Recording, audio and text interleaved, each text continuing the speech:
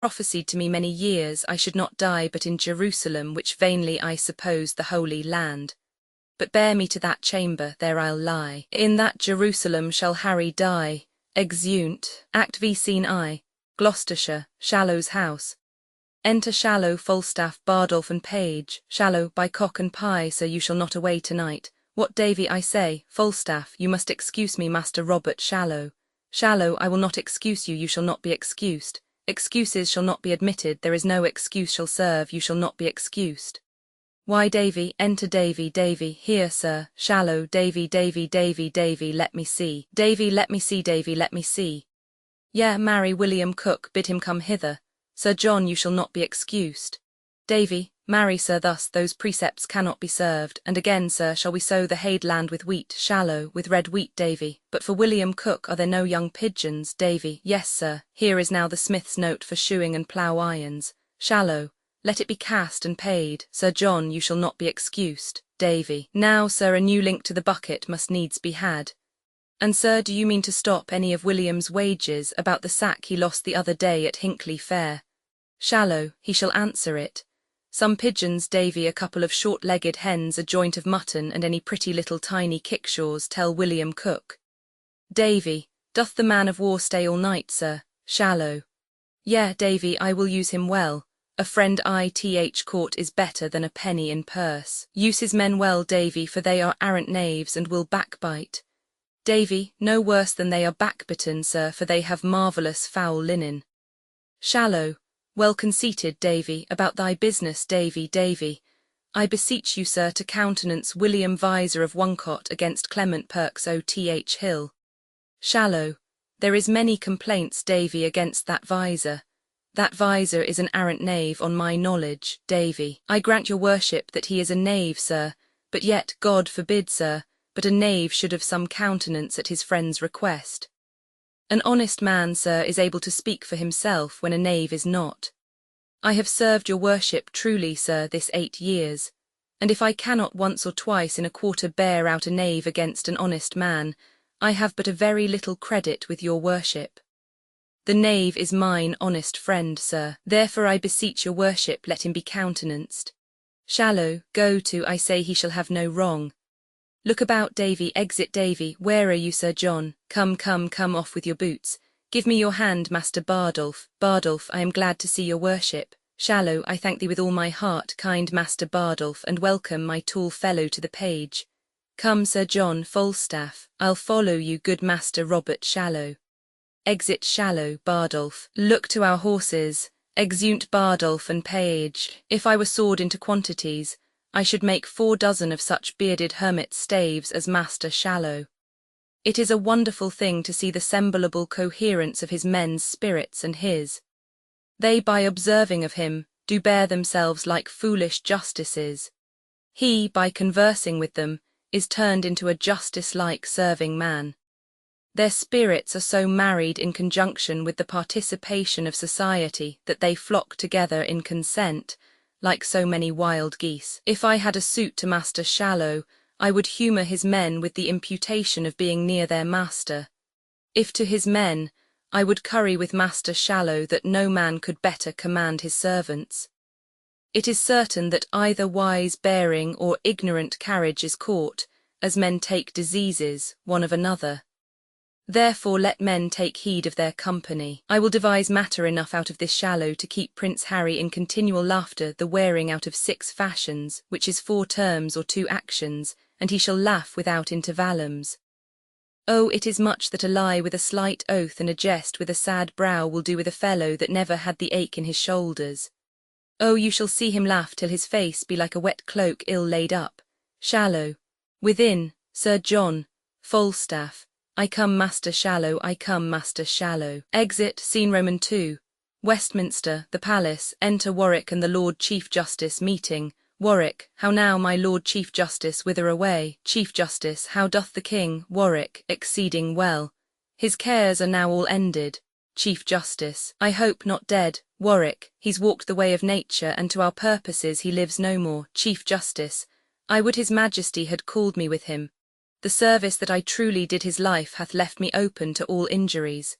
Warwick, Indeed, I think the young king loves you not. Chief Justice, I know he doth not, and do arm myself to welcome the condition of the time, which cannot look more hideously upon me than I have drawn it in my fantasy. Enter Lancaster, Clarence, Gloucester, and others. Warwick, here comes the heavy issue of dead Harry. Oh, that the living Harry had the temper of he the worst of these three gentlemen! How many nobles then should hold their places that must strike sail to spirits of vile sort? Chief Justice, O God, I fear all will be overturned. Lancaster. Good morrow, cousin Warwick, good morrow, Gloucester and Clarence. Good morrow, cousin Lancaster, we meet like men that had forgot to speak. Warwick, we do remember, but our argument is all too heavy to admit much talk. Lancaster, well, peace be with him that hath made us heavy. Chief Justice, peace be with us lest we be heavier. Gloucester, O good my lord, you have lost a friend indeed, and I dare swear you borrow not that face of seeming sorrow, it is sure your own. Lancaster, though no man be assured what grace to find, you stand in coldest expectation. I am the sorrier, would twere otherwise. Clarence, well, you must now speak Sir John Falstaff fair, which swims against your stream of quality. Chief Justice, sweet princes, what I did in honour, led by impartial conduct of my soul, and never shall you see that I will beg a ragged and forestalled remission. If truth and upright innocency fail me, I'll to the king my master that is dead, and tell him who hath sent me after him. Warwick, here comes the prince.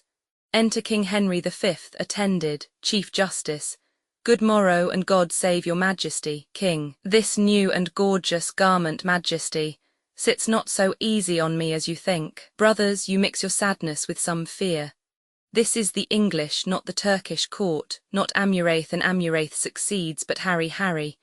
Yet be sad, good brothers, for by my faith it very well becomes you. Sorrow so royally in you appears that I will deeply put the fashion on and wear it in my heart. Why then be sad, but entertain no more of it, good brothers, than a joint burden laid upon us all. For me, by heaven, I bid you be assured, I'll be your father and your brother too, let me but bear your love, I'll bear your cares. Yet weep that Harry's dead, and so will I, but Harry lives that shall convert those tears by number into hours of happiness. Princes, we hope no otherwise from your majesty. King, you all look strangely on me, and you are I think assured I love you not. Chief Justice, I am assured, if I be measured rightly, your majesty hath no just cause to hate me. King, no, how might a prince of my great hopes forget so great indignities you laid upon me? What, rate, rebuke, and roughly send to prison immediate heir of England? Was this easy? May this be washed in leath and forgotten, Chief Justice?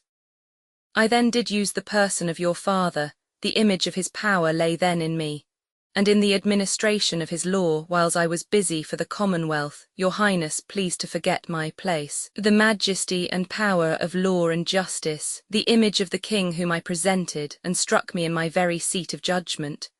Whereon, as an offender to your father, I gave bold way to my authority, and did commit you. If the deed were ill, be you contented, wearing now the garland, to have a son set your decrees at naught, to pluck down justice from your awful bench, to trip the course of law and blunt the sword that guards the peace and safety of your person. Nay more, to spurn at your most royal image, and mock your workings in a second body. Question your royal thoughts, make the case yours. Be now the father and propose a son, hear your own dignity so much profaned, see your most dreadful laws so loosely slighted, behold yourself so by a son disdained, and then imagine me taking your part, and in your power soft silencing your son. After this cold considerance, sentence me, and as you are a king, speak in your state what I have done that misbecame my place, my person, or my liege sovereignty. King, you are right, justice, and you weigh this well. Therefore still bear the balance and the sword, and I do wish your honours may increase till you do live to see a son of mine offend you and obey you, as I did. So shall I live to speak my father's words. Happy am I that have a man so bold that dares do justice on my proper son, and not less happy having such a son that would deliver up his greatness so into the hands of justice. You did commit me, for which I do commit into your hand unstained sword that you have used to bear, with this remembrance, that you use the same with the like bold, just, and impartial spirit as you have done gainst me. There is my hand. You shall be as a father to my youth, my voice shall sound as you do prompt mine ear, and I will stoop and humble my intents to your well-practiced wise directions. And princes all, believe me, I beseech you, my father is gone wild into his grave, for in his tomb lie my affections. And with his spirit sadly I survive to mock the expectation of the world, to frustrate prophecies, and to raise out rotten opinion, who hath ripped me down after my seeming. The tide of blood in me hath proudly flowed in vanity till now. Now doth it turn and ebb back to the sea, where it shall mingle with the state of floods, and flow henceforth in formal majesty. Now call we our high court of parliament, and let us choose such limbs of noble counsel, that the great body of our state may go in equal rank with the best governed nation. That war, or peace, or both at once, may be as things acquainted and familiar to us, in which you, father, shall have foremost hand. Our coronation done, we will a kite as I before remembered all our state. And God consigning to my good intents, no prince nor peer shall have just cause to say, God shorten Harry's happy life one day. Exeunt, scene Roman 3, Gloucestershire, Shallow's orchard. Enter Falstaff, Shallow, Silence, Davy, Bardolph, and the page. Shallow. Nay, you shall see my orchard, where in an arbour we will eat a last year's pippin of mine own graffing, with a dish of carraways, and so forth. Come, cousin Silence, and then to bed. Falstaff, 'fore God you have here a goodly dwelling and a rich. Shallow. Baron, baron, baron, beggars all, Sir John, marry, good air. Spread, Davy, well said Davy. Falstaff, this Davy serves you for good uses, he is your serving man and your husband. Shallow, a good varlet, a very good varlet, Sir John. By the mass, I have drunk too much sack at supper. A good varlet, now sit down, Come, cousin, Silence, ah, sirrah, quoth they, we shall singing. Do nothing but eat and make good cheer, and praise God for the merry year, when flesh is cheap and females dear, and lusty lads roam here and there so merrily, and ever among so merrily. Falstaff, there's a merry heart, good master Silence, I'll give you a health for that anon. Shallow. Give Master Bardolph some wine, Davy, sweet sir, sit, I'll be with you anon, most sweet sir, sit. Master Page, good Master Page, sit. Proface, what you want in meat we'll have in drink, but you must bear the hearts all. Exit, Shallow, be merry, Master Bardolph, and my little soldier there, be merry. Silence. Singing, be merry, my wife has all, for women are shrews, both short and tall. 'Tis merry in hall when beards wag all, and welcome merry Shrove tide. Be merry. Falstaff, I did not think Master Silence had been a man of this mettle.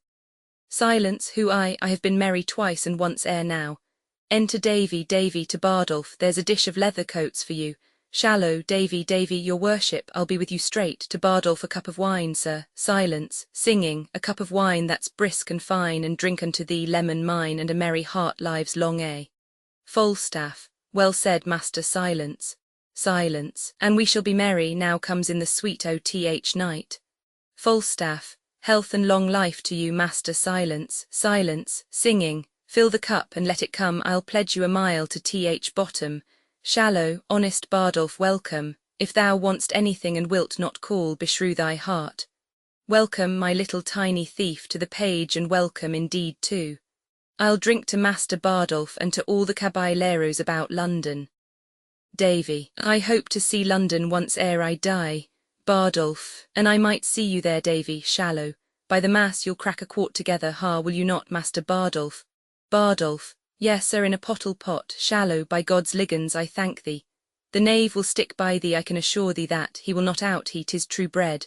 Bardolph, and I'll stick by him, sir. Shallow, why there spoke a king, lack nothing, be merry, knocking within. Look who's at door there, ho, who knocks, exit Davy. Falstaff, to Silence, seeing him take off a bumper. Why now you have done me right. Silence, singing, do me right and dub me knight. Samingo, is't not so? Falstaff, 'tis so. Silence, is't so? Why then say an old man can do somewhat. Enter Davy, an't please your worship, there's one pistol come from the court with news.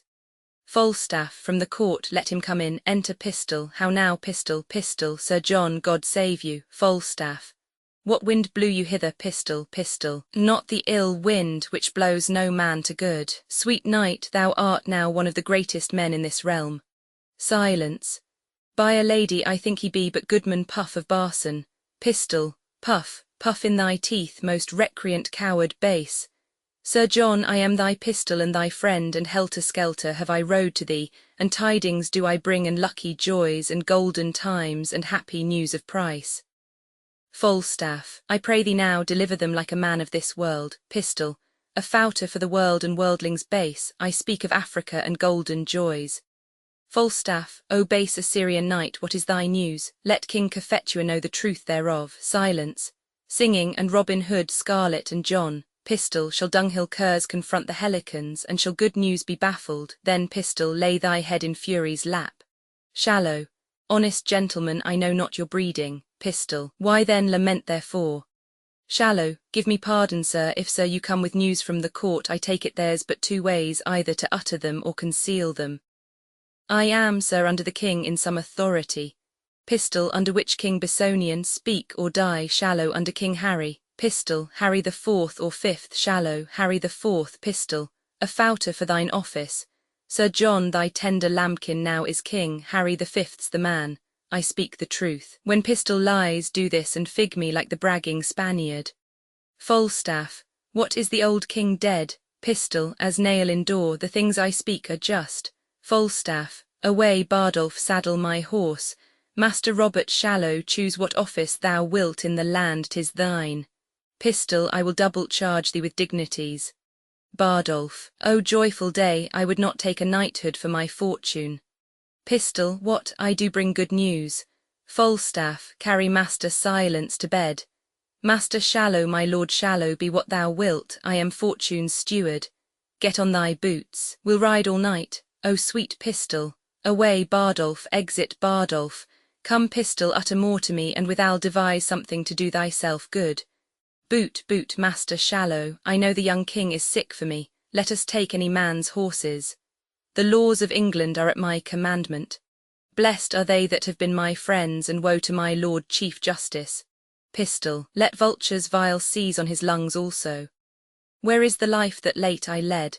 Say they, why here it is, welcome these pleasant days. Exeunt, scene Roman 4, London, a street, enter beadles, dragging in hostess quickly and dole tear-sheet. Hostess, no, thou arrant knave. I would to God that I might die, that I might have thee hanged. Thou hast drawn my shoulder out of joint. First beadle, the constables have delivered her over to me, and she shall have whipping cheer enough. I warrant her, there hath been a man or two lately killed about her. Dole, Nuthook, you lie, come on, I'll tell thee what, thou damned tripe-visaged rascal, and the child I now go with do miscarry, thou wert better thou hadst struck thy mother, thou paper-faced villain. Hostess, O the Lord that Sir John were come, he would make this a bloody day to somebody. But I pray God the fruit of her womb miscarry. First beadle, if it do, you shall have a dozen of cushions again. You have but 11 now. Come, I charge you both go with me, for the man is dead that you and Pistol beat amongst you. Dole, I'll tell you what, you thin man in a censer, I will have you as soundly swinged for this, you blue-bottle rogue. You filthy famished correctioner, if you be not swinged, I'll forswear half-kirtles. First beadle, come, you she-nigh terrant, come. Hostess, O God, that right should thus overcome might. Well, of sufferance comes ease. Dole, come, you rogue, come, bring me to a justice. Hostess, I come, you starved bloodhound. Dole, Goodman Death, Goodman Bones. Hostess, thou atomy, thou. Dole, come, you thin thing, come, you rascal. First beadle, very well, exeunt. Scene V, a public place near Westminster Abbey. Enter 2 grooms strewing rushes. First groom, more rushes, more rushes. Second groom, the trumpets have sounded twice. First groom, 'twill be 2 o'clock ere they come from the coronation. Dispatch, dispatch, exeunt, trumpets sound, and the king and his train pass over the stage. Enter Falstaff, Shallow, Pistol, Bardolph and Page. Falstaff, stand here by me, Master Robert Shallow, I will make the king do you grace. I will leer upon him as he comes by, and do but mark the countenance that he will give me. Pistol, God bless thy lungs, good night. Falstaff, come here, Pistol, stand behind me. Oh, if I had had time to have made new liveries, I would have bestowed the £1,000 I borrowed of you. But 'tis no matter, this poor show doth better, this doth infer the zeal I had to see him. Shallow, it doth so. Falstaff, it shows my earnestness of affection. Shallow, it doth so. Falstaff, my devotion shallow, it doth, it doth, it doth. Falstaff, as it were to ride day and night, and not to deliberate, not to remember, not to have patience to shift me shallow. It is best, certain.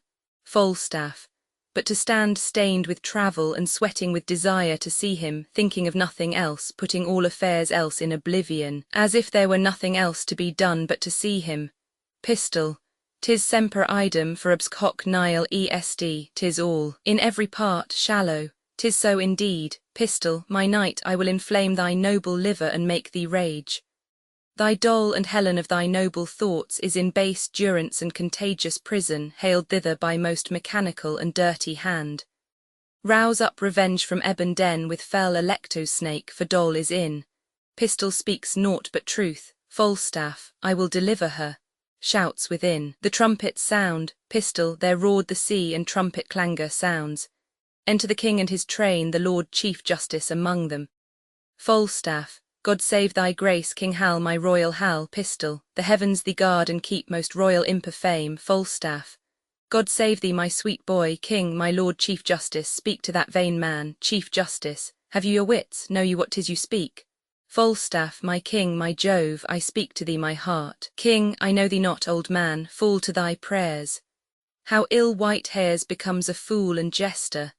I have long dreamt of such a kind of man, so surfeit-swelled, so old and so profane, but being awaked I do despise my dream.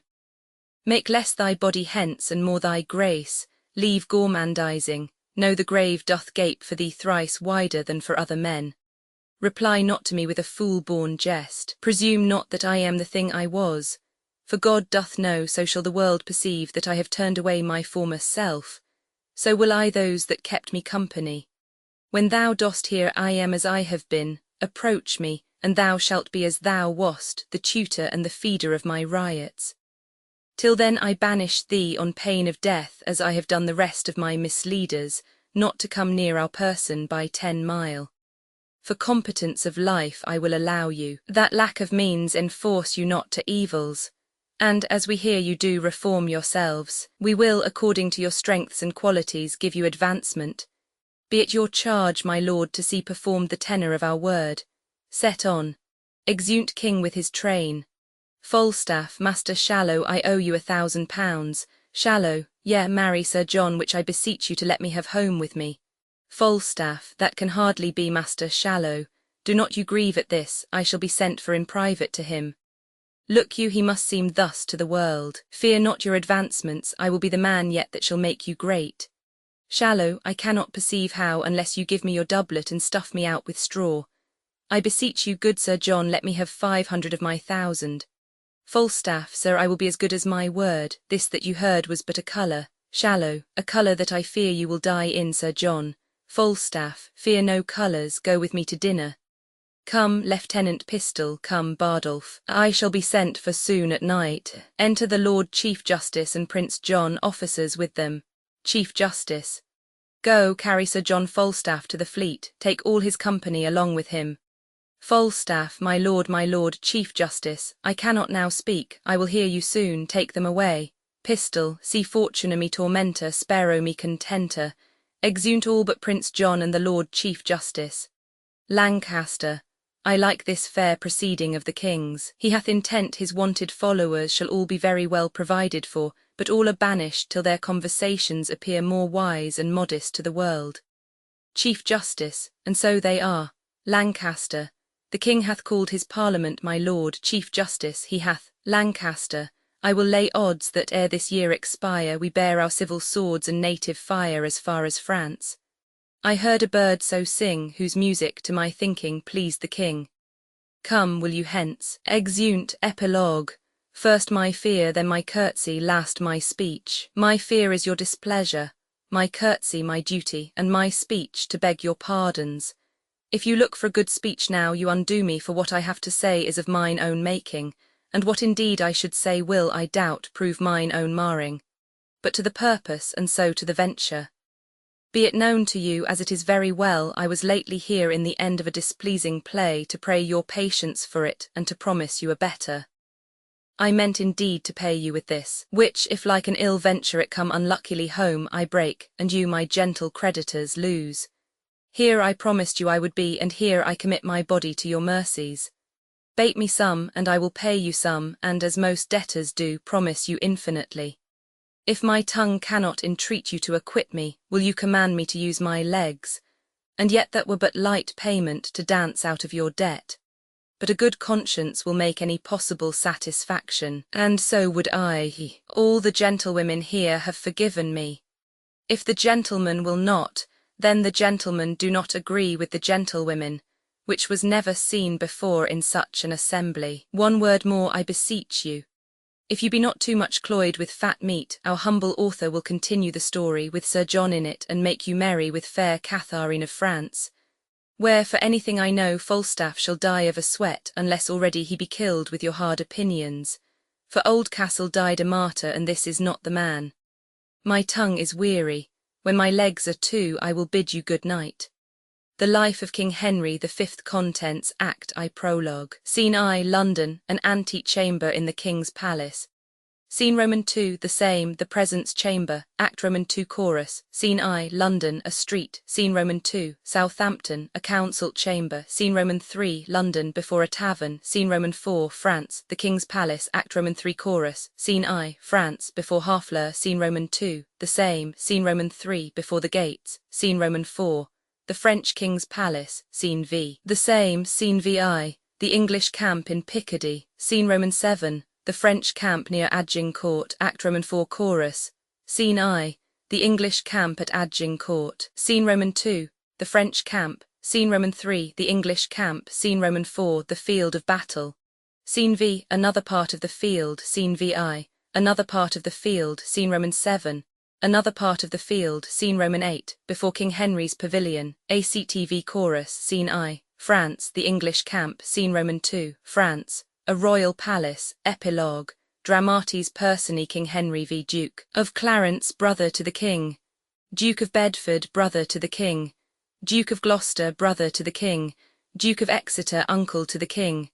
Duke of York, cousin to the King. Earl of Salisbury, Earl of Huntingdon, Earl of Westmoreland, Earl of Warwick, Archbishop of Canterbury, Bishop of Ely, Earl of Cambridge, Lord Scrope, Sir Thomas Grey, Sir Thomas Erpingham, officer in King Henry's army, Gower, officer in King Henry's army, Fluellen, officer in King Henry's army, Macmorris, officer in King Henry's army, Jamie, officer in King Henry's army, Bates, soldier in the same, Court, soldier in the same, Williams, soldier in the same, Pistol, Nym, Bardolph, boy, a herald, Charles VI, King of France, Louis the Dauphin, Duke of Berry, Duke of Brittany, Duke of Burgundy, Duke of Orleans, Duke of Bourbon, the Constable of France, Rambuers, French lord, Grandpré, French lord, Governor of Harfleur Montjoy, a French herald, ambassadors to the King of England, Isabel, Queen of France, Catharine, daughter to Charles and Isabel, Alice, a lady attending on her, hostess of a tavern in Eastcheap, formerly Mistress Nell Quickly, and now married to Pistol. Chorus. Lords, ladies, officers, soldiers, citizens, messengers, and attendants. Scene, England, afterwards France. Prologue, enter chorus, chorus. Oh, for a muse of fire that would ascend the brightest heaven of invention, a kingdom for a stage, princes to act, and monarchs to behold the swelling scene. Then should the warlike Harry, like himself, assume the port of Mars, and at his heels, leashed in like hounds, should famine, sword, and fire crouch for employment. But pardon, gentles all, the flat unraised spirits that hath darred on this unworthy scaffold to bring forth so great an object. Can this cockpit hold the vasty fields of France, or may we cram within this wooden O the very casques that did affright the air at Agincourt? O pardon! Since a crooked figure may attest in little place a million, and let us ciphers to this greater compt on your imaginary forces work. Suppose within the girdle of these walls are now confined two mighty monarchies, whose high upreared and abutting fronts the perilous narrow ocean parts asunder. Piece out our imperfections with your thoughts. Into 1,000 parts divide one man, and make imaginary puissance. Think, when we talk of horses, that you see them printing their proud hoofs ith receiving earth. For 'tis your thoughts that now must deck our kings, carry them here and there, jumping o'er times, turning the accomplishment of many years into an hour-glass. For the which supply admit me chorus to this history, who prologue like your humble patience pray gently to hear, kindly to judge our play. Exit, act I scene I. London, an ante-chamber in the King's palace. Enter the Archbishop of Canterbury and the Bishop of Ely. Canterbury. My lord, I'll tell you that self-bill is urged which in the 11th year of the last king's reign was like, and had indeed against us passed, but that the scambling and unquiet time did push it out of farther question. Ely. But how, my lord, shall we resist it now? Canterbury. It must be thought on. If it pass against us, we lose the better half of our possession, for all the temporal lands which men devout by testament have given to the church would they strip from us, being valued thus, as much as would maintain to the king's honour full 15 earls and 1,500 knights, 6,200 good esquires, and to relief of lazars and weak age of indigent faint souls past corporal toil 100 almshouses right well supplied, and to the coffers of the king beside £1,000 by year. Thus runs the bill. Ely, this would drink deep. Canterbury, 'twould drink the cup and all. Ely, but what prevention? Canterbury. The king is full of grace and fair regard. Ely, and a true lover of the holy church. Canterbury. The courses of his youth promised it not. The breath no sooner left his father's body, but that his wildness, mortified in him, seemed to die too. Yea, at that very moment consideration like an angel came and whipped offending Adam out of him, leaving his body as a paradise envelope and contains celestial spirits.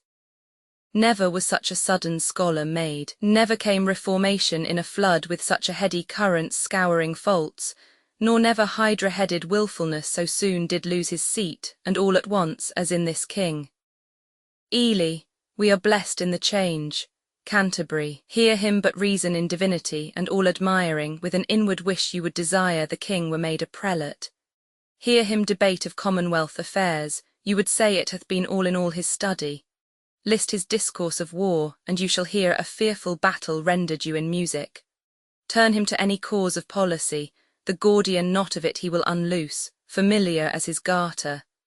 That when he speaks, the air, a chartered libertine, is still, and the mute wonder lurketh in men's ears to steal his sweet and honeyed sentences.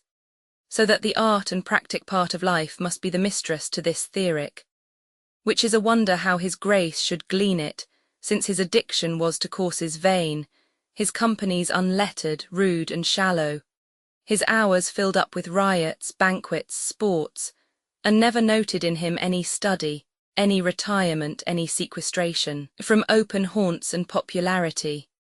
Ely.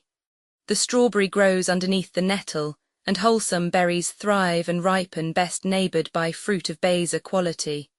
And so the prince obscured his contemplation under the veil of wildness, which no doubt grew like the summer grass, fastest by night, unseen, yet crescive in his faculty. Canterbury, it must be so, for miracles are ceased, and therefore we must needs admit the means how things are perfected. Ely. But, my good lord, how now for mitigation of this bill urged by the Commons? Doth his Majesty incline to it, or no? Canterbury, he seems indifferent, or rather swaying more upon our part than cherishing exhibitors against us. For I have made an offer to his Majesty, upon our spiritual convocation, and in regard of causes now in hand, which I have opened to his grace at large, as touching France, to give a greater sum than ever at one time the clergy yet did to his predecessors part withal. Ely. How did this offer seem received, my lord? Canterbury. With good acceptance of his Majesty, save that there was not time enough to hear, as I perceived his grace would fain have done, the severals and unhidden passages of his true titles to some certain dukedoms, and generally to the crown and seat of France, derived from Edward, his great-grandfather. Ely. What was impediment that broke this off? Canterbury. The French ambassador upon that instant craved audience, and the hour, I think, is come to give him hearing. Is it 4 o'clock? Ely. It is. Canterbury, then go we in to know his embassy, which I could with a ready guess declare before the Frenchmen speak a word of it. Ely, I'll wait upon you, and I long to hear it. Exeunt. Scene Roman 2, the same, the presence chamber. Enter King Henry, Gloucester, Bedford, Clarence, Warwick, Westmoreland, Exeter, and attendants. King Henry, where is my gracious Lord of Canterbury, Exeter, not here in presence? To King Henry, send for him, good uncle. Westmoreland, shall we call in Th ambassador, my liege? King Henry, not yet my cousin. We would be resolved before we hear him of some things of weight that task our thoughts concerning us and France. Enter the Archbishop of Canterbury and the Bishop of Ely. Canterbury, God and his angels guard your sacred throne and make you long become it, King Henry. Sure we thank you, my learned lord. We pray you to proceed and justly and religiously unfold why the law Salic that they have in France or should not bar us in our claim. And God forbid, my dear and faithful lord, that you should fashion, rest, or bow your reading, or nicely charge your understanding soul with opening titles miscreate, whose right suits not in native colours with the truth. For God doth know how many now in health shall drop their blood, in approbation of what your reverence shall incite us to. Therefore take heed how you impawn our person, how you awake our sleeping sword of war. We charge you in the name of God take heed, for never two such kingdoms did contend without much fall of blood, whose guiltless drops are every one a woe, a sore complaint gainst him whose wrongs gives edge unto the swords that make such waste in brief mortality. Under this conjuration speak, my lord, for we will hear note, and believe in heart that what you speak is in your conscience washed as pure as sin with baptism. Canterbury, then hear me, gracious sovereign, and you peers that owe yourselves, your lives and services to this imperial throne. There is no bar to make against your highness claim to France but this, which they produce from Pharamond. In terram salicam mulieres ni succedent, no woman shall succeed in Salic land. Which Salic land the French unjustly glows to be the realm of France, and Pharamond the founder of this law and female bar. Yet their own authors faithfully affirm that the land Salic is in Germany, between the floods of Saale and of Elbe, where Charles the Great, having subdued the Saxons, there left behind and settled certain French, who, holding in disdain the German women for some dishonest manners of their life, established then this law, to wit, no female should be inheritrix in Salic land. Which Salic, as I said, twixt Elbe and Saale, is at this day in Germany called Mason. Then doth it well appear the Salic law was not devised for the realm of France, nor did the French possess the Salic land until 421 years after defunction of King Pharamond, idly supposed the founder of this law, who died within the year of our redemption 426. And Charles the Great subdued the Saxons, and did seat the French beyond the river Saale in the year 805. Besides their writers say, King Pepin, which deposed Childeric, did, as heir general, being descended of Blithild, which was daughter to King Clothair, make claim and title to the crown of France. Hugh Capet also, who usurped the crown of Charles the Duke of Lorraine, sole heir male of the true line and stock of Charles the Great, to find his title with some shows of truth, though in pure truth it was corrupt and naught, conveyed himself as the heir to the Lady Lingair, daughter to Charlemagne, who was the son to Louis the Emperor, and Louis the son of Charles the Great. Also King Louis X, who was sole heir to the usurper Capet, could not keep quiet in his conscience, wearing the crown of France, till satisfied that fair Queen Isabel, his grandmother, was lineal of the Lady Ermengaire, daughter to Charles, the foresaid Duke of Lorraine, by the which marriage the line of Charles the Great was reunited to the crown of France. So that, as clear as is the summer's sun, King Pepin's title and Hugh Capet's claim, King Louis his satisfaction, all appear to hold in right and title of the female. So do the kings of France unto this day, howbeit they would hold up this Salic law to bar your highness claiming from the female, and rather choose to hide them in a net than amply to embar their crooked titles usurped from you and your progenitors. King Henry, may I with right and conscience make this claim, Canterbury, the sin upon my head, dread sovereign, for in the book of Numbers is it writ, when the man dies, let the inheritance descend unto the daughter. Gracious Lord, stand for your own, unwind your bloody flag, look back into your mighty ancestors.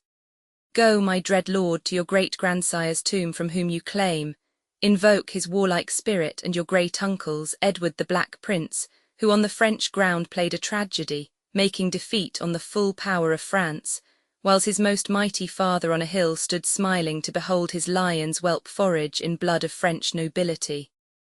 O noble English that could entertain, with half their forces the full pride of France, and let another half stand laughing by, all out of work and cold for action. Ely, awake remembrance of these valiant dead, and with your puissant arm renew their feats. You are their heir, you sit upon their throne, the blood and courage that renowned them runs in your veins, and my thrice puissant liege is in the very May morn of his youth, ripe for exploits and mighty enterprises. Exeter, your brother kings and monarchs of the earth do all expect that you should rouse yourself, as did the former lions of your blood. Westmoreland, they know your grace hath cause and means and might, so hath your highness. Never king of England had nobles richer and more loyal subjects, whose hearts have left their bodies here in England and lie pavilioned in the fields of France. Canterbury, oh, let their bodies follow, my dear liege, with blood and sword and fire to win your right, in aid whereof we of the spirituality will raise your highness such a mighty sum as never did the clergy at one time bring in to any of your ancestors. King Henry, we must not only arm to invade the French, but lay down our proportions to defend against the Scot, who will make road upon us with all advantages. Canterbury, they of those marches, gracious sovereign, shall be a wall sufficient to defend our inland from the pilfering borderers. King Henry, we do not mean the coursing snatchers only, but fear the main intendment of the Scot, who hath been still a giddy neighbour to us. For you shall read that my great-grandfather never went with his forces into France, but that the Scot on his unfurnished kingdom came pouring, like the tide into a breach, with ample and brim fullness of his force, galling the gleaned land with hot assays, girdling with grievous siege castles and towns. That England, being empty of defence, hath shook and trembled at the ill neighbourhood. Canterbury, she hath been then more feared than harmed, my liege. For hear her but exampled by herself, when all her chivalry hath been in France, and she a mourning widow of her nobles, she hath herself not only well defended, but taken and impounded as a stray the King of Scots, whom she did send to France to fill King Edward's fame with prisoner kings, and make her chronicle as rich with praise as is the ooze and bottom of the sea with sunken wreck and sumless treasuries. Westmoreland, but there's a saying very old and true, if that you will France win, then with Scotland first begin. For once the eagle England being in prey to her unguarded nest, the weasel Scot comes sneaking and so sucks her princely eggs, playing the mouse in absence of the cat to tear and havoc more than she can eat.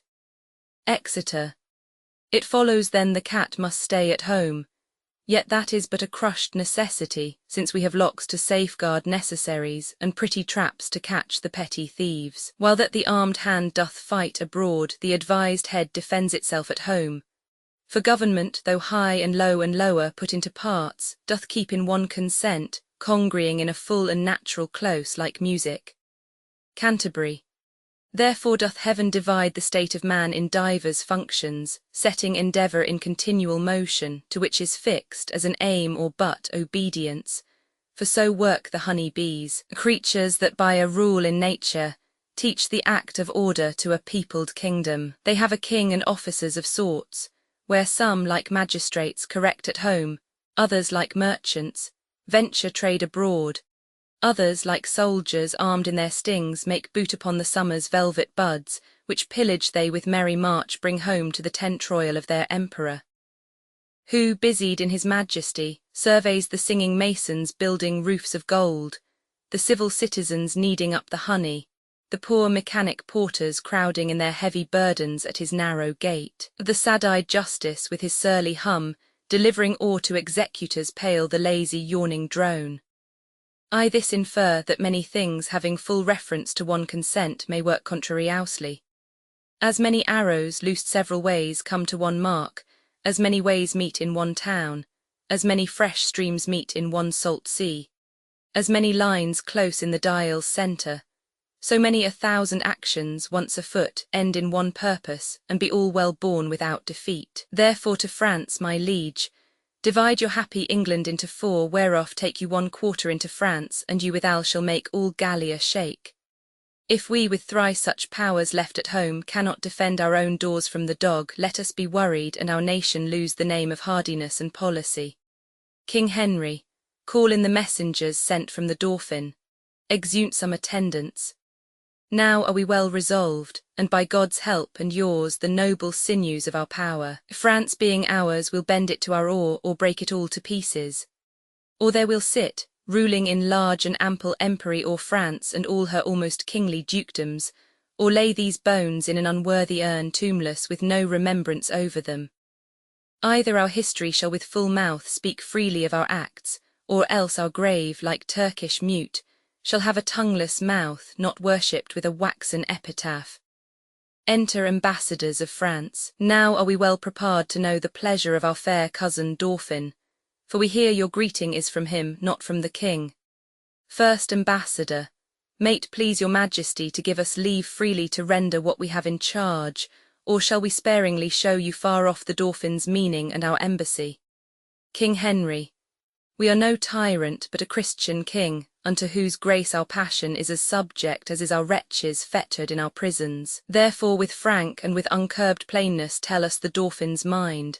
Ambassador, thus then in few, your highness lately sending into France did claim some certain dukedoms in the right of your great predecessor, King Edward III.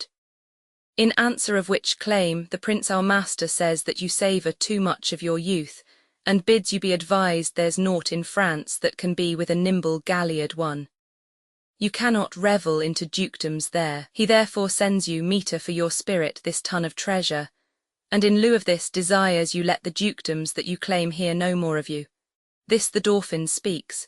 King Henry, what treasure, uncle? Exeter, tennis balls, my liege. King Henry, we are glad the Dauphin is so pleasant with us. His present and your pains we thank you for. When we have matched our rackets to these balls, we will in France, by God's grace, play a set shall strike his father's crown into the hazard. Tell him he hath made a match with such a wrangler, that all the courts of France will be disturbed with chases. And we understand him well, how he comes o'er us with our wilder days, not measuring what use we made of them. We never valued this poor seat of England, and therefore, living hence, did give ourself to barbarous licence, as 'tis ever common that men are merriest when they are from home. But tell the Dauphin I will keep my state, be like a king, and show my sail of greatness when I do rouse me in my throne of France. For that I have laid by my majesty, and plodded like a man for working days. But I will rise there with so full a glory that I will dazzle all the eyes of France, yea, strike the Dauphin blind to look on us, and tell the pleasant prince this mock of his hath turned his balls to gun-stones, and his soul shall stand sore charged for the wasteful vengeance that shall fly with them. For many a thousand widows shall this his mock out of their dear husbands, mock mothers from their sons, mock castles down. And some are yet ungotten and unborn that shall have cause to curse the Dauphin's scorn. But this lies all within the will of God, to whom I do appeal, and in whose name tell you the Dauphin I am coming on to venge me as I may, and to put forth my rightful hand in a well-hallowed cause. So get you hence in peace, and tell the Dauphin his jest will savour but of shallow wit when thousands weep more than did laugh at it. Convey them with safe conduct. Fare you well, exeunt ambassadors. Exeter, this was a merry message. King Henry, we hope to make the sender blush at it. Therefore, my lords, omit no happy hour that may give furtherance to our expedition, for we have now no thought in us but France, save those to God that run before our business. Therefore let our proportions for these wars be soon collected, and all things thought upon that may with reasonable swiftness add more feathers to our wings, for God before will chide this Dauphin at his father's door. Therefore let every man now task his thought, that this fair action may on foot be brought. Exeunt, act Roman 2 flourish. Enter chorus, chorus. Now all the youth of England are on fire, and silken dalliance in the wardrobe lies. Now thrive the armourers, and honour's thought reigns solely in the breast of every man.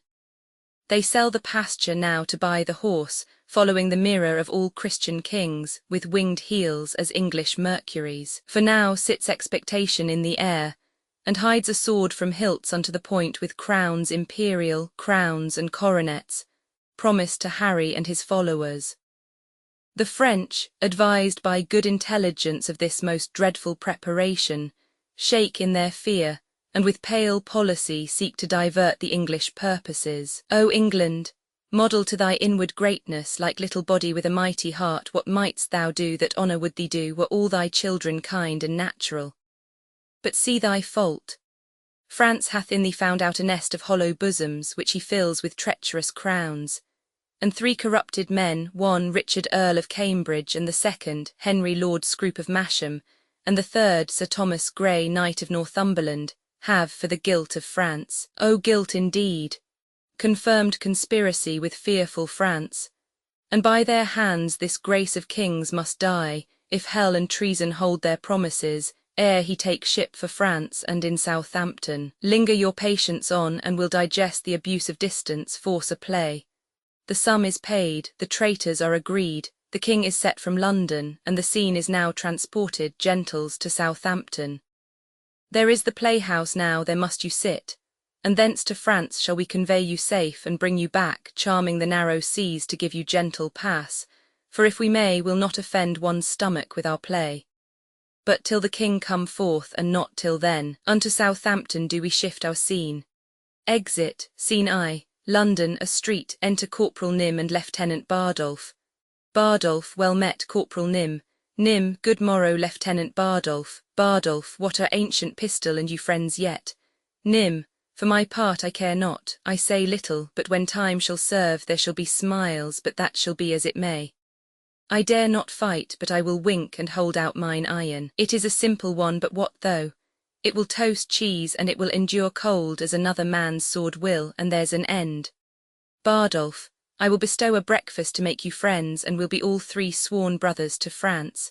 Let it be so, good Corporal Nym. Nym, faith, I will live so long as I may, that's the certain of it, and when I cannot live any longer I will do as I may, that is my rest, that is the rendezvous of it. Bardolph, it is certain, Corporal, he is married to Nell quickly, and certainly she did you wrong, for you were troth plight to her. Nym, I cannot tell, things must be as they may. Men may sleep, and they may have their throats about them at that time, and some say knives have edges, it must be as it may. Though Patience be a tired mare, yet she will plod, there must be conclusions. Well, I cannot tell, enter Pistol and hostess.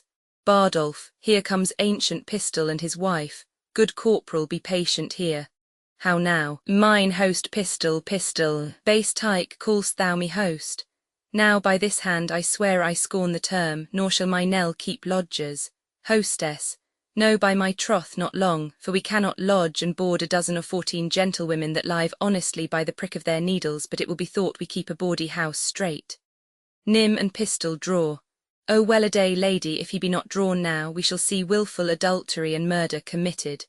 Bardolph, good lieutenant, good corporal, offer nothing here. Nym, pish, Pistol, pish for thee, Iceland dog, thou prick-eared cur of Iceland. Hostess, good Corporal Nym, show thy valour and put up your sword.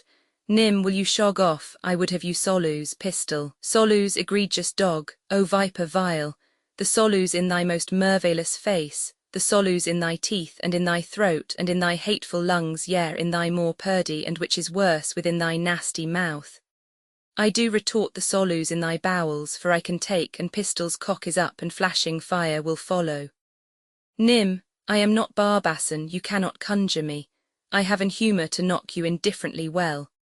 If you grow foul with me, Pistol, I will scour you with my rapier, as I may in fair terms.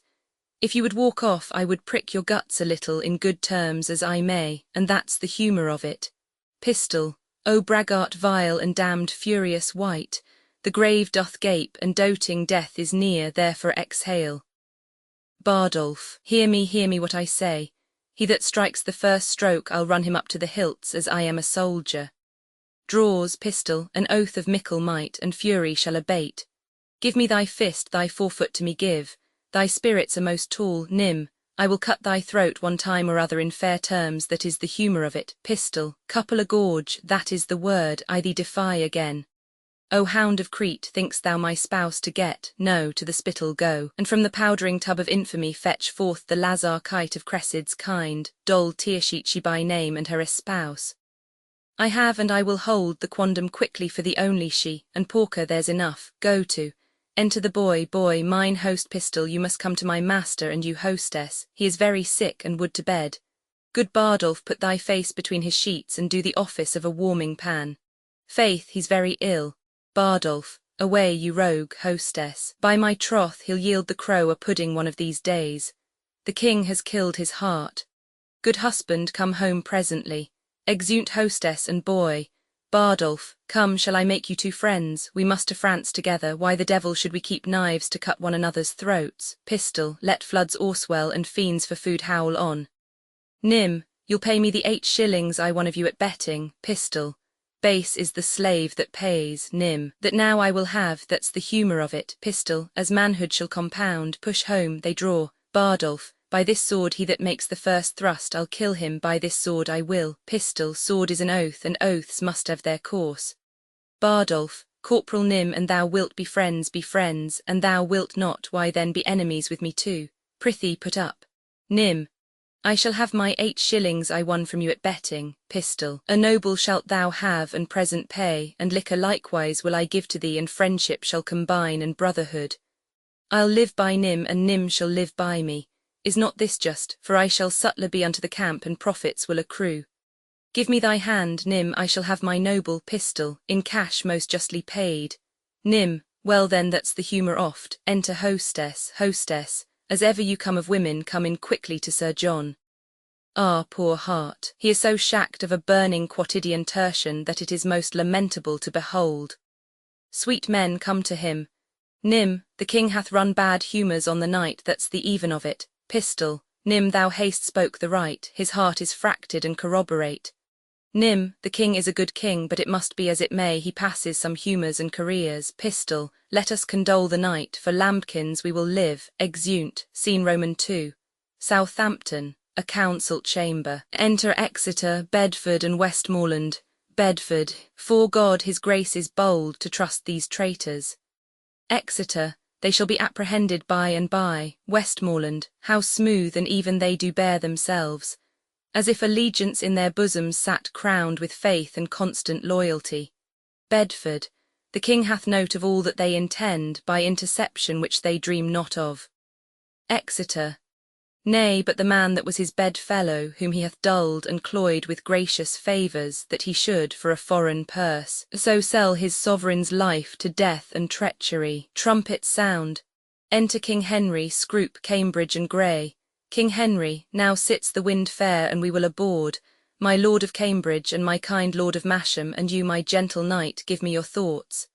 Think you not that the powers we bear with us will cut their passage through the force of France, doing the execution and the act for which we have in head assembled them? Scroop, no doubt, my liege, if each man do his best. King Henry, I doubt not that, since we are well persuaded, we carry not a heart with us from hence that grows not in a fair consent with ours, nor leave not one behind that doth not wish success and conquest to attend on us. Cambridge, never was monarch better feared and loved than is your majesty. There's not, I think, a subject that sits in heart grief and uneasiness under the sweet shade of your government.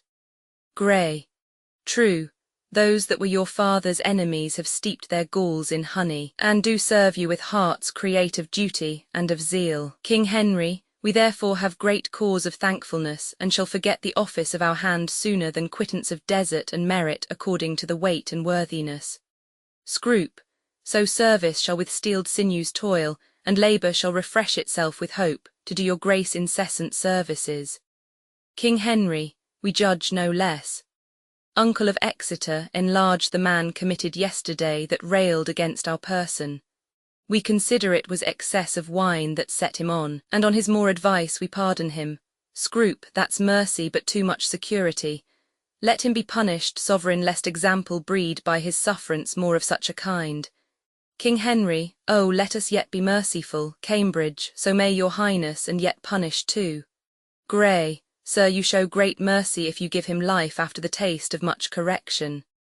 King Henry, alas, your too much love and care of me are heavy orisons gainst this poor wretch.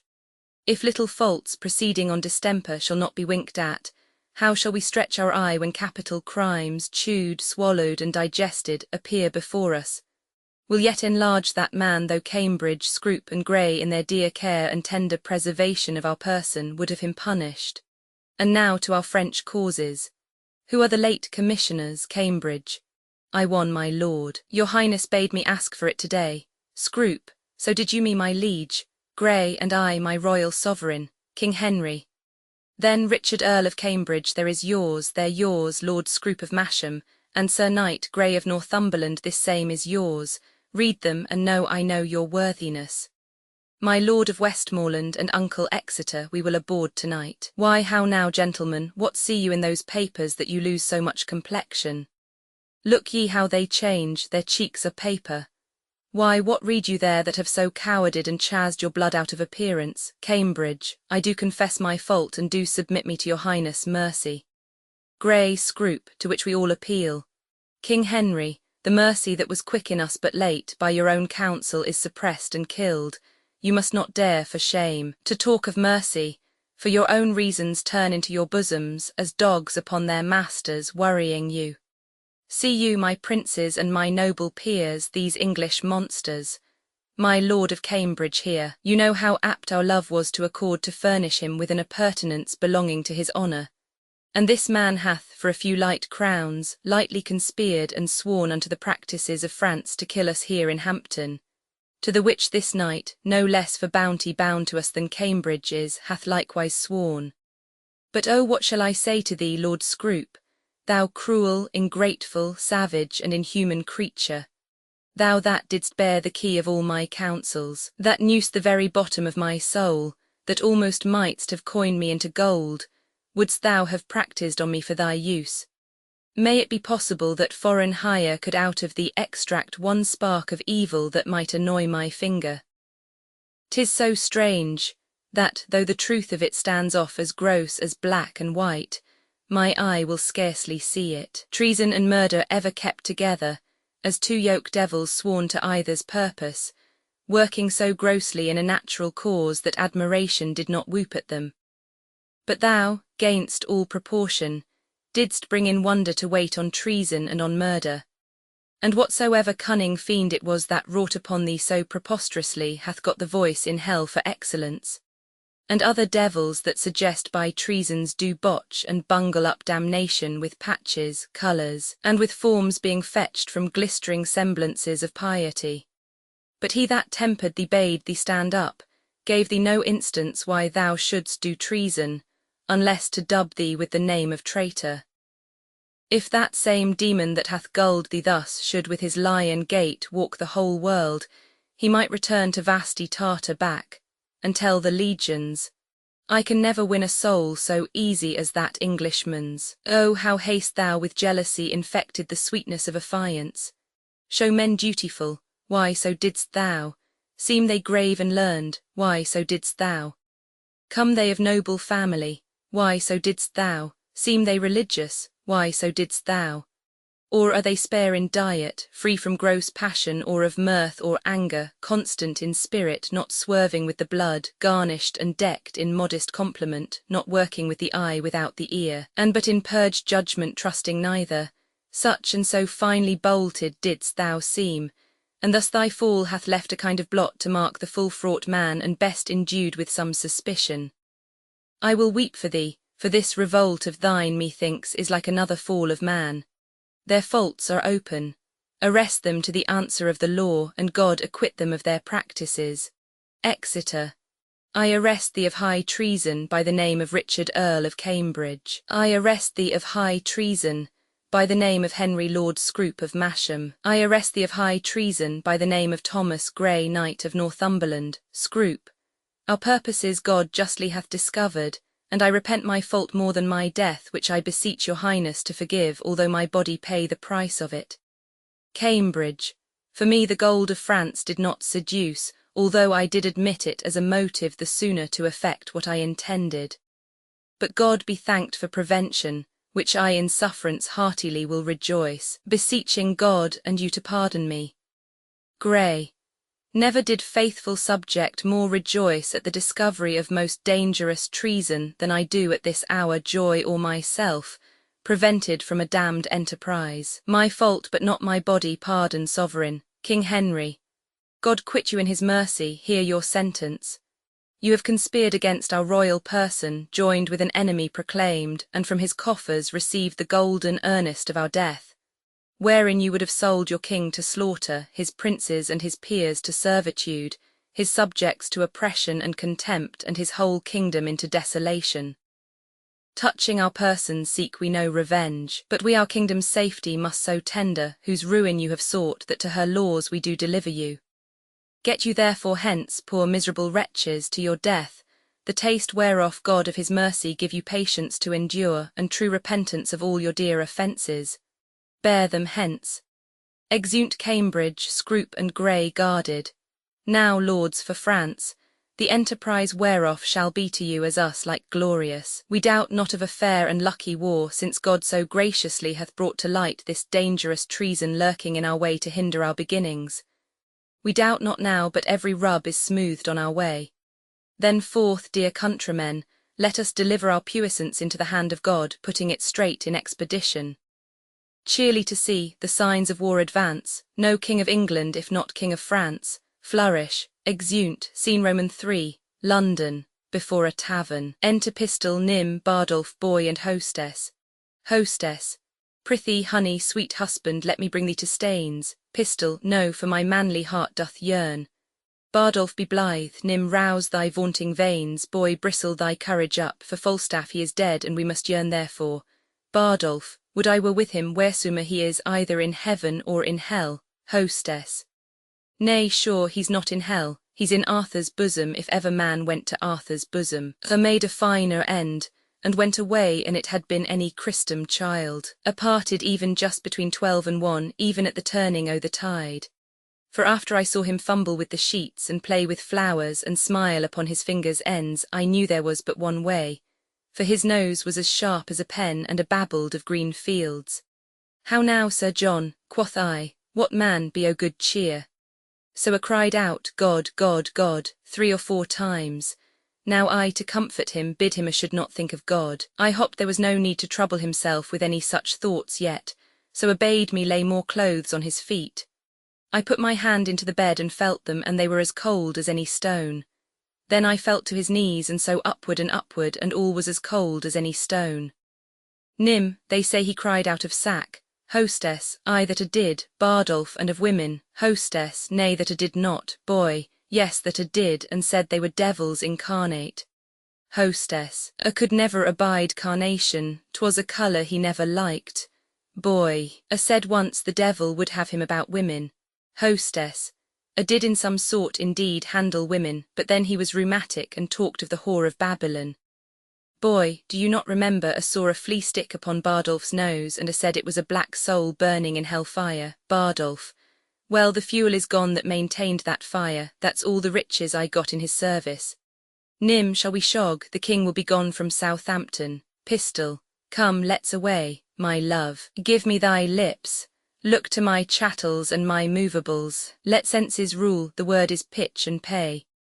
Trust none, for oaths are straws, men's faiths are wafer cakes, and holdfast is the only dog, my duck, therefore Cavito be thy counsellor. Go, clear thy crystals, yoke fellows in arms, let us to France, like horse leeches, my boys, to suck, the very blood to suck. Boy, and that's but unwholesome food they say. Pistol, touch her soft mouth and march. Bardolph, farewell hostess, kissing her. Nym, I cannot kiss, that is the humour of it, but adieu. Pistol, let housewifery appear, keep close I thee command. Hostess, farewell, adieu. Exeunt, scene Roman 4, France, the king's palace, flourish. Enter the French king, the Dauphin, the Dukes of Berry and Brittany, the Constable and others. French king.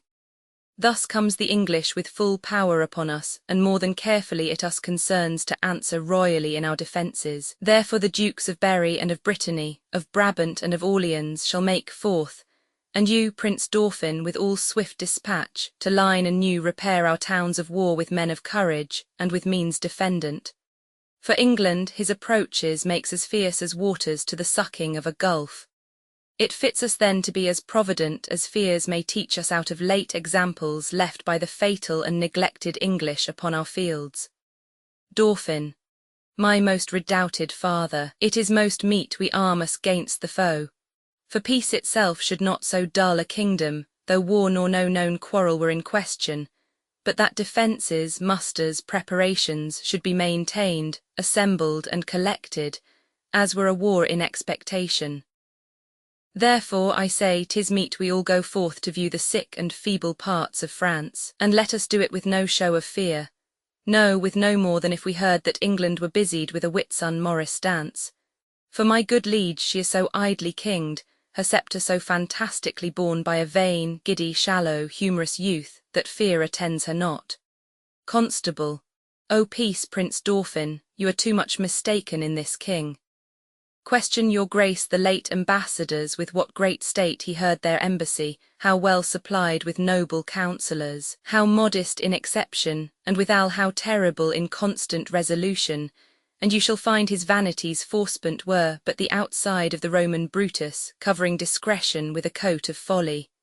As gardeners do with ordure hide those roots that shall first spring and be most delicate. Dauphin. Well, 'tis not so, my lord high constable, but though we think it so, it is no matter. In cases of defence, 'tis best to weigh the enemy more mighty than he seems, so the proportions of defence are filled, which of a weak and niggardly projection doth, like a miser, spoil his coat with scanting a little cloth. French king. Think we King Harry strong, and princes, look you strongly armed to meet him. The kindred of him hath been fleshed upon us, and he is bred out of that bloody strain that haunted us in our familiar paths. Witness our too much memorable shame when Cressy battle fatally was struck, and all our princes captived by the hand of that black name, Edward, Black Prince of Wales. Whiles that his mountain sire, on mountain standing up in the air, crowned with the golden sun, saw his heroical seed, and smilled to see him mangle the work of nature and deface the patterns that by God and by French fathers had 20 years been made. This is a stem of that victorious stock, and let us fear the native mightiness and fate of him. Enter a messenger, ambassadors from Harry King of England do crave admittance to your majesty. French king will give them present audience. Go and bring them. Exeunt messenger and certain lords. You see this chase is hotly followed, friends. Dauphin, turn head and stop pursuit. For coward dogs most spend their mouths when what they seem to threaten runs far before them. Good my sovereign, take up the English short, and let them know of what a monarchy you are the head. Self-love, my liege, is not so vile a sin as self-neglecting. Enter Exeter, French king, from our brother of England. Exeter, from him, and thus he greets your majesty. He wills you in the name of God Almighty that you divest yourself, and lay apart the borrowed glories that by gift of heaven, by law of nature and of nations, longs to him and to his heirs.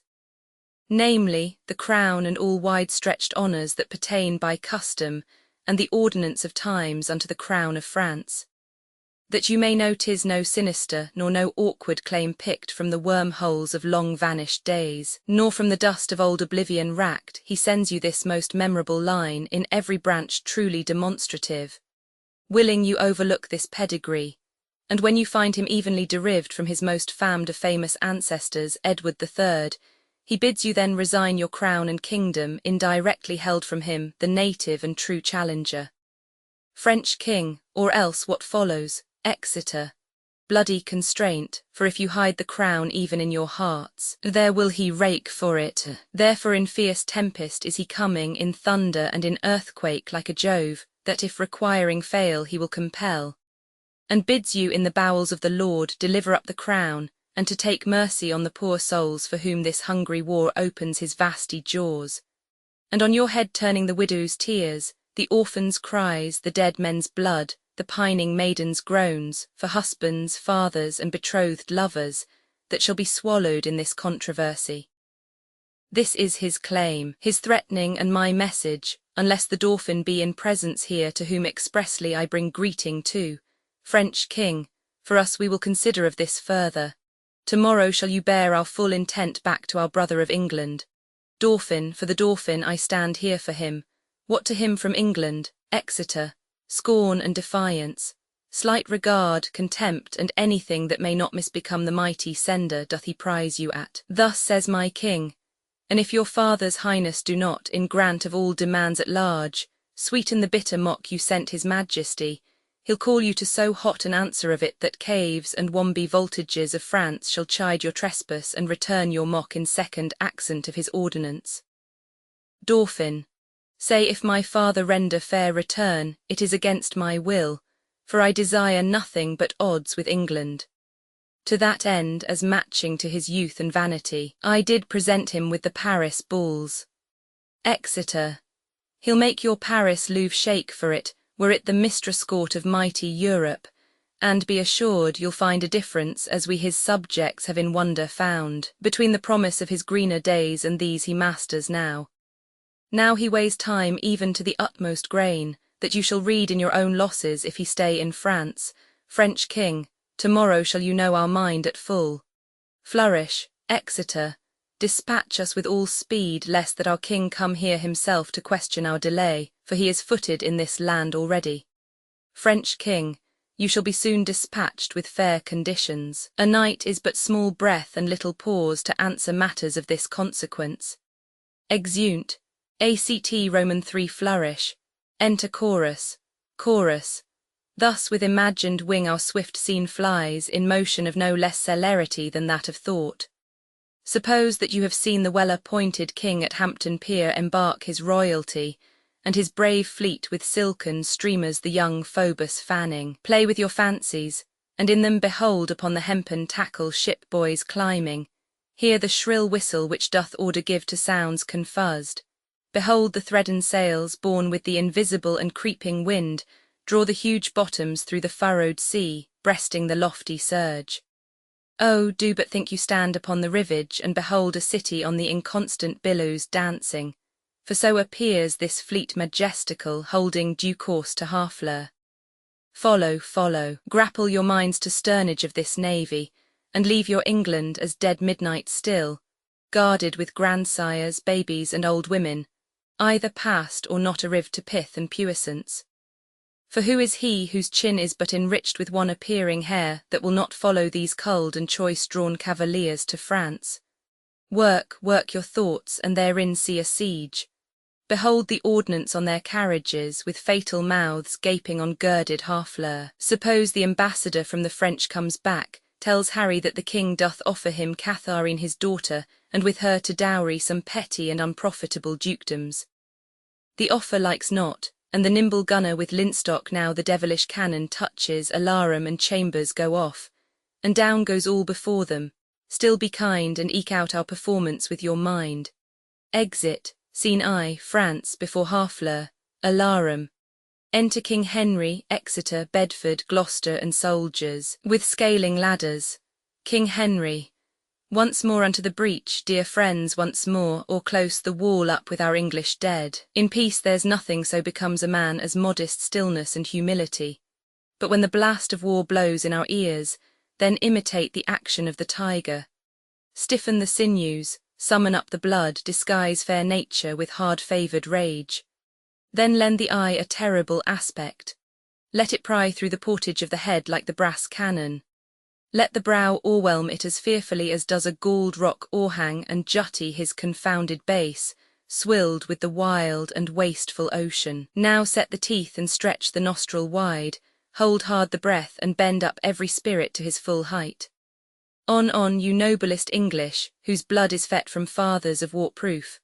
Fathers that, like so many Alexanders, have in these parts from morn till even fought and sheathed their swords for lack of argument. Dishonour not your mothers, now attest that those whom you called fathers did beget you. Be copy now to men of grosser blood, and teach them how to war. And you, good yeomens, whose limbs were made in England, show us here the mettle of your pasture. Let us swear that you are worth your breeding, which I doubt not, for there is none of you so mean and base that hath not noble lustre in your eyes. I see you stand like greyhounds in the slips, straining upon the start. The game's afoot. Follow your spirit, and upon this charge cry, God for Harry, England and St. George. Exeunt. Alarum and chambers go off, scene Roman 2. The same, enter Nym, Bardolph, pistol and boy. Bardolph, on, to the breach, to the breach.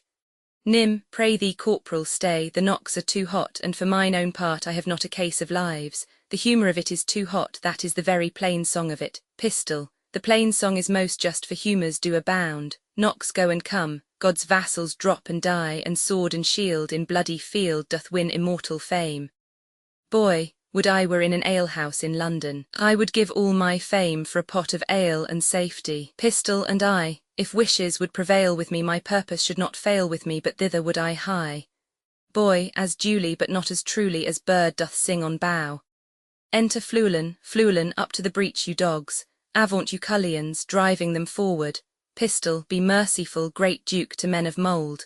Abate thy rage, abate thy manly rage, abate thy rage, great Duke.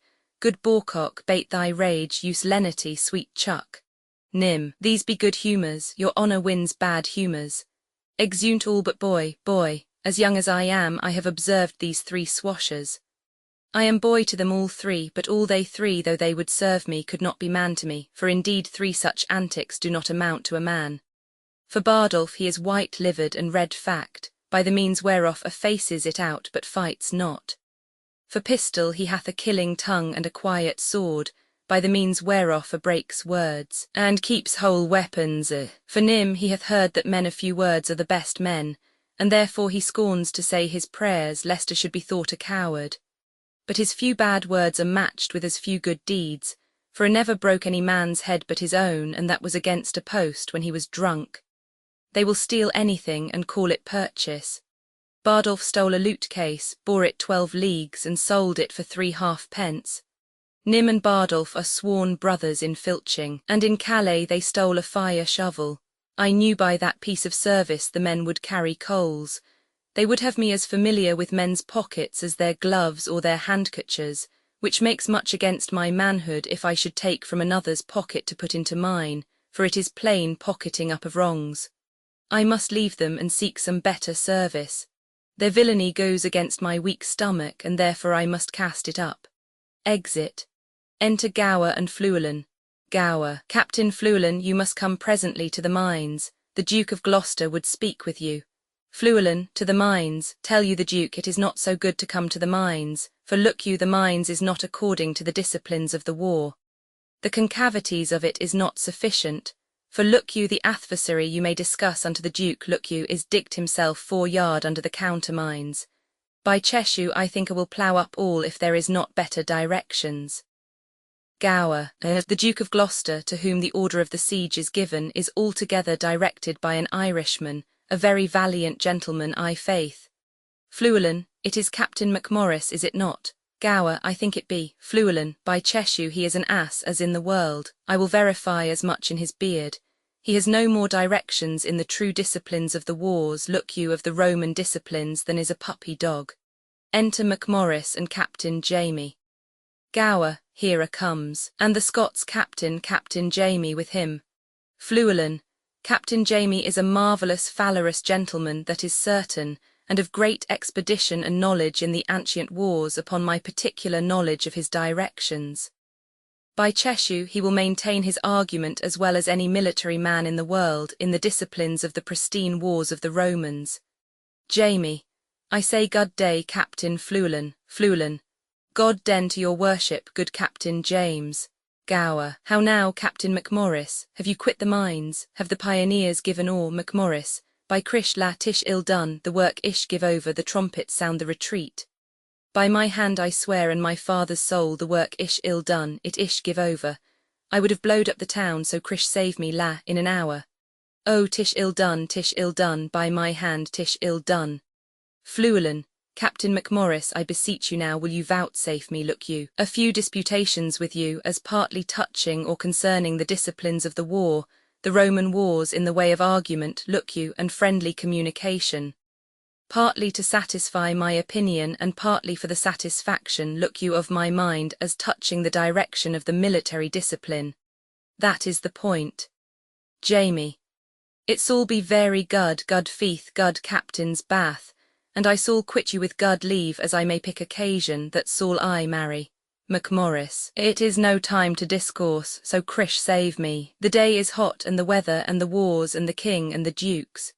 It is no time to discourse. The town is besieged and the trumpet call us to the breach, and we talk and be Krish do nothing. 'Tis shame for us all. So God saw me, 'tis shame to stand still, it is shame by my hand, and there is throats to be cut and works to be done, and there ish nothing done, so Krish saw me la Jamie. By the mess ere thighs eyes of mine take themselves to slumber, I'll do good service or I'll lig I the grund for it, I or go to death, and I'll pate as valorously as I may, that's all I suely do, that is the breath and the long. Marry, I wad full fain heard some question tween you tway. Fluellen, Captain Macmorris, I think, look you under your correction, there is not many of your nation, Macmorris. Of my nation, what ish my nation?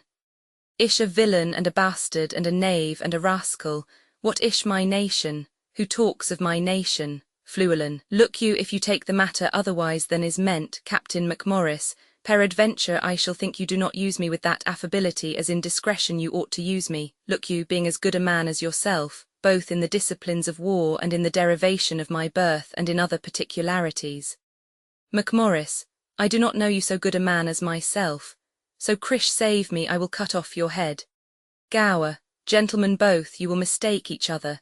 Jamie, ah, that's a foul fault, a parley sounded. Gower, the town sounds a parley. Fluellen, Captain Macmorris, when there is more better opportunity to be required, look you, I will be so bold as to tell you I know the disciplines of war, and there is an end. Exeunt, scene Roman 3, before the gates. The governor and some citizens on the walls, the English forces below. Enter King Henry and his train. King Henry, how yet resolves the governor of the town, this is the latest parle we will admit. Therefore to our best mercy give yourselves, or like to men proud of destruction defy us to our worst. For as I am a soldier, a name that in my thoughts becomes me best, if I begin the battery once again, I will not leave the half-achieved Harfleur till in her ashes she lie buried. The gates of mercy shall be all shut up, and the fleshed soldier, rough and hard of heart, in liberty of bloody hand, shall range with conscience wide as hell, mowing like grass your fresh fair virgins and your flowering infants. What is it then to me, if impious war, arrayed in flames like to the prince of fiends, do with his smirched complexion all fell feats enlinked to waste and desolation? What is to me, when you yourselves are cause, if your pure maidens fall into the hand of hot and forcing violation? What reign can hold licentious wickedness, when down the hill he holds his fierce career? We may as bootless spend our vain command upon the enraged soldiers in their spoil, as send precepts to the Leviathan to come ashore. Therefore, you men of Harfleur, take pity of your town and of your people, whiles yet my soldiers are in my command, whiles yet the cool and temperate wind of grace all blows the filthy and contagious clouds of heady murder, spoil and villainy. If not, why in a moment look to see the blind and bloody soldier with foul hand defile the locks of your shrill shrieking daughters, your fathers taken by the silver beards and their most reverend heads dashed to the walls, your naked infants spitted upon pikes, whiles the mad mothers with their howls confused do break the clouds, as did the wives of Jury at Herod's bloody hunting slaughtermen. What say you? Will you yield and this avoid, or, guilty in defence, be thus destroyed? Governor, our expectation hath this day an end. The Dauphin, whom of succours we entreated, returns us that his powers are yet not ready to raise so great a siege. Therefore, great King, we yield our town and lives to thy soft mercy. Enter our gates, dispose of us and ours, for we no longer are defensible. King Henry, open your gates. Come, Uncle Exeter, go you and enter Harfleur, there remain and fortify it strongly gainst the French. Use mercy to them all. For us, dear uncle, the winter coming on and sickness growing upon our soldiers, we will retire to Calais. Tonight in Harfleur will we be your guest, tomorrow for the march are we addressed. Flourish. The king and his train enter the town, scene Roman 4, the French king's palace. Enter Catharine and Alice, an old gentlewoman. Catharine. Alice tu as été en Angleterre et tu parles bien le langage. Alice. Unpu madame, Catharine. Gt pry mn senes. Il faut que j'apprenne à parler. Comment appelez-vous la main en anglais? Alice, la main, est appelée de hand, Catharine de hand, et les doigts, Alice, les doigts, ma foi j'ai oublié les doigts, mais je me souviendrai, les doigts, je pense qu'ils sont appelés de fingers, oui de fingers. Catharine, la main de hand, les doigts de fingers. Je pense que je suis le bon écolier, j'ai gagné du mots d'anglais vêtement. Comment appelez-vous les ongles? Alice, les ongles, nous les appellons de nails, Catharine de nails. Écoutez, dites-moi si je parle bien de hand de fingers et de nails. Alice, c'est bien dit, madame, il est fort bon anglais. Catharine, dites-moi l'anglais pour le bras. Alice, der arm, madame, Catharine, et le coude. Alice d'elbow, Catharine d'elbow, gmn fais la répétition de tous les mots que vous aimez à prestessa present. Alice, il est trop difficile, madame, comme j'y pense. Catharine, excusez-moi, Alice. Écoutez de hand de fingers de nails d'arm de bilbo. Alice, d'elbow, madame, Catharine, au seigneur de gmn oubli d'elbow. Comment appelez-vous le col? Alice, de nick, madame, Catharine de nick. Et le menton, Alice, de chin. Catharine de sin, le col de nick, le menton de sin. Alice, oui, sauf votre honneur en vérité vous prononcez les mots aussi droit que les natifs d'Angleterre. Catharine, je n'y doute point d'apprendre par la grâce de Dieu et en peu de temps. Alice, en avez-vous pas déjà oublié si que je vous ai enseigné? Catharine, non, je réciterai à vous promptement, de hand, de fingers, de mails, Alice, de nails, madame, Catharine, de nails, de arm, de elbow. Alice, sauf votre honneur de elbow. Catharine, ainsi disgi d'elbow de nick et de sin. Comment appelez-vous le pied et la robe? Alice, de foot, madame, et de cown. Catharine, de foot et de cown. O seigneur Dieu, ils sont les mots de son mauvais, corruptible, gros et impudique et non pour les dames de honneur d'use. Je n'y voudrais prononcer ces mots devant les seigneurs de France pour tout le monde. Faux, le foot et le cown. Nay en moins, je réciterai une autre fois ma leçon ensemble. De hand, de fingers, de nails, d'arm, d'elbow, de nick, de sin, de foot, de cown. Alice. Excellent, madame. Catharine, c'est pour une fois. Allons nous à diner. Exeunt, scene v the same. Enter the King of France, the Dauphin, the Duke of Bourbon, the Constable of France, and others. French King. 'Tis certain he hath passed the river Somme, Constable, and if he be not fought withal, my lord, let us not live in France, let us quit all and give our vineyards to a barbarous people. Dauphin, O dear vivant, shall a few sprays of us the emptying of our fathers' luxury, our scions put in wild and savage stock, spurt up so suddenly into the clouds and overlook their grafters. Bourbon, Normans, but bastard Normans, Norman bastards. Mort de Marvaille if they march along unfought withal, but I will sell my dukedom, to buy a slobbery and a dirty farm in that nook-shotten isle of Albion. Constable, dear de Batails, where have they this metal? Is not their climate foggy, raw and dull, on whom, as in despite, the sun looks pale, killing their fruit with frowns? Can sodden water, a drench for serene jades, their barley broth, decoct their cold blood to such valiant heat? And shall our quick blood, spirited with wine, seem frosty? Oh, for honour of our land, let us not hang like roping icicles upon our houses' thatch, whiles a more frosty people sweat drops of gallant youth in our rich fields. Poor we may call them in their native lords. Dauphin, by faith and honour, our madams mock at us, and plainly say our metal is bred out, and they will give their bodies to the lust of English youth to new store France with bastard warriors. Bourbon, they bid us to the English dancing schools and teach la voltas high and swift corantos, saying our grace is only in our heels and that we are most lofty runaways. French King, where is Montjoy the herald? Speed him hence. Let him greet England with our sharp defiance. Up, princes, and with spirit of honour edged more sharper than your swords, high to the field. Charles de Labreth, High Constable of France.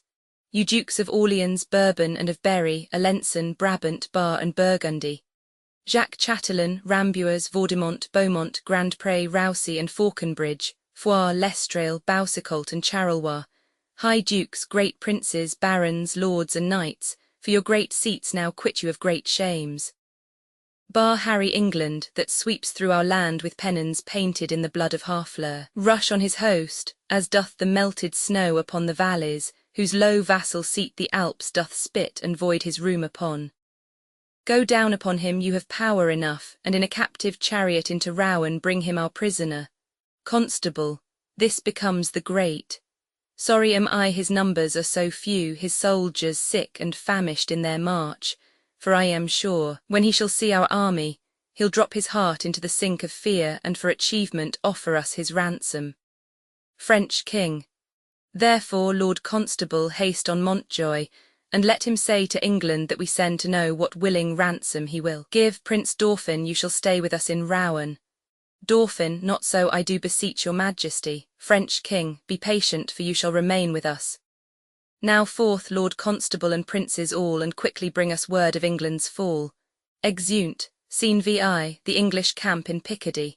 Enter Gower and Fluellen meeting. Gower, how now, Captain Fluellen, come you from the bridge? Fluellen, I assure you there is very excellent services committed at the bridge.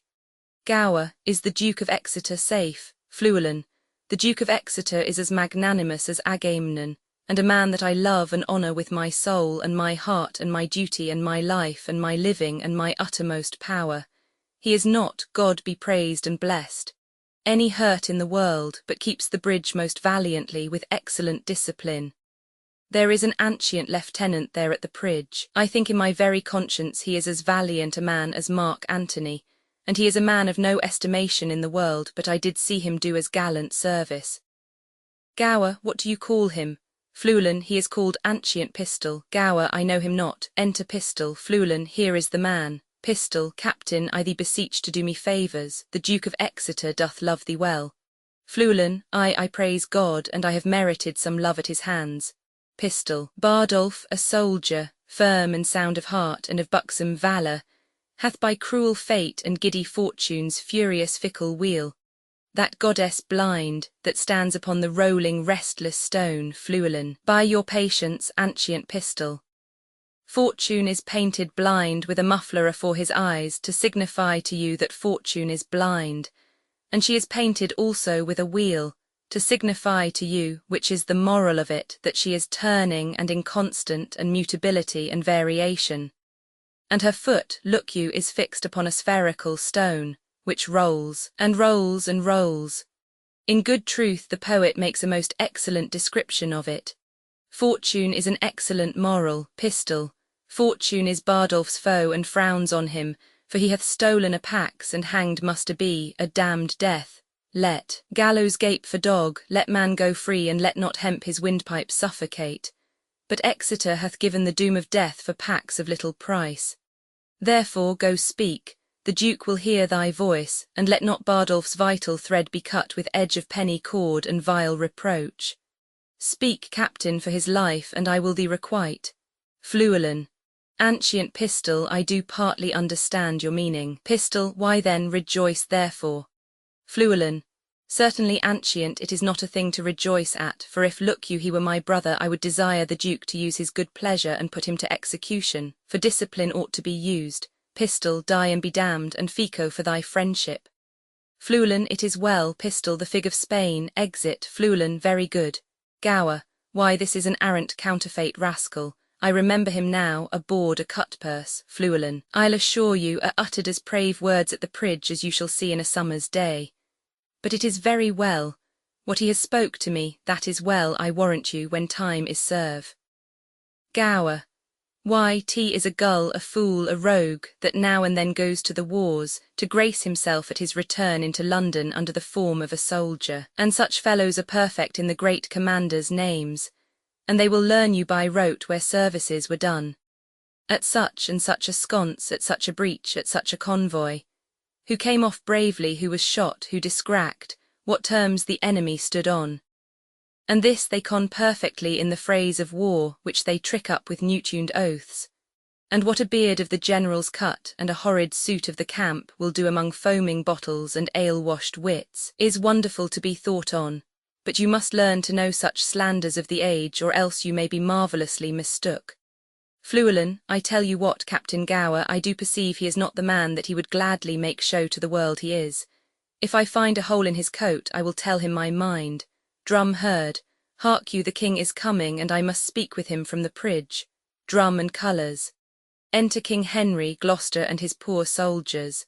God bless your majesty. To King Henry. How now, Fluellen, camp'st thou from the bridge? Fluellen, I so please your majesty. The Duke of Exeter has very gallantly maintained the pridge. The French is gone off, look you, and there is gallant and most brave passages. Marry, th adversary was have possession of the pridge, but he is enforced to retire, and the Duke of Exeter is master of the pridge. I can tell your majesty the Duke is a brave man, King Henry. What men have you lost, Fluellen, Fluellen? The perdition of the adversary hath been very great, reasonable great.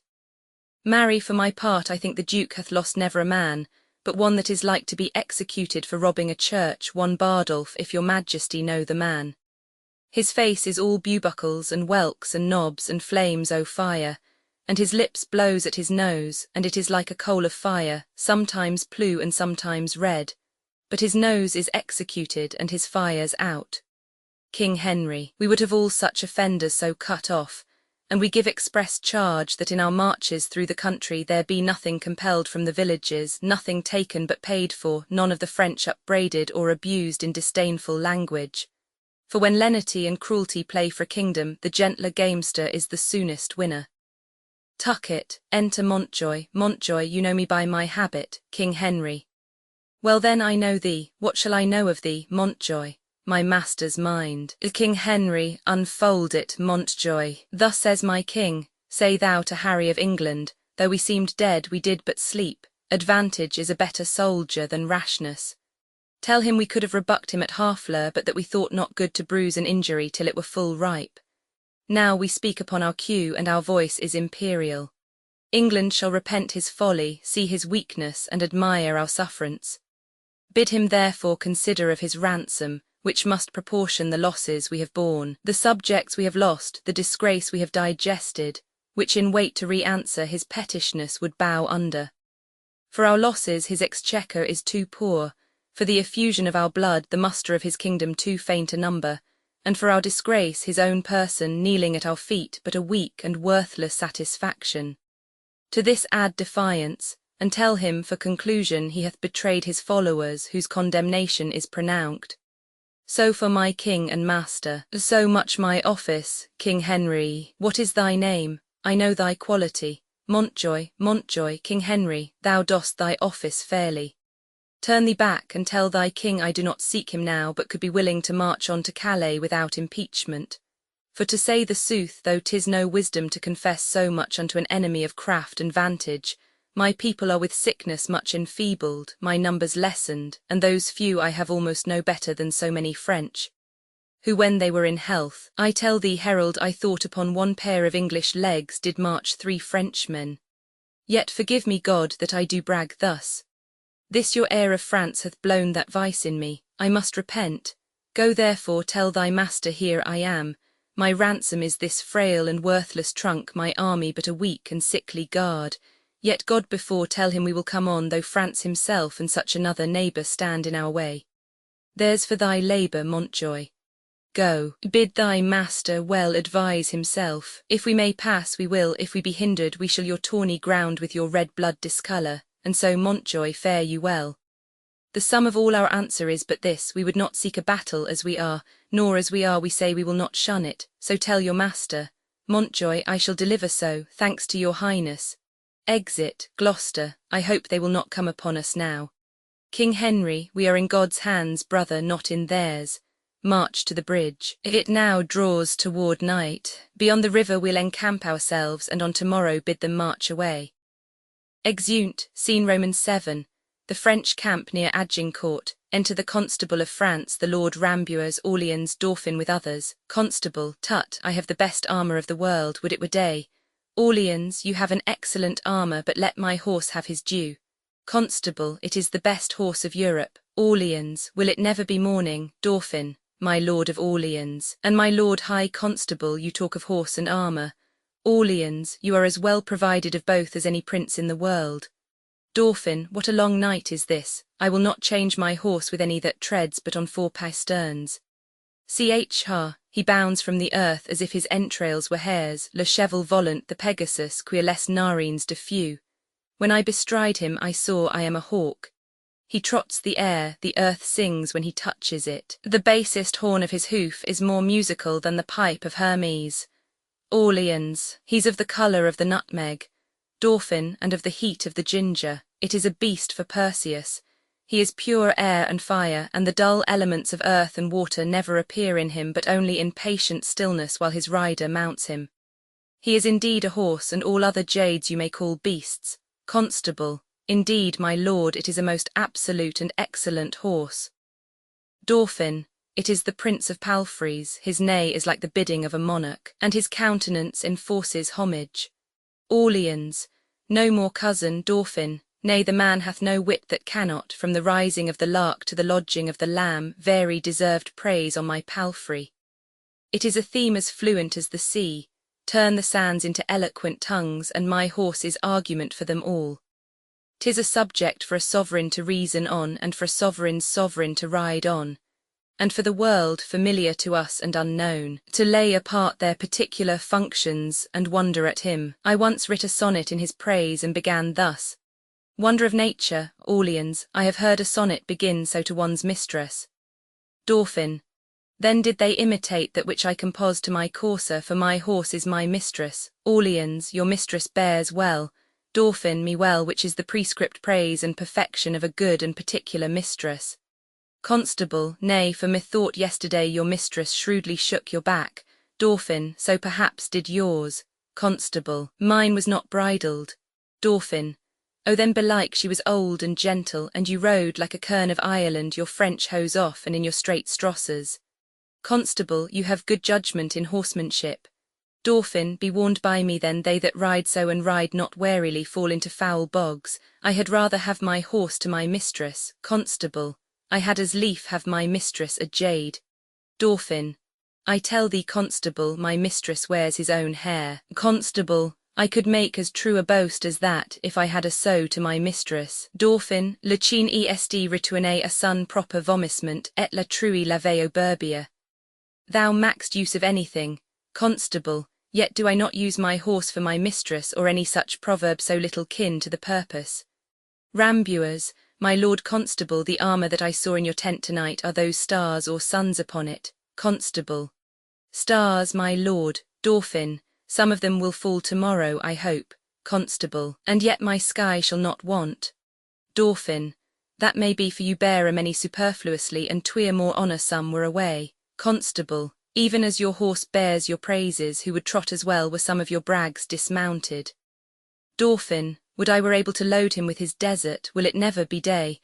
I will trot tomorrow a mile, and my way shall be paved with English faces. Constable, I will not say so, for fear I should be fact out of my way, but I would it were morning, for I would fain be about the ears of the English. Rambuers, who will go to hazard with me for 20 prisoners? Constable, you must first go yourself to hazard ere you have them. Dauphin, 'tis midnight, I'll go arm myself. Exit, Orleans. The Dauphin longs for morning. Rambuers, he longs to eat the English. Constable, I think he will eat all he kills. Orleans, by the white hand of my lady, he's a gallant prince. Constable, swear by her foot that she may tread out the oath. Orleans, he is simply the most active gentleman of France. Constable, doing his activity, and he will still be doing. Orleans, he never did harm that I heard of. Constable, nor will do none tomorrow, he will keep that good name still. Orleans, I know him to be valiant. Constable, I was told that by one that knows him better than you. Orleans, what's he? Constable, marry, he told me so himself, and he said he card not who knew it. Orleans, he needs not, it is no hidden virtue in him. Constable, by my faith, sir, but it is, never anybody saw it but his lackey. 'Tis a hooded valour, and when it appears it will bait. Orleans, ill will never said well. Constable, I will cap that proverb with there is flattery in friendship. Orleans, and I will take up that with give the devil his due. Constable, well placked, there stands your friend for the devil, have at the very eye of that proverb with a pox of the devil.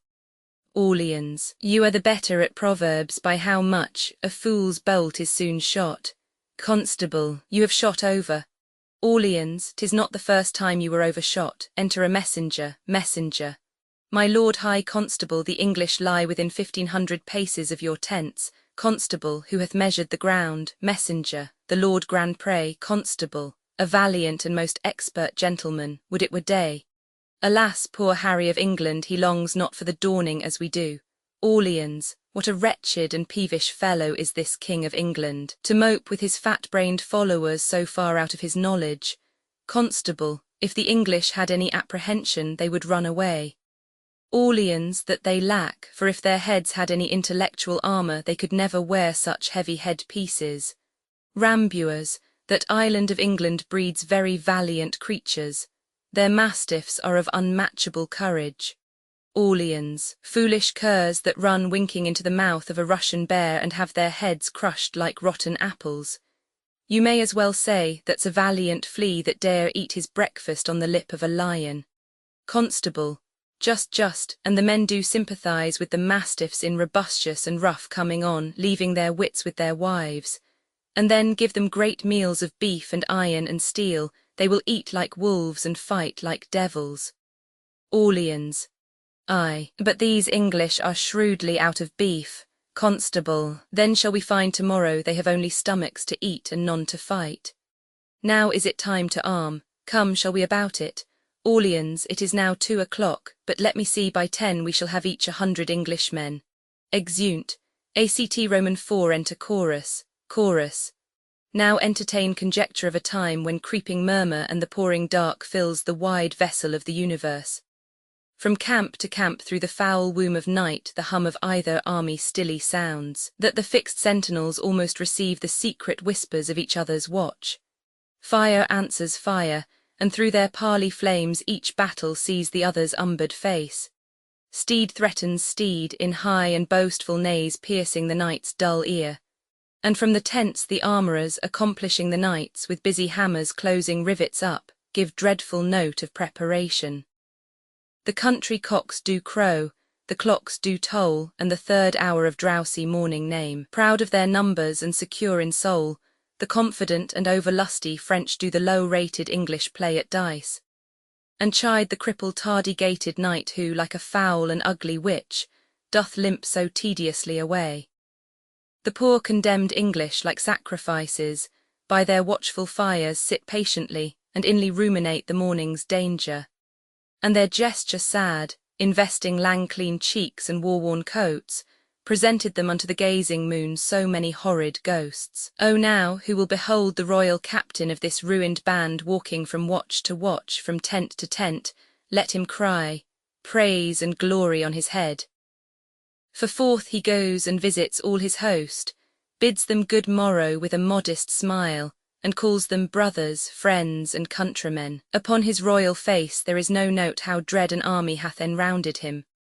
Nor doth he dedicate one jot of colour unto the weary and all-watched night, but freshly looks, and overbears a taint with cheerful semblance and sweet majesty, that every wretch, pining and pale before beholding him, plucks comfort from his looks.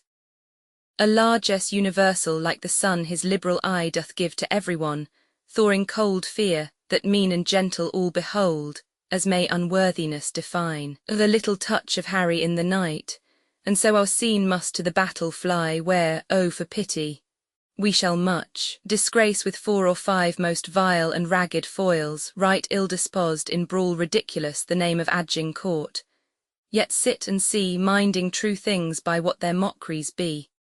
Exit, scene I, the English camp at Agincourt. Enter King Henry, Bedford and Gloucester. King Henry, Gloucester, 'tis true that we are in great danger, the greater therefore should our courage be. Good morrow, brother Bedford, God Almighty, there is some soul of goodness in things evil, would men observingly distill it out, for our bad neighbour makes us early stirrers, which is both healthful and good husbandry. Besides, they are our outward consciences and preachers to us all, admonishing that we should dress us fairly for our end. Thus may we gather honey from the weed and make a moral of the devil himself. Enter Erpingham. Good morrow, old Sir Thomas Erpingham, a good soft pillow for that good white head were better than a churlish turf of France. Erpingham, not so my liege, this lodging likes me better, since I may say, now lie I like a king. King Henry, 'tis good for men to love their present pains, upon example so the spirit is eased, and when the mind is quickened out of doubt, the organs, though defunct and dead before, break up their drowsy grave and newly move, with casted slough and fresh legerity. Lend me thy cloak, Sir Thomas. Brothers both, commend me to the princes in our camp, do my good morrow to them, and anon desire them all to my pavilion. Gloucester. We shall, my liege. Erpingham, shall I attend your grace, King Henry? No, my good knight, go with my brothers to my lords of England. I in my bosom must debate a while, and then I would no other company. Erpingham, the Lord in heaven bless thee, noble Harry, exeunt all but king. King Henry, God a mercy, old heart, thou speakst cheerfully. Enter Pistol, qui vous la, King Henry, a friend, Pistol, discuss unto me, art thou officer, or art thou base, common and popular, King Henry? I am a gentleman of a company, Pistol. Trailst thou the puissant pike? King Henry, even so, what are you, Pistol? As good a gentleman as the emperor. King Henry, then you are a better than the king, Pistol. The king's a borecock and a heart of gold, a lad of life, an imp of fame, of parents good, of fist most valiant. I kiss his dirty shoe, and from heartstring I love the lovely bully. What is thy name, King Henry? Harry Leroy, Pistol. Leroy, a Cornish name, art thou of Cornish crew? King Henry, no, I am a Welshman, Pistol. Knowst thou Fluellen, King Henry? Yes, Pistol. Tell him I'll knock his leek about his pate upon St. Davy's day. King Henry, do not you wear your dagger in your cap that day, lest he knock that about yours. Pistol, art thou his friend? King Henry, and his kinsman too, Pistol. The fico for thee then, King Henry, I thank you, God be with you, Pistol. My name is Pistol called. Exit, King Henry, it sorts well with your fierceness. Enter Fluellen and Gower. Gower, Captain Fluellen. Fluellen, so, in the name of Jesu Christ, speak lower. It is the greatest admiration in the universal world, when the true and ancient prerogatives and laws of the wars is not kept. If you would take the pains but to examine the wars of Pompey the Great, you shall find, I warrant you, that there is no tiddle-taddle nor pibble-pabble in Pompey's camp. I warrant you, you shall find the ceremonies of the wars, and the cares of it, and the forms of it, and the sobriety of it, and the modesty of it to be otherwise. Gower.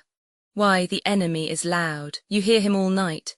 Fluellen, if the enemy is an ass and a fool and a prating coxcomb, is it meet, think you, that we should also, look you, be an ass and a fool and a prating coxcomb?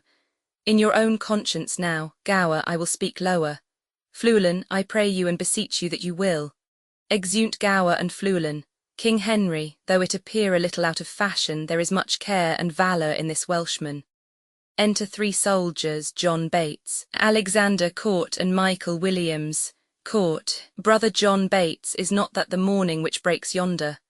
Bates, I think it be, but we have no great cause to desire the approach of day. Williams, we see yonder the beginning of the day, but I think we shall never see the end of it. Who goes there? King Henry, a friend. Williams, under what captain serve you? King Henry, under Sir Thomas Erpingham. Williams, a good old commander and a most kind gentleman. I pray you, what thinks he of our estate? King Henry, even as men wrecked upon a sand that look to be washed off the next tide. Bates, he hath not told his thought to the king. King Henry, no, nor it is not meet he should. For though I speak it to you, I think the king is but a man as I am. The violet smells to him as it doth to me, the element shows to him as it doth to me, all his senses have but human conditions. His ceremonies laid by, in his nakedness he appears but a man. And though his affections are higher mounted than ours, yet when they stoop with the like wing. Therefore, when he sees reason of fears as we do, his fears, out of doubt, be of the same relish as ours are. Yet in reason no man should possess him with any appearance of fear, lest he by showing it should dishearten his army. Bates, he may show what outward courage he will, but I believe as cold a night as 'tis he could wish himself in Thames up to the neck, and so I would he were, and I by him at all adventures, so we were quit here. King Henry, by my troth I will speak my conscience of the king, I think he would not wish himself anywhere but where he is. Bates, then I would he were here alone, so should he be sure to be ransomed, and a many poor men's lives saved. King Henry. I dare say you love him not so ill to wish him here alone, howsoever you speak this to feel other men's minds. Methinks I could not die anywhere so contented as in the king's company, his cause being just and his quarrel honourable. Williams, that's more than we know. Bates, aye, or more than we should seek after, for we know enough if we know we are the king's subjects. If his cause be wrong, our obedience to the king wipes the crime of it out of us. Williams, but if the cause be not good, the king himself hath a heavy reckoning to make, when all those legs and arms and heads, chopped off in a battle, shall join together at the latter day and cry all, "We died at such a place." Some swearing, some crying for a surgeon, some upon their wives left poor behind them, some upon the debts they owe, some upon their children rawly left. I am afeard there are few die well that die in a battle, for how can they charitably dispose of anything, when blood is their argument? Now, if these men do not die well, it will be a black matter for the king that led them to it, who to disobey were against all proportion of subjection. King Henry. So if a son that is by his father sent about merchandise do sinfully miscarry upon the sea, the imputation of his wickedness, by your rule, should be imposed upon his father that sent him. Or if a servant, under his master's command transporting a sum of money, be assailed by robbers and die in many irreconciled iniquities, you may call the business of the master the author of the servant's damnation. But this is not so. The king is not bound to answer the particular endings of his soldiers, the father of his son, nor the master of his servant. For they purpose not their death when they purpose their services. Besides, there is no king, be his cause never so spotless, if it come to the arbitrament of swords, can try it out with all unspotted soldiers. Some peradventure have on them the guilt of premeditated and contrived murder. Some of beguiling virgins with the broken seals of perjury. Some making the wars their bulwark that have before gored the gentle bosom of peace with pillage and robbery. Now, if these men have defeated the law and outrun native punishment, though they can outstrip men, they have no wings to fly from God.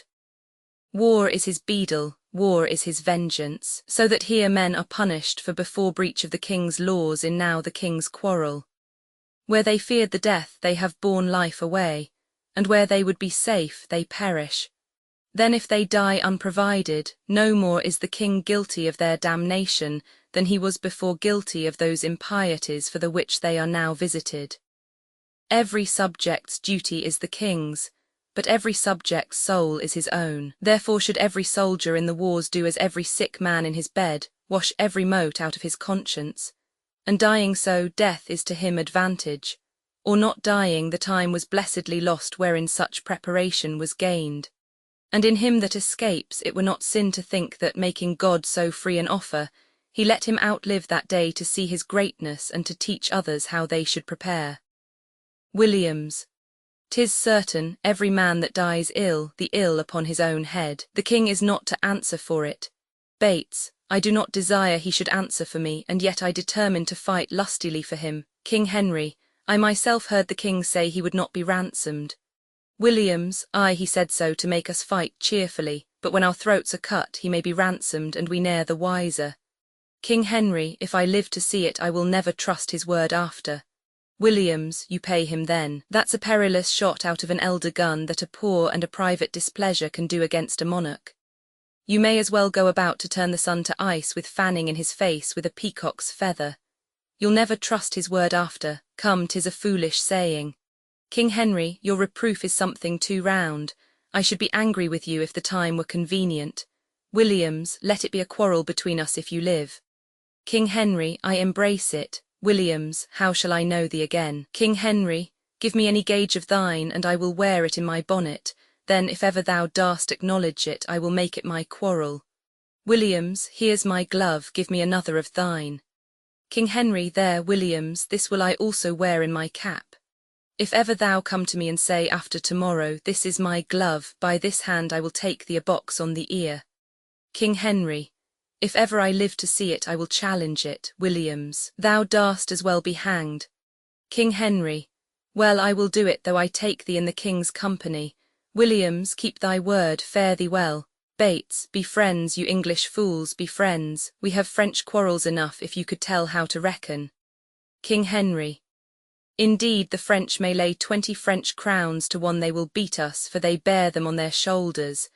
But it is no English treason to cut French crowns, and tomorrow the king himself will be a clipper. Exeunt soldiers. Upon the king. Let us our lives, our souls, our debts, our careful wives, our children, and our sins lay on the king. We must bear all. What drink'st thou oft instead of homage sweet, but poisoned flattery? Oh, be sick, great greatness, and bid thy ceremony give thee cure. Think'st thou the fiery fever will go out with titles blown from adulation? Will it give place to flexure and low bending? Canst thou, when thou command'st the beggar's knee, command the health of it? No, thou proud dream that place so subtly with a king's repose. I am a king that find thee, and I know 'tis not the balm, the sceptre, and the ball, the sword, the mace, the crown imperial, the intertissued robe of gold and pearl. The fast title running for the king, the throne he sits on, nor the tide of pomp that beats upon the high shore of this world. No, not all these, thrice gorgeous ceremony, not all these, laid in bed majestical, can sleep so soundly as the wretched slave, who with a body filled and vacant mind gets him to rest, crammed with distressful bread, never sees horrid night, the child of hell, but like a lackey from the rise, to set sweats in the eye of Phobos, and all night sleeps in Elysium. Next day after dawn, doth rise and help Hyperion to his horse, and follow so the ever-running year with profitable labour to his grave. And but for ceremony, such a wretch, winding up days with toil and nights with sleep, had the forehand and vantage of a king. O hard condition, twin-born with greatness, subject to the breath of every fool, whose sense no more can feel but his own ringing. What infinite heart's ease must kings neglect that private men enjoy? And what have kings that privates have not too, save ceremony, save general ceremony? And what art thou, thou idle ceremony? What kind of God art thou that sufferest more of mortal griefs than do thy worshippers? What are thy rents, what are thy comings in, O ceremony? Show me but thy worth, what is thy soul of adoration? Art thou aught else but place, degree, and form, creating awe and fear in other men? Wherein thou art less happy being feared than they in fearing.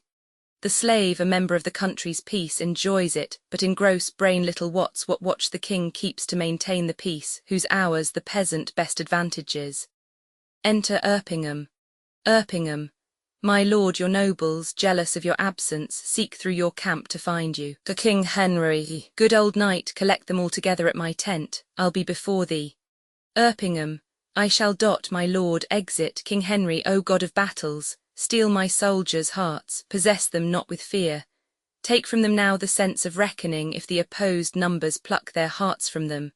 Not today, O Lord, oh, not today, think not upon the fault my father made in compassing the crown. I Richard's body have interred new, and on it have bestowed more contrite tears than from it issued forced drops of blood.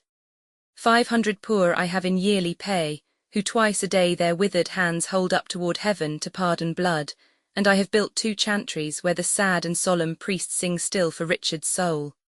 More will I do, though all that I can do is nothing worth, since that my penitence comes after all imploring pardon. Enter Gloucester. Gloucester, my liege, King Henry.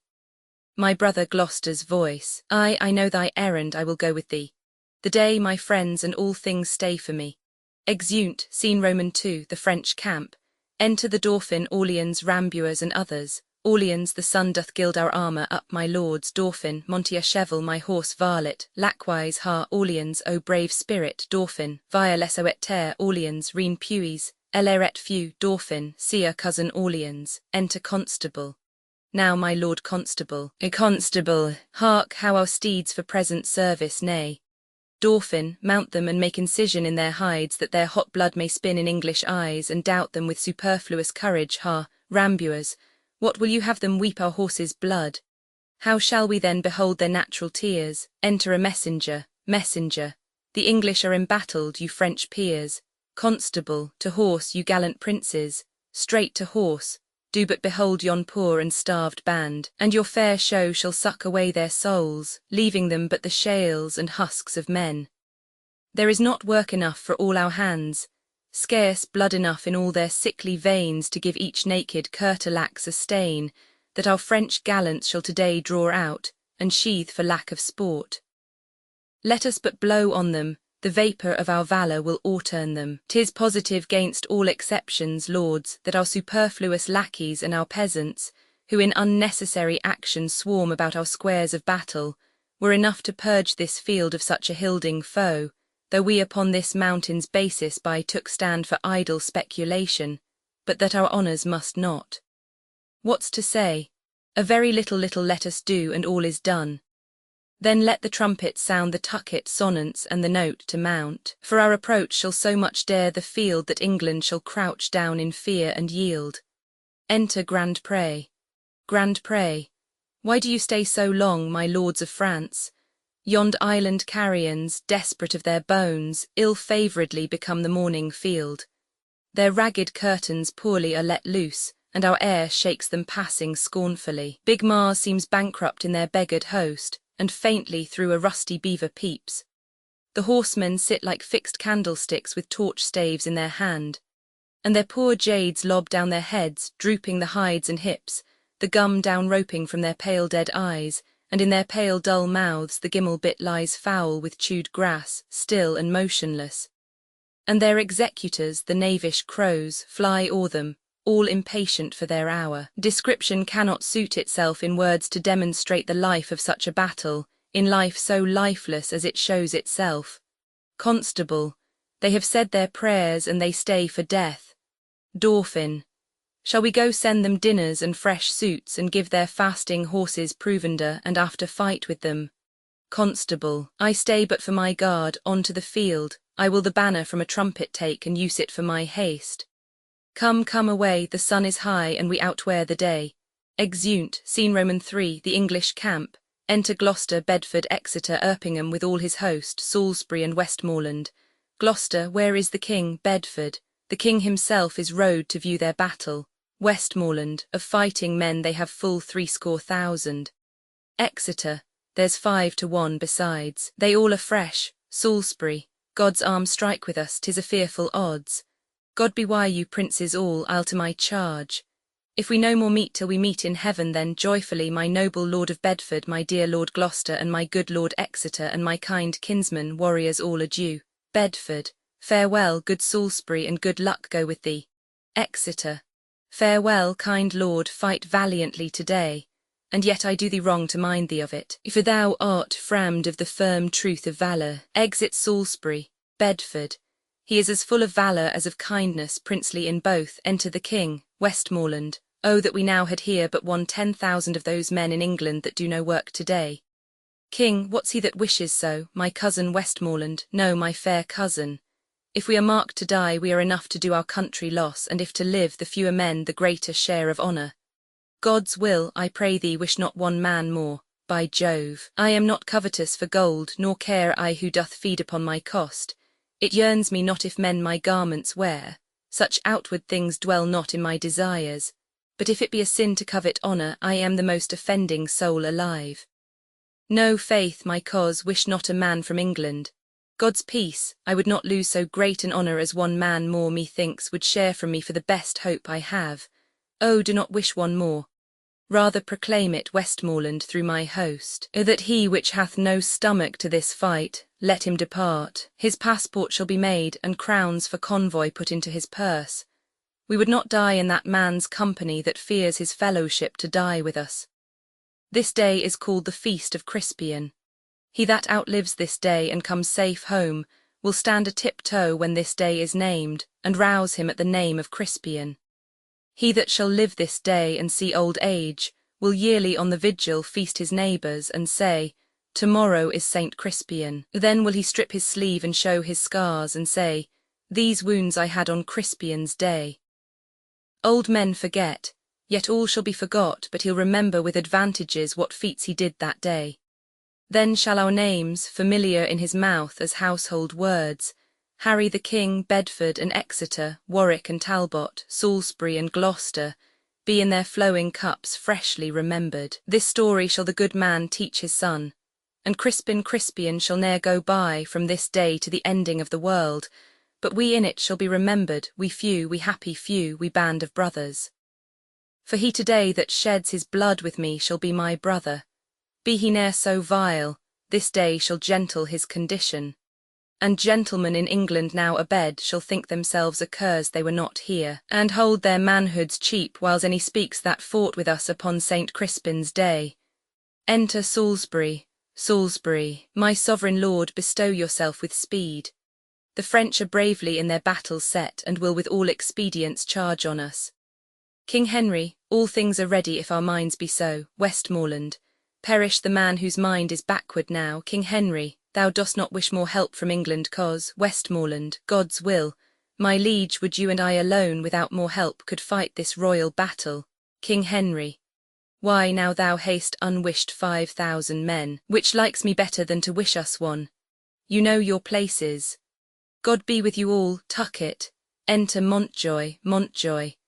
Once more I come to know of thee, King Harry, if for thy ransom thou wilt now compound before thy most assured overthrow. For certainly thou art so near the gulf, thou needs must be inglutted. Besides, in mercy the constable desires thee, thou wilt mind thy followers of repentance, that their souls may make a peaceful and a sweet retire from off these fields, where wretches, their poor bodies must lie and fester. King Henry, who hath sent thee now, Montjoy, the constable of France. King Henry, I pray thee bear my former answer back, bid them achieve me and then sell my bones. Good God, why should they mock poor fellows thus? The man that once did sell the lion's skin while the beast lived, was killed with hunting him. A many of our bodies shall no doubt find native graves, upon the which, I trust, shall witness live in brass of this day's work.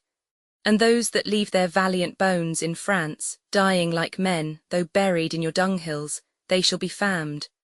For there the sun shall greet them and draw their honours reeking up to heaven, leaving their earthly parts to choke your clime. The smell whereof shall breed a plague in France. Mark then abounding valour in our English, that being dead like to the bullets grazing, break out into a second course of mischief, killing in relapse of mortality. Let me speak proudly. Tell the constable we are but warriors for the working day.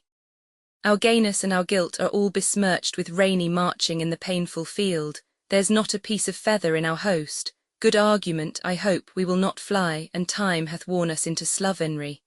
But by the mass, our hearts are in the trim, and my poor soldiers tell me, yet ere night they'll be in fresher robes, or they will pluck the gay new coats or the French soldiers' heads and turn them out of service. If they do this, as if God please they shall, my ransom then will soon be levied.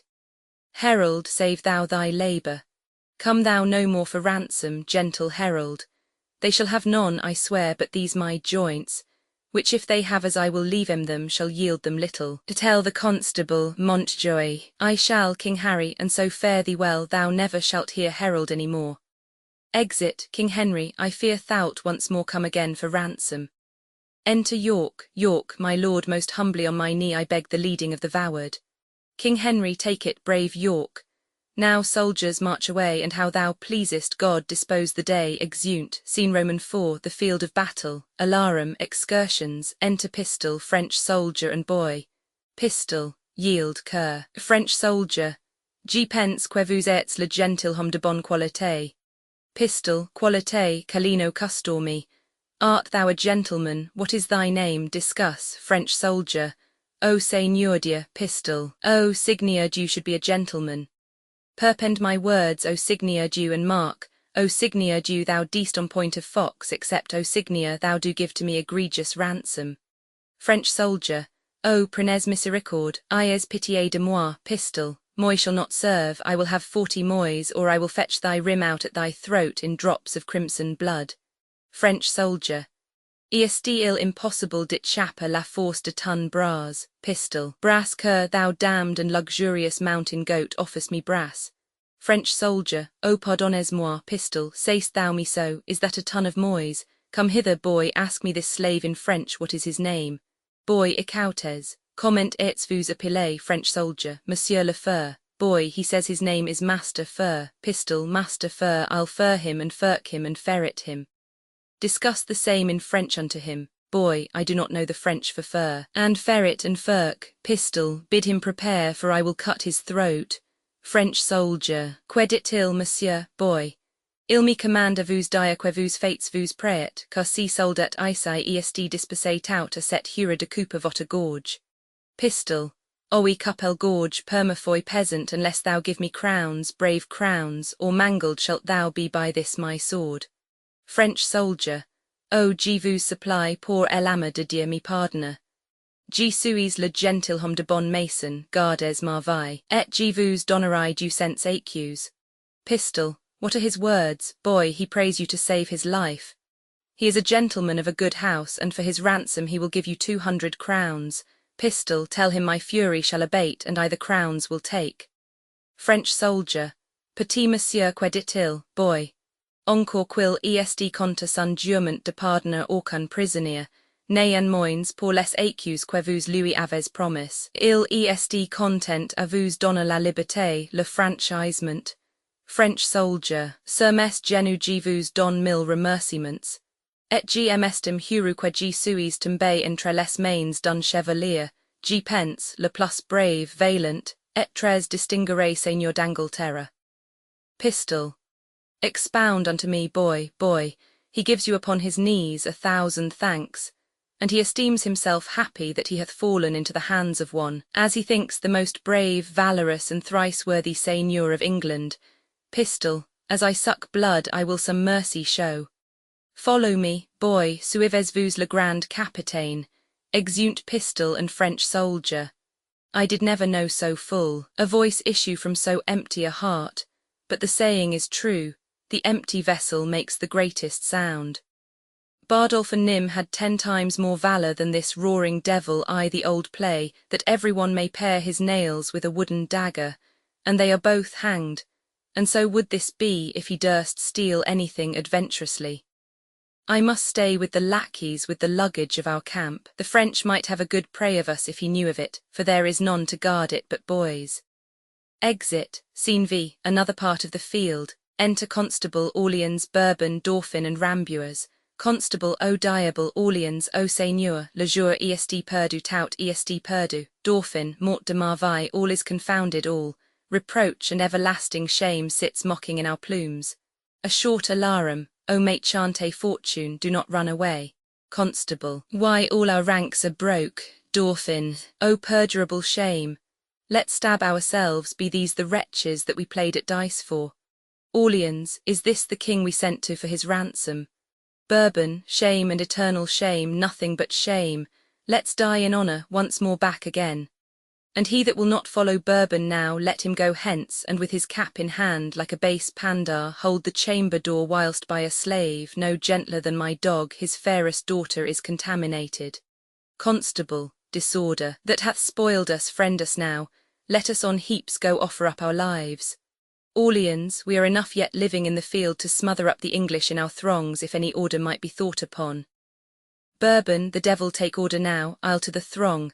Let life be short, else shame will be too long.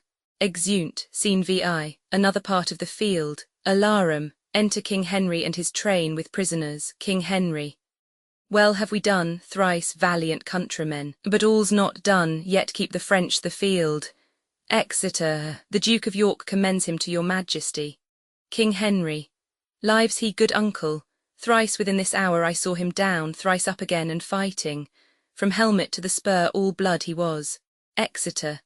In which array, brave soldier, doth he lie, larding the plain, and by his bloody side, yoke fellow to his honour-rowing wounds, the noble Earl of Suffolk also lies.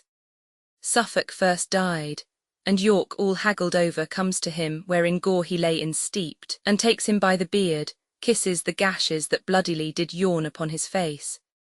He cries aloud, Tarry, my cousin Suffolk, my soul shall thine keep company to heaven. Tarry, sweet soul, for mine then fly abreast, as in this glorious and well-foughten field we kept together in our chivalry.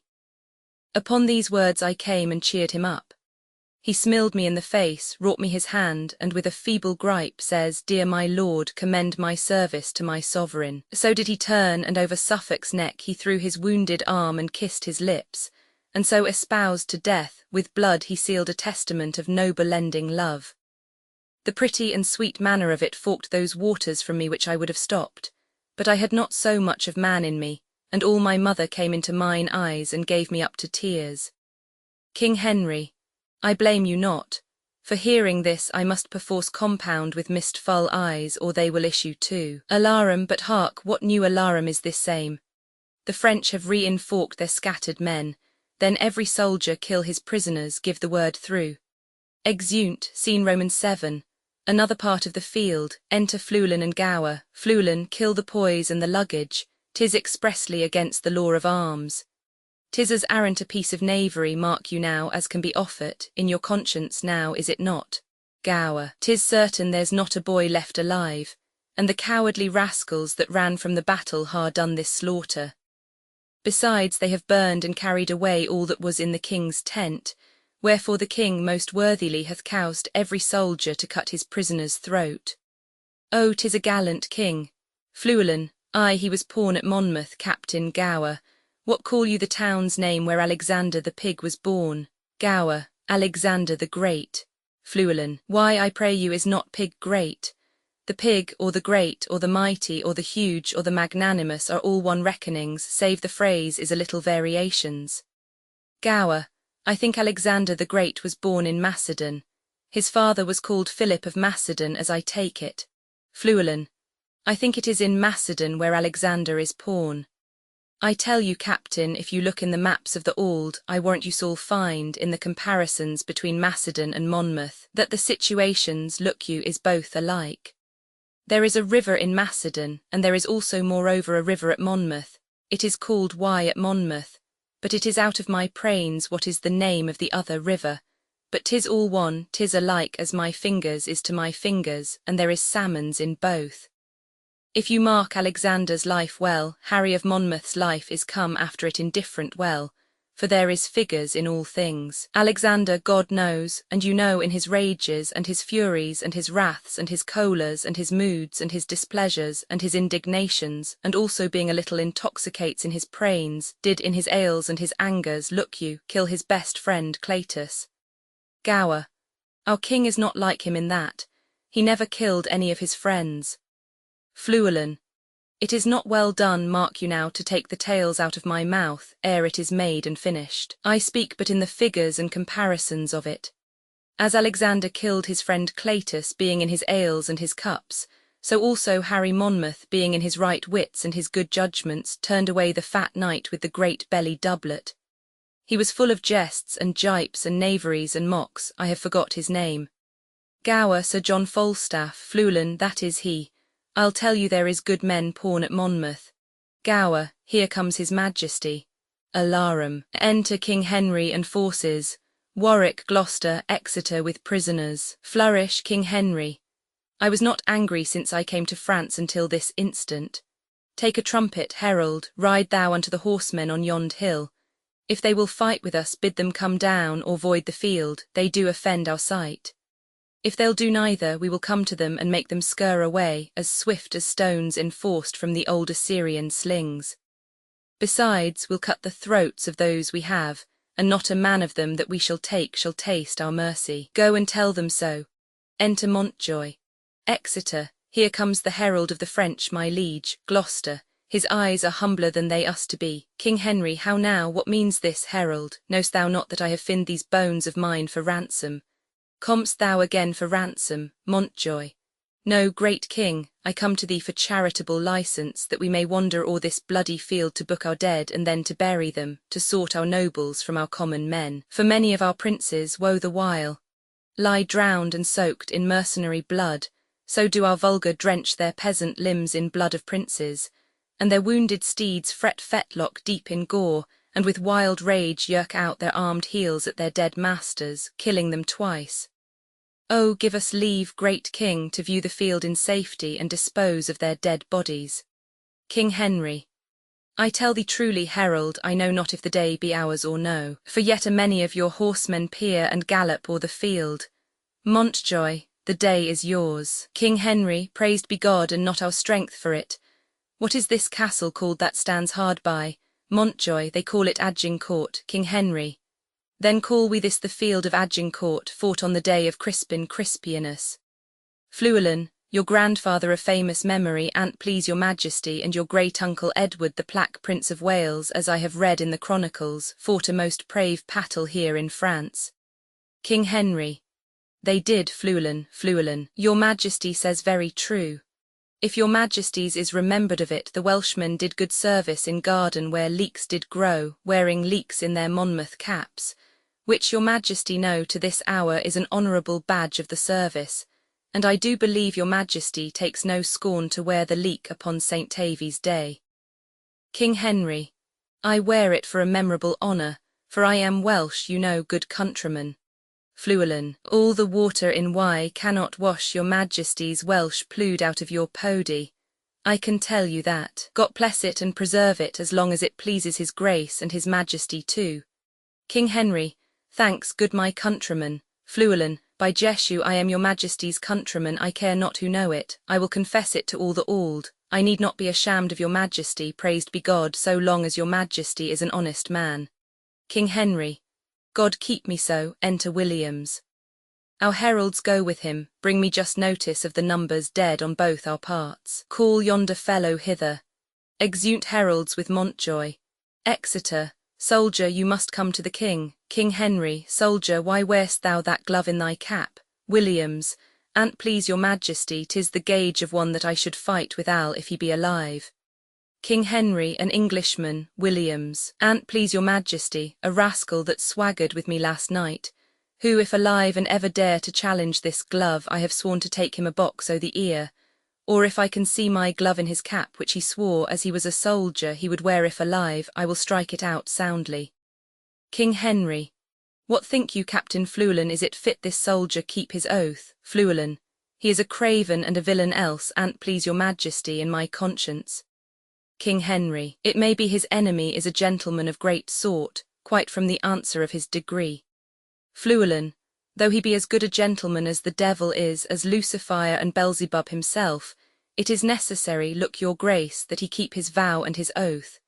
If he be perjured, see you now, his reputation is as arrant a villain and a jack-sauce, as ever his black shoe trod upon God's ground and his earth, in my conscience, King Henry. Then keep thy vow, sirrah, when thou meet'st the fellow. Williams. So I will, my liege, as I live. King Henry, who servest thou under? Williams, under Captain Gower, my liege. Fluellen. Gower is a good captain, and is good knowledge and literature in the wars. King Henry. Call him hither to me, soldier. Williams, I will, my liege. Exit. King Henry. Here, Fluellen, wear thou this favour for me and stick it in thy cap. When Alençon and myself were down together, I plucked this glove from his helm. If any man challenge this, he is a friend to Alençon and an enemy to our person. If thou encounter any such, apprehend him, and thou dost me love. Fluellen, your grace does me as great honours as can be desired in the hearts of his subjects. I would fain see the man that has but 2 legs that shall find himself aggrieved at this glove, that is all, but I would fain see it once, and please God of his grace that I might see. King Henry, know'st thou Gower? Fluellen, he is my dear friend and please you. King Henry, pray thee go seek him and bring him to my tent. Fluellen, I will fetch him. Exit. King Henry. My Lord of Warwick, and my brother Gloucester, follow Fluellen closely at the heels. The glove which I have given him for a favour may haply purchase him a box o' the ear. It is the soldier's, I by bargain should wear it myself. Follow, good cousin Warwick. If that the soldier strike him, as I judge by his blunt bearing he will keep his word, some sudden mischief may arise of it, for I do know Fluellen valiant and touched with choler, hot as gunpowder, and quickly will return an injury. Follow, and see there be no harm between them. Go you with me, uncle of Exeter. Exeunt. Scene Roman 8, before King Henry's pavilion. Enter Gower and Williams. Williams. I warrant it is tonight, you captain. Enter Fluellen. Fluellen. God's will and his pleasure, captain, I beseech you now come apace to the king. There is more good toward you peradventure than is in your knowledge to dream of. Williams, sir, know you this glove? Fluellen, know the glove, I know the glove is a glove. Williams, I know this, and thus I challenge it. Strikes him Fluellen, blood, an arrant traitor as any is in the universal world, or in France, or in England. Gower, how now, sir, you villain? Williams, do you think I'll be forsworn? Fluellen, stand away, Captain Gower. I will give treason his payment into ploughs, I warrant you. Williams, I am no traitor. Fluellen, that's a lie in thy throat. I charge you in his Majesty's name apprehend him, he's a friend of the Duke of Lenson's. Enter Warwick and Gloucester. Warwick, how now, what's the matter? Fluellen, my Lord of Warwick here is, praised be God for it. A most contagious treason come to light, look you, as you shall desire in a summer's day. Here is his Majesty. Enter King Henry and Exeter. King Henry, how now, what's the matter? Fluellen, my liege, here is a villain and a traitor that, look your grace, has struck the glove which your Majesty is take out of the helmet of a Lenson. Williams, my liege, this was my glove, here is the fellow of it, and he that I gave it to in change promised to wear it in his cap. I promised to strike him if he did. I met this man with my glove in his cap, and I have been as good as my word. Fluellen, your Majesty here now, saving your Majesty's manhood, what an arrant, rascally, beggarly, lousy knave it is. I hope your Majesty is pair me testimony and witness, and will avouchment that this is the glove of a Lenson that your Majesty is give me, in your conscience now. King Henry, give me thy glove, soldier. Look, here is the fellow of it. 'Twas I indeed thou promisedst to strike, and thou hast given me most bitter terms. Fluellen, an it please your Majesty, let his neck answer for it if there is any martial law in the world. King Henry, how canst thou make me satisfaction? Williams, all offences, my lord, come from the heart, never came any from mine that might offend your Majesty. King Henry, it was ourself thou didst abuse. Williams, your Majesty came not like yourself. You appeared to me but as a common man, witness the night, your garments, your lowliness. And what your highness suffered under that shape, I beseech you take it for your own fault and not mine. For had you been as I took you for, I made no offence, therefore I beseech your highness pardon me. King Henry. Here, Uncle Exeter, fill this glove with crowns, and give it to this fellow. Keep it, fellow, and wear it for an honour in thy cap till I do challenge it. Give him his crowns, and captain, you must needs be friends with him. Fluellen, by this day and this light the fellow has metal enough in his belly.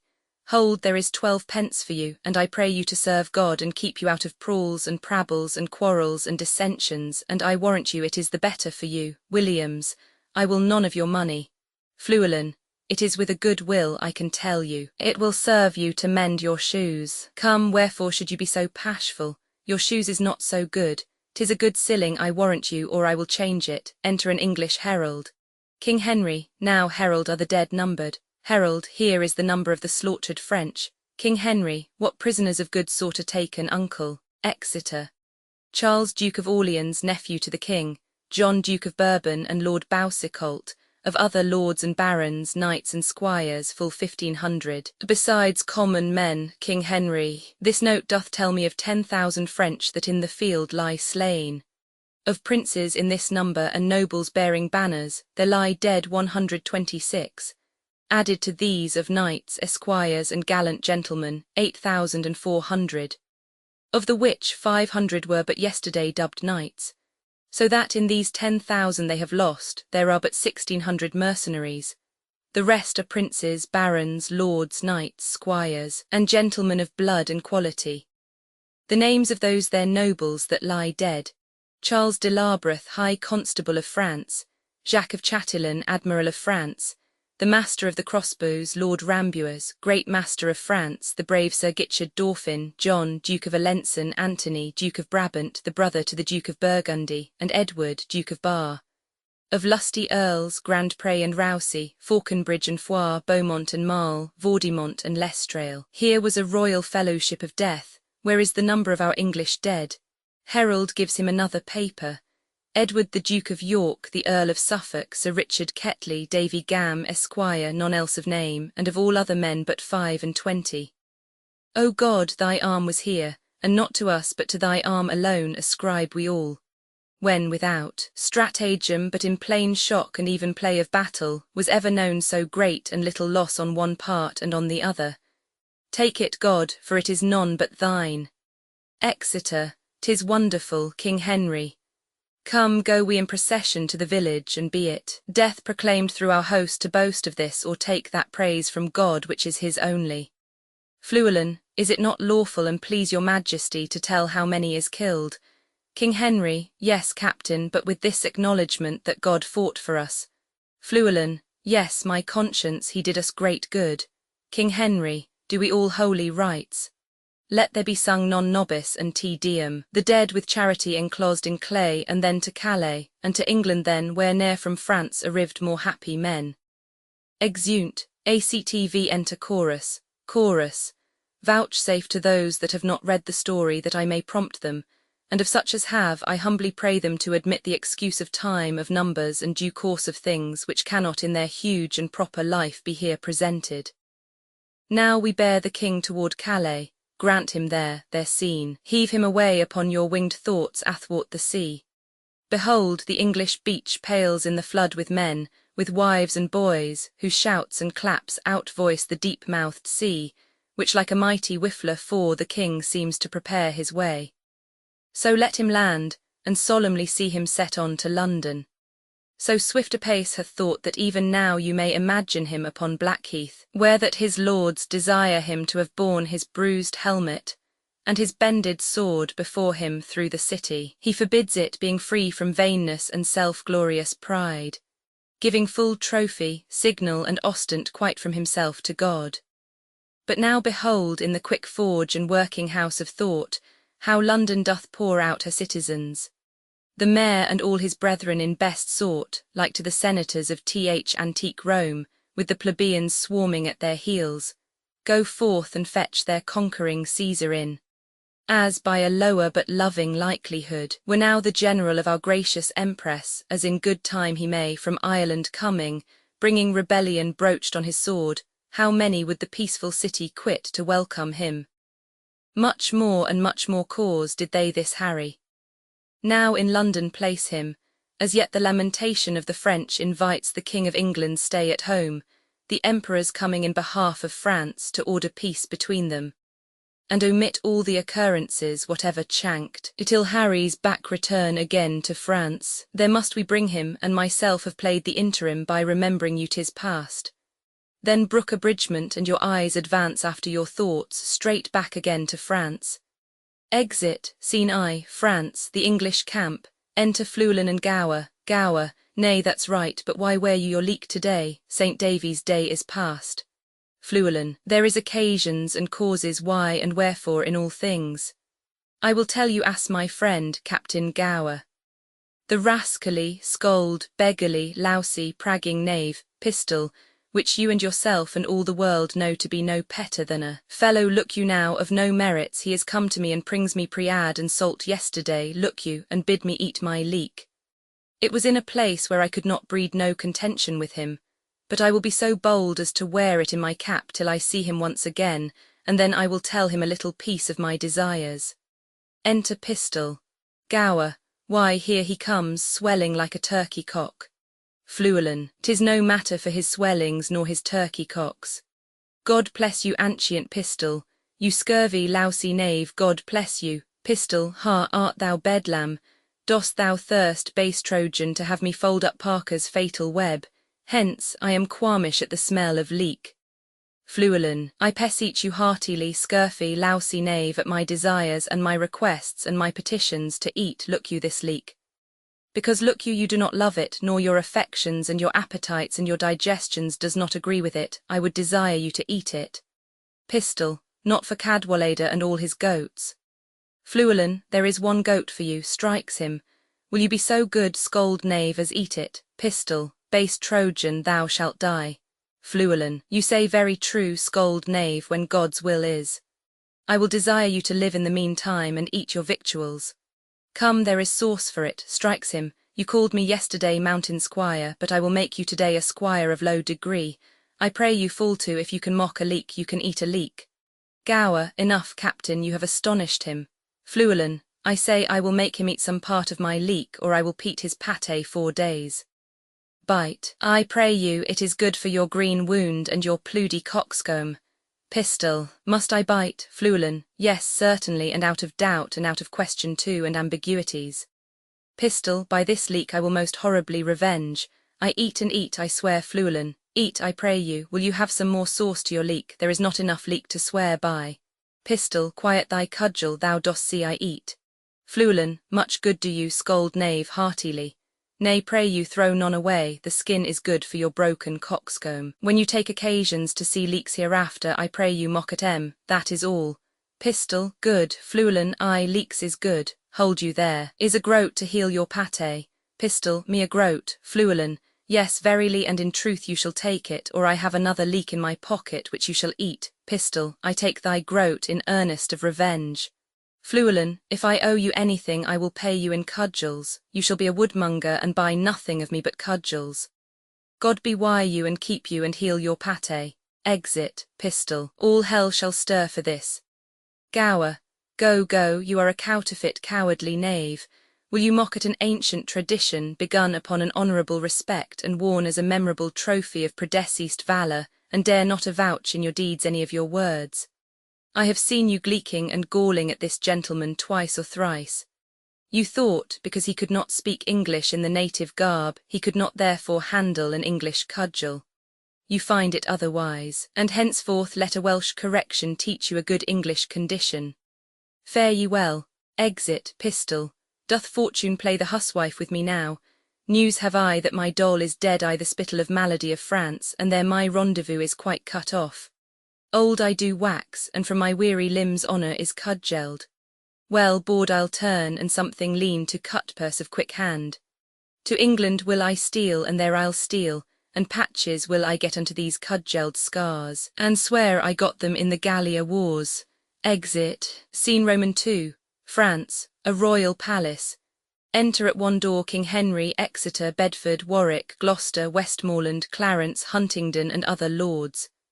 At another Queen Isabel, the French king, the Princess Catharine, Alice, and other ladies, the Duke of Burgundy, and other French. King Henry, peace to this meeting wherefore we are met, unto our brother France and to our sister, health and fair time of day, joy and good wishes to our most fair and princely cousin Catharine.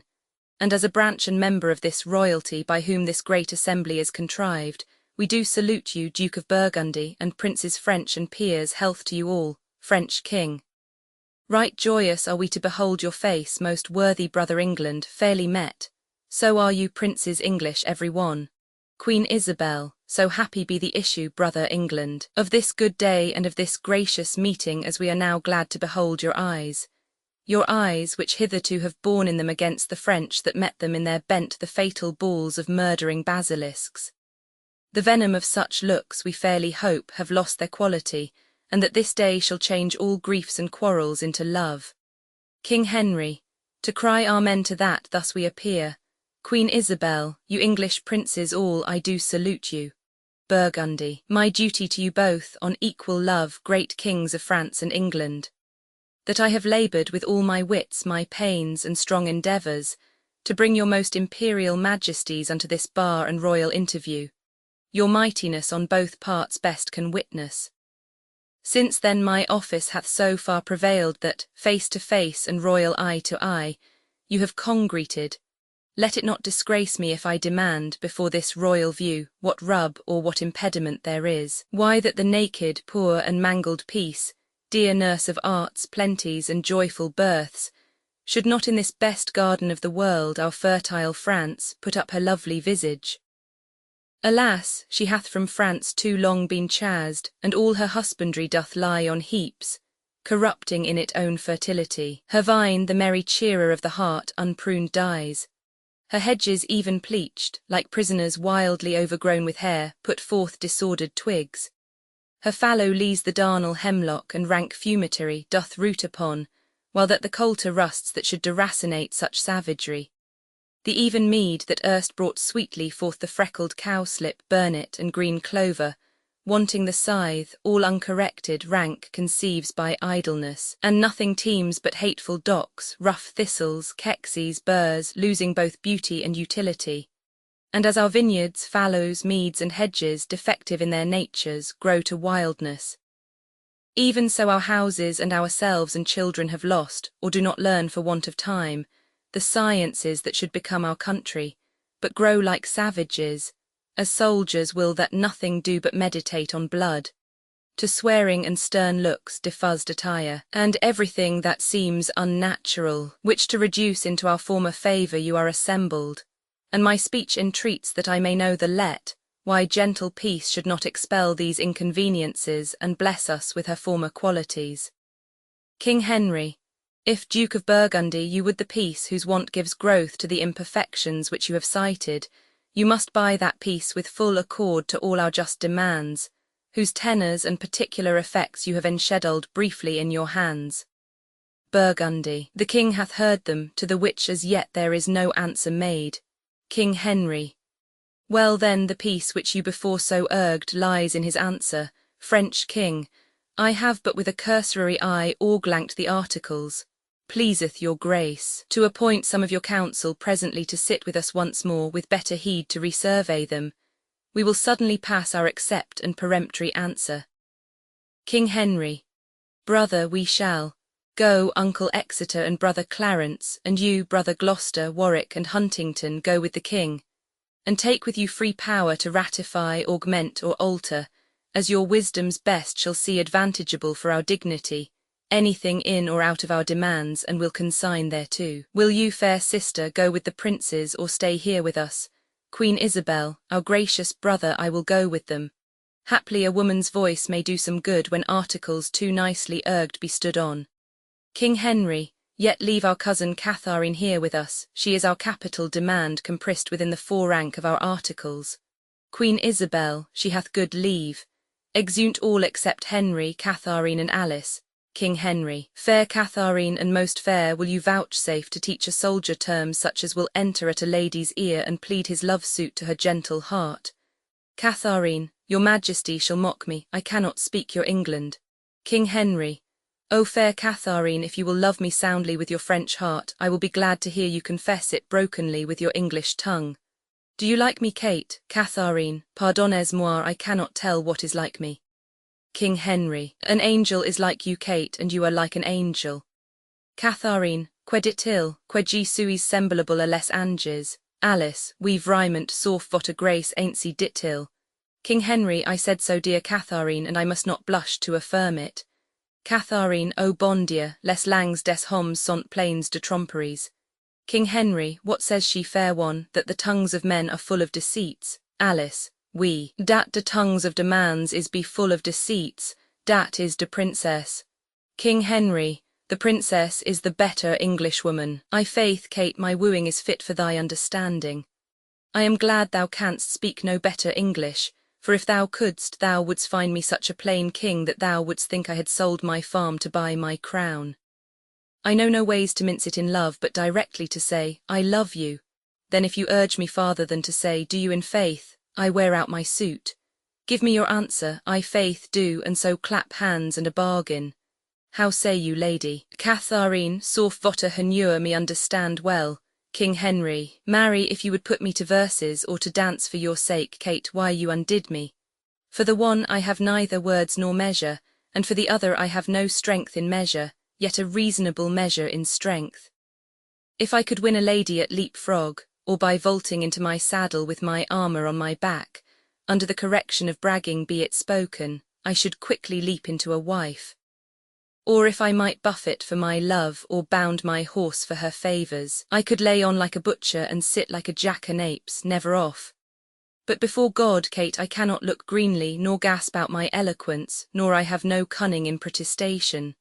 Only downright oaths, which I never use till urged, nor never break for urging. If thou canst love a fellow of this temper, Kate, whose face is not worth sunburning, that never looks in his glass for love of anything he sees there, let thine eye be thy cook.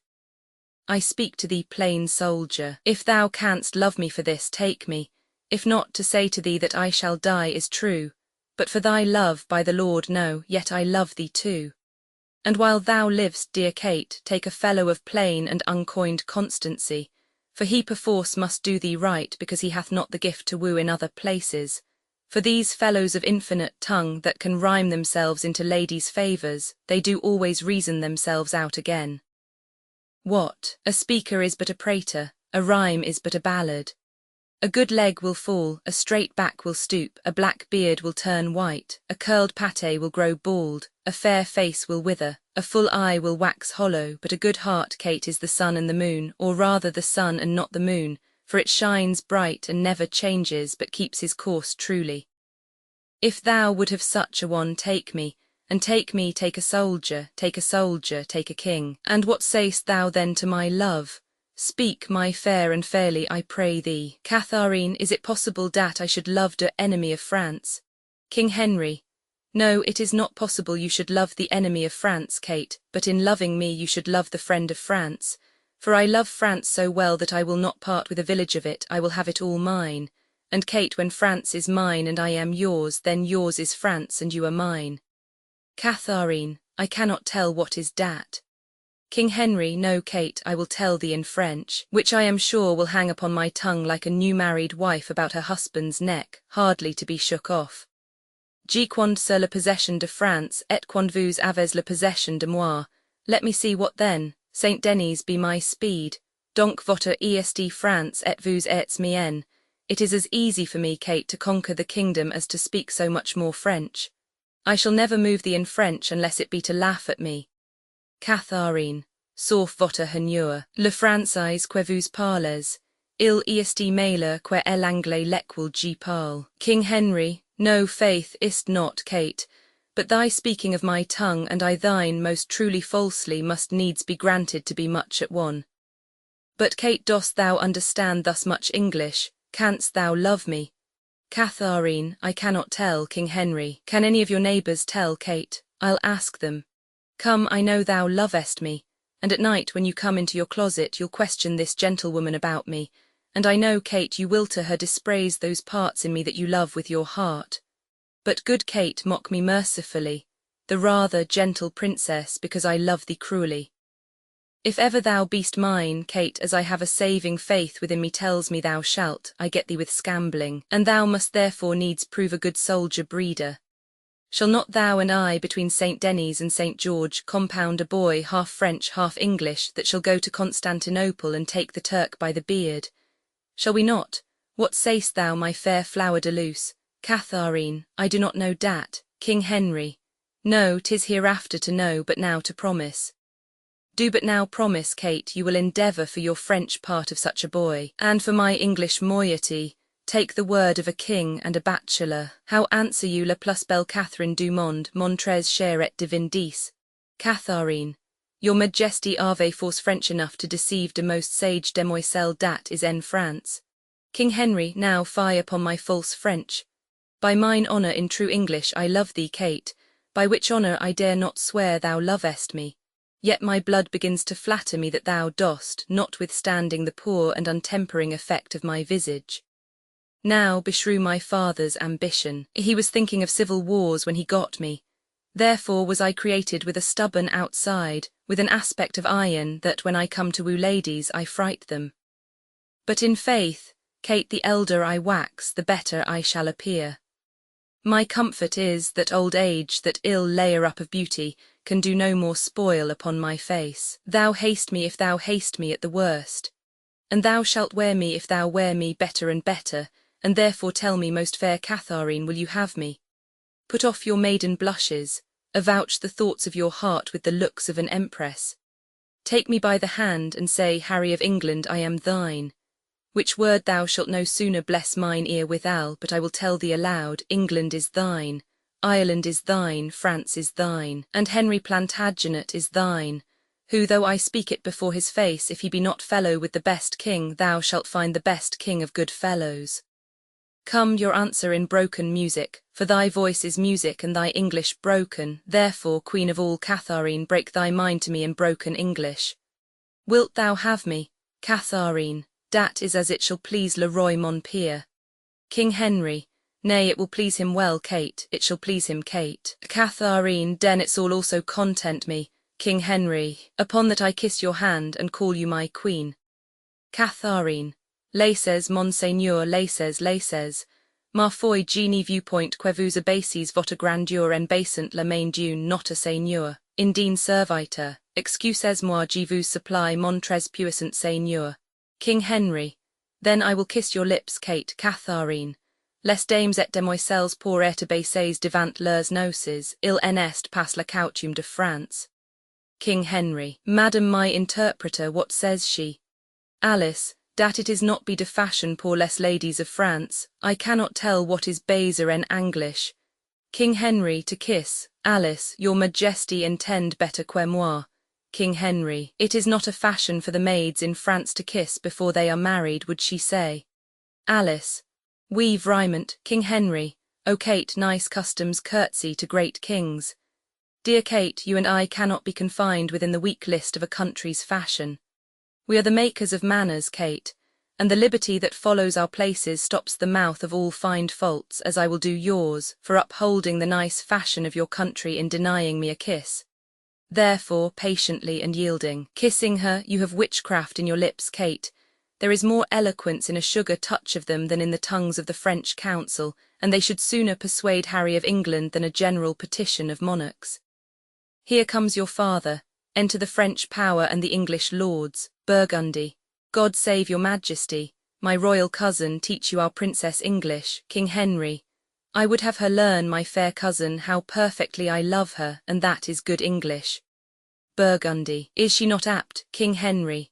Our tongue is rough cause, and my condition is not smooth, so that, having neither the voice nor the heart of flattery about me, I cannot so conjure up the spirit of love in her that he will appear in his true likeness. Burgundy, pardon the frankness of my mirth if I answer you for that. If you would conjure in her, you must make a circle. If conjure up love in her in his true likeness, he must appear naked and blind. Can you blame her then, being a maid yet rosed over with the virgin crimson of modesty, if she deny the appearance of a naked blind boy in her naked seeing self? It were, my lord, a hard condition for a maid to consign to. King Henry, yet they do wink and yield, as love is blind and enforces. Burgundy, they are then excused, my lord, when they see not what they do. King Henry, then, good my lord, teach your cousin to consent winking. Burgundy, I will wink on her to consent, my lord, if you will teach her to know my meaning. For maids, well summered and warm kept, are like flies at Bartholomewtide, blind, though they have their eyes, and then they will endure handling which before would not abide looking on. King Henry, this moral ties me over to time and a hot summer, and so I shall catch the fly, your cousin, in the latter end, and she must be blind too. Burgundy, as love is, my lord, before it loves. King Henry, it is so, and you may, some of you, thank love for my blindness, who cannot see many a fair French city for one fair French maid that stands in my way. French King, yes, my lord, you see them perspectively, the cities turned into a maid, for they are all girdled with maiden walls that no war hath entered. King Henry, shall Kate be my wife, French King, so please you? King Henry, I am content, so the maiden cities you talk of may wait on her, so the maid that stood in the way for my wish, shall show me the way to my will. French King, we have consented to all terms of reason. King Henry, is't so, my lords of England, Westmoreland, the king hath granted every article, his daughter first, and then in sequel all, according to their firm proposed natures. Exeter, only he hath not yet subscribed this, where your majesty demands that the King of France, having any occasion to write for matter of grant, shall name your highness in this form, and with this addition in French, Notre Tréscher fils Henry Roy d'Angleterre héritier de France, and thus in Latin, Preclarissimus filius noster Henricus, Rex Angli et Heres Francii, French King. Nor this I have not, brother, so denied, but our request shall make me let it pass. King Henry, I pray you then, in love and dear alliance, let that one article rank with the rest, and thereupon give me your daughter. French King, take her fair son, and from her blood raise up issue to me, that the contending kingdoms of France and England, whose very shores look pale with envy of each other's happiness, may cease their hatred, and this dear conjunction plant neighbourhood and Christian-like accord in their sweet bosoms, that never war advance his bleeding sword twixt England and fair France. Lords, amen. King Henry, now welcome Kate, and bear me witness all that here I kiss her as my sovereign queen. Flourish, Queen Isabel. God, the best maker of all marriages, combine your hearts in one, your realms in one. As man and wife, being two, are one in love, so be there twixt your kingdoms such a spousal, that never may ill office, or fell jealousy, which troubles oft the bed of blessed marriage, thrust in between the paction of these kingdoms, to make divorce of their incorporate league, that English may as French Englishmen receive each other. God speak this Amen, all Amen. King Henry, prepare we for our marriage, on which day my Lord of Burgundy will take your oath and all the peers for surety of our leagues. Then shall I swear to Kate and you to me, and may our oaths well kept and prosperous be. Senate, exeunt, epilogue, enter chorus, chorus. Thus far with rough and all unable pen, our bending author hath pursued the story, in little room confining mighty men, mangling by starts the full course of their glory. Small time, but in that small most greatly lived this Star of England. Fortune made his sword, by which the world's best garden he achieved, and of it left his son imperial lord. Henry VI, in infant bands crowned King of France and England, did this king succeed, whose state so many had the managing that they lost France and made his England bleed, which oft our stage hath shown, and for their sake in your fair minds let this acceptance take. Exit. The first part of Henry VI contents act I scene I, Westminster Abbey scene Roman II, France before Orleans scene Roman III, London before the Tower scene Roman IV, Orleans scene V before Orleans scene VI. Orleans act Roman II scene I, before Orleans scene Roman II, Orleans within the town scene Roman III, Auvergne the Countess's castle scene Roman IV, London the Temple Garden scene V, the Tower of London act Roman III scene I, London the Parliament House scene Roman II, France before Rouen scene Roman III, the plains near Rouen scene Roman IV, Paris the Palace act Roman IV scene I, Paris the Palace scene Roman II before Bordeaux scene Roman III, plains in Gascony scene Roman IV, other plains in Gascony scene V, the English camp near Bordeaux scene VI. A field of battle scene Roman VII, another part of the field ACTV scene I. London, the palace scene Roman II, France, plains in Anjou scene Roman III, before Angers scene Roman IV. Camp of the Duke of York in Anjou, the royal palace dramatis personae King Henry VI Duke of Gloucester, uncle to the king, and protector Duke of Bedford, uncle to the king and regent of France Duke of Exeter. Thomas Beaufort, great-uncle to the King Bishop of Winchester Henry Beaufort, great-uncle to the King, afterwards Cardinal Duke of Somerset John Beaufort, Richard Plantagenet, son of Richard, late Earl of Cambridge, afterwards Duke of York Earl of Warwick Earl of Salisbury Earl of Suffolk Lord Talbot, afterwards Earl of Shrewsbury John Talbot, his son Edmund Mortimer, Earl of March Sir John Fastolf Sir William Lucy Sir William Glansdale Sir Thomas Gargrave Mayor of London Woodville, Lieutenant of the Tower Vernon, of the White Rose or York faction Basset, of the Red Rose or Lancaster faction a lawyer Mortimer's jailers Charles, Dauphin, and afterwards King of France Riegnier, Duke of Anjou, and titular King of Naples, Duke of Burgundy, Duke of Alençon, bastard of Orleans, Governor of Paris, Master Gunner of Orleans and Boy, his son General of the French forces in Bordeaux, a French sergeant, scene v. London, a porter and old shepherd, father to Joan La Pucelle Margaret, daughter to Riegnier, afterwards married to King Henry Countess of Auvergne Joan La Pucelle, commonly called Joan of Arc, lords, warders of the Tower, heralds, officers, soldiers, messengers and attendants. Fiends appearing to Joan La Pucelle scene, partly in England and partly in France I scene I. Westminster Abbey. Dead March. Enter the funeral of King Henry V, attended on by the Duke of Bedford, Regent of France, the Duke of Gloucester, Protector, the Duke of Exeter, the Earl of Warwick, the Bishop of Winchester, the Duke of Somerset with heralds and C. Bedford. Hung be the heavens with black, yield day to night. Comets, importing change of times and states, brandish your crystal tresses in the sky, and with them scourge the bad revolting stars that have consented unto Henry's death. King Henry V, too famous to live long, England ne'er lost a king of so much worth. Gloucester, England ne'er had a king until his time. Virtue he had deserving to command, his brandished sword did blind men with his beams, his arms spread wider than a dragon's wings, his sparkling eyes, replete with wrathful fire, more dazzled and drove back his enemies than midday sun fierce bent against their faces. What should I say? His deeds exceed all speech. He ne'er lift up his hand but conquered. Exeter, We mourn in black, why mourn we not in blood? Henry is dead and never shall revive. Upon a wooden coffin we attend, and death's dishonourable victory we with our stately presence glorify, like captives bound to a triumphant car. What? Shall we curse the planets of mishap that plotted thus our glory's overthrow? Or shall we think the subtle-witted French conjurers and sorcerers that, afraid of him, by magic verses have contrived his end? Winchester.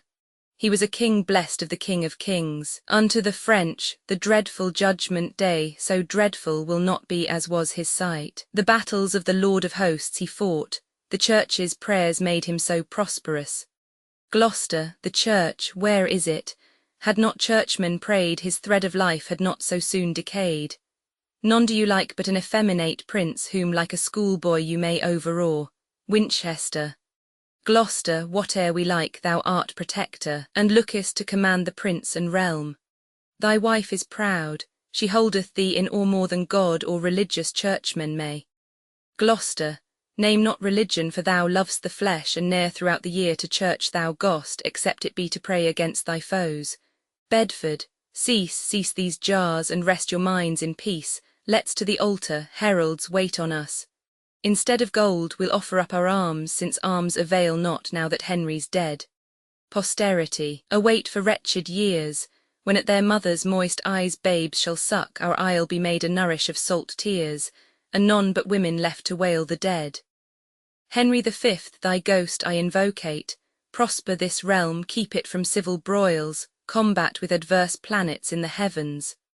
A far more glorious star thy soul will make than Julius Caesar or Bright. Enter a messenger. Messenger, my honourable lords, health to you all. Sad tidings bring I to you out of France, of loss, of slaughter and discomfiture. Guienne, Champagne, Rheims, Rouen, Orleans, Paris, Guises, Poictiers are all quite lost. Bedford, what say'st thou, man, before dead Henry's course? Speak softly, or the loss of those great towns will make him burst his lead and rise from death.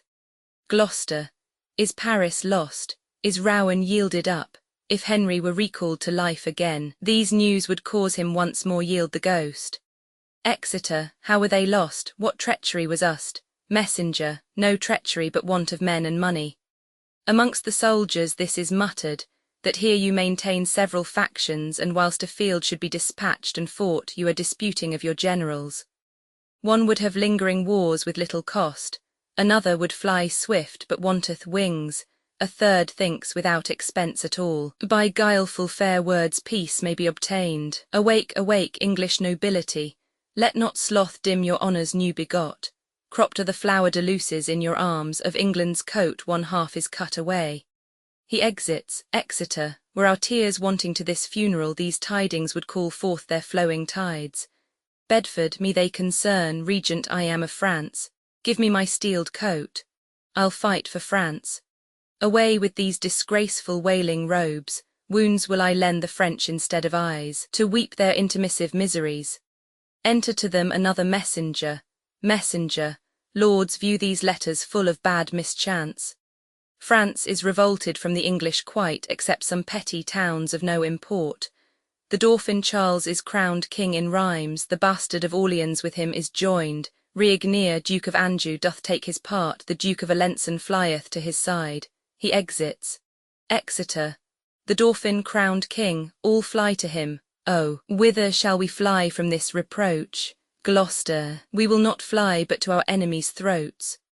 Bedford, if thou be slack, I'll fight it out. Bedford, Gloucester, why doubt'st thou of my forwardness? An army have I mustered in my thoughts, wherewith already France is overrun. Enter another messenger. Messenger, my gracious lords, to add to your laments, wherewith you now bedew King Henry's hearse, I must inform you of a dismal fight betwixt the stout Lord Talbot and the French. Winchester, what, wherein Talbot overcame, is't so? Messenger, oh no, wherein Lord Talbot was o'erthrown. The circumstance I'll tell you more at large. The 10th of August last this dreadful lord, retiring from the siege of Orleans, having full scarce 6,000 in his troop, by 23,000 of the French was round encompassed and set upon. No leisure had he to enrank his men, he wanted pikes to set before his archers. Instead whereof sharp stakes plucked out of hedges they pitched in the ground confusedly to keep the horsemen off from breaking in.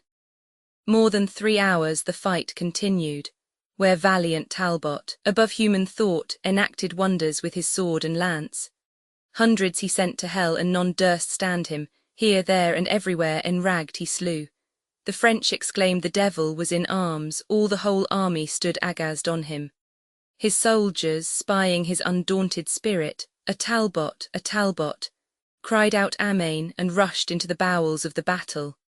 Here had the conquest fully been sealed up if Sir John Fastolf had not played the coward. He being in the vaward, placked behind with purpose to relieve and follow them, cowardly fled, not having struck one stroke. Hence grew the general wrack and massacre. Enclosed were they with their enemies. A base Walloon to win the Dauphin's grace thrust Talbot with a spear into the back, whom all France with their chief assembled strength durst not presume to look once in the face. Bedford, is Talbot slain? Then I will slay myself for living idly here in pomp and ease, while such a worthy leader wanting aid unto his dastard foemen is betrayed. Messenger. Oh no, he lives, but is took prisoner, and Lord Scales with him, and Lord Hungerford, most of the rest slaughtered or took likewise. Bedford. His ransom there is none but I shall pay. I'll hale the Dauphin headlong from his throne, his crown shall be the ransom of my friend, 4 of their lords I'll change for one of ours. Farewell, my masters, to my task will I, bonfires in France forthwith I am to make to keep our great St. George's feast withal. 10,000 soldiers with me I will take, whose bloody deeds shall make all Europe quake. Messenger, so you had need, for Orleans is besieged, the English army is grown weak and faint, the Earl of Salisbury craveth supply and hardly keeps his men from mutiny, since they so few watch such a multitude. He exits. Exeter. Remember, lords, your oaths to Henry sworn, either to quell the Dauphin utterly or bring him in obedience to your yoke. Bedford. I do remember it, and here take my leave to go about my preparation. Exit, Gloucester. I'll to the Tower with all the haste I can to view artillery and munition, and then I will proclaim young Henry king. Exit, Exeter. To Eltham will I, where the young king is, being ordained his special governor, and for his safety there I'll best devise. Exit. Winchester. Each hath his place and function to attend. I am left out, for me nothing remains. But long I will not be Jack out of office. The king from Eltham I intend to steal, and sit at chiefest stern of public weal. Exeunt, scene Roman II, France, before Orleans sound a flourish. Enter Charles, Alençon, and Régnier marching with drum and soldiers. Charles. Mars his true moving, even as in the heavens so in the earth, to this day is not known. Late did he shine upon the English side. Now we are victors, upon us he smiles. What towns of any moment but we have? At pleasure here we lie near Orleans. Otherwhiles the famished English, like pale ghosts, faintly besiege us 1 hour in a month. Alençon, they want their porridge and their fat bull beeves. Either they must be dieted like mules and have their provender tied to their mouths, or piteous they will look like drowned mice. Régnier, let's raise the siege. Why live we idly here? Talbot is taken, whom we want to fear. Remaineth none but mad-brained Salisbury, and he may well in fretting spend his gall. Nor men nor money hath he to make war. Charles, sound alarum, we will rush on them now for the honour of the forlorn French. Him I forgive my death that killeth me when he sees me go back 1 foot or fly. Exeunt, hear alarum, they are beaten back by the English with great loss. Re-enter Charles, Alençon, and Régnier. Charles, whoever saw the like? What men have I, dogs, cowards, dastards? I would ne'er have fled but that they left me midst my enemies. Régnier, Salisbury is a desperate homicide. He fighteth as one weary of his life. The other lords, like lions wanting food, do rush upon us as their hungry prey. Alençon, Froissart, a countryman of ours, records England all Olivers and Rolands bred during the time Edward III did reign. More truly now may this be verified, for none but Samsons and Goliases it sendeth forth to skirmish. 1 to 10, lean raw-bond rascals, who would e'er suppose they had such courage and audacity. Charles, let's leave this town, for they are hair-brained slaves, and hunger will enforce them to be more eager. Of old I know them, rather with their teeth the walls they'll tear down than forsake the siege. Re-ignere. I think by some odd gimmers or device their arms are set like clocks still to strike on, else ne'er could they hold out so as they do. By my consent we'll even let them alone. Alençon, be it so. Enter the Bastard of Orleans. Bastard, where's the Prince Dauphin? I have news for him. Charles, Bastard of Orleans, thrice welcome to us. Bastard, methinks your looks are sad, your cheer appalled. Hath the late overthrow wrought this offence? Be not dismayed, for succour is at hand. A holy maid hither with me I bring, which by a vision sent to her from heaven ordained is to raise this tedious siege and drive the English forth the bounds of France. The spirit of deep prophecy she hath, exceeding the 9 Sibyls of old Rome. What's past and what's to come she can discray. Speak, shall I call her in? Believe my words, for they are certain and unfallible. Charles, go, call her in, exit Bastard. But first to try her skill, re-ignere, stand thou as Dauphin in my place, question her proudly, let thy looks be stern. By this means shall we sound what skill she hath. Re-enter the Bastard of Orleans with Joan la Pucelle. Re-ignere. Fair maid, is 't thou wilt do these wondrous feats, Pucelle? Re-ignere, is 't thou that thinkest to beguile me? Where is the Dauphin? Come, come from behind, I know thee well though never seen before, be not amazed, there's nothing hid from me. In private will I talk with thee apart, stand back you lords and give us leave a while. Re-ignere. She takes upon her bravely at first dash.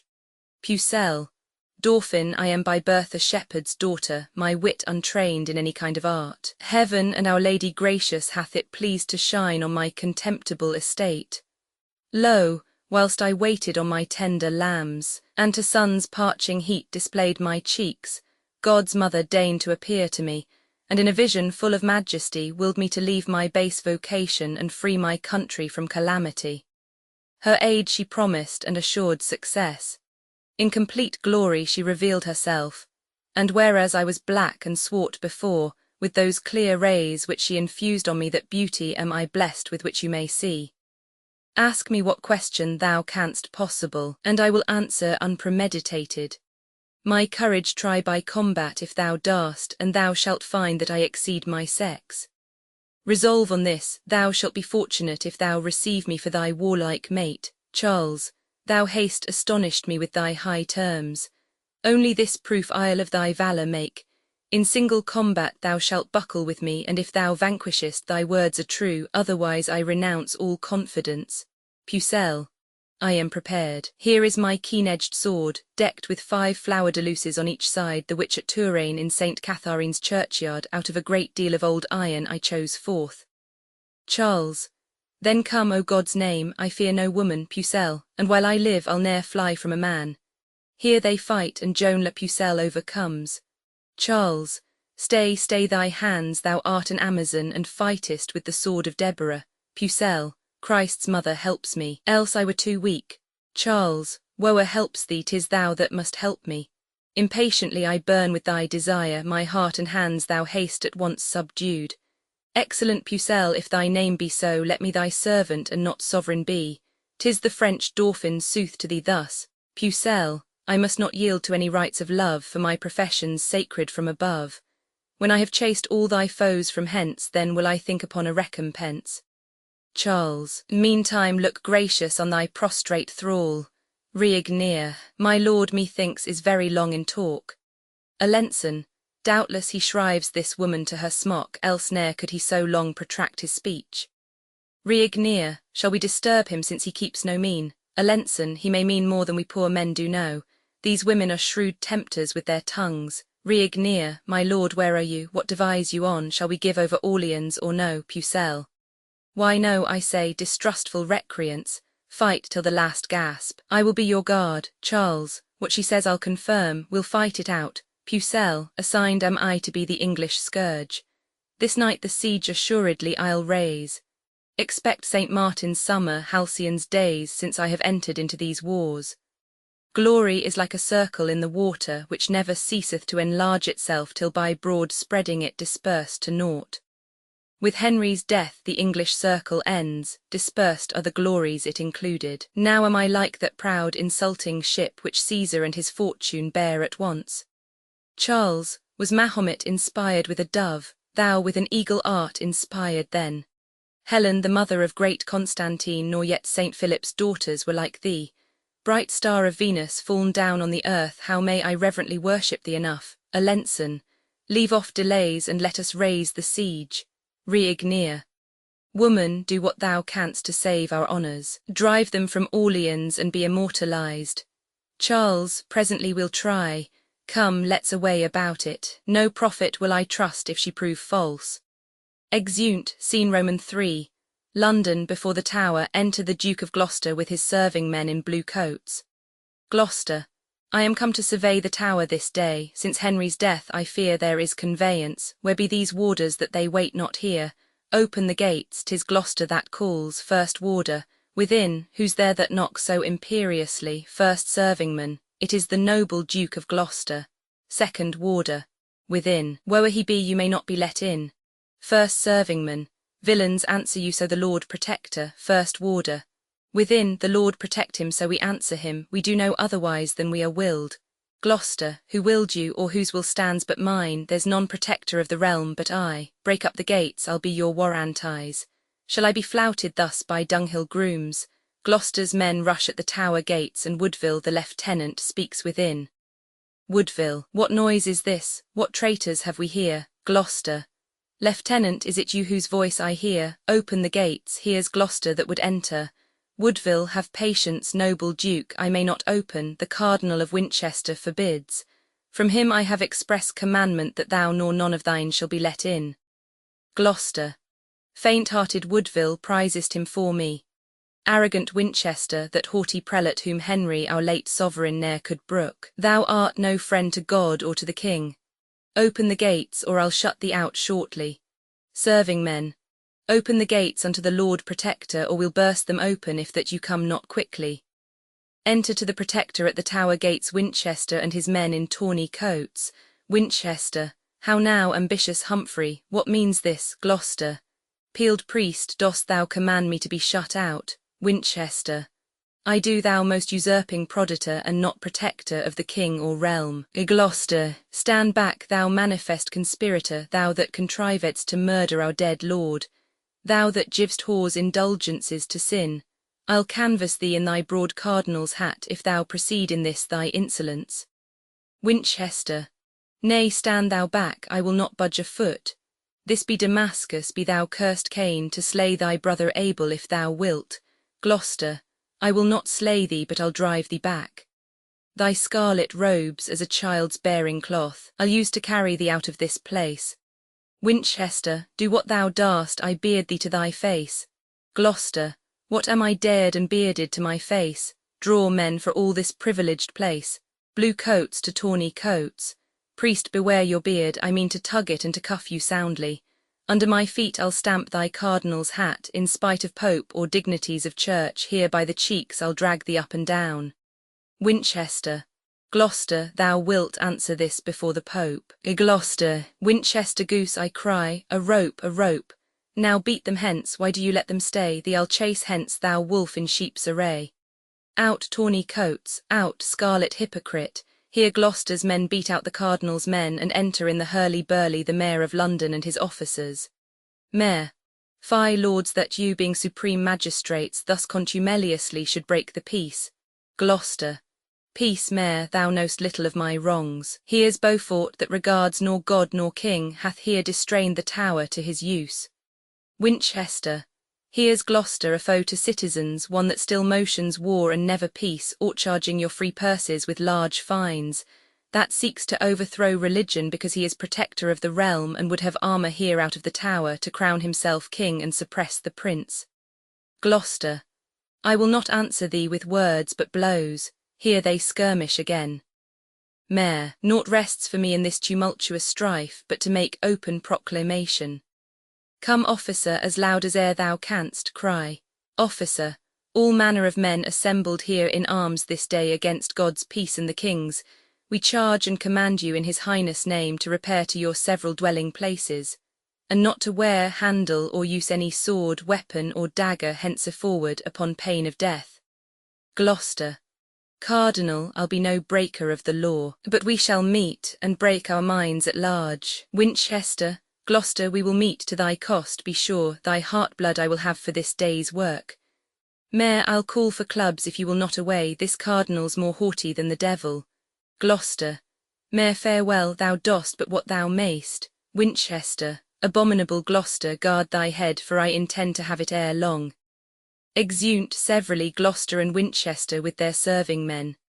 Mayor, see the coast cleared, and then we will depart. Good God, these nobles should such stomachs bear, I myself fight not once in 40 year.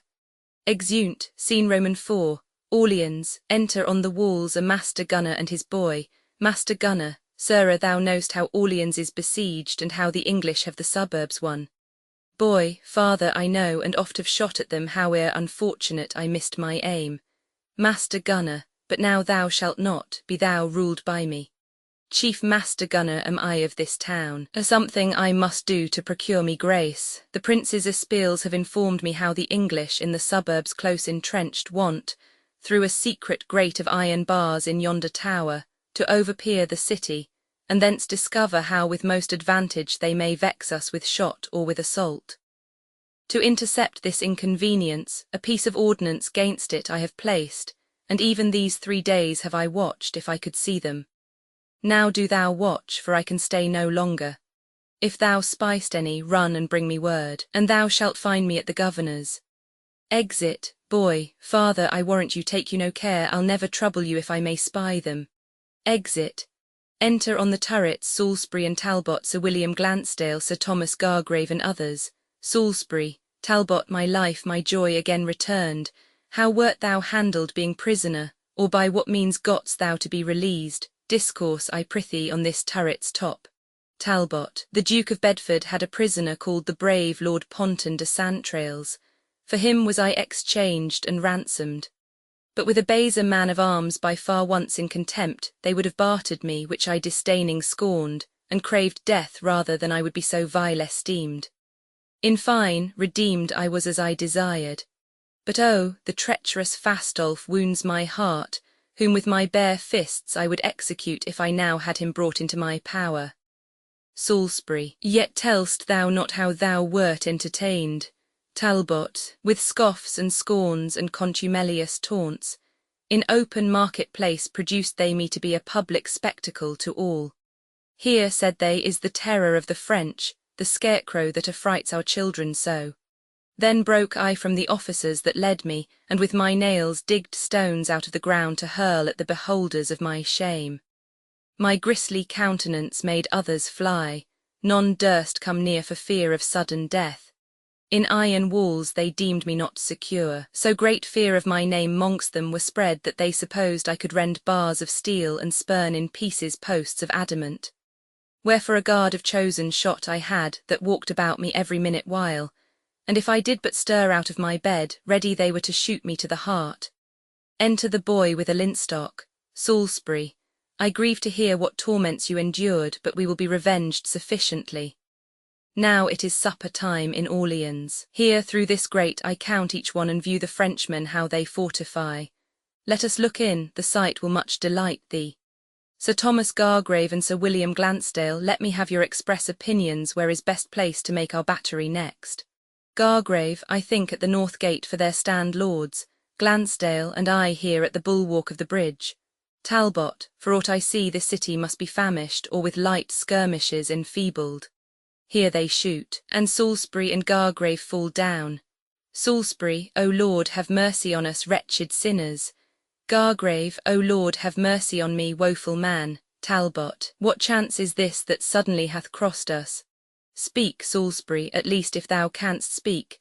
How fast thou, mirror of all martial men, one of thy eyes and thy cheek's side struck off, accursed tower, accursed fatal hand that hath contrived this woeful tragedy. In 13 battles Salisbury o'ercame, Henry V he first trained to the wars, whilst any trump did sound or drum struck up, his sword did ne'er leave striking in the field. Yet liv'st thou, Salisbury, though thy speech doth fail, one eye thou haste to look to heaven for grace. The sun with one eye vieweth all the world. Heaven, be thou gracious to none alive if Salisbury wants mercy at thy hands. Sir Thomas Gargrave, haste thou any life? Speak unto Talbot, nay, look up to him. Bear hence his body, I will help to bury it. Exeunt some with the body of Gargrave. Salisbury, cheer thy spirit with this comfort, thou shalt not die whiles. He beckons with his hand and smiles on me, as who should say, when I am dead and gone, remember to avenge me on the French. Plantagenet I will, and like thee Nero play on the lute, beholding the towns burn. Wretched shall France be only in thy name. Hear an alarum, and it thunders and lightens. What stir is this? What tumults in the heavens? Whence cometh this alarum and the noise? Enter a messenger. Messenger, my lord, the French have gathered head. The Dauphin, with one Joan la Pucelle joined, a holy prophetess new risen up, is come with a great power to raise the siege. Here Salisbury lifteth himself up and groans. Talbot, hear how dying Salisbury doth groan, it irks his heart he cannot be revenged. Frenchmen, I'll be a Salisbury to you. Pucelle or Puzel, dolphin or dogfish, your hearts I'll stamp out with my horse's heels, and make a quagmire of your mingled brains. Convey we Salisbury into his tent, and then we'll try what these dastard Frenchmen dare.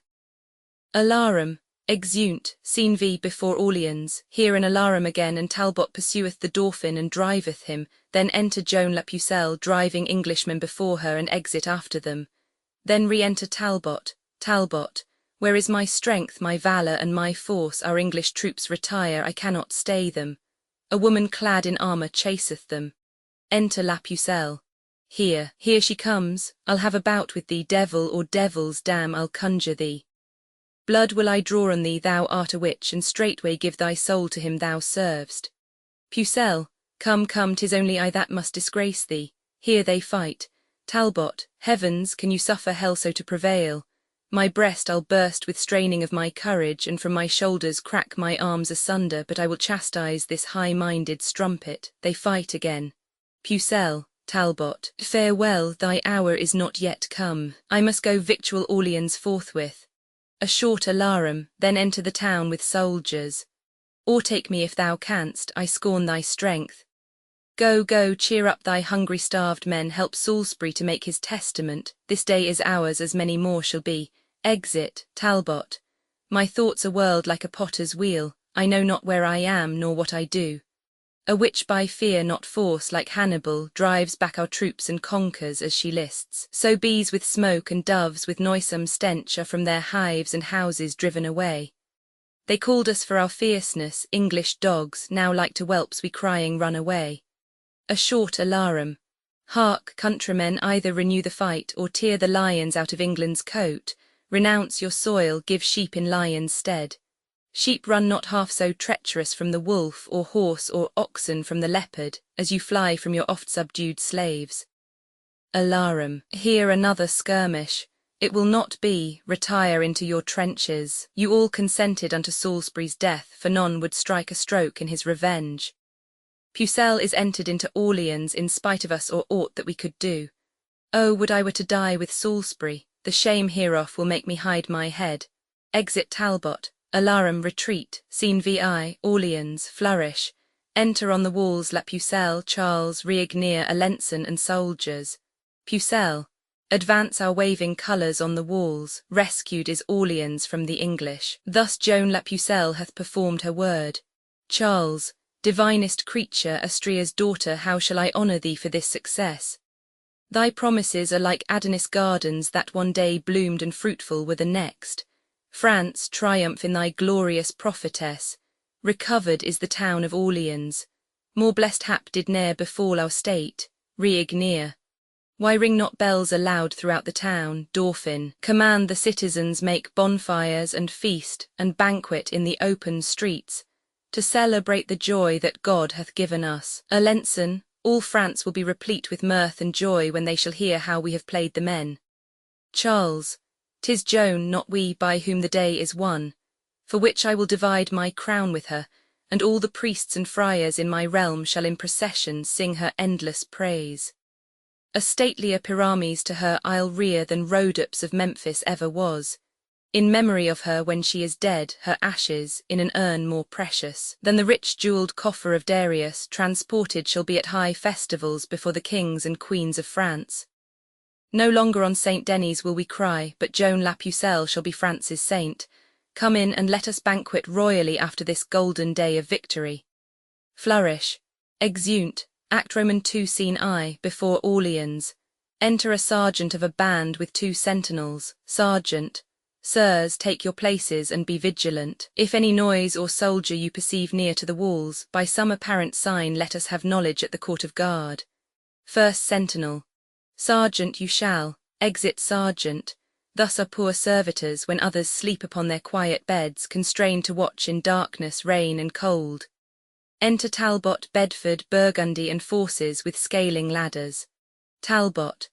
Lord Regent and redoubted Burgundy, by whose approach the regions of Artois, Walloon and Picardy are friends to us. This happy night the Frenchmen are secure, having all day caroused and banqueted. Embrace we then this opportunity, as fitting best to quittance their deceit contrived by art and baleful sorcery.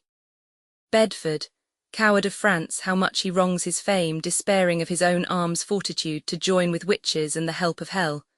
Burgundy. Traitors have never other company. But what's that Pucelle whom they term so pure? Talbot. A maid, they say. Bedford. A maid, and be so martial. Burgundy. Pray God she prove not masculine ere long, if underneath the standard of the French she carry armour as she hath begun. Talbot. Well, let them practise and converse with spirits. God is our fortress, in whose conquering name let us resolve to scale their flinty bulwarks.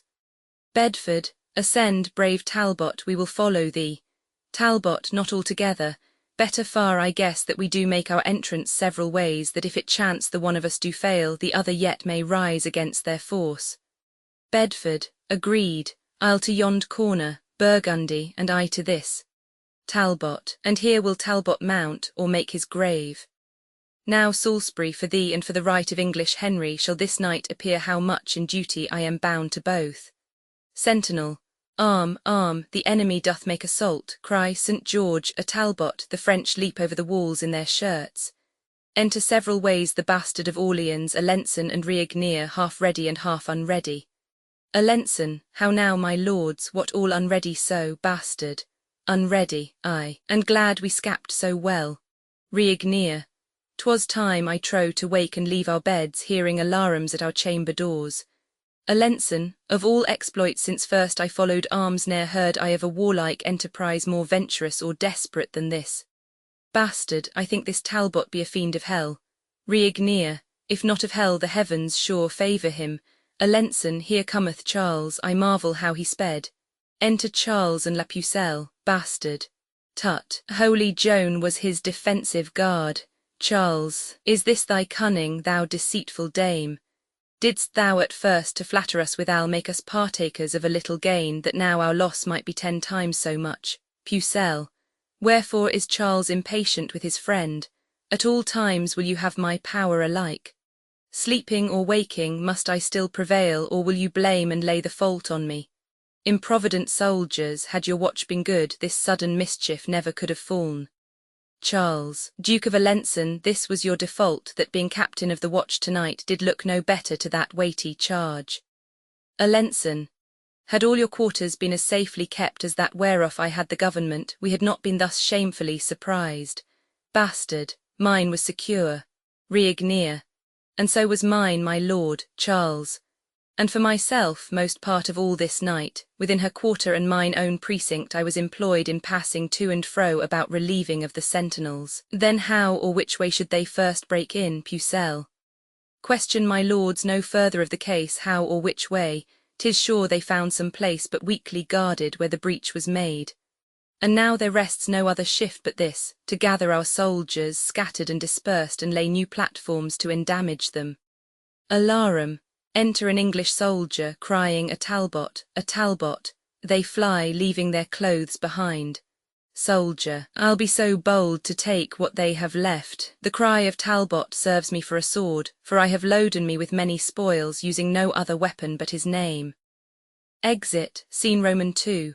Orleans, within the town. Enter Talbot, Bedford, Burgundy, a captain and others. Bedford. The day begins to break, and night is fled, whose pitchy mantle overveiled the earth. Here sound retreat, and cease our hot pursuit. Retreat sounded. Talbot. Bring forth the body of old Salisbury, and here advance it in the market-place, the middle centre of this cursed town. Dead march. Enter with the body of Salisbury. Now have I paid my vow unto his soul, for every drop of blood was drawn from him. There hath at least 5 Frenchmen died tonight, and that hereafter ages may behold what ruin happened in revenge of him, within their chiefest temple I'll erect a tomb, wherein his corpse shall be interred. Upon the which, that every one may read, shall be engraved the sack of Orleans, the treacherous manner of his mournful death, and what a terror he had been to France. Exit funeral. But lords, in all our bloody massacre, I muse we met not with the Dauphin's grace, his newcome champion, virtuous Joan of Arc, nor any of his false confederates. Bedford. 'Tis thought Lord Talbot, when the fight began, roused on the sudden from their drowsy beds, they did amongst the troops of armed men leap o'er the walls for refuge in the field. Burgundy. Myself, as far as I could well discern for smoke and dusky vapours of the night, am sure I scared the Dauphin and his trull, when arm in arm they both came swiftly running, like to a pair of loving turtle-doves that could not live asunder day or night. After that things are set in order here, we'll follow them with all the power we have. Enter a messenger. Messenger. All hail, my lords. Which of this princely train call ye the warlike Talbot, for his acts so much applauded through the realm of France? Talbot. Here is the Talbot, who would speak with him. Messenger. The virtuous lady, Countess of Auvergne, with modesty admiring thy renown, by me entreats, great lord, thou wouldst vouchsafe to visit her poor castle where she lies, that she may boast she hath beheld the man whose glory fills the world with loud report. Burgundy. Is it even so? Nay, then I see our wars will turn unto a peaceful comic sport, when ladies crave to be encountered with. You may not, my lord, despise her gentle suit. Talbot. Ne'er trust me then, for when a world of men could not prevail with all their oratory, yet hath a woman's kindness overruled, and therefore tell her I return great thanks, and in submission will attend on her. Will not your honours bear me company? Bedford. No, truly it is more than manners will, and I have heard it said, unbidden guests are often welcomest when they are gone. Talbot. Well then, alone, since there's no remedy, I mean to prove this lady's courtesy. Come hither, Captain. Whispers, you perceive my mind. Captain, I do, my lord, and mean accordingly. Exeunt. Scene Roman 3. Auvergne, the Countess's castle. Enter the Countess and her porter. Countess. Porter, remember what I gave in charge, and when you have done so, bring the keys to me. Porter. Madam, I will. Exit. Countess. The plot is laid. If all things fall out right, I shall as famous be by this exploit as Scythian Tomyris by Cyrus' death. Great is the rumour of this dreadful knight, and his achievements of no less account. Fain would mine eyes be witness with mine ears to give their censure of these rare reports. Enter messenger and Talbot. Messenger. Madam, according as your ladyship desired, by message craved, so is Lord Talbot come. Countess, and he is welcome. What is this the man? Messenger. Madam, it is. Countess. Is this the scourge of France? Is this the Talbot, so much feared abroad that with his name the mothers still their babes? I see report is fabulous and false. I thought I should have seen some Hercules, a second, Hector for his grim aspect and large proportion of his strong-knit limbs. Alas, this is a child, a silly dwarf. It cannot be this weak and writhled shrimp should strike such terror to his enemies. Talbot. Madam, I have been bold to trouble you, but since your ladyship is not at leisure, I'll sort some other time to visit you. Countess. What means he now? Go ask him whither he goes. Messenger. Stay, my Lord Talbot, for my lady craves to know the cause of your abrupt departure. Talbot. Marry, for that she's in a wrong belief, I go to certify her. Talbot's here. Enter porter with keys. Countess. If thou be he, then art thou prisoner. Talbot. Prisoner to whom? Countess. To me, bloodthirsty lord, and for that cause I train thee to my house. Long time thy shadow hath been thrall to me, for in my gallery thy picture hangs. But now the substance shall endure the like, and I will chain these legs and arms of thine, that haste by tyranny these many years wasted our country, slain our citizens, and sent our sons and husbands captivate. Talbot. Ha ha ha, Countess, laughest thou, wretch, thy mirth shall turn to moan. Talbot, I laugh to see your ladyship so fond to think that you have aught but Talbot's shadow whereon to practice your severity. Countess. Why, art not thou the man? Talbot, I am indeed. Countess. Then have I substance too. Talbot, no, no, I am but shadow of myself. You are deceived, my substance is not here, for what you see is but the smallest part and least proportion of humanity. I tell you, madam, with a whole frame here, it is of such a spacious lofty pitch your roof were not sufficient to contain tea. Countess. This is a riddling merchant for the non-sea, he will be here and yet he is not here. How can these contrarieties agree? Talbot.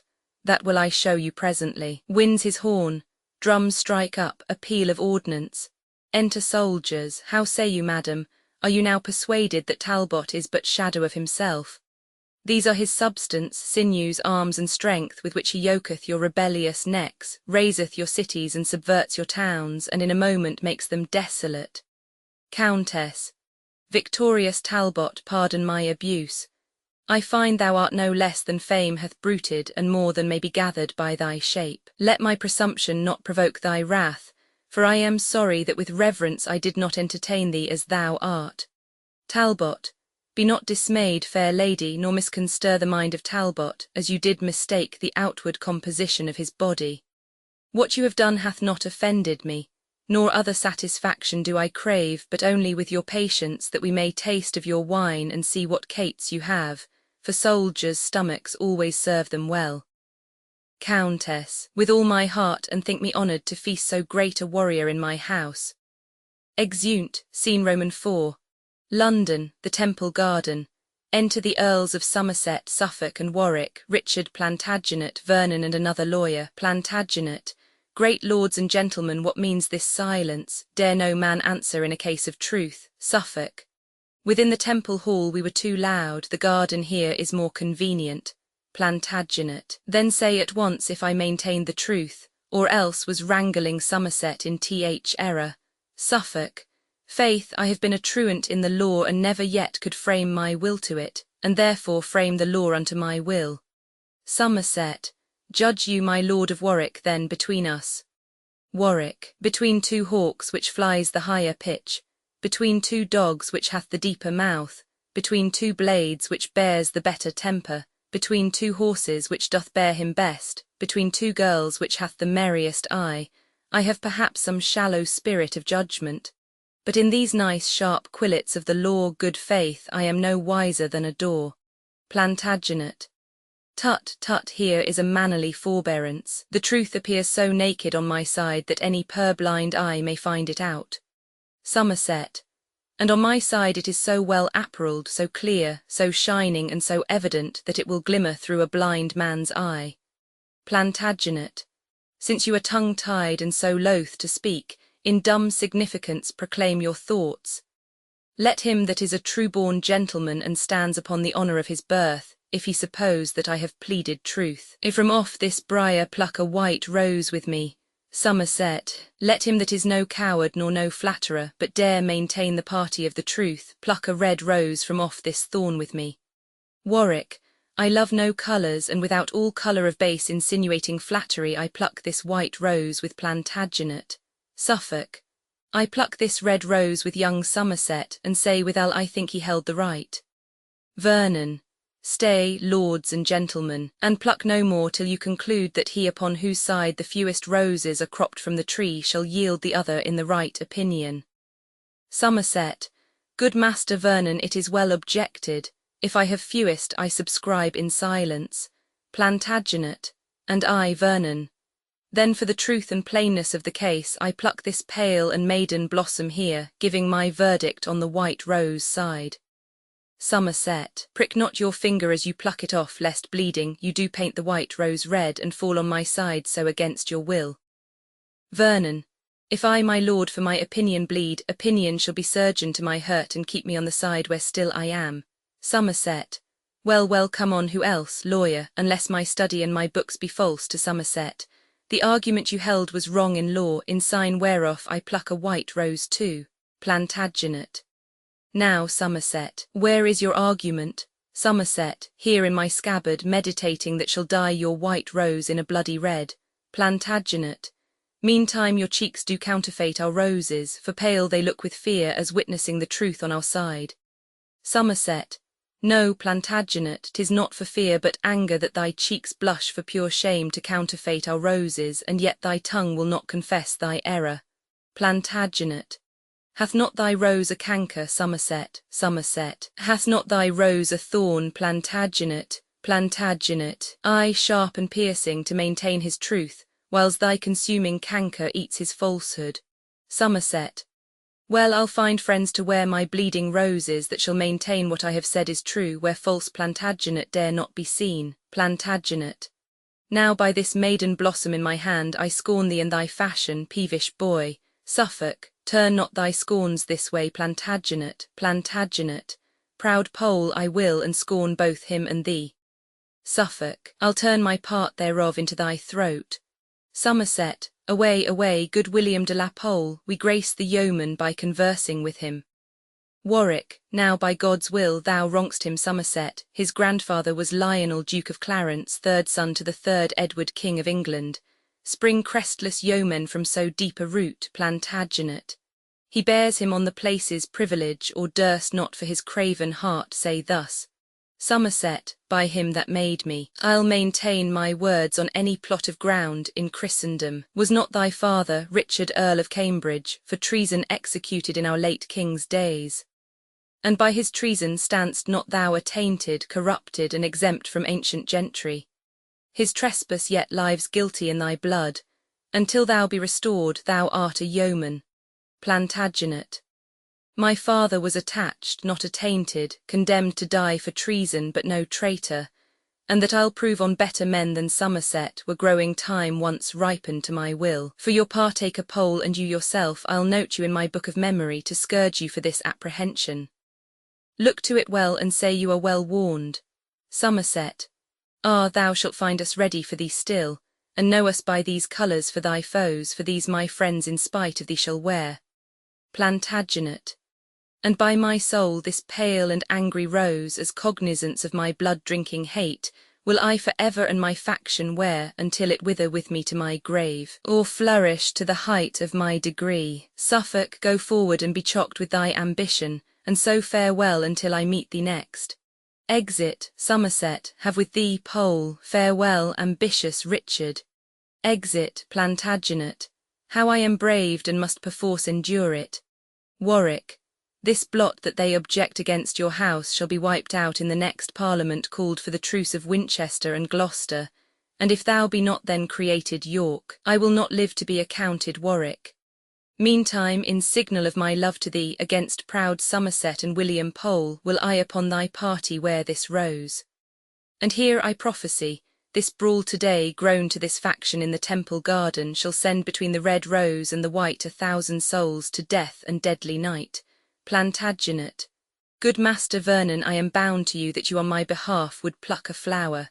Vernon, in your behalf still will I wear the same. Lawyer. And so will I, Plantagenet. Thanks, gentlemen, come, let us for to dinner. I dare say this quarrel will drink blood another day. Exeunt, Scene V, the Tower of London. Enter Mortimer, brought in a chair, and jailers. Mortimer.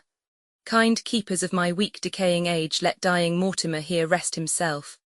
Even like a man new haled from the rack, so fare my limbs with long imprisonment, and these grey locks, the pursuivants of death, Nestor-like aged in an age of care, argue the end of Edmund Mortimer. These eyes, like lamps whose wasting oil is spent, wax dim as drawing to their exigent. Weak shoulders, overborne with burdening grief, and pithless arms, like to a withered vine that droops his sapless branches to the ground.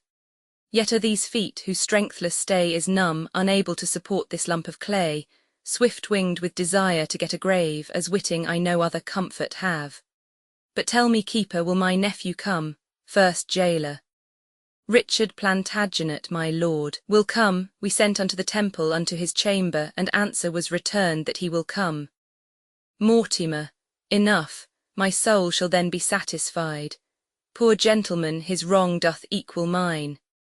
Since Henry Monmouth first began to reign, before whose glory I was great in arms, this loathsome sequestration have I had, And even since then hath Richard been obscured, deprived of honour and inheritance. But now the arbitrator of despairs, just death, kind umpire of men's miseries, with sweet enlargement doth dismiss me hence. I would his troubles likewise were expired, that so he might recover what was lost. Enter Richard Plantagenet, first gaoler. My lord, your loving nephew now is come. Mortimer. Richard Plantagenet, my friend, is he come? Plantagenet. I, noble uncle, thus ignobly used, your nephew late despised Richard comes. Mortimer. Direct mine arms I may embrace his neck, and in his bosom spend my latter gasp. Oh, tell me when my lips do touch his cheeks, that I may kindly give one fainting kiss. And now declare, sweet stem from York's great stock, why didst thou say of late thou wert despised? Plantagenet. First lean thine aged back against mine arm, and in that ease I'll tell thee my disease. This day in argument upon a case, some words there grew twixt Somerset and me, among which terms he used his lavish tongue, and did upbraid me with my father's death, which obloquy set bars before my tongue, else with the like I had requited him. Therefore, good uncle, for my father's sake, in honour of a true Plantagenet, and for alliance sake, declare the cause my father, Earl of Cambridge, lost his head. Mortimer. That cause, fair nephew, that imprisoned me and hath detained me all my flowering youth within a loathsome dungeon, there to pine, was cursed instrument of his decease. Plantagenet. Discover more at large what cause that was, for I am ignorant and cannot guess. Mortimer. I will, if that my fading breath permit, and death approach not ere my tale be done. Henry IV, grandfather to this king, deposed his nephew Richard, Edward's son, the first begotten and the lawful heir of Edward King, the third of that descent, during whose reign the Percys of the north, finding his usurpation most unjust, endeavoured my advancement to the throne. The reason moved these warlike lords to this was, for that young King Richard thus removed, leaving no heir begotten of his body, I was the next by birth and parentage, for by my mother I derived am from Lionel Duke of Clarence, third son to King Edward III, whereas he from John of Gaunt doth bring his pedigree, being but fourth of that heroic line. But mark, as in this haughty great attempt they laboured to plant the rightful heir, I lost my liberty and they their lives. Long after this, when Henry V, succeeding his father Bolingbroke, did reign, thy father, Earl of Cambridge then, derived from famous Edmund Langley, Duke of York, marrying my sister, that thy mother was again in pity of my hard distress, levied an army, weening to redeem and have installed me in the diadem. But as the rest, so fell that noble earl and was beheaded. Thus the Mortimers, in whom the title rested, were suppressed. Plantagenet. Of which, my lord, your honour is the last. Mortimer. True, and thou seest that I no issue have, and that my fainting words do warrant death. Thou art my heir, the rest I wish thee gather, but yet be wary in thy studious care. Plantagenet, thy grave admonishments prevail with me, but yet methinks my father's execution was nothing less than bloody tyranny. Mortimer, with silence, nephew, be thou politic. Strong fixed is the house of Lancaster, and like a mountain not to be removed. But now thy uncle is removing hence, as princes do their courts when they are cloyed with long continuance in a settled place. Plantagenet, O uncle, would some part of my young years might but redeem the passage of your age. Mortimer, thou dost then wrong me, as that slaughterer doth which giveth many wounds when one will kill. Mourn not, except thou sorrow for my good, only give order for my funeral. And so farewell, and fair be all thy hopes, and prosperous be thy life in peace and war. Dies, Plantagenet, and peace no war befall thy parting soul. In prison haste thou spent a pilgrimage, and like a hermit overpast thy days. Well, I will lock his counsel in my breast, and what I do imagine let that rest. Keepers, convey him hence, and I myself will see his burial better than his life. Exeunt jailers, bearing out the body of Mortimer. Here dies the dusky torch of Mortimer, choked with ambition of the meaner sort, and for those wrongs, those bitter injuries which Somerset hath offered to my house, I doubt not but with honour to redress. And therefore haste I to the Parliament, either to be restored to my blood, or make mine ill th advantage of my good. Exit, Act Roman 3 Scene I. London, the Parliament House. Flourish. Enter King, Exeter, Gloucester, the Bishop of Winchester, Richard, Plantagenet, Warwick and Somerset, Suffolk and others. Gloucester offers to put up a bill. Winchester snatches it, tears it. Winchester. Com'st thou with deep premeditated lines, with written pamphlets studiously devised, Humphrey of Gloucester? If thou canst accuse, or aught intents to lay unto my charge, do it without invention suddenly, as I with sudden and extemporal speech purpose to answer what thou canst object. Gloucester. Presumptuous priest, this place commands my patience, or thou shouldst find thou hast dishonoured me. Think not, although in writing I preferred the manner of thy vile outrageous crimes, that therefore I have forged, or am not able verbatim to rehearse the method of my pen. No, prelate, such is thy audacious wickedness, thy lewd, pestiferous and dissentious pranks, as very infants prattle of thy pride. Thou art a most pernicious usurer, froward by nature, enemy to peace, lascivious wanton, more than well beseems a man of thy profession and degree, and for thy treachery what's more manifest in that thou laidst a trap to take my life, as well at London Bridge as at the Tower. Beside, I fear me if thy thoughts are sifted, the king, thy sovereign, is not quite exempt from envious malice of thy swelling heart. Winchester. Gloucester, I do defy thee. Lords, vouchsafe to give me hearing what I shall reply. If I were covetous, ambitious, or perverse as he will have me, how am I so poor? Or how haps it I seek not to advance or raise myself, but keep my wonted calling? And for dissension, who preferreth peace more than I do, except I be provoked? No, my good lords, it is not that offends. It is not that hath incensed the Duke. It is because no one should sway but he, no one but he should be about the king, and that engenders thunder in his breast and makes him roar these accusations forth. But he shall know I am as good, Gloucester. As good, thou bastard of my grandfather, Winchester. Ay, lordly sir, for what are you, I pray, but one imperious in another's throne, Gloucester? Am I not protector, saucy priest, Winchester? And am not I a prelate of the church, Gloucester? Yes, as an outlaw in a castle keeps, and useth it to patronage his theft. Winchester, unreverent Gloucester. Gloucester, thou art reverend touching thy spiritual function, not thy life. Winchester, Rome shall remedy this. Gloucester, Rome thither then. Warwick, my lord, it were your duty to forbear. Somerset, I so the bishop be not overborne, methinks my lord should be religious and know the office that belongs to such. Warwick, methinks his lordship should be humbler, it fitteth not a prelate so to plead. Somerset, yes, when his holy state is touched so near. Warwick, state holy or unhallowed, what of that? Is not his grace protector to the king? Plantagenet.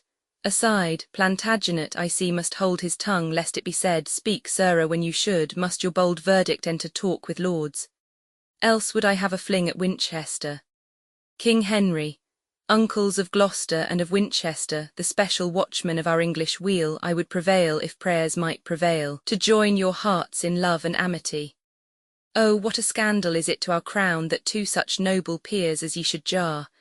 Believe me, lords, my tender years can tell civil dissension is a viperous worm that gnaws the bowels of the commonwealth. A noise within, down with the tawny coats. What tumult's this? Warwick, an uproar I dare warrant begun through malice of the bishop's men. A noise again, stones, stones. Enter Mayor, Mayor.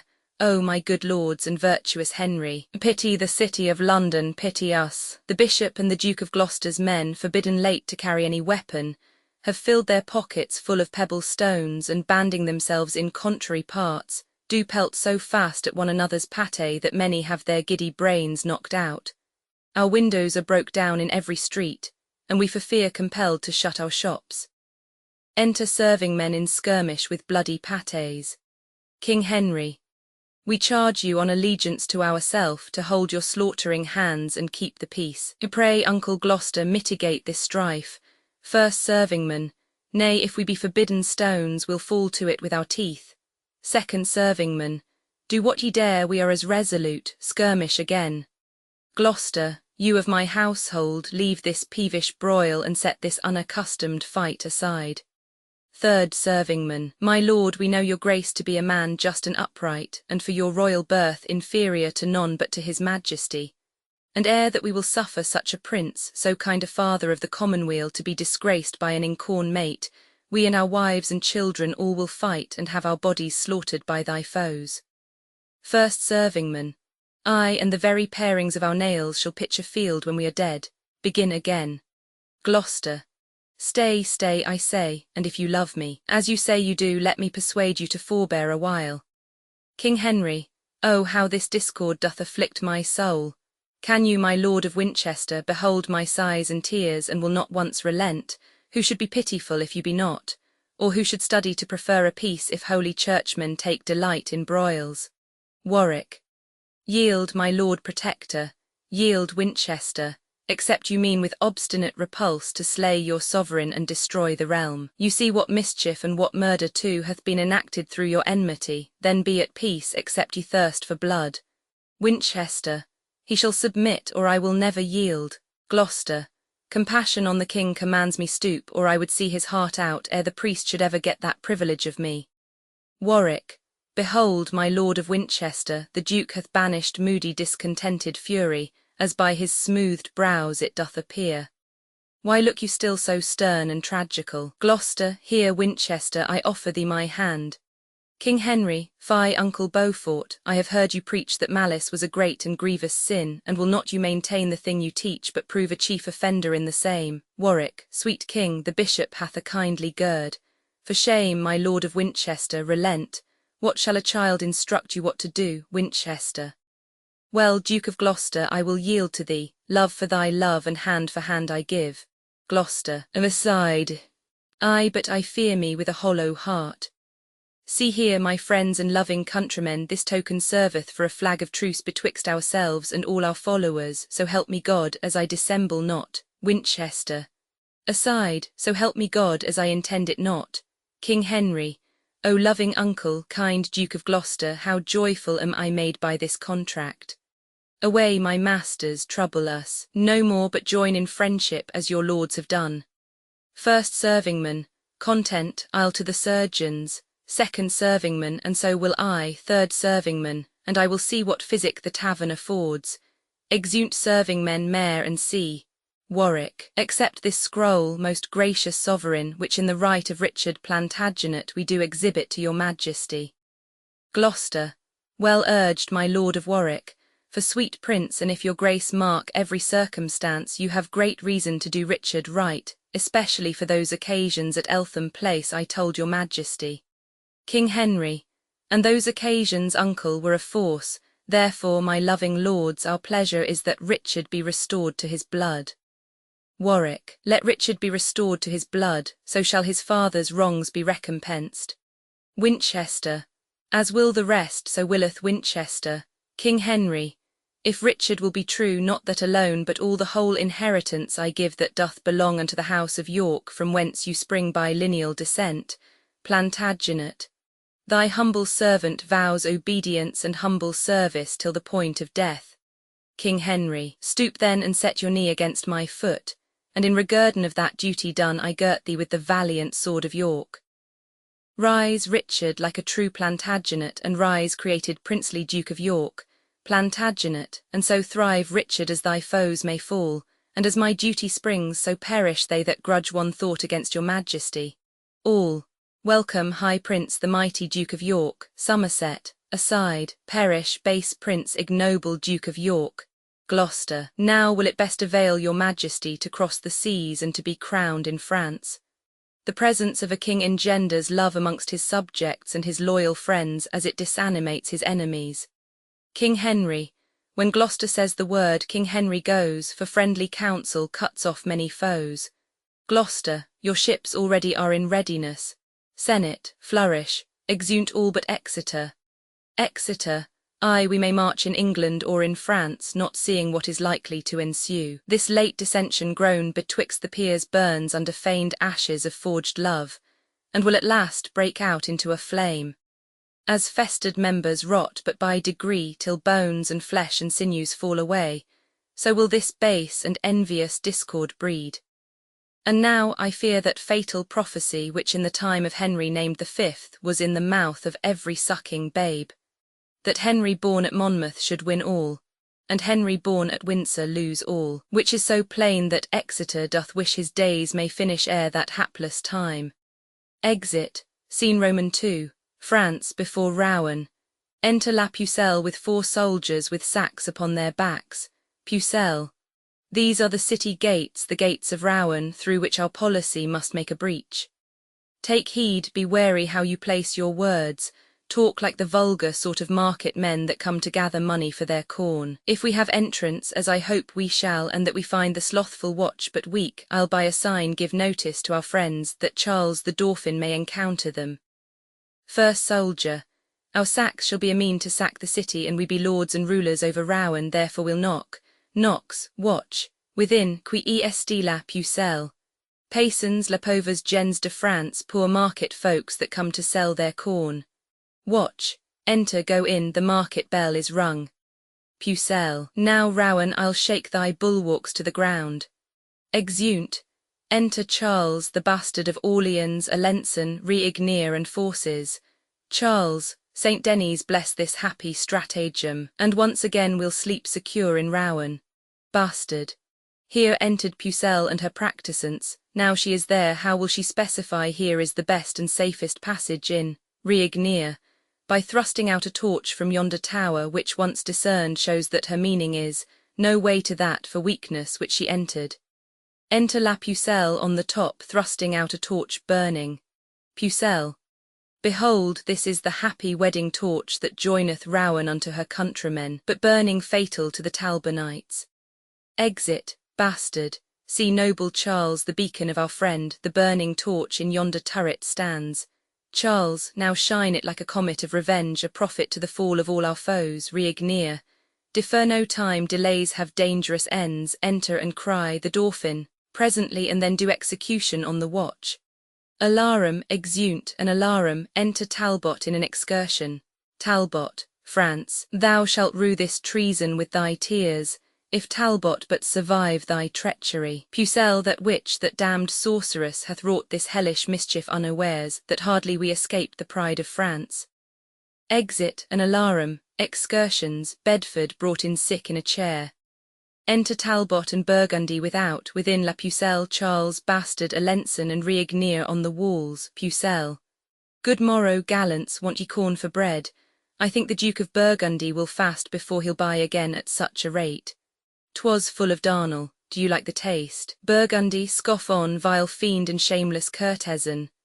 I trust ere long to choke thee with thine own, and make thee curse the harvest of that corn. Charles, your grace may starve perhaps before that time. Bedford, oh, let no words but deeds revenge this treason. Pucelle, what will you do, good greybeard? Break a lance and run a tilt at death within a chair. Talbot, foul fiend of France and hag of all despite, encompassed with thy lustful paramours, becomes it thee to taunt his valiant age and twit with cowardice a man half dead? Damsel, I'll have a bout with you again, or else let Talbot perish with this shame. Pucelle, are ye so hot? Yet, Pucelle, hold thy peace, if Talbot do but thunder, rain will follow. The English whisper together in council. God speed the Parliament, who shall be the Speaker? Talbot, dare ye come forth and meet us in the field? Pucelle, belike your lordship takes us then for fools, to try if that our own be ours or no. Talbot, I speak not to that railing Hecate, but unto thee, Alençon, and the rest. Will ye, like soldiers, come and fight it out? Alençon, Seigneur, no. Talbot, Seigneur, hang base muleteers of France, like peasant footboys do they keep the walls, and dare not take up arms like gentlemen. Pucelle, away, captains, let's get us from the walls, for Talbot means no goodness by his looks. Goodbye, my lord, we came but to tell you that we are here. Exeunt from the walls. Talbot, and there will we be too, ere it be long, or else reproach be Talbot's greatest fame. Vow, Burgundy, by honour of thy house, pricked on by public wrongs sustained in France, either to get the town again or die. And I, as sure as English Henry lives, and as his father here was conqueror, as sure as in this late betrayed town great Coeur de Lion's heart was buried, so sure I swear to get the town or die. Burgundy, My vows are equal partners with thy vows, Talbot, but ere we go regard this dying prince, the valiant Duke of Bedford. Come, my lord, we will bestow you in some better place, fitter for sickness and for crazy age. Bedford, Lord Talbot, do not so dishonour me. Here will I sit before the walls of Rouen, and will be partner of your weal or woe. Burgundy, courageous Bedford, let us now persuade you. Bedford, not to be gone from hence, for once I read that stout Pendragon in his litter sick came to the field and vanquished his foes. Methinks I should revive the soldiers' hearts because I ever found them as myself. Talbot, undaunted spirit in a dying breast, then be it so.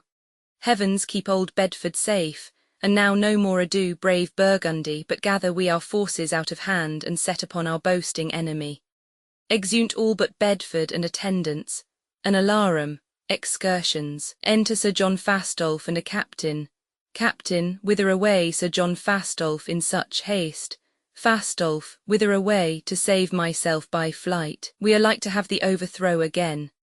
Captain, what will you fly and leave Lord Talbot? Fastolfe, I all the Talbots in the world to save my life. Exit, Captain, cowardly knight, ill fortune follow thee. Exit, retreat, excursions. La Pucelle, Alençon and Charles fly. Bedford, now, quiet soul, depart when heaven please, for I have seen our enemies overthrow. What is the trust or strength of foolish man? They that of late were daring with their scoffs are glad and fain by flight to save themselves. Bedford dies and is carried in by two in his chair. An alarum, enter Talbot, Burgundy and the rest. Talbot, lost and recovered in a day again. This is a double honour, Burgundy. Yet heavens have glory for this victory, Burgundy. Warlike and martial Talbot, Burgundy enshrines thee in his heart, and there erects thy noble deeds as valour's monuments. Talbot, thanks, gentle Duke, but where is Pucelle now? I think her old familiar is asleep. Now where's the bastard's braves and Charles his gleeks? What, all amort? Rouen hangs her head for grief that such a valiant company are fled. Now will we take some order in the town, placing therein some expert officers, and then depart to Paris to the king, for there young Henry with his nobles lie. Burgundy, what wills Lord Talbot pleaseth Burgundy. Talbot, but yet before we go, let's not forget the noble Duke of Bedford late deceased, but see his exequies fulfilled in Rouen. A braver soldier never couched lance, a gentler heart did never sway in court, but kings and mightiest potentates must die, for that's the end of human misery. Exeunt, scene Roman 3, the plains near Rouen. Enter Charles, the bastard of Orleans, Alençon, La Pucelle and forces. Pucelle, dismay not, princes, at this accident, nor grieve that Rouen is so recovered. Care is no cure, but rather corrosive, for things that are not to be remedied. Let frantic Talbot triumph for a while, and like a peacock sweep along his tail. We'll pull his plumes and take away his train, if Dauphin and the rest will be but ruled. Charles, we have been guided by thee hitherto, and of thy cunning had no diffidence. One sudden foil shall never breed distrust, bastard. Search out thy wit for secret policies, and we will make thee famous through the world. Alençon, we'll set thy statue in some holy place, and have thee reverenced like a blessed saint. Employ thee then, sweet virgin, for our good. Pucelle, then thus it must be, this doth Joan devise. By fair persuasions mixed with sugared words we will entice the Duke of Burgundy to leave the Talbot and to follow us. Charles, I marry, sweeting, if we could do that, France were no place for Henry's warriors. Nor should that nation boast it so with us, but be extirped from our provinces. Alençon, for ever should they be expulsed from France, and not have title of an earldom here. Pucelle, your honours shall perceive how I will work to bring this matter to the wished end. Drum sounds afar off. Hark, by the sound of drum you may perceive their powers are marching unto Paris ward. Here sound an English march. There goes the Talbot with his colours spread, and all the troops of English after him. French march. Now in the rearward comes the Duke and his. Fortune in favour makes him lag behind. Summon a parley, we will talk with him. Trumpets sound a parley. Charles, a parley with the Duke of Burgundy. Enter Burgundy. Burgundy, who craves a parley with the Burgundy. Pucelle, the princely Charles of France, thy countryman. Burgundy, what say'st thou, Charles, for I am marching hence? Charles, speak Pucelle and enchant him with thy words, Pucelle. Brave Burgundy, undoubted hope of France, stay, let thy humble handmaid speak to thee. Burgundy, speak on, but be not over tedious, Pucelle. Look on thy country, look on fertile France, and see the cities and the towns defaced by wasting ruin of the cruel foe. As looks the mother on her lowly babe when death doth close his tender dying eyes, see the pining malady of France, behold the wounds, the most unnatural wounds, which thou thyself hast given her woeful breast. O turn thy edged sword another way, strike those that hurt, and hurt not those that help. One drop of blood drawn from thy country's bosom should grieve thee more than streams of foreign gore. Return thee therefore with a flood of tears, and wash away thy country's stained spots. Burgundy, either she hath bewitched me with her words, or nature makes me suddenly relent. Pucelle, besides, all French and France exclaims on thee, doubting thy birth and lawful progeny. Who join'st thou with but with a lordly nation that will not trust thee but for profit's sake? When Talbot hath set footing once in France, and fashioned thee that instrument of ill, who then but English Henry will be lord, and thou be thrust out like a fugitive? Call we to mind, and mark but this for proof, was not the Duke of Orleans thy foe, and was he not in England prisoner? But when they heard he was thine enemy, they set him free without his ransom paid, in spite of Burgundy and all his friends. See then thou fight'st against thy countrymen, and join'st with them will be thy slaughtermen. Come, come, return, return, thou wandering lord, Charles and the rest will take thee in their arms. Burgundy, I am vanquished, these haughty words of hers have battered me like roaring cannon shot, and made me almost yield upon my knees. Forgive me, country and sweet countrymen, and lords, accept this hearty kind embrace. My forces and my power of men are yours, so farewell Talbot, I'll no longer trust thee, Pucelle. Aside, done like a Frenchman, turn and turn again. Charles, welcome, brave Duke, thy friendship makes us fresh. Bastard, and doth beget new courage in our breasts. Alençon, Pucelle hath bravely played her part in this, and doth deserve a coronet of gold. Charles, now let us on, my lords, and join our powers, and seek how we may prejudice the foe. Exeunt, scene Roman 4. Paris, the palace. Enter the King, Gloucester, Bishop of Winchester, Exeter, York, Warwick and Vernon, Suffolk, Somerset, Basset and others. To them with his soldiers Talbot, Talbot, my gracious prince and honourable peers, hearing of your arrival in this realm, I have a while given truce unto my wars to do my duty to my sovereign. In sign whereof, this arm that hath reclaimed to your obedience 50 fortresses, 12 cities and 7 walled towns of strength, beside 500 prisoners of esteem, lets fall his sword before your highness' feet, and with submissive loyalty of heart ascribes the glory of his conquest got first to my God, and next unto your grace. Kneels, King Henry.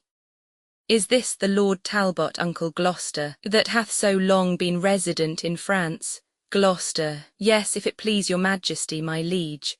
King Henry, welcome, brave captain and victorious lord. When I was young, as yet I am not old, I do remember how my father said a stouter champion never handled sword. Long since we were resolved of your truth, your faithful service, and your toil in war, yet never have you tasted our reward, or been reguerdoned with so much as thanks, because till now we never saw your face. Therefore stand up, and for these good deserts we here create you Earl of Shrewsbury, and in our coronation take your place. Senate, flourish, exeunt all but Vernon and Basset. Vernon, now, sir, to you that were so hot at sea, disgracing of these colours that I wear in honour of my noble Lord of York, darst thou maintain the former words thou spak'st? Basset, yes, sir, as well as you dare patronage the envious barking of your saucy tongue against my lord the Duke of Somerset. Vernon, sirrah, thy lord I honour as he is. Basset, why, what is he, as good a man as York? Vernon, hark ye not so, in witness take ye that, strikes him. Basset, villain, thou knowest the law of arms is such that whoso draws a sword 'tis present death, or else this blow should broach thy dearest blood. But I'll unto his majesty, and crave I may have liberty to venge this wrong, when thou shalt see I'll meet thee to thy cost. Vernon, well, miscreant, I'll be there as soon as you, and after meet you sooner than you would. Exeunt. Act Roman 4 Scene I. Paris, the palace, Enter the King, Gloucester, Bishop of Winchester, Talbot, Exeter, York and Warwick, Suffolk, Somerset, the Governor of Paris, and others. Gloucester. Lord Bishop, set the crown upon his head. Winchester. God save King Henry of that name the 6th. Gloucester. Now, Governor of Paris, take your oath that you elect no other king but him. Esteem none friends but such as are his friends, and none your foes but such as shall pretend malicious practices against his state. This shall ye do, so help you righteous God. Enter Sir John Fastolfe. Fastolfe. My gracious sovereign, as I rode from Calais to haste unto your coronation, a letter was delivered to my hands, writ to your grace from Th Duke of Burgundy. Talbot. Shame to the Duke of Burgundy and thee. I vowed, base knight, when I did meet thee next, to tear the garter from thy craven's leg, plucking it off, which I have done because unworthily thou wast installed in that high degree. Pardon me, princely Henry and the rest. This dastard at the battle of Patay, when but in all I was 6,000 strong, and that the French were almost 10 to 1, before we met, or that a stroke was given, like to a trusty squire did run away. In which assault we lost 1,200 men. Myself and divers gentlemen beside were there surprised and taken prisoners. Then judge, great lords, if I have done amiss, or whether that such cowards ought to wear this ornament of knighthood, yea or no. Gloucester. To say the truth, this fact was infamous and ill beseeming any common man, much more a knight, a captain, and a leader. Talbot. When first this order was ordained, my lords, knights of the Garter, were of noble birth, valiant and virtuous, full of haughty courage, such as were grown to credit by the wars, not fearing death nor shrinking for distress, but always resolute in most extremes. He then that is not furnished in this sort doth but usurp the sacred name of knight, profaning this most honourable order, and should, if I were worthy to be judge, be quite degraded, like a hedge-born swain that doth presume to boast of gentle blood. King Henry, stain to thy countrymen, thou hear'st thy doom. Be packing, therefore, thou that wast a knight, henceforth we banish thee on pain of death. Exit Fastolfe. And now, my Lord Protector, view the letter sent from our uncle, Duke of Burgundy. Gloucester. What means his grace that he hath changed his style, no more but plain and bluntly to the king? Hath he forgot he is his sovereign, or doth this churlish superscription pretend some alteration in good will? What's here? Reads, I have upon especial cause moved with compassion of my country's wrack, together with the pitiful complaints of such as your oppression feeds upon, forsaken your pernicious faction and joined with Charles, the rightful King of France. O monstrous treachery! Can this be so, that in alliance, amity, and oaths there should be found such false dissembling guile? King Henry, what doth my uncle Burgundy revolt? Gloucester, he doth, my lord, and is become your foe. King Henry, is that the worst this letter doth contain? Gloucester, it is the worst, and all, my lord, he writes. King Henry, why then, Lord Talbot, there shall talk with him and give him chastisement for this abuse. How say you, my lord, are you not content? Talbot, content, my liege. Yes, but that I am prevented, I should have begged I might have been employed. King Henry, then gather strength and march unto him straight, let him perceive how ill we brook his treason and what offence it is to flout his friends. Talbot, I go, my lord, in heart desiring still you may behold confusion of your foes. Exit, enter Vernon and Basset. Vernon, grant me the combat, gracious sovereign. Basset, and me, my lord, grant me the combat too. York, this is my servant, hear him, noble prince. Somerset, and this is mine, sweet Henry, favour him. King Henry, be patient, lords, and give them leave to speak. Say, gentlemen, what makes you thus exclaim, and wherefore crave you combat, or with whom? Vernon, with him, my lord, for he hath done me wrong. Basset, and I with him, for he hath done me wrong. King Henry, what is that wrong whereof you both complain? First let me know, and then I'll answer you. Basset, crossing the sea from England into France, this fellow here, with envious carping tongue, upbraided me about the rose I wear, saying the sanguine colour of the leaves did represent my master's blushing cheeks, when stubbornly he did repun the truth about a certain question in the law argued betwixt the Duke of York and him, with other vile and ignominious terms. In confutation of which rude reproach, and in defence of my lord's worthiness, I crave the benefit of law of arms. Vernon, and that is my petition, noble lord. For though he seem with forged quaint conceit to set a gloss upon his bold intent, yet know, my lord, I was provoked by him, and he first took exceptions at this badge, pronouncing that the paleness of this flower bewrayed the faintness of my master's heart. York, will not this malice Somerset be left? Somerset, your private grudge my Lord of York will out, though ne'er so cunningly you smother it. King Henry, good lord, what madness rules in brain-sick men, when for so slight and frivolous a cause such factious emulations shall arise. Good cousins both of York and Somerset, quiet yourselves, I pray, and be at peace. York, let this dissension first be tried by fight, and then your highness shall command a peace. Somerset, the quarrel toucheth none but us alone, betwixt ourselves let us decide it then. York, there is my pledge, accept it. Somerset, Vernon, nay, let it rest where it began at first. Basset, confirm it so, mine honourable lord. Gloucester, confirm it so, confounded be your strife, and perish ye with your audacious prate. Presumptuous vassals, are you not ashamed with this immodest clamorous outrage to trouble and disturb the king and us?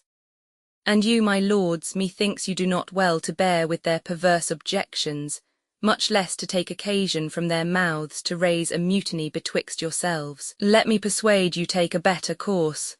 Exeter, it grieves his highness. Good my lords, be friends. King Henry, come hither, you that would be combatants. Henceforth I charge you, as you love our favour, quite to forget this quarrel and the cause. And you, my lords, remember where we are, in France, amongst a fickle wavering nation. If they perceive dissension in our looks, and that within ourselves we disagree, how will their grudging stomachs be provoked to wilful disobedience and rebel? Beside, what infamy will there arise when foreign princes shall be certified that for a toy, a thing of no regard, King Henry's peers and chief nobility destroyed themselves and lost the realm of France? Oh, think upon the conquest of my father, my tender years, and let us not forego that for a trifle that was bought with blood. Let me be umpire in this doubtful strife. I see no reason, if I wear this rose, putting on a red rose, that anyone should therefore be suspicious. I more incline to Somerset than York. Both are my kinsmen, and I love them both. As well they may upbraid me with my crown, because, forsooth, the King of Scots is crowned. But your discretions better can persuade than I am able to instruct or teach. And therefore, as we hither came in peace, so let us still continue peace and love. Cousin of York, we institute your grace to be our regent in these parts of France, and good my lord of Somerset, unite your troops of horsemen with his bands of foot, and like true subjects, sons of your progenitors, go cheerfully together and digest your angry choler on your enemies. Ourself, my Lord Protector, and the rest after some respite will return to Calais, from thence to England, where I hope ere long to be presented by your victories with Charles Alençon and that traitorous rout. Flourish. Exeunt all but York, Warwick, Exeter, and Vernon. Warwick, my Lord of York, I promise you the King prettily, methought, did play the orator. York, and so he did, but yet I like it not, in that he wears the badge of Somerset. Warwick, tush, that was but his fancy, blame him not, I dare. Presume, sweet prince, he thought no harm. York, and if I wist he did, but let it rest, other affairs must now be managed. Exeunt all but Exeter. Exeter. Well didst thou, Richard, to suppress thy voice, for had the passions of thy heart burst out, I fear we should have seen deciphered their more rancorous spite, more furious raging broils, than yet can be imagined or supposed. But howsoe'er, no simple man that sees this jarring discord of nobility, this shouldering of each other in the court, this factious bandying of their favourites, but sees it doth presage some ill event. 'Tis much when sceptres are in children's hands, but more when envy breeds unkind division. There comes the ruin, there begins confusion. Exit, scene Roman II, before Bordeaux. Enter Talbot with trump and drum. Talbot, go to the gates of Bordeaux, trumpeter. Summon their general unto the wall. Trumpet sounds. Enter general and others aloft. English John Talbot, captains, calls you forth, servant in arms to Harry King of England, and thus he would. Open your city gates, be humble to us, call my sovereign yours, and do him homage as obedient subjects, and I'll withdraw me and my bloody power. But if you frown upon this proffered peace, you tempt the fury of my 3 attendants, lean famine, quartering steel, and climbing fire, who in a moment even with the earth shall lay your stately and air-braving towers, if you forsake the offer of their love. General, thou ominous and fearful owl of death, our nation's terror and their bloody scourge, the period of thy tyranny approacheth. On us thou canst not enter but by death, for I protest, we are well fortified and strong enough to issue out and fight. If thou retire, the Dauphin, well appointed, stands with thee, snares of war to tangle thee. On either hand thee there are squadrons pitched to wall thee from the liberty of flight, and no way canst thou turn thee for redress, but death doth front thee with apparent spoil, and pale destruction meets thee in the face. 10,000 French have ta'en the sacrament to rive their dangerous artillery upon no Christian soul but English Talbot. Lo, there thou stand'st, a breathing valiant man of an invincible unconquered spirit. This is the latest glory of thy praise, that I, thy enemy, due thee withal, for ere the glass that now begins to run finish the process of his sandy hour, these eyes that see thee now well coloured shall see thee withered, bloody, pale, and dead. Drum afar off. Hark, hark, the Dauphin's drum, a warning bell, sings heavy music to thy timorous soul, and mine shall ring thy dire departure out. Exeunt General, etc. Talbot. He fables not, I hear the enemy. Out, some light horsemen, and peruse their wings. O negligent and heedless discipline! How are we parked and bounded in a pale, a little herd of England's timorous deer, mazed with a yelping kennel of French curs. If we be English deer, be then in blood, not rascal-like, to fall down with a pinch, but rather moody, mad, and desperate stags, turn on the bloody hounds with heads of steel, and make the cowards stand aloof at bay. Sell every man his life as dear as mine, and they shall find dear of us, my friends. God and St. George, Talbot and England's right, prosper our colours in this dangerous fight. Exeunt, scene Roman 3, plains in Gascony, enter a messenger that meets York. Enter York with trumpet and many soldiers. York, are not the speedy scouts returned again that dogged the mighty army of the Dauphin? Messenger. They are returned, my lord, and give it out that he is marched to Bordeaux with his power to fight with Talbot. As he marched along, by your espials were discovered 2 mightier troops than that the Dauphin led, which joined with him and made their march for Bordeaux. Exit, York, a plague upon that villain Somerset that thus delays my promised supply of horsemen that were levied for this siege. Renowned Talbot doth expect my aid, and I am louted by a traitor villain and cannot help the noble chevalier. God comfort him in this necessity. If he miscarry, farewell wars in France. Enter Sir William Lucy. Lucy, thou princely leader of our English strength, never so needful on the earth of France, spur to the rescue of the noble Talbot, who now is girdled with a waist of iron and hemmed about with grim destruction. To Bordeaux, warlike Duke, to Bordeaux, York, else farewell Talbot, France and England's honour. York, O God, that Somerset who in proud heart doth stop my cornets were in Talbot's place, so should we save a valiant gentleman by forfeiting a traitor and a coward. Mad ire and wrathful fury makes me weep that thus we die while remiss traitors sleep. Lucy, oh, send some succour to the distressed lord. York, he dies, we lose, I break my warlike word, we mourn, France smiles, we lose, they daily get all long of this vile traitor Somerset. Lucy, then God take mercy on brave Talbot's soul and on his son young John, who 2 hours since I met in travel toward his warlike father. This 7 years did not Talbot see his son, and now they meet where both their lives are done. York, alas, what joy shall noble Talbot have to bid his young son welcome to his grave. Away, vexation almost stops my breath, that sundered friends greet in the hour of death. Lucy, farewell, no more my fortune can but curse the cause, I cannot aid the man. Maine, Blois, Poictiers and Tours are won away, long all of Somerset and his delay. Exit with his soldiers. Lucy, thus, while the vulture of sedition feeds in the bosom of such great commanders, sleeping negulction doth betray to loss the conquest of our scarce-scold conqueror, that ever-living man of memory, a Henry the Fifth, whiles they each other cross, lives, honours, lands, and all hurry to loss. Exit, scene Roman 4, other plains in Gascony. Enter Somerset with his army, a captain of Talbots with him. Somerset, it is too late, I cannot send them now. This expedition was by York and Talbot too rashly plotted. All our general force might with a sally of the very town be buckled with. The overdaring Talbot hath sullied all his gloss of former honour by this unheedful, desperate, wild adventure. York set him on to fight and die in shame that, Talbot dead, great York might bear the name. Captain, here is Sir William Lucy, who with me set from our o'ermatched forces forth for aid. Enter Sir William Lucy. Somerset, how now, Sir William, whither were you sent? Lucy. Whither, my lord, from bought and sold Lord Talbot, who, ringed about with bold adversity, cries out for noble York and Somerset to beat assailing death from his weak legions, and whiles the honourable captain there drops bloody sweat from his war-wearied limbs, and in advantage lingering looks for rescue, you his false hopes, the trust of England's honour, keep off aloof with worthless emulation. Let not your private discord keep away the levied succours that should lend him aid, while he, renowned noble gentleman, yield up his life unto a world of odds.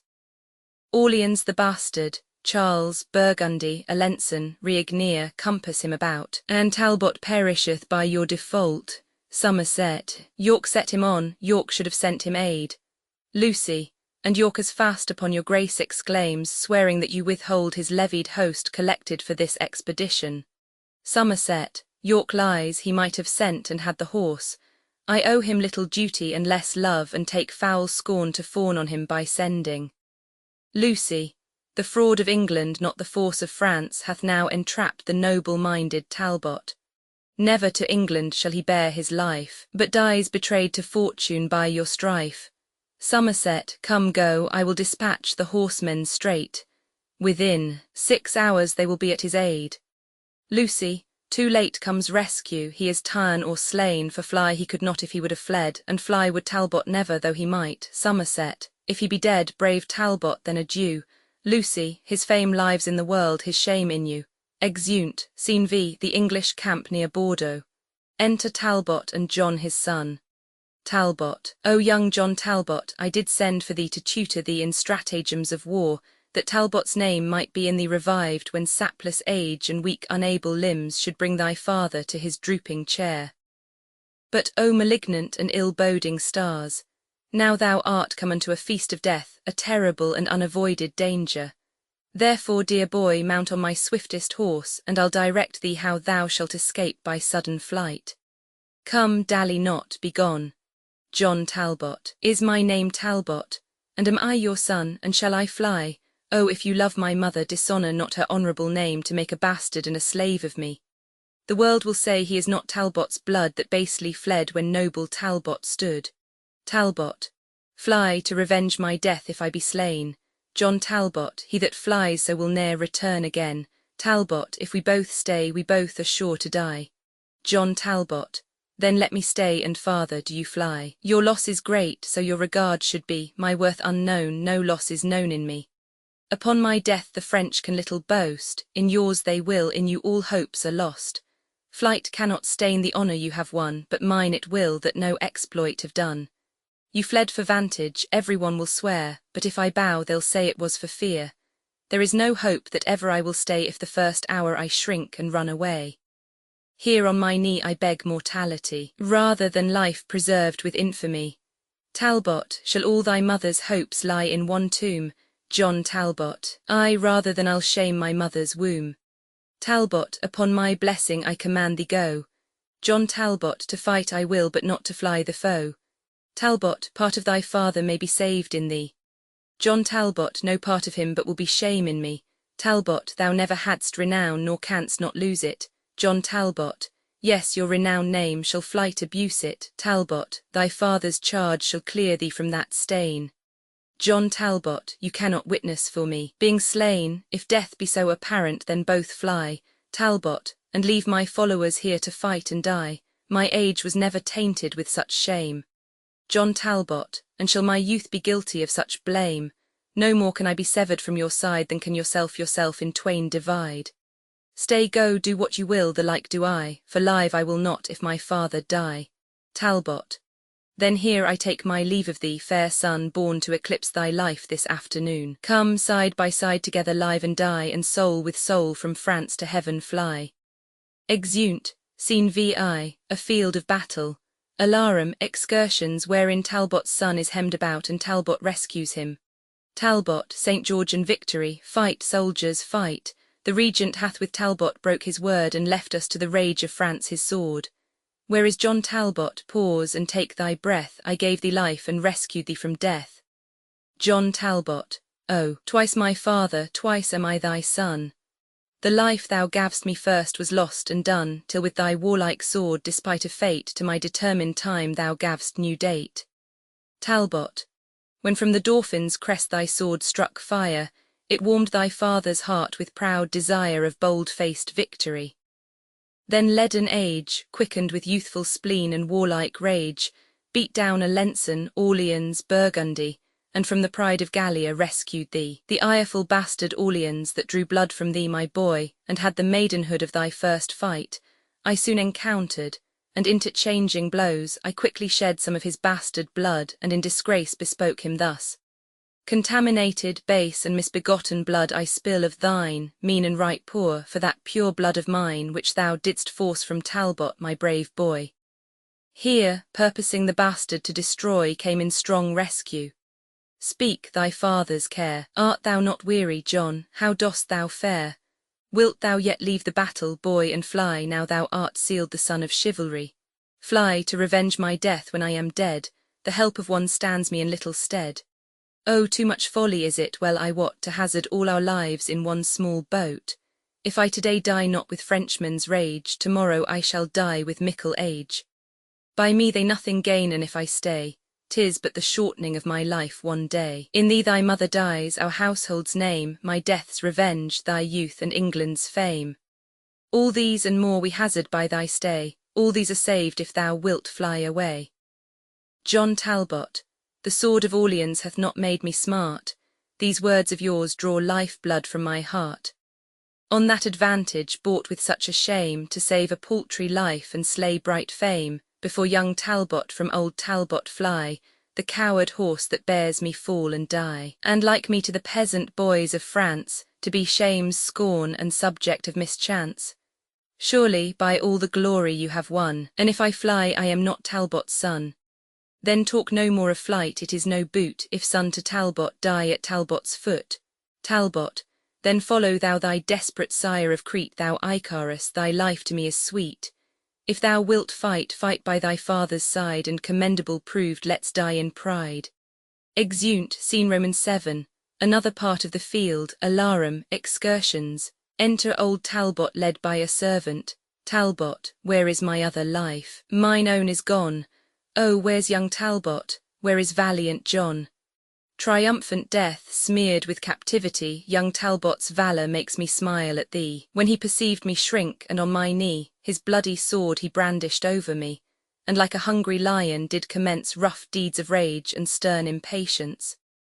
But when my angry guardant stood alone, tendering my ruin and assailed of dizzy-eyed fury and great rage of heart, suddenly made him from my side to start into the clustering battle of the French. And in that sea of blood, my boy did drench his over-mounting spirit. And there died my Icarus, my blossom, in his pride, servant, O my dear lord, lo where your son is born. Enter soldiers with the body of young Talbot. Talbot, thou antic death which laugh'st us here to scorn anon from thy insulting tyranny, coupled in bonds of perpetuity, two Talbots, winged through the lither sky, in thy despite shall scape mortality. O thou whose wounds become hard-favoured death, speak to thy father ere thou yield thy breath. Brave death by speaking, whether he will or no. Imagine him a Frenchman and thy foe. Poor boy, he smiles, methinks, as who should say, had death been French, then death had died today. Come, come, and lay him in his father's arms, my spirit can no longer bear these harms. Soldiers, adieu, I have what I would have, now my old arms are young John Talbot's grave. Dies. Enter Charles, Alençon, Burgundy, bastard, La Pucelle and forces. Charles. Had York and Somerset brought rescue in, we should have found a bloody day of this. Bastard, how the young whelp of Talbot's raging wood did flesh his puny sword in Frenchmen's blood. Pucelle, once I encountered him, and thus I said, Thou maiden youth, be vanquished by a maid. But with a proud, majestical high scorn he answered thus, Young Talbot was not born to be the pillage of a giglot wench. So, rushing in the bowels of the French, he left me proudly as unworthy fight. Burgundy, doubtless he would have made a noble knight. See, where he lies inhearsed in the arms of the most bloody nurser of his harms. Bastard, hew them to pieces, hack their bones asunder, whose life was England's glory, Gallia's wonder. Charles, oh no, forbear, for that which we have fled during the life, let us not wrong it dead. Enter Sir William, Lucy, and a French herald. Lucy, herald, conduct me to the Dauphin's tent to know who hath obtained the glory of the day. Charles, on what submissive message art thou sent? Lucy, submission, Dauphin, 'tis a mere French word. We English warriors wot not what it means. I come to know what prisoners thou hast ta'en, and to survey the bodies of the dead. Charles, for prisoners ask'st thou? Hell our prison is, but tell me whom thou seek'st.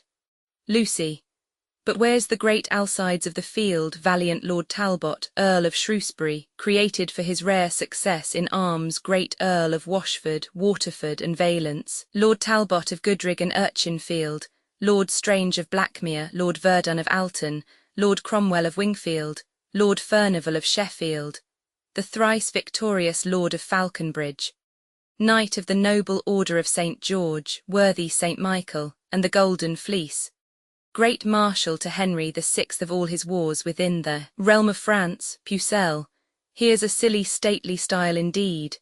The Turk, that 52 kingdoms hath, writes not so tedious a style as this. Him that thou magnifiest with all these titles stinking and fly-blown lies here at our feet. Lucy, is Talbot slain, the Frenchman's only scourge, your kingdom's terror and black nemesis? Oh, were mine eyeballs into bullets turned, that I in rage might shoot them at your faces. Oh, that I could but call these dead to life. It were enough to fright the realm of France. Were but his picture left amongst you here, it would amaze the proudest of you all. Give me their bodies, that I may bear them hence, and give them burial as beseems their worth. Pucelle, I think this upstart is old Talbot's ghost, he speaks with such a proud, commanding spirit. For God's sake let him have them, to keep them here they would but stink and putrefy the air. Charles, go, take their bodies hence. Lucy, I'll bear them hence, but from their ashes shall be reared a phoenix that shall make all France afeard. Charles, so we be rid of them, do with them what thou wilt, and now to Paris in this conquering vein. All will be ours now bloody Talbot's slain. Exeunt, Act V, Scene I.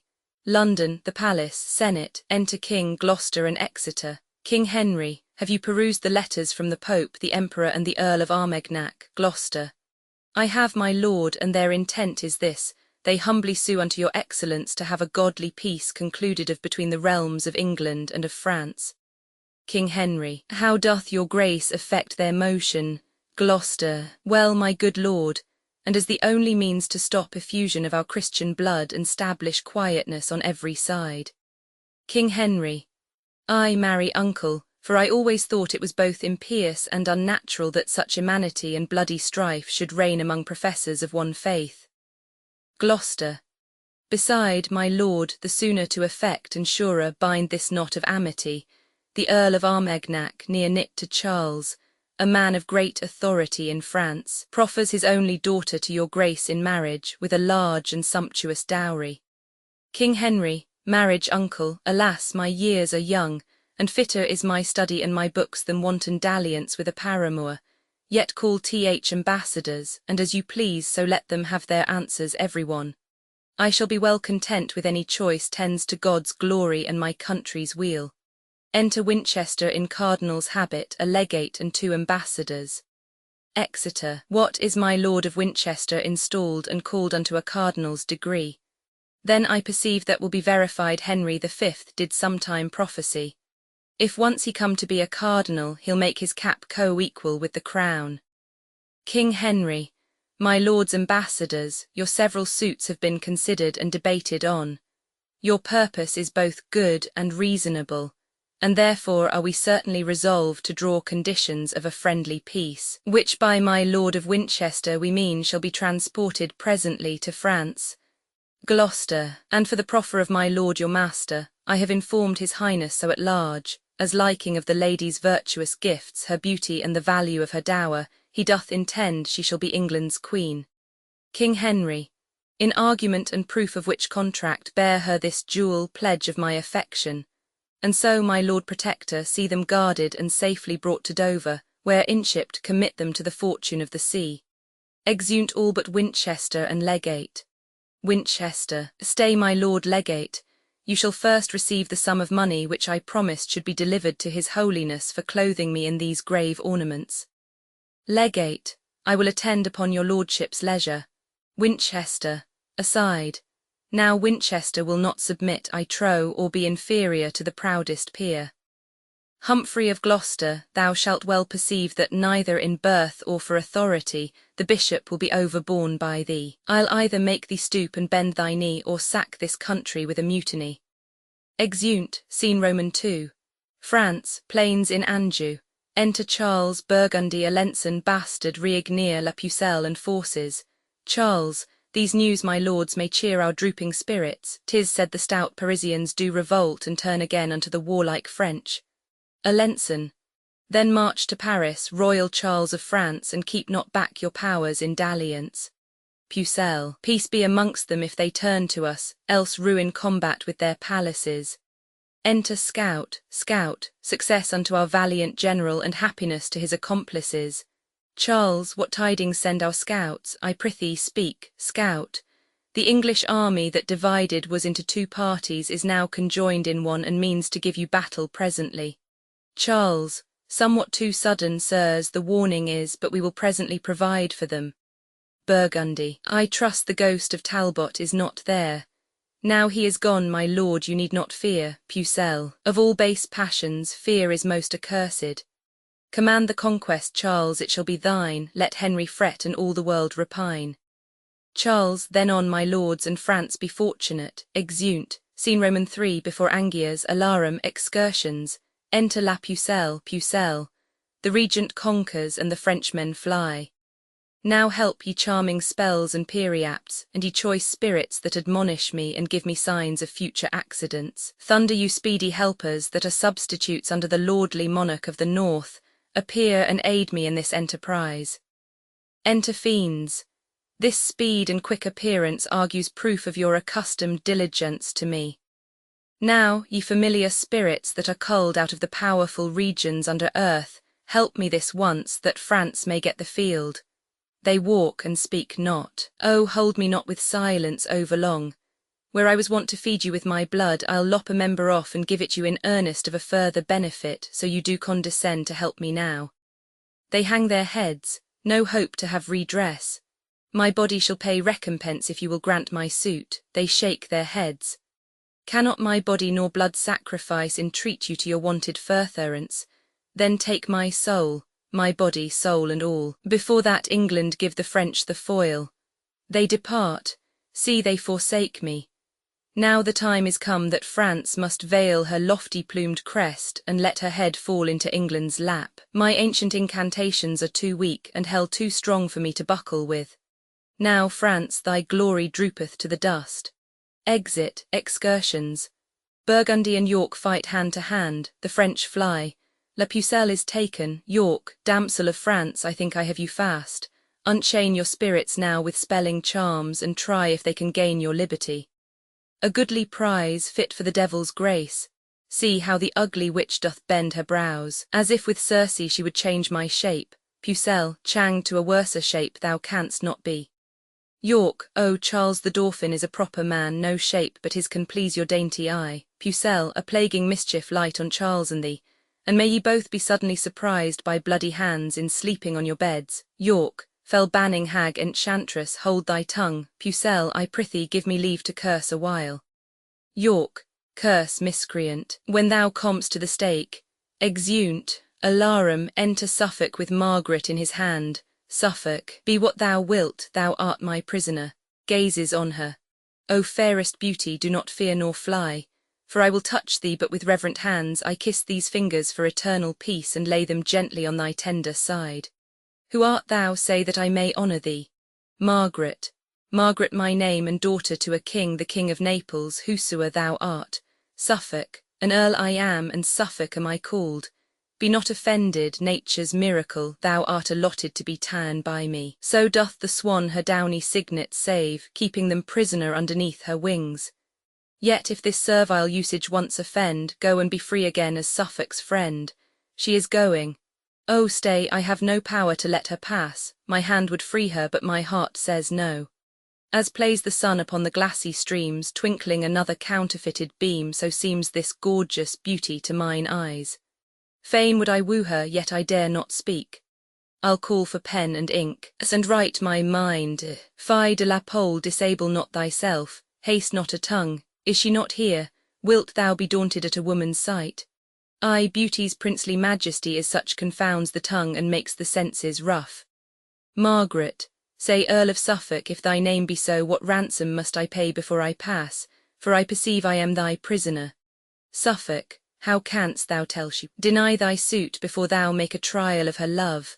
Margaret, why speak'st thou not? What ransom must I pay? Suffolk, she's beautiful and therefore to be wooed, she is a woman therefore to be won.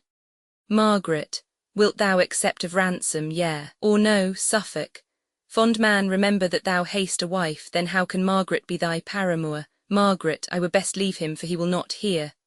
Suffolk, there all is marred, there lies a cooling card. Margaret, he talks at random, sure the man is mad. Suffolk, and yet a dispensation may be had. Margaret, and yet I would that you would answer me. Suffolk, I'll win this lady Margaret. For whom? Why, for my king. Tush, that's a wooden thing. Margaret, he talks of wood, it is some carpenter. Suffolk, yet so my fancy may be satisfied and peace established between these realms.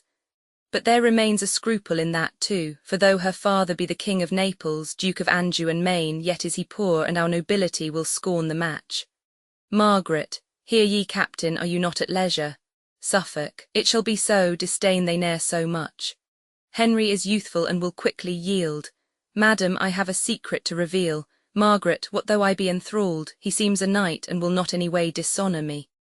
Suffolk, lady, vouchsafe to listen what I say. Margaret, perhaps I shall be rescued by the French, and then I need not crave his courtesy. Suffolk, sweet madam, give me hearing in a cause. Margaret, tush, women have been captivate ere now. Suffolk, lady, wherefore talk you so? Margaret, I cry you mercy, 'tis but quid for quo. Suffolk, say, gentle princess, would you not suppose your bondage happy to be made a queen? Margaret, to be a queen in bondage is more vile than is a slave in base servility, for princes should be free. Suffolk, and so shall you, if happy England's royal king be free. Margaret, why, what concerns his freedom unto me? Suffolk, I'll undertake to make thee Henry's queen, to put a golden sceptre in thy hand and set a precious crown upon thy head, if thou wilt condescend to be my Margaret. What, Suffolk, his love? Margaret, I am unworthy to be Henry's wife. Suffolk, no, gentle madam, I unworthy am to woo so fair a dame to be his wife, and have no portion in the choice myself. How say you, madam, are ye so content? Margaret, and if my father please, I am content. Suffolk, then call our captains and our colours forth. And madam, at your father's castle walls will crave a parley to confer with him. A parley sounded. Enter Reigneer on the walls. See, Reigneer, see thy daughter prisoner. Reigneer, to whom? Suffolk, to me. Reigneer, Suffolk, what remedy? I am a soldier, and unapt to weep or to exclaim on fortune's fickleness. Suffolk, yes, there is remedy enough, my lord. Consent, and for thy honour give consent, thy daughter shall be wedded to my king, whom I with pain have wooed and won thereto. And this her easy held imprisonment hath gained thy daughter princely liberty. Reigneer, speaks Suffolk as he thinks. Suffolk, fair Margaret knows that Suffolk doth not flatter, face, or feign. Reigneer, upon thy princely warrant I descend to give the answer of thy just demand. Exit from the walls. Suffolk, and here I will expect thy coming. Trumpets sound. Enter Reigneer below. Reigneer, welcome, brave earl, into our territories. Command in Anjou what your honour pleases. Suffolk, Thanks, Rhiannon, happy for so sweet a child, fit to be made companion with a king. What answer makes your grace unto my suit? Rhiannon, since thou dost deign to woo her little worth to be the princely bride of such a lord, upon condition I may quietly enjoy mine own, the country Maine and Anjou, free from oppression or the stroke of war, my daughter shall be Henry's if he please. Suffolk, that is her ransom, I deliver her, and those 2 counties I will undertake your grace shall well and quietly enjoy. Rhiannon, and I again, in Henry's royal name, as deputy unto that gracious king, give thee her hand for sign of plighted faith. Suffolk, Rhiannon of France, I give thee kingly thanks, because this is in traffic of a king. Aside, and yet methinks I could be well content to be mine own attorney in this case. I'll over then to England with this news, and make this marriage to be solemnized. So farewell, Rhiannon, set this diamond safe in golden palaces as it becomes. Rhiannon, I do embrace thee as I would embrace the Christian prince King Henry were he here. Margaret, farewell my lord, good wishes, praise and prayers shall Suffolk ever have of Margaret. Going, Suffolk, farewell sweet madam, but hark you Margaret, no princely commendations to my king. Margaret, such commendations as becomes a maid, a virgin and his servant say to him. Suffolk, words sweetly placed and modestly directed. But madam, I must trouble you again, no loving token to his majesty. Margaret. Yes, my good lord, a pure unspotted heart never yet taint with love I send the king. Suffolk, and this withal kisses her. Margaret, that for thyself, I will not so presume to send such peevish tokens to a king. Exeunt Rhiannon and Margaret. Suffolk, oh, wert thou for myself. But Suffolk, stay, thou mayst not wander in that labyrinth. There minotaurs and ugly treasons lurk. Solicit Henry with her wondrous praise. Bethink thee on her virtues that surmount, and natural graces that extinguish art. Repeat their semblance often on the seas, that when thou comest to kneel at Henry's feet, thou mayst bereave him of his wits with wonder. Exit. Scene Roman 4. Camp of the Duke of York in Anjou. Enter York, Warwick and others. York, bring forth that sorceress condemned to burn. Enter La Pucelle guarded and a shepherd. Shepherd. Ah, Joan, this kills thy father's heart outright. Have I sought every country far and near, and now it is my chance to find thee out, must I behold thy timeless cruel death. Ah, Joan, sweet daughter Joan, I'll die with thee. Pucelle, decrepit miser, base ignoble wretch, I am descended of a gentler blood, thou art no father nor no friend of mine. Shepherd, out, my lords, as please you, 'tis not so, I did beget her, all the parish knows. Her mother liveth yet, can testify she was the first fruit of my bachelorship. Warwick, graceless, wilt thou deny thy parentage? York, this argues what her kind of life hath been, wicked and vile, and so her death concludes. Shepherd, fie, Joan, that thou wilt be so obstacle. God knows thou art a collop of my flesh, and for thy sake have I shed many a tear. Deny me not, I prithee, gentle Joan. Pucelle. Peasant, avaunt, you have suborned this man of purpose to obscure my noble birth. Shepherd. 'Tis true I gave a noble to the priest the morn that I was wedded to her mother. Kneel down and take my blessing, good my girl. Wilt thou not stoop, now cursed be the time of thy nativity? I would the milk thy mother gave thee when thou suck'dst her breast had been a little ratsbane for thy sake, or else when thou didst keep my lambs a field, I wish some ravenous wolf had eaten thee.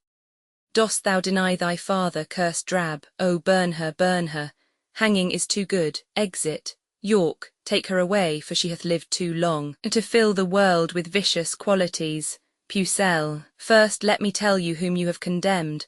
Not one begotten of a shepherd swain, but issued from the progeny of kings. Virtuous and holy, chosen from above by inspiration of celestial grace to work exceeding miracles on earth. I never had to do with wicked spirits. But you that are polluted with your lusts, stained with the guiltless blood of innocence, corrupt and tainted with 1,000 vices, because you want the grace that others have. You judge it straight a thing impossible to compass wonders, but by help of devils. No, misconceived. Joan of Arc hath been a virgin from her tender infancy, chaste and immaculate in very thought, whose maiden blood thus rigorously effused will cry for vengeance at the gates of heaven. York, away with her to execution. Warwick, and hark ye, sirs, because she is a maid, spare for no faggots, let there be eno. Place barrels of pitch upon the fatal stake, that so her torture may be shortened. Pucelle, will nothing turn your unrelenting hearts? Then, Joan, discover thine infirmity, that warranteth by law to be thy privilege. I am with child, ye bloody homicides. Murder not then the fruit within my womb, although ye hale me to a violent death. York, now heaven forfend, the holy maid with child. Warwick, the greatest miracle that e'er ye wrought, is all your strict preciseness come to this. York, she and the Dauphin have been juggling. I did imagine what would be her refuge. Warwick, well go to, we'll have no bastards live, especially since Charles must father it. Pucelle, you are deceived, my child is none of his, it was Alençon that enjoyed my love.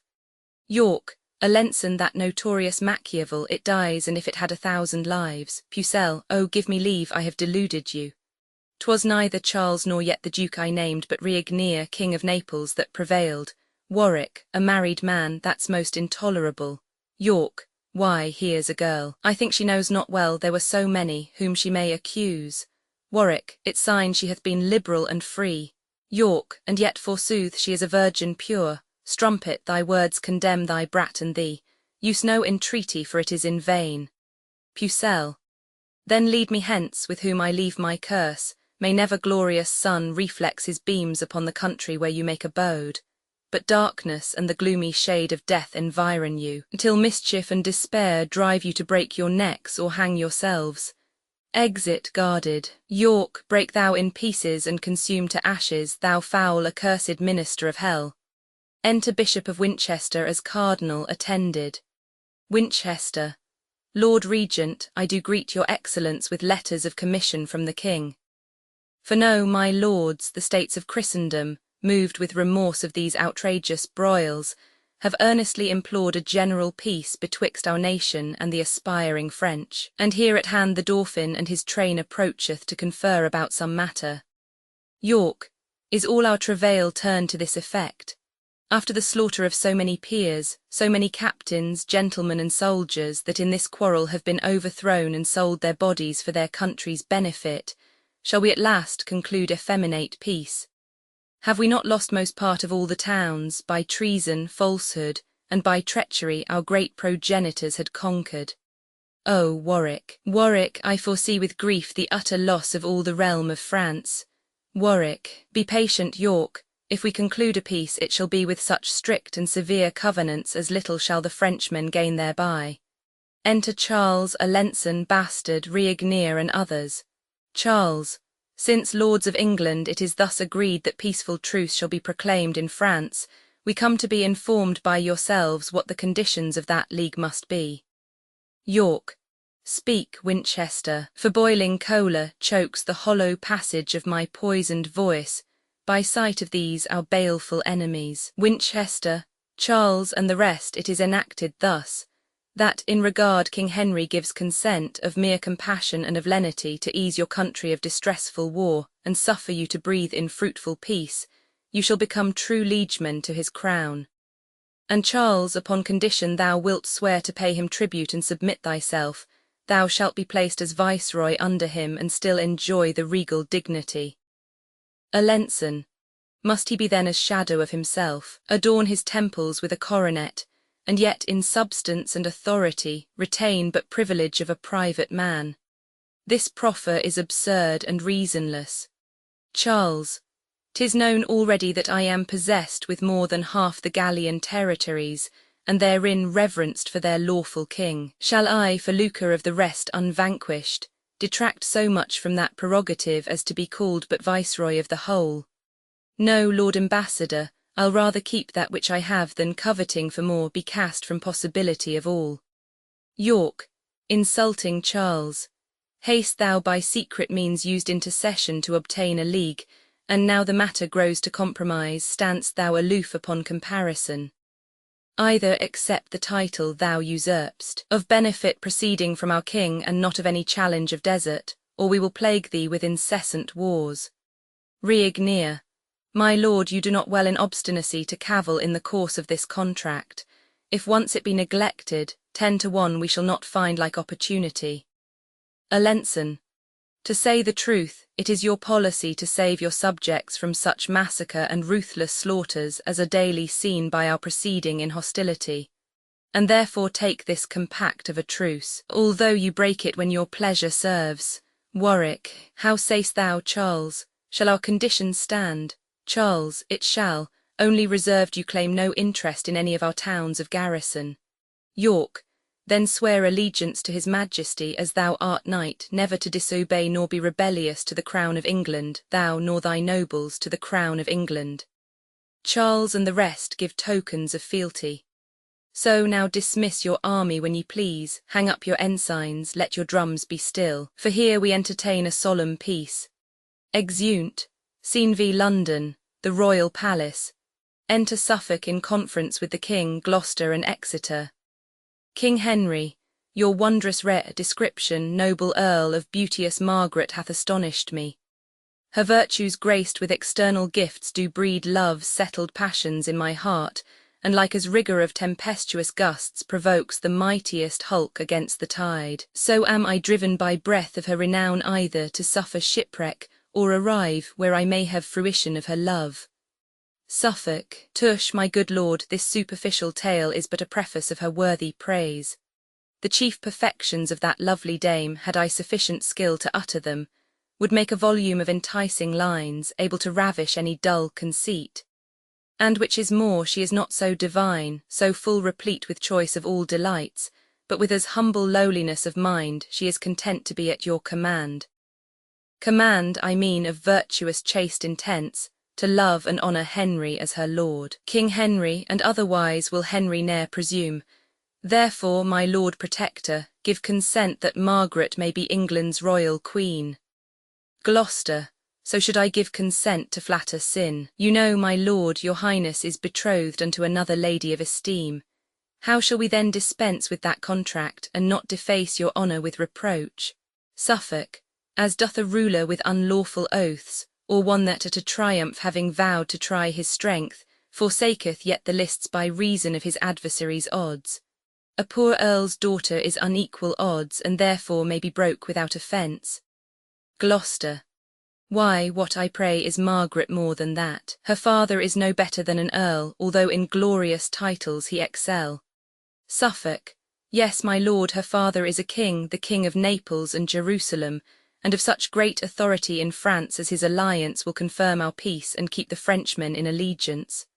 Gloucester, and so the Earl of Armagnac may do, because he is near kinsman unto Charles. Exeter, beside, his wealth doth warrant a liberal dower, where Rig near sooner will receive than give. Suffolk, a dower, my lords, disgrace not so your king, that he should be so abject, base, and poor, to choose for wealth and not for perfect love. Henry is able to enrich his queen, and not to seek a queen to make him rich. So worthless peasants bargain for their wives, as market-men for oxen, sheep, or horse. Marriage is a matter of more worth than to be dealt in by attorneyship.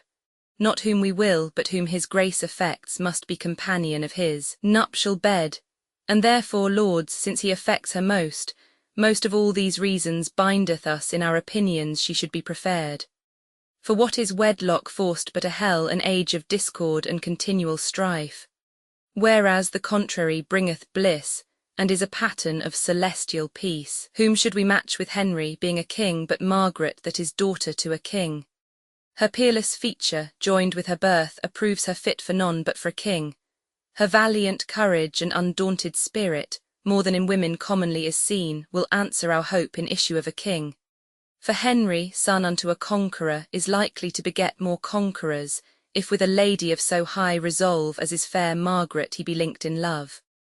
Then yield, my lords, and here conclude with me that Margaret shall be queen, and none but she. King Henry, whether it be through force of your report, my noble lord of Suffolk, or for that my tender youth was never yet attaint with any passion of inflaming love, I cannot tell. But this I am assured, I feel such sharp dissension in my breast, such fierce alarums both of hope and fear, as I am sick with working of my thoughts. Take therefore shipping, post my lord to France, agree to any covenants, and procure that Lady Margaret do vouchsafe to come to cross the seas to England and be crowned King Henry's faithful and anointed queen. For your expenses and sufficient charge among the people gather up a tenth. Begone, I say, for till you do return I rest perplexed with 1,000 cares. And you, good uncle, banish all offence. If you do censure me by what you were not what you are, I know it will excuse this sudden execution of my will, and so conduct me where from company I may revolve and ruminate my grief. Exit. Gloucester. I grief I fear me both at first and last. Exeunt Gloucester and Exeter. Suffolk. Thus Suffolk hath prevailed, and thus he goes, as did the youthful Paris once to Greece, with hope to find the like event in love, but prosper better than the Troyan did. Margaret shall now be queen and rule the king, but I will rule both her, the king and realm. Exit. The second part of King Henry the Sixth contents, act I scene I. London, the palace, scene Roman 2, the Duke of Gloucester's house, scene Roman 3. London, the palace, scene Roman 4. Gloucester's garden, ACT Roman 2, scene I. St Albans, scene Roman 2. London, the Duke of York's garden, scene Roman 3. A hall of justice, scene Roman 4. A street, act Roman 3, scene I. The abbey at Bury St Edmunds, scene Roman 2. Bury St Edmunds. A room of state, scene Roman 3. A bedchamber, act Roman 4, scene I. The coast of Kent, scene Roman 2. Blackheath, scene Roman 3. Another part of Blackheath, scene Roman 4. London, the palace, scene V. London, the tower, scene VI. London, Cannon Street, scene Roman 7. London, Smithfield, scene Roman 8. Southwark, scene Roman 9. Kenilworth Castle, scene X. Kent. Iden's Garden, act V, scene I. Fields between Dartford and Blackheath, scene Roman 2. St Albans, scene Roman 3. Fields near St Albans, dramatis personae King Henry the Sixth Margaret. Queen to King Henry Humphrey, Duke of Gloucester. His uncle Elena, Duchess of Gloucester, Cardinal Beaufort, Bishop of Winchester. Great uncle to the King Duke of Somerset, Duke of Suffolk, Duke of Buckingham, Lord Clifford, young Clifford. His son Vaux Richard Plantagenet, Duke of York, Edward and Richard.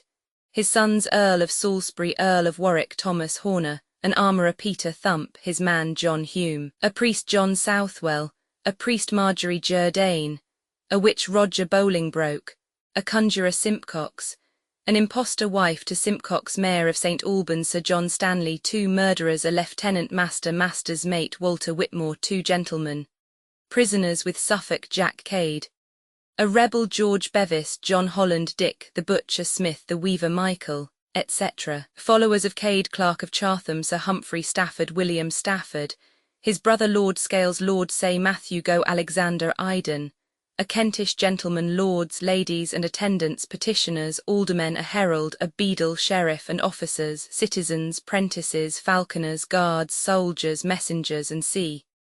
A spirit scene, England, act I scene I. London, the palace, flourish of trumpets, then hautboys. Enter the King, Gloucester, Salisbury, Warwick, and Cardinal Beaufort on the one side, the Queen, Suffolk, York, Somerset and Buckingham on the other. Suffolk, as by your high imperial majesty I had in charge at my depart for France, as procurator to your excellence, to marry Princess Margaret for your grace.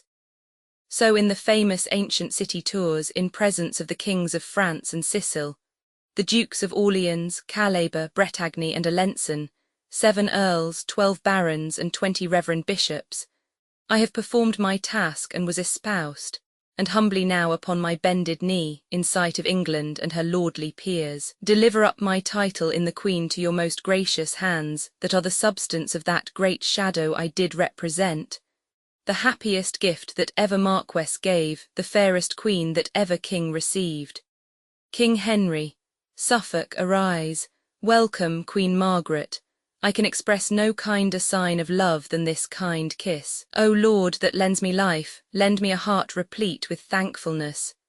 For thou hast given me in this beauteous face a world of earthly blessings to my soul, if sympathy of love unite our thoughts.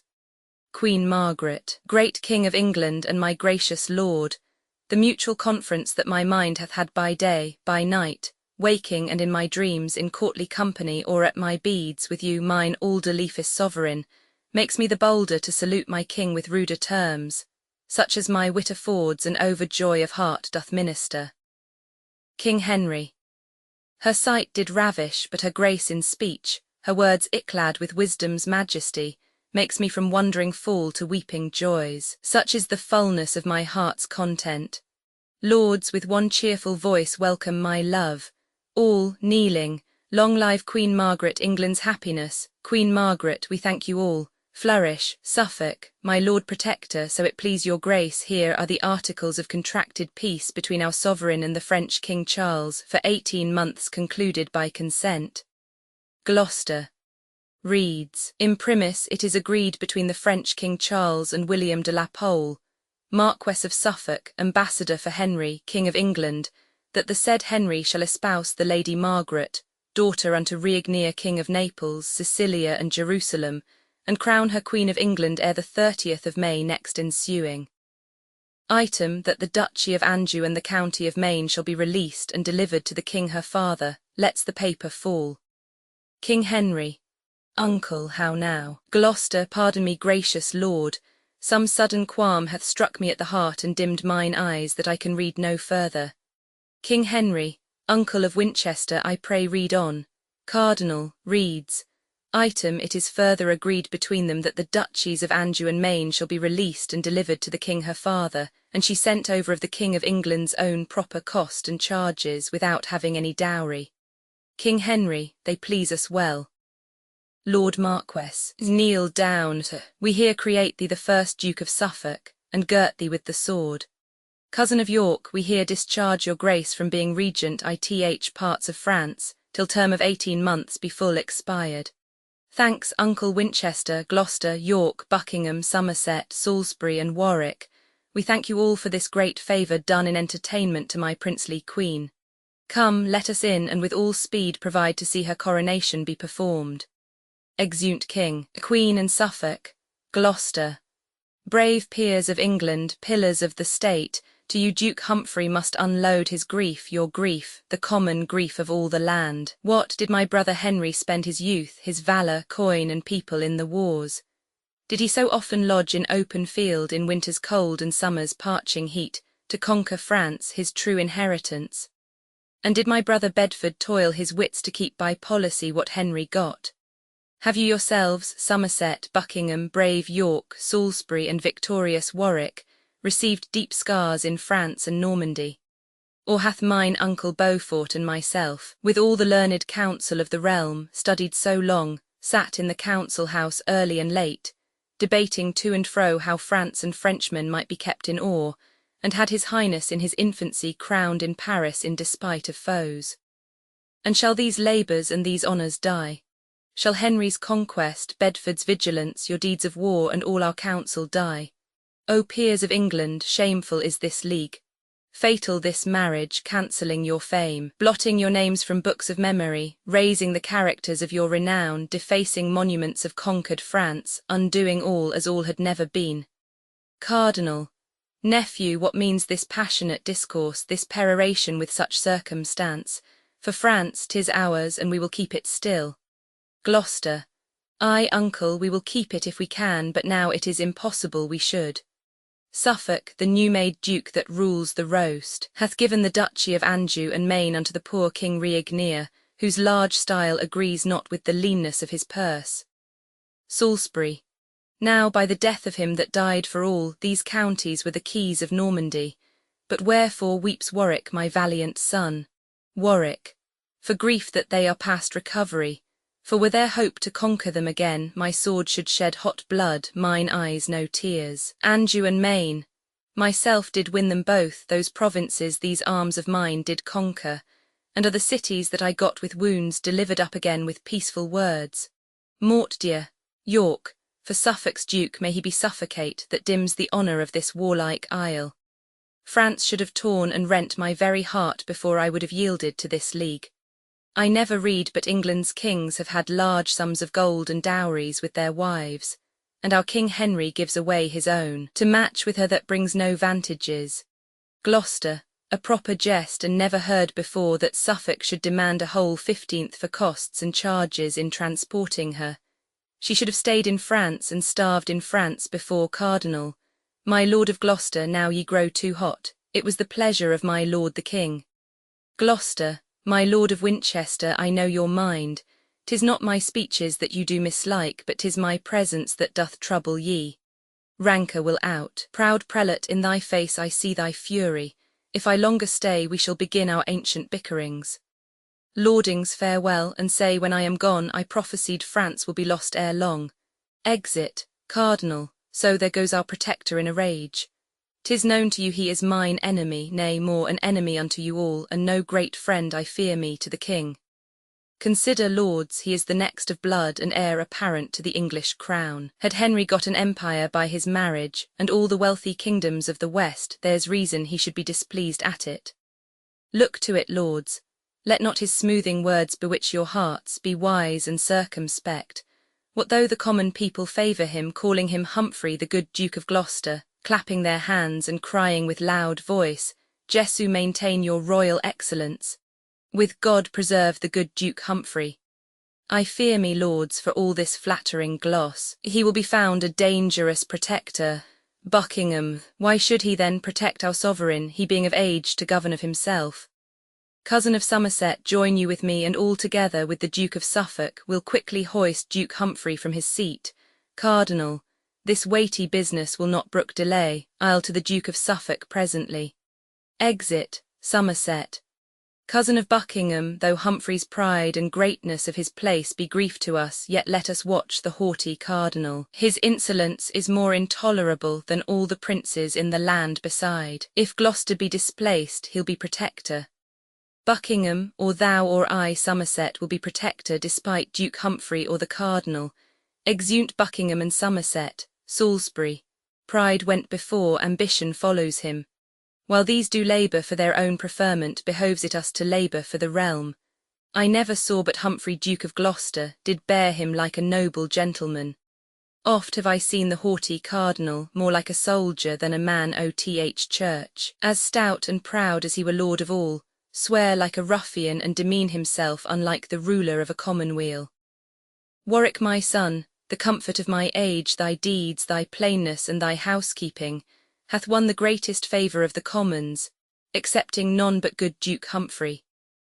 And, brother York, thy acts in Ireland in bringing them to civil discipline, thy late exploits done in the heart of France, when thou wert regent for our sovereign, have made thee feared and honoured of the people. Join we together for the public good in what we can to bridle and suppress the pride of Suffolk and the cardinal, with Somerset's and Buckingham's ambition, and as we may cherish Duke Humphrey's deeds while they do tend the profit of the land. Warwick, so God help Warwick as he loves the land and common profit of his country.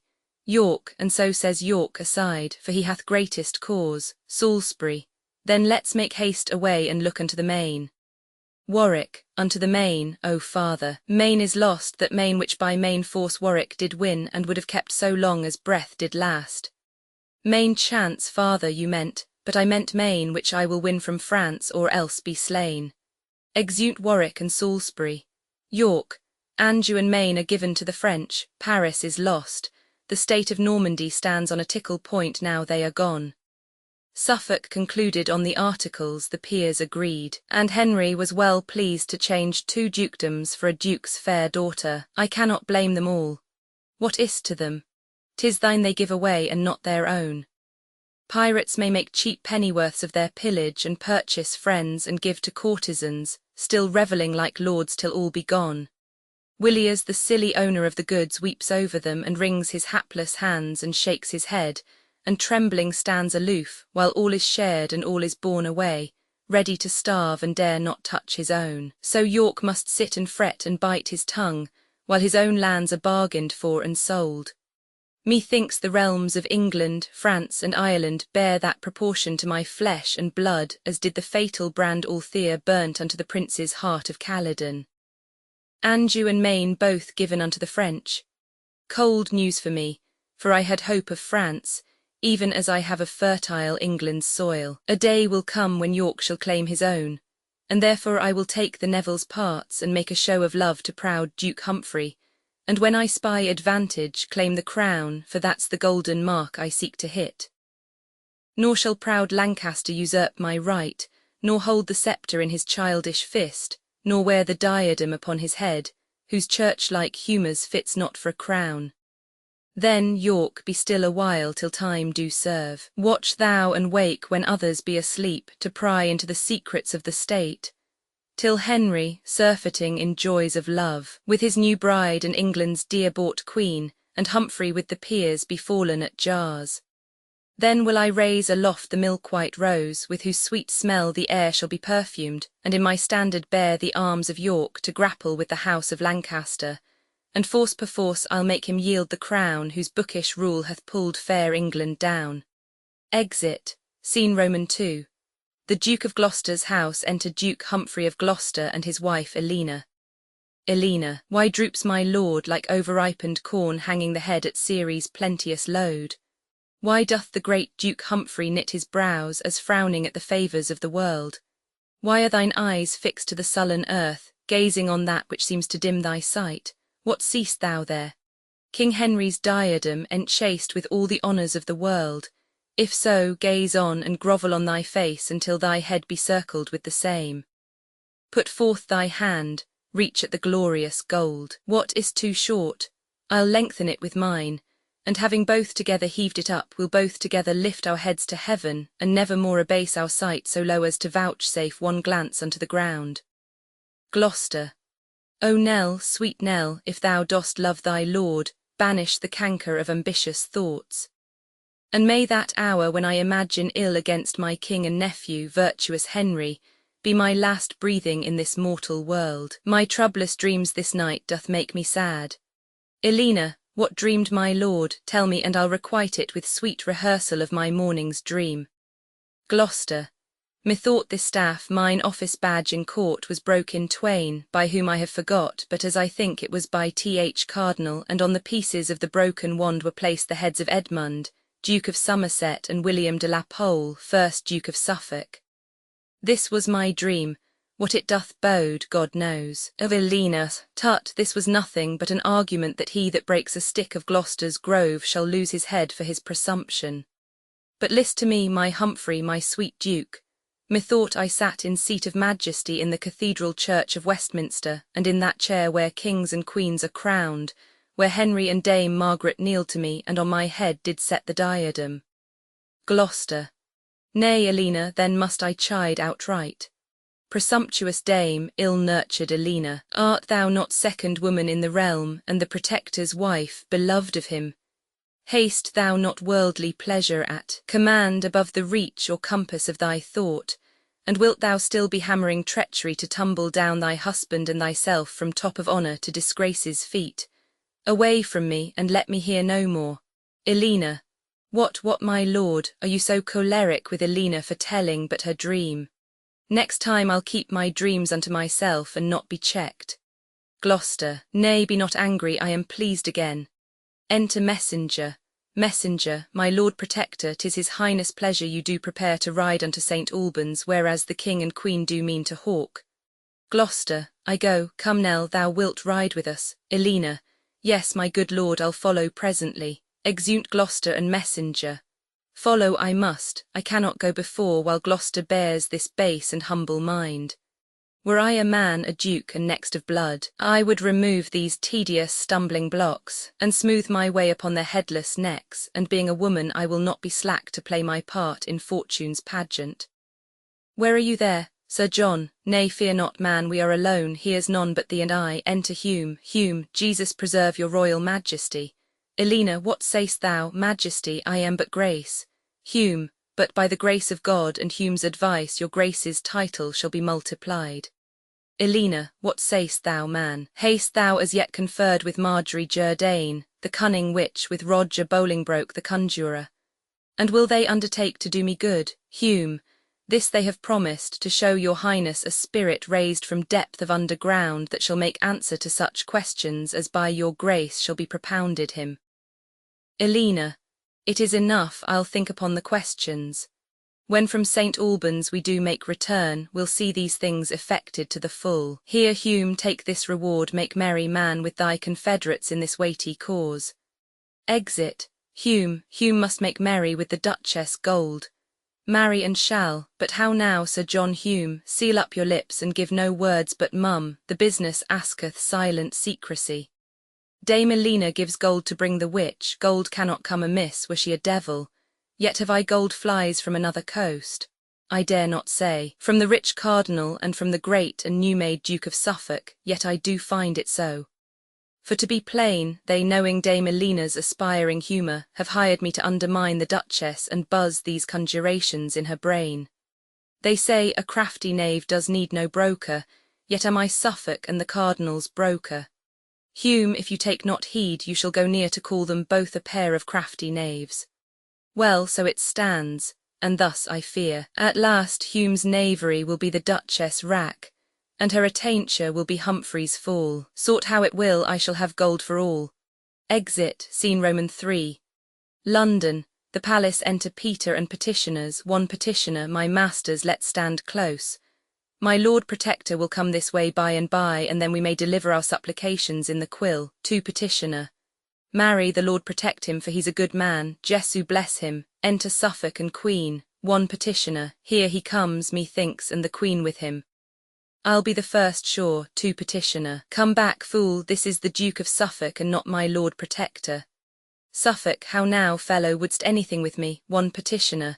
I pray my Lord pardon me, I took ye for my Lord Protector. Queen Margaret, reading, to my Lord Protector. Are your supplications to his lordship? Let me see them. What is thine? 1 Petitioner. Mine is, and please your grace, against John Goodman, my Lord Cardinal's man, for keeping my house and lands and wife and all from me. Suffolk, thy wife too, that's some wrong indeed. What's yours, what's here? Reads, against the Duke of Suffolk for enclosing the commons of Melford. How now, Sir Knave? 2 Petitioner. Alas, sir, I am but a poor petitioner of our whole township. Peter, giving his petition. Against my master Thomas Horner for saying that the Duke of York was rightful heir to the crown. Queen Margaret, what say'st thou? Did the Duke of York say he was rightful heir to the crown? Peter, that my master was. No, forsooth, my master said that he was, and that the king was an usurper. Suffolk, who is there? Enter servant, take this fellow in and send for his master with a pursuivant presently. We'll hear more of your matter before the king. Exit servant with Peter. Queen Margaret, and as for you that love to be protected under the wings of our protector's grace, begin your suits anew and sue to him. Tears the supplications. Away, base cullions. Suffolk, let them go. All, come, let's be gone. Exeunt. Queen Margaret. My Lord of Suffolk, say, is this the guise? Is this the fashion in the court of England? Is this the government of Britain's isle, and this the royalty of Albion's king? What, shall King Henry be a pupil still under the surly Gloucester's governance? Am I a queen in title and in style, and must be made a subject to a duke? I tell thee, Pole, when in the city tours thou ranst Atilt in honour of my love, and stol'st away the ladies' hearts of France, I thought King Henry had resembled thee in courage, courtship, and proportion, but all his mind is bent to holiness, to number Ave Marys on his beads. His champions are the prophets and apostles, his weapons holy saws of sacred writ, his study is his tilt-yard, and his loves are brazen images of canonized saints. I would the college of the cardinals would choose him pope and carry him to Rome and set the triple crown upon his head. That were a state fit for his holiness. Suffolk, madam, be patient. As I was cause your highness came to England, so will I in England work your grace's full content. Queen Margaret, beside the haughty protector, have we both fought the imperious churchmen, Somerset, Buckingham, and grumbling York, and not the least of these but can do more in England than the king. Suffolk, and he of these that can do most of all cannot do more in England than the Nevilles. Salisbury and Warwick are no simple peers. Queen Margaret, not all these lords do vex me half so much as that proud dame, the Lord Protector's wife. She sweeps it through the court with troops of ladies, more like an empress than Duke Humphrey's wife. Strangers in court do take her for the queen. She bears a duke's revenues on her back, and in her heart she scorns our poverty. Shall I not live to be avenged on her?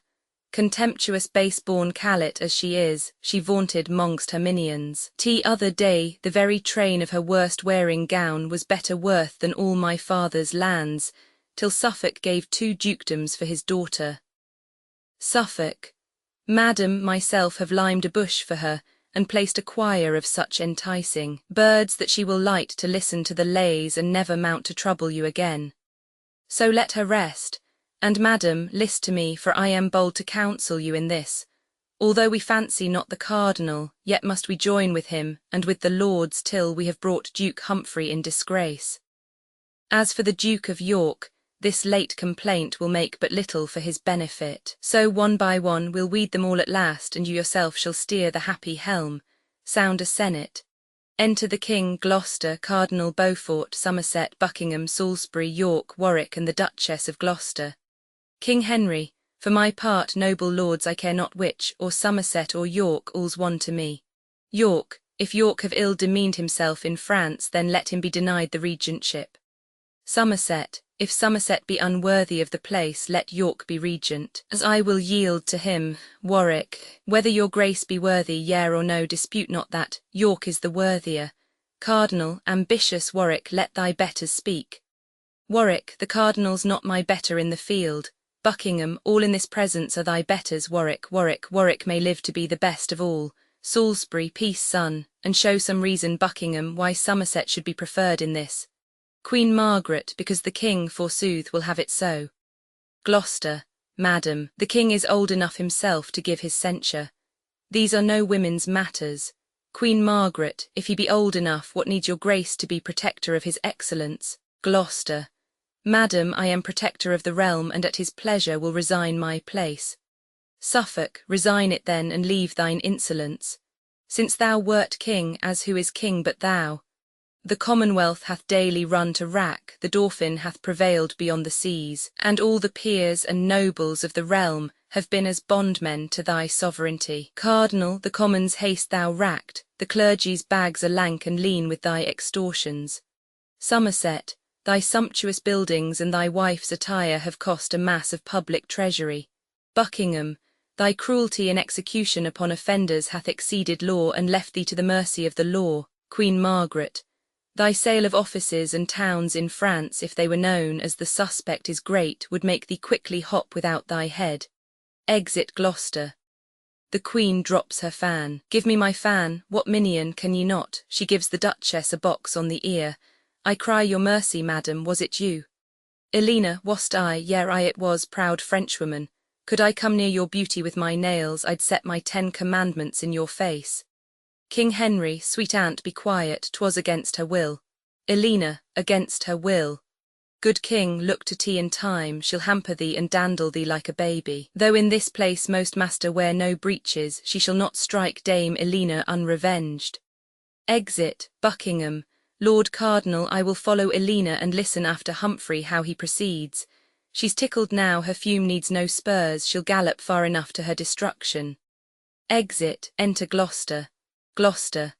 Now, lords, my choler being overblown with walking once about the quadrangle, I come to talk of Commonwealth affairs.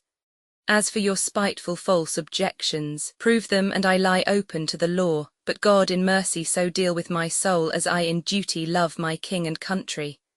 But to the matter that we have in hand, I say, my sovereign, York is meetest man to be your regent in the realm of France. Suffolk, before we make election, give me leave to show some reason of no little force that York is most unmeet of any man. York, I'll tell thee, Suffolk, why I am unmeet. First, for I cannot flatter thee in pride. Next, if I be appointed for the place, my Lord of Somerset will keep me here without discharge, money, or furniture, till France be won into the Dauphin's hands.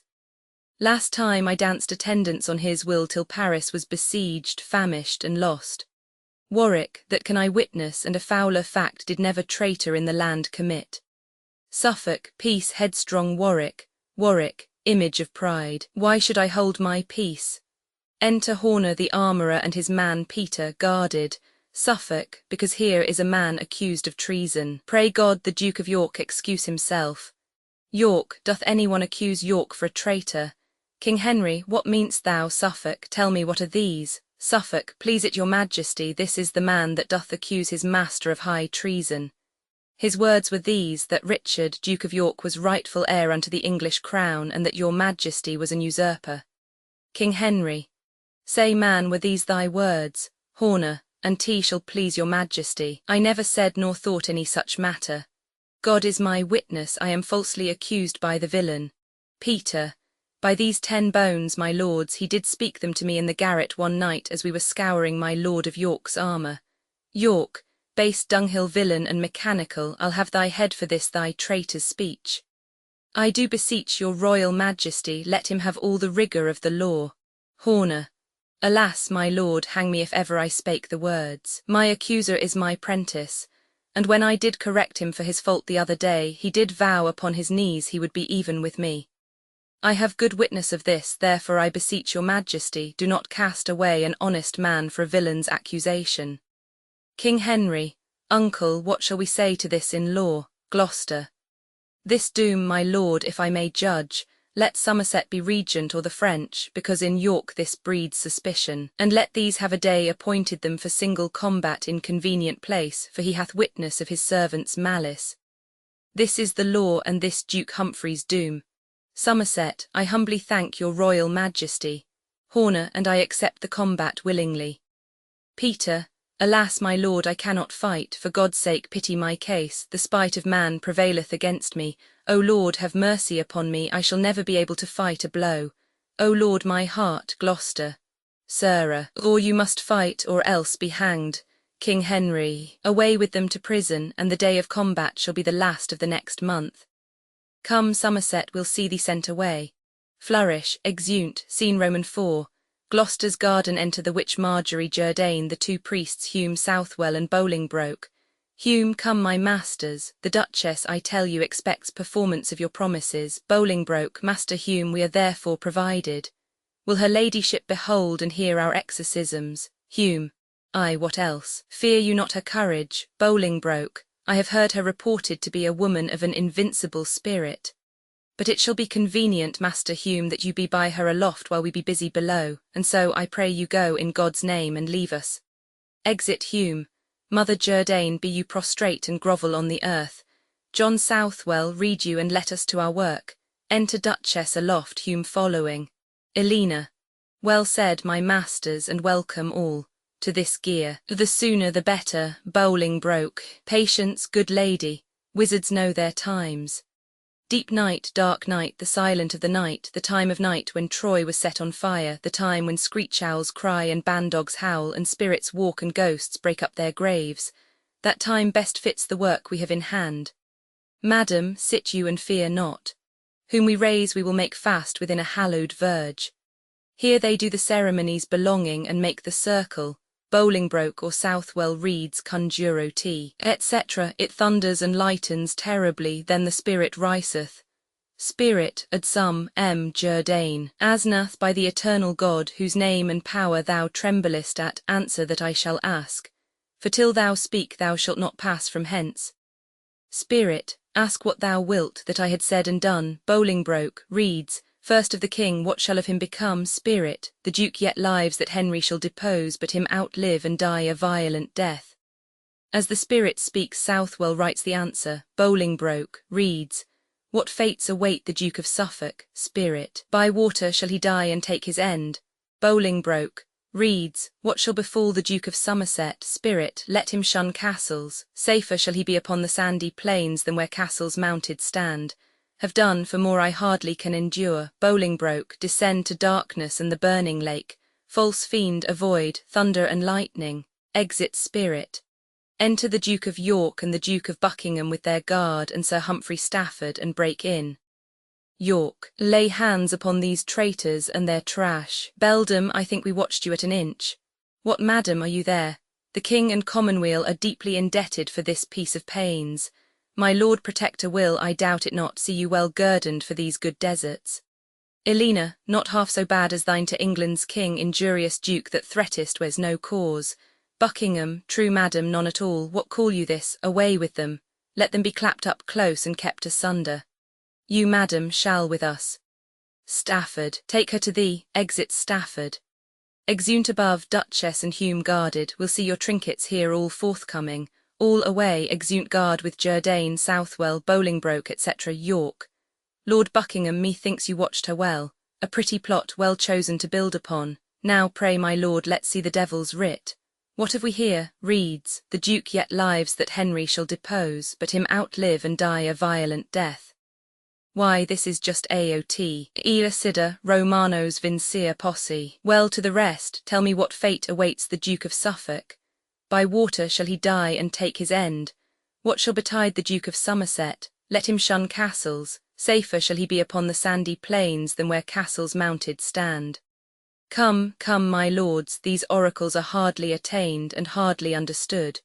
The king is now in progress towards St. Albans, with him the husband of this lovely lady.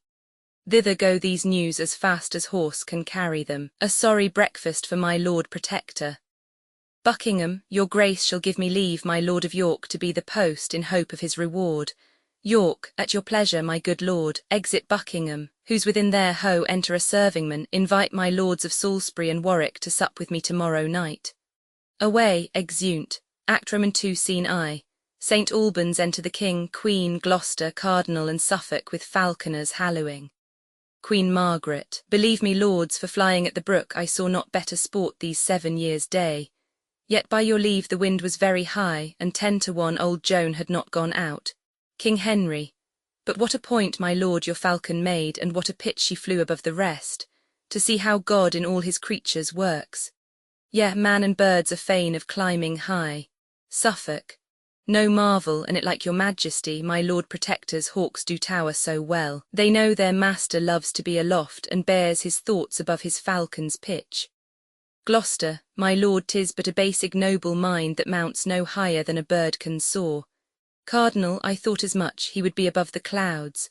Gloucester, ay, my Lord Cardinal, how think you by that? Were it not good your grace could fly to heaven. King Henry, the treasury of everlasting joy. Cardinal, thy heaven is on earth, thine eyes and thoughts beat on a crown, the treasure of thy heart. Pernicious protector, dangerous peer, that smooth'st it so with king and commonweal. Gloucester, what cardinal is your priesthood grown peremptory? Tantine animis celestibus iri. Churchmen so hot, good uncle, hide such malice, with such holiness can you do it. Suffolk, no malice, sir, no more than well becomes so good a quarrel and so bad a peer. Gloucester, as who, my lord? Suffolk, why, as you, my lord, and tea like your lordly Lord Protectorship. Gloucester, why, Suffolk, England knows thine insolence. Queen Margaret, and thy ambition, Gloucester. King Henry, I prithee peace, good queen, and wet not on these furious peers, for blessed are the peacemakers on earth. Cardinal, let me be blessed for the peace I make against this proud protector with my sword. Gloucester, aside to Cardinal. Faith, holy uncle, would 'twere come to that. Cardinal, aside to Gloucester. Marry when thou darst, Gloucester, aside to Cardinal. Make up no factious numbers for the matter, in thine own person answer thy abuse. Cardinal, aside to Gloucester.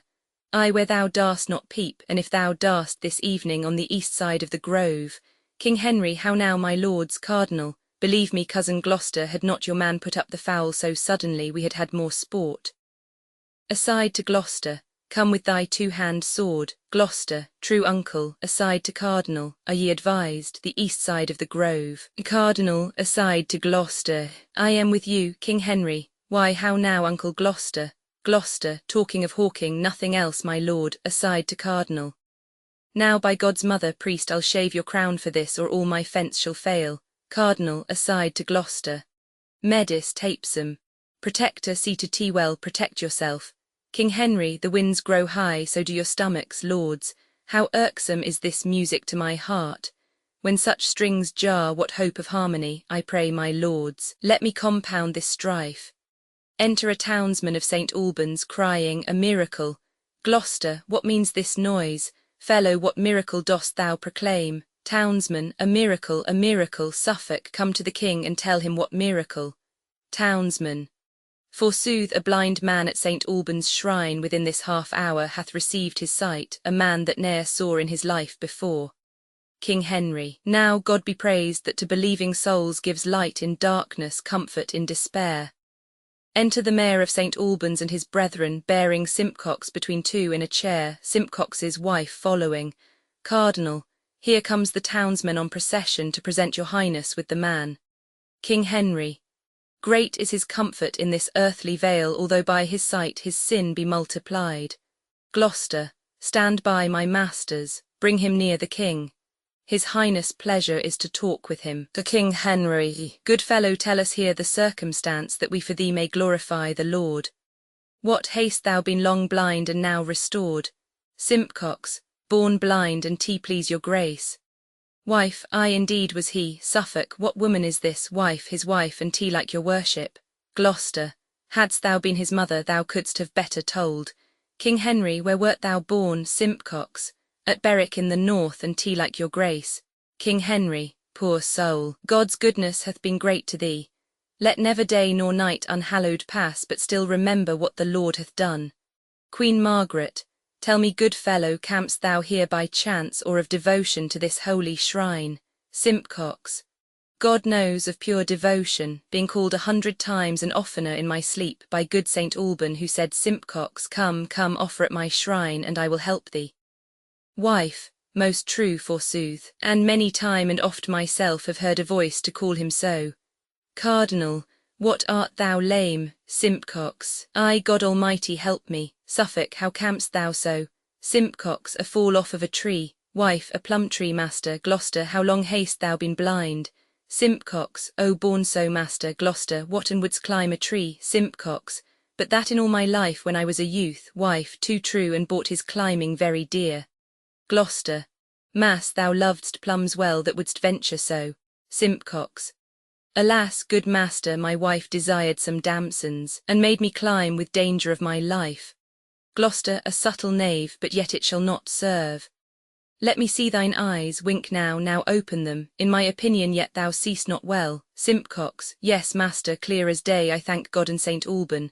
Gloucester, say'st thou me so? What colour is this cloak of? Simpcox, red, master, red as blood. Gloucester, why, that's well said. What colour is my gown of? Simpcox, black, forsooth, coal black as jet. King Henry, why then thou know'st what colour jet is of.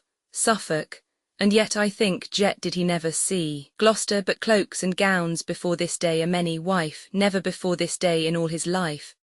Gloucester, tell me, sirrah, what's my name? Simpcox, alas, master, I know not. Gloucester, what's his name? Simpcox, I know not. Gloucester, nor his. Simpcox, no indeed, master. Gloucester, what's thine own name? Simpcox, Sander Simpcox, and if it please you, master. Gloucester, then, Sander, sit there, the leangest knave in Christendom. If thou hadst been born blind, thou mightst as well have known all our names as thus to name the several colours we do wear. Sight may distinguish of colours, but suddenly to nominate them all it is impossible. My lord Saint Alban here hath done a miracle, and would ye not think his cunning to be great that could restore this cripple to his legs again? Simpcox, O master, that you could. Gloucester, my masters of Saint Alban's, have you not beadles in your town and things called whips? Mayor, yes, my lord, if it please your grace. Gloucester, then send for one presently. Mayor, sirrah, go fetch the beadle hither straight. Exit a townsman. Gloucester, now fetch me a stool hither by and by. Now, sirrah, if you mean to save yourself from whipping, leap me over this stool and run away. Simpcox, alas, master, I am not able to stand alone. You go about to torture me in vain. Enter a beadle with whips. Gloucester, well, sir, we must have you find your legs. Sir, a beadle, whip him till he leap over that same stool. Beadle, I will, my lord. Come on, sirrah, off with your doublet quickly. Simpcox, alas, master, what shall I do? I am not able to stand. After the beadle hath hit him once, he leaps over the stool and runs away, and they follow and cry, a miracle. King Henry, O God, seest thou this, and bearest so long? Queen Margaret, it made me laugh to see the villain run. Gloucester, follow the knave and take this drab away. Wife, alas, sir, we did it for pure need. Gloucester, let them be whipped through every market town till they come to Berwick, from whence they came. Exeunt wife, beadle, mayor, etc. Cardinal, Duke Humphrey has done a miracle today. Suffolk, true, made the lame to leap and fly away. Gloucester, but you have done more miracles than I. You made in a day, my lord, whole towns to fly. Enter Buckingham's King Henry. What tidings with our cousin Buckingham? Buckingham, such as my heart doth tremble to unfold.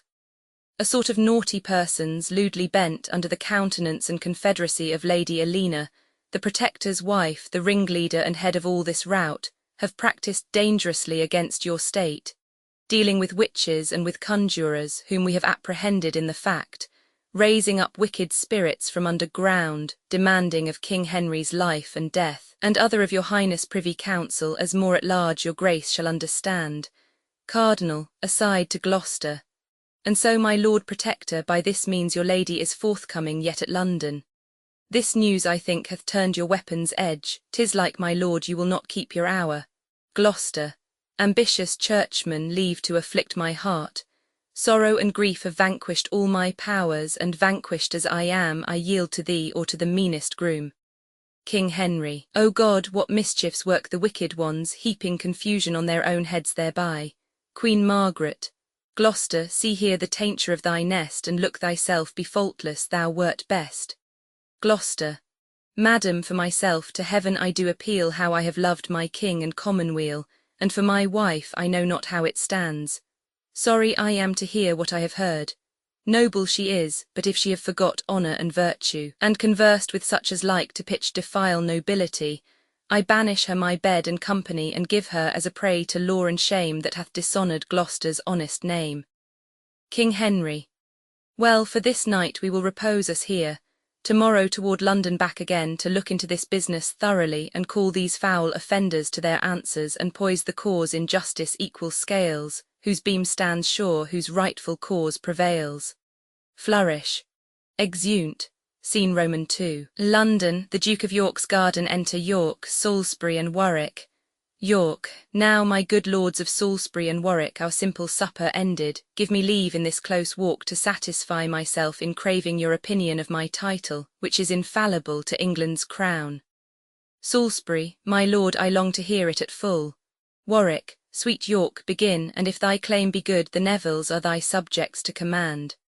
York, then thus, Edward III, my lords, had 7 sons, the first, Edward the Black Prince, Prince of Wales, the second, William of Hatfield, and the third, Lionel, Duke of Clarence, next to whom was John of Gaunt, the Duke of Lancaster. The fifth was Edmund Langley, Duke of York. The sixth was Thomas of Woodstock, Duke of Gloucester. William of Windsor was the 7th and last. Edward the Black Prince died before his father, and left behind him Richard, his only son, who after Edward III's death reigned as king, till Henry Bolingbroke, Duke of Lancaster, the eldest son and heir of John of Gaunt, crowned by the name of Henry IV, seized on the realm, deposed the rightful king, sent his poor queen to France, from whence she came, and him to Pomfret, where, as all you know, harmless Richard was murdered traitorously. Warwick, father, the Duke hath told the truth, thus got the house of Lancaster the crown. York, which now they hold by force and not by right. For Richard, the first son's heir, being dead, the issue of the next son should have reigned, Salisbury, but William of Hatfield died without an heir. York, the third son, Duke of Clarence, from whose line I claim the crown, had issue Philippa, a daughter who married Edmund Mortimer, Earl of March. Edmund had issue Roger, Earl of March. Roger had issue Edmund, Anne and Elena, Salisbury. This Edmund, in the reign of Bolingbroke, as I have read, laid claim unto the crown, and but for Owen Glendower had been king, who kept him in captivity till he died. But to the rest, York, his eldest sister Anne, my mother, being heir unto the crown, married Richard Earl of Cambridge, who was son to Edmund Langley, Edward III's 5th son. By her I claim the kingdom. She was heir to Roger, Earl of March, who was the son of Edmund Mortimer, who married Philippa, sole daughter unto Lionel, Duke of Clarence. So if the issue of the elder son succeed before the younger, I am king. Warwick, what plain proceeding is more plain than this? Henry doth claim the crown from John of Gaunt, the 4th son. York claims it from the 3rd. Till Lionel's issue fails, his should not reign. It fails not yet, but flourishes in thee and in thy sons, fair slips of such a stock. Then, Father Salisbury, kneel we together, and in this private plot be we the first that shall salute our rightful sovereign with honour of his birthright to the crown. Both, long live our sovereign Richard, England's king. York, we thank you, lords. But I am not your king till I be crowned, and that my sword be stained with heart-blood of the house of Lancaster. And that's not suddenly to be performed, but with advice and silent secrecy. Do you as I do in these dangerous days, Wink at the Duke of Suffolk's insolence, at Beaufort's pride, at Somerset's ambition, at Buckingham and all the crew of them, till they have snared the shepherd of the flock, that virtuous prince, the good Duke Humphrey. 'Tis that they seek, and they in seeking that shall find their deaths, if York can prophesy.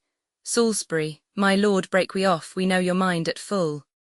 Warwick, my heart assures me that the Earl of Warwick shall one day make the Duke of York a king. York, and Neville, this I do assure myself, Richard shall live to make the Earl of Warwick the greatest man in England but the king. Exeunt, scene Roman 3. A hall of justice. Sound trumpets.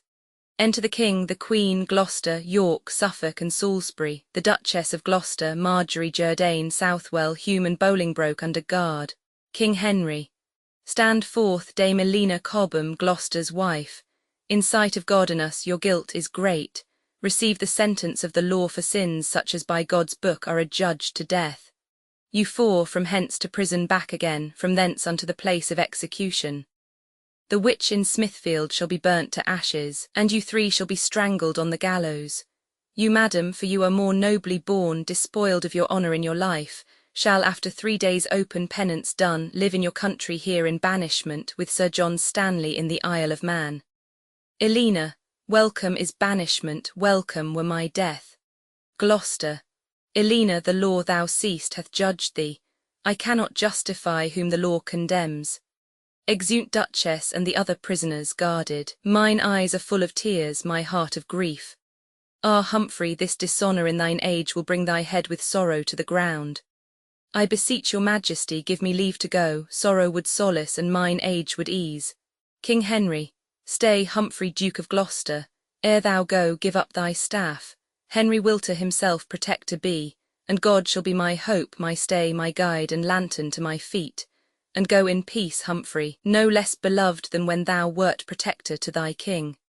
Queen Margaret, I see no reason why a king of years should be to be protected like a child. God and King Henry govern England's realm. Give up your staff, sir, and the king his realm. Gloucester, my staff. Here, noble Henry, is my staff.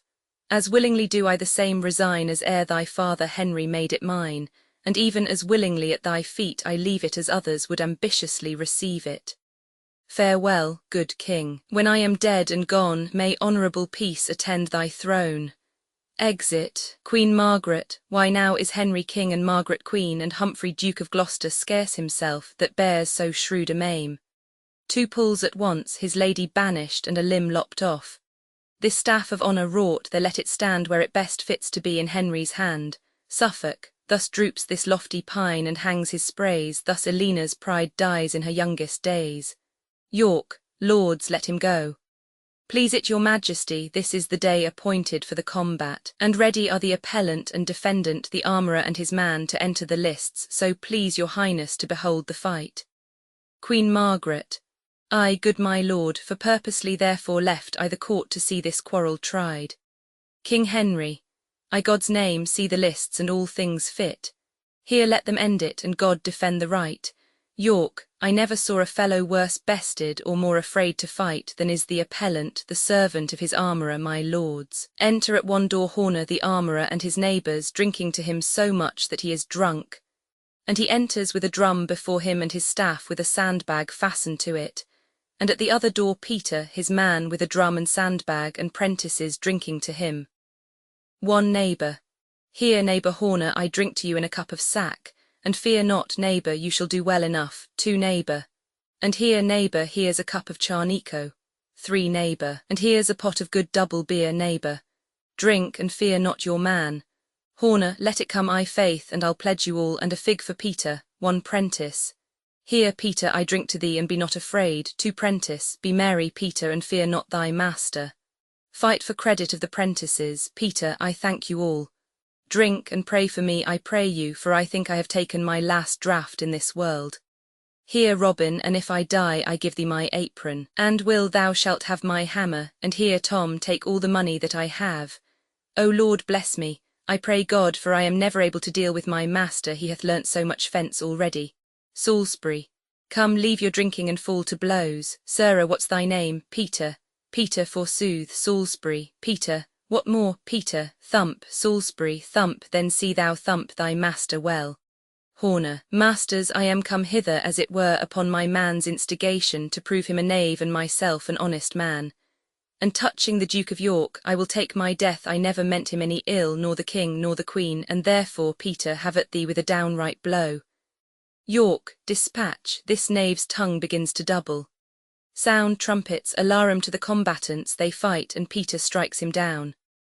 Horner. Hold, Peter, hold, I confess treason. Dies. York. Take away his weapon. Fellow, thank God and the good wine in thy master's way.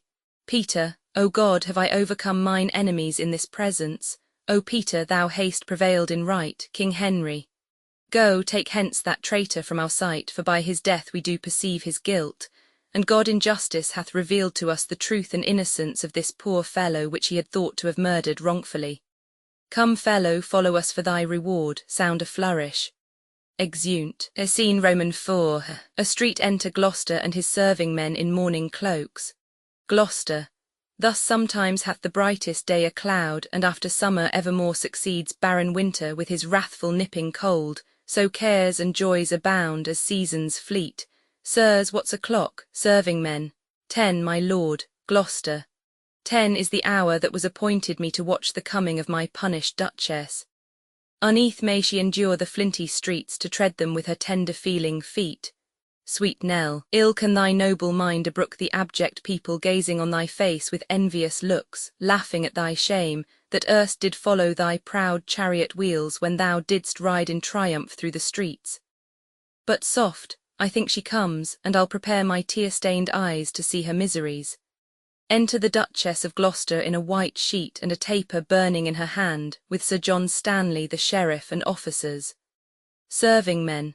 So please your grace, we'll take her from the sheriff. Gloucester. No, stir not for your lives, let her pass by. Elena, come you, my lord, to see my open shame. Now thou dost penance too. Look how they gaze, see how the giddy multitude do point and nod their heads and throw their eyes on thee. Ah, Gloucester, hide thee from their hateful looks, and in thy closet pent up rue my shame, and ban thine enemies, both mine and thine. Gloucester.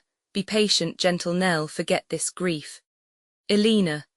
Ah, Gloucester, teach me to forget myself, for whilst I think I am thy married wife, and thou a prince, protector of this land, methinks I should not thus be led along, mailed up in shame, with papers on my back, and followed with a rabble that rejoice to see my tears and hear my deep-fet groans. The ruthless flint doth cut my tender feet, and when I start, the envious people laugh and bid me be advised how I tread. Ah, Humphrey, can I bear this shameful yoke? Trowest thou that e'er I'll look upon the world, or count them happy that enjoy the sun? No, dark shall be my light and night my day. To think upon my pomp shall be my hell. Sometimes I'll say I am Duke Humphrey's wife, and he a prince and ruler of the land. Yet so he ruled, and such a prince he was as he stood by, whilst I, his forlorn Duchess, was made a wonder and a pointing stock to every idle rascal follower. But be thou mild, and blush not at my shame, nor stir at nothing till the axe of death hang over thee, as sure it shortly will. For Suffolk, he that can do all in all with her that hateth thee and hates us all, and York and impious Beaufort, that false priest, have all limed bushes to betray thy wings, and fly thou how thou canst, they'll tangle thee. But fear not thou until thy foot be snared, nor never seek prevention of thy foes. Gloucester. Ah, Nell, forbear, thou aimest all awry. I must offend before I be attainted, and had I 20 times so many foes, and each of them had 20 times their power, all these could not procure me any scathe so long as I am loyal, true, and crimeless. Wouldst have me rescue thee from this reproach? Why, yet thy scandal were not wiped away, but I in danger for the breach of law. Thy greatest help is quiet, gentle Nell. I pray thee sort thy heart to patience, these few days' wonder will be quickly worn. Enter a herald. Herald, I summon your grace to his majesty's parliament, holden at Bury the 1st of this next month, Gloucester, and my consent ne'er asked herein before, this is close dealing. Well, I will be there. Exit herald, my Nell, I take my leave, and master sheriff, let not her penance exceed the king's commission. Sheriff, and please your grace, here my commission stays, and Sir John Stanley is appointed now to take her with him to the Isle of Man. Gloucester. Must you, Sir John, protect my lady here? Stanley. so am I given in charge, may tea please your grace. Gloucester, entreat her not the worse in that I pray you use her well.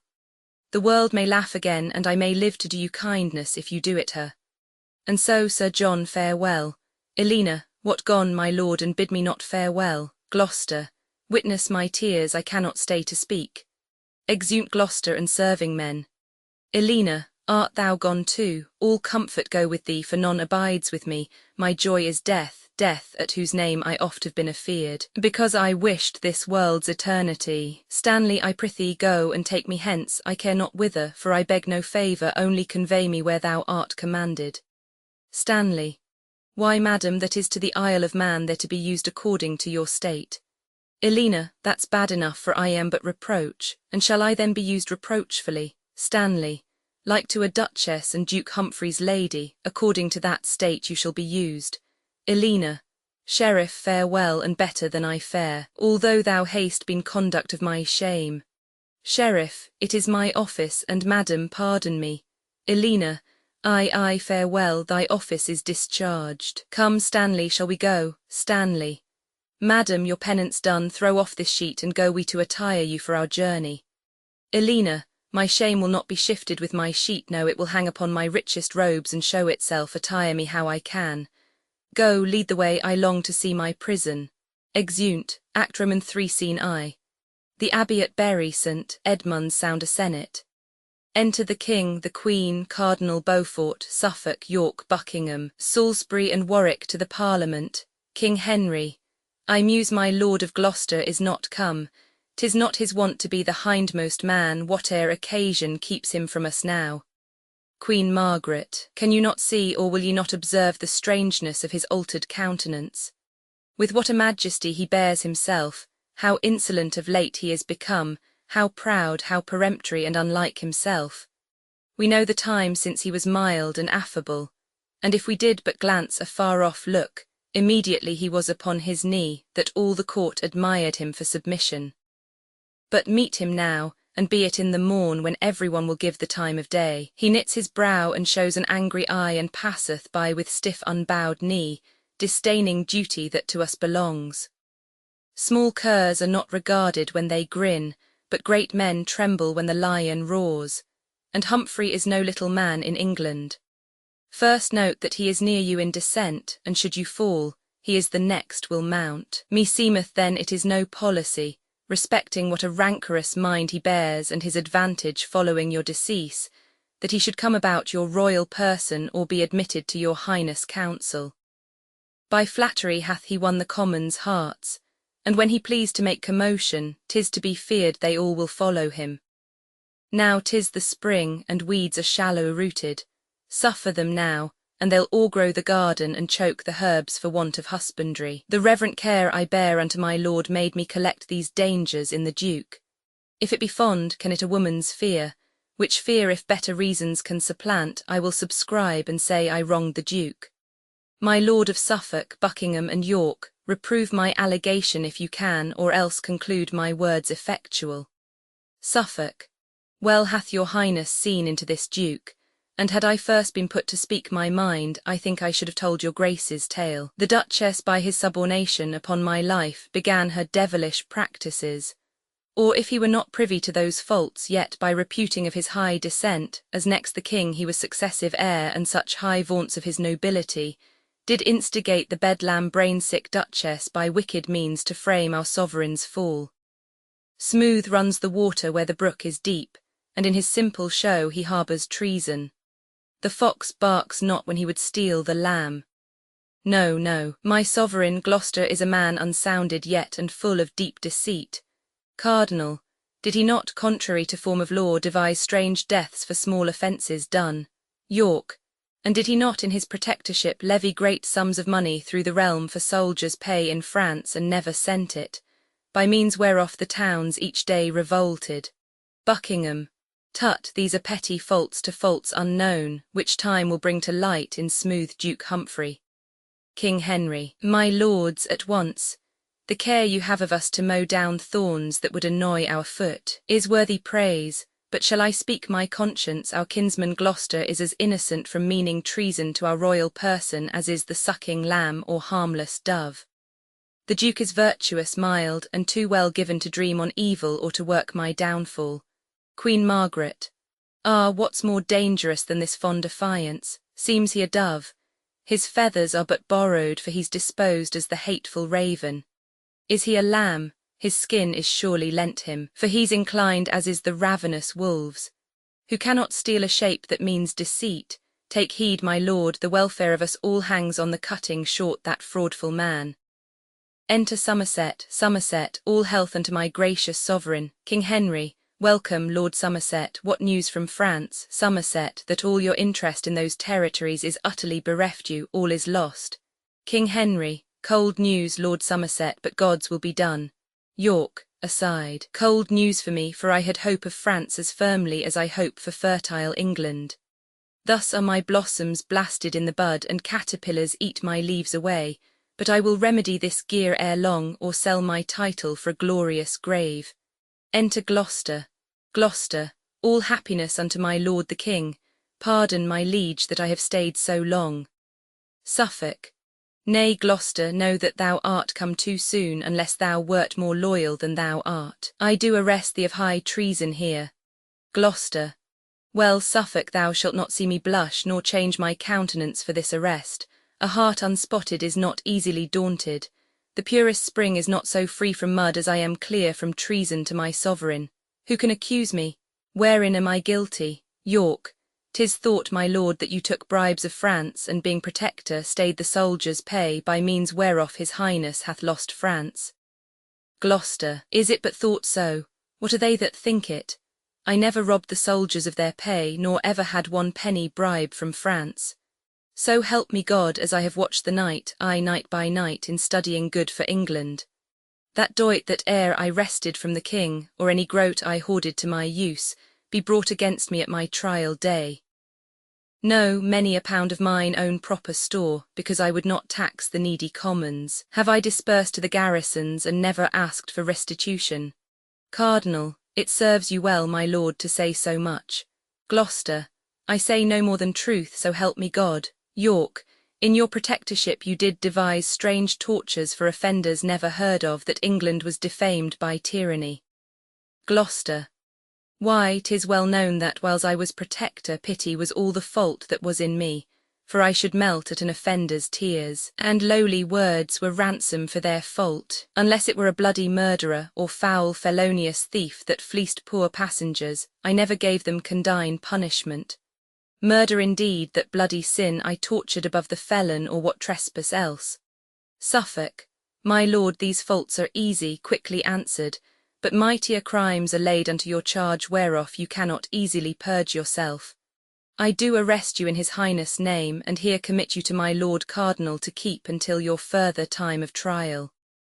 King Henry. My lord of Gloucester, 'tis my special hope that you will clear yourself from all suspense. My conscience tells me you are innocent. Gloucester, our gracious lord, these days are dangerous. Virtue is choked with foul ambition, and charity chased hence by rancor's hand. Foul subornation is predominant, and equity exiled your highness land. I know their complot is to have my life, and if my death might make this island happy and prove the period of their tyranny, I would expend it with all willingness. But mine is made the prologue to their play, for thousands more, that yet suspect no peril, will not conclude their plotted tragedy. Beaufort's red sparkling eyes blab his heart's malice, and Suffolk's cloudy brow his stormy hate. Sharp Buckingham unburdens with his tongue the envious load that lies upon his heart, and dogged York, that reaches at the moon, whose overweening arm I have plucked back, by false accuse doth level at my life. And you, my sovereign lady, with the rest, causeless have laid disgraces on my head, and with your best endeavour have stirred up my leafest liege to be mine enemy. I, all of you have laid your heads together, myself had notice of your conventicles, and all to make away my guiltless life.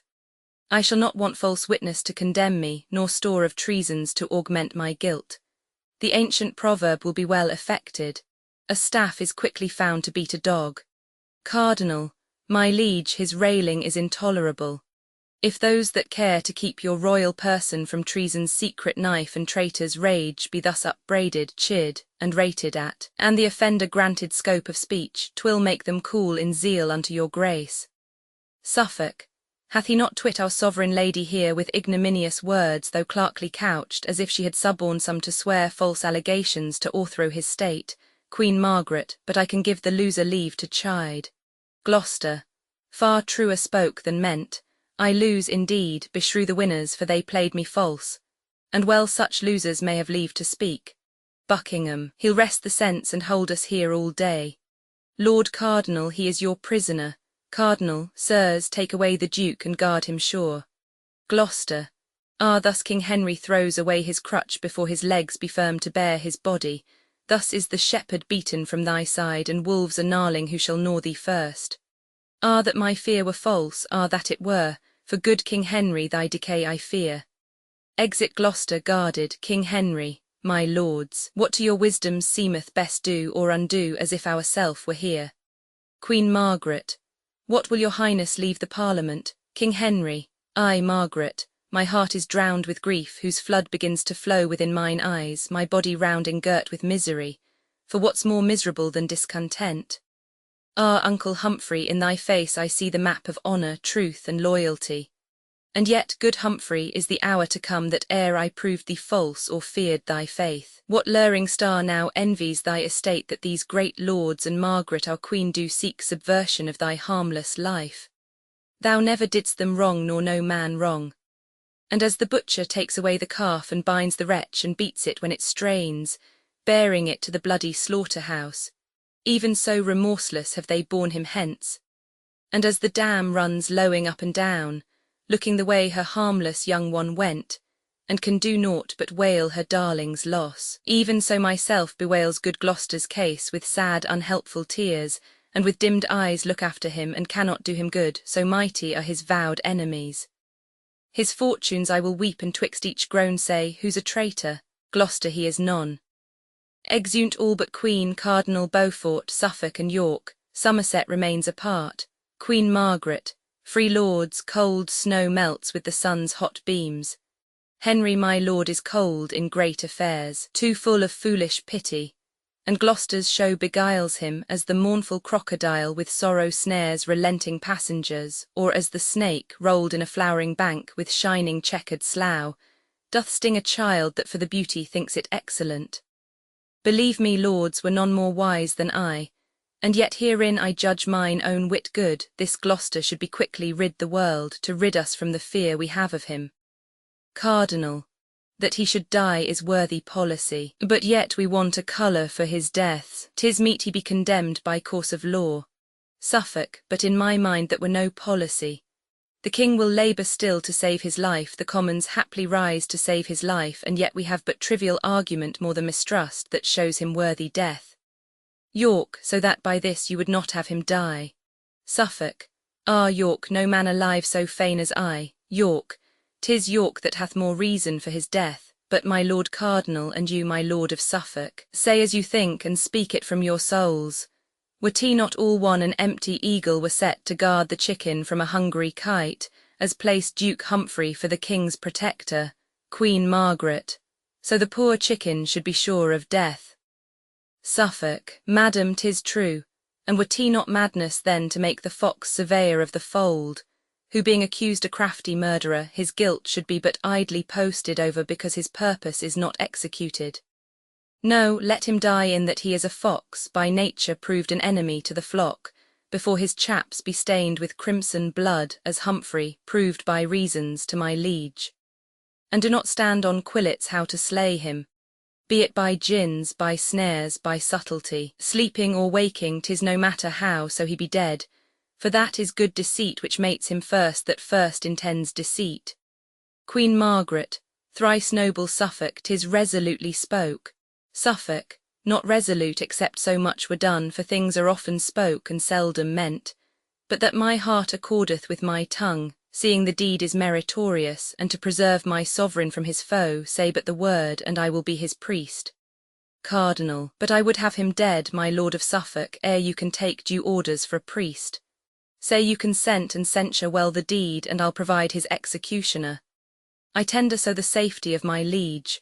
Suffolk, here is my hand, the deed is worthy doing. Queen Margaret, and so say I. York, and I, and now we three have spoke it skills not greatly who impugns our doom. Enter a post. Great lords, from Ireland am I come amain to signify that rebels there are up, and put the Englishmen unto the sword. Send succours, lords, and stop the rage betime, before the wound do grow uncurable, for being green there is great hope of help. Cardinal, a breach that craves a quick expedient stop. What counsel give you in this weighty cause? York, that Somerset be sent as regent thither. 'Tis meet that lucky ruler be employed. Witness the fortune he hath had in France. Somerset, if York with all his far-fet policy had been the regent there instead of me, he never would have stayed in France so long. York, no, not to lose it all as thou hast done. I rather would have lost my life betimes than bring a burden of dishonour home by staying there so long till all were lost. Show me one scar charactered on thy skin, men's flesh preserved so whole do seldom win. Queen Margaret, nay then this spark will prove a raging fire if wind and fuel be brought to feed it with. No more, good York, sweet Somerset, be still. Thy fortune, York, hadst thou been regent there, might happily have proved far worse than his. York, what worse than naught, nay then a shame take all, Somerset, and in the number thee that wishest shame. Cardinal, my Lord of York, try what your fortune is. Uncivil kerns of Ireland are in arms and temper clay with blood of Englishmen. To Ireland will you lead a band of men, collected choicely from each county some, and try your hap against the Irishmen. York, I will, my lord, so please his majesty. Suffolk, why our authority is his consent, and what we do establish he confirms. Then, noble York, take thou this task in hand. York, I am content. Provide me soldiers, lords, whiles I take order for mine own affairs. Suffolk, a charge, Lord York, that I will see performed. But now return we to the false Duke Humphrey. Cardinal, no more of him, for I will deal with him that henceforth he shall trouble us no more, and so break off, the day is almost spent. Lord Suffolk, you and I must talk of that event. York, my Lord of Suffolk, within 14 days at Bristol I expect my soldiers, for there I'll ship them all for Ireland. Suffolk, I'll see it truly done, my Lord of York. Exeunt all but York. York, now York or never. Steel thy fearful thoughts, and change misdoubt to resolution. Be that thou hopst to be, or what thou art resigned to death, it is not worth enjoying. Let pale-faced fear keep with the mean-born man, and find no harbour in a royal heart. Faster than springtime showers comes thought on thought, and not a thought but thinks on dignity. My brain, more busy than the labouring spider, weaves tedious snares to trap mine enemies. Well, nobles, well, 'tis politically done, to send me packing with an host of men. I fear me you but warm the starved snake, who, cherished in your breasts, will sting your hearts. 'Twas men I lacked, and you will give them me. I take it kindly, yet be well assured you put sharp weapons in a madman's hands. Whiles I in Ireland nourish a mighty band, I will stir up in England, some black storm shall blow 10,000 souls to heaven or hell. And this fell tempest shall not cease to rage until the golden circuit on my head, like to the glorious sun's transparent beams, do calm the fury of this mad-bred flaw. And for a minister of my intent, I have seduced a headstrong Kentishman, John Cade of Ashford, to make commotion, as full well he can, under the title of John Mortimer. In Ireland have I seen this stubborn Cade oppose himself against a troop of kerns, and fought so long till that his thighs with darts were almost like a sharp-quilled porpentine. And in the end being rescued, I have seen him caper upright like a wild Morisco, shaking the bloody darts as he his bells. Full often, like a shag-haired crafty kern, hath he conversed with the enemy, and undiscovered come to me again, and given me notice of their villainies. This devil here shall be my substitute, for that John Mortimer, which now is dead in face, in gait, in speech, he doth resemble. By this I shall perceive the commons' mind, how they affect the house and claim of York. Say he be taken, racked, and tortured, I know no pain they can inflict upon him will make him say I moved him to those arms. Say that he thrive, as 'tis great like he will, why then from Ireland come I with my strength, and reap the harvest which that rascal sowed. For Humphrey being dead as he shall be, and Henry put apart the next for me. Exit, scene Roman II, Bury St. Edmunds. A room of state enter 2 or 3 murderers running over the stage from the murder of Duke Humphrey. 1 murderer. Run to my Lord of Suffolk, let him know we have dispatched the Duke as he commanded. 2 murderer. Oh, that it were to do, what have we done? Didst ever hear a man so penitent? Enter Suffolk. 1 murderer. Here comes my lord. Suffolk. Now, sirs, have you dispatched this thing? 1 murderer. Aye, my good lord, he's dead. Suffolk. Why, that's well said. Go, get you to my house, I will reward you for this venturous deed. The king and all the peers are here at hand. Have you laid fair the bed? Is all things well according as I gave directions? 1 murderer. 'Tis my good lord. Suffolk. Away, be gone, exeunt murderers, sound trumpets. Enter the king, the queen, Cardinal Beaufort, Somerset with attendants. King Henry. Go, call our uncle to our presence straight, say we intend to try his grace today if he be guilty as 'tis published. Suffolk. I'll call him presently, my noble lord. Exit. King Henry. Lords, take your places, and I pray you all, proceed no straighter gainst our uncle Gloucester, than from true evidence of good esteem he be approved in practice culpable. Queen Margaret. God forbid any malice should prevail that faultless may condemn a nobleman. Pray God he may acquit him of suspicion. King Henry, I thank thee, Meg, these words content me much. Enter Suffolk. How now? Why look'st thou pale? Why tremblest thou? Where is our uncle? What's the matter? Suffolk. Suffolk. Dead in his bed, my lord. Gloucester is dead. Queen Margaret. Marry, God forfend, Cardinal, God's secret judgment. I did dream tonight the Duke was dumb and could not speak a word. The king swoons. Queen Margaret, how fares my lord? Help, lords, the king is dead. Somerset, rear up his body, wring him by the nose. Queen Margaret. Run, go, help, help, O Henry, ope thine eyes. Suffolk, he doth revive again. Madam, be patient. King Henry, O heavenly God. Queen Margaret, how fares my gracious lord? Suffolk.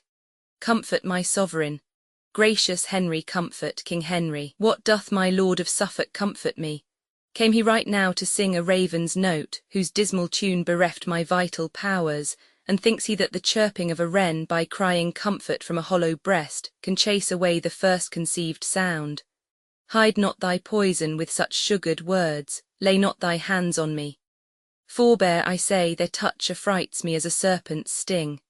Thou baleful messenger out of my sight, upon thy eyeballs murderous tyranny sits in grim majesty to fright the world. Look not upon me, for thine eyes are wounding, yet do not go away. Come, basilisk, and kill the innocent gazer with thy sight. For in the shade of death I shall find joy in life, but double death now Gloucester's dead. Queen Margaret. Why do you rate my Lord of Suffolk thus? Although the Duke was enemy to him, yet he most Christian-like laments his death. And for myself, foe as he was to me, might liquid tears or heart-offending groans or blood-consuming sighs recall his life, I would be blind with weeping, sick with groans, look pale as primrose with blood-drinking sighs, and all to have the noble Duke alive. What know I how the world may deem of me? For it is known we were but hollow friends. It may be judged I made the Duke away, so shall my name with slander's tongue be wounded, and princes' courts be filled with my reproach. This get I by his death. I me unhappy to be a queen and crowned with infamy. King Henry. Ah, woe is me for Gloucester, wretched man. Queen Margaret. Be woe for me, more wretched than he is. What dost thou turn away and hide thy face? I am no loathsome leper, look on me. What art thou like the adder waxen deaf? Be poisonous too, and kill thy forlorn queen. Is all thy comfort shut in Gloucester's tomb? Why then Dame Margaret was ne'er thy joy? Erect his statue and worship it, and make my image but an alehouse sign. Was I for this nigh racked upon the sea, and twice by awkward wind from England's bank drove back again unto my native clime? What boded this, but well forewarning wind did seem to say, seek not a scorpion's nest, nor set no footing on this unkind shore. What did I then, but curse the gentle gusts, and he that loosed them forth their brazen caves, and bid them blow towards England's blessed shore, or turn our stern upon a dreadful rock? Yet Aeolus would not be a murderer, but left that hateful office unto thee. The pretty vaulting sea refused to drown me, knowing that thou wouldst have me drowned on shore with tears as salt as sea, through thy unkindness. The splitting rocks cowered in the sinking sands and would not dash me with their ragged sides, because thy flinty heart, more hard than they, might in thy palace perish, Margaret.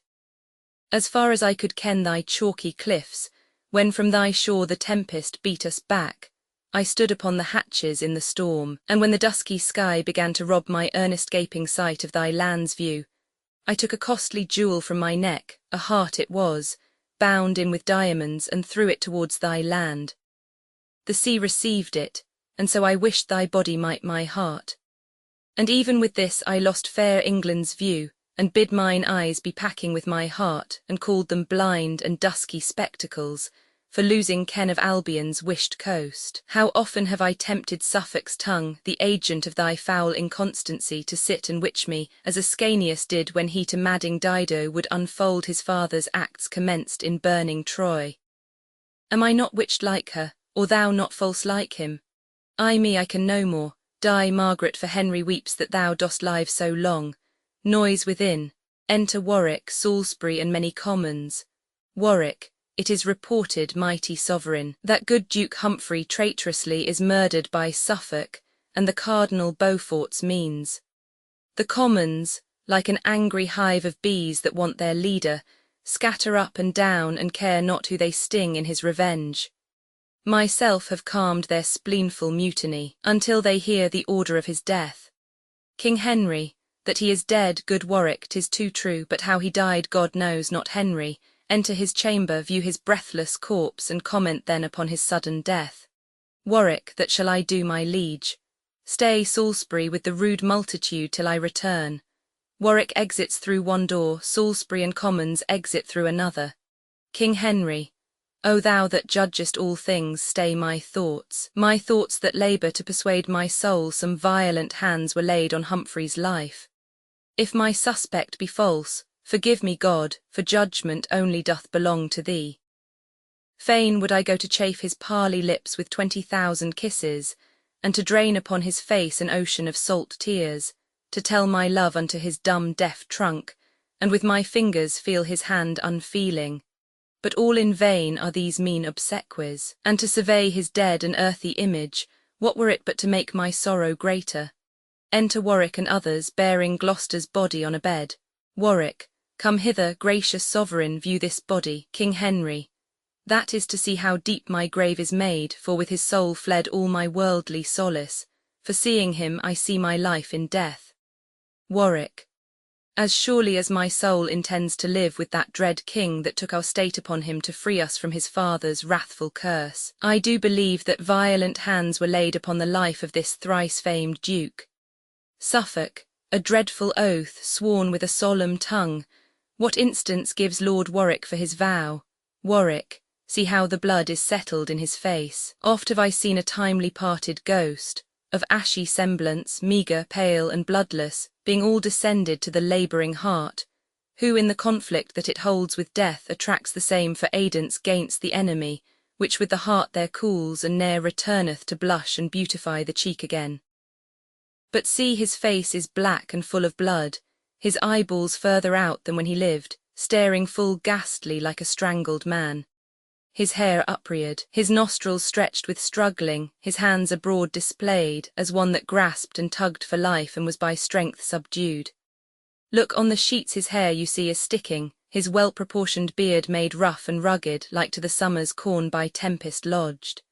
It cannot be but he was murdered here, the least of all these signs were probable. Suffolk, why Warwick, who should do the Duke to death? Myself and Beaufort had him in protection, and we, I hope, sir, are no murderers, Warwick, but both of you avowed Duke Humphrey's foes, and you forsooth had the good Duke to keep.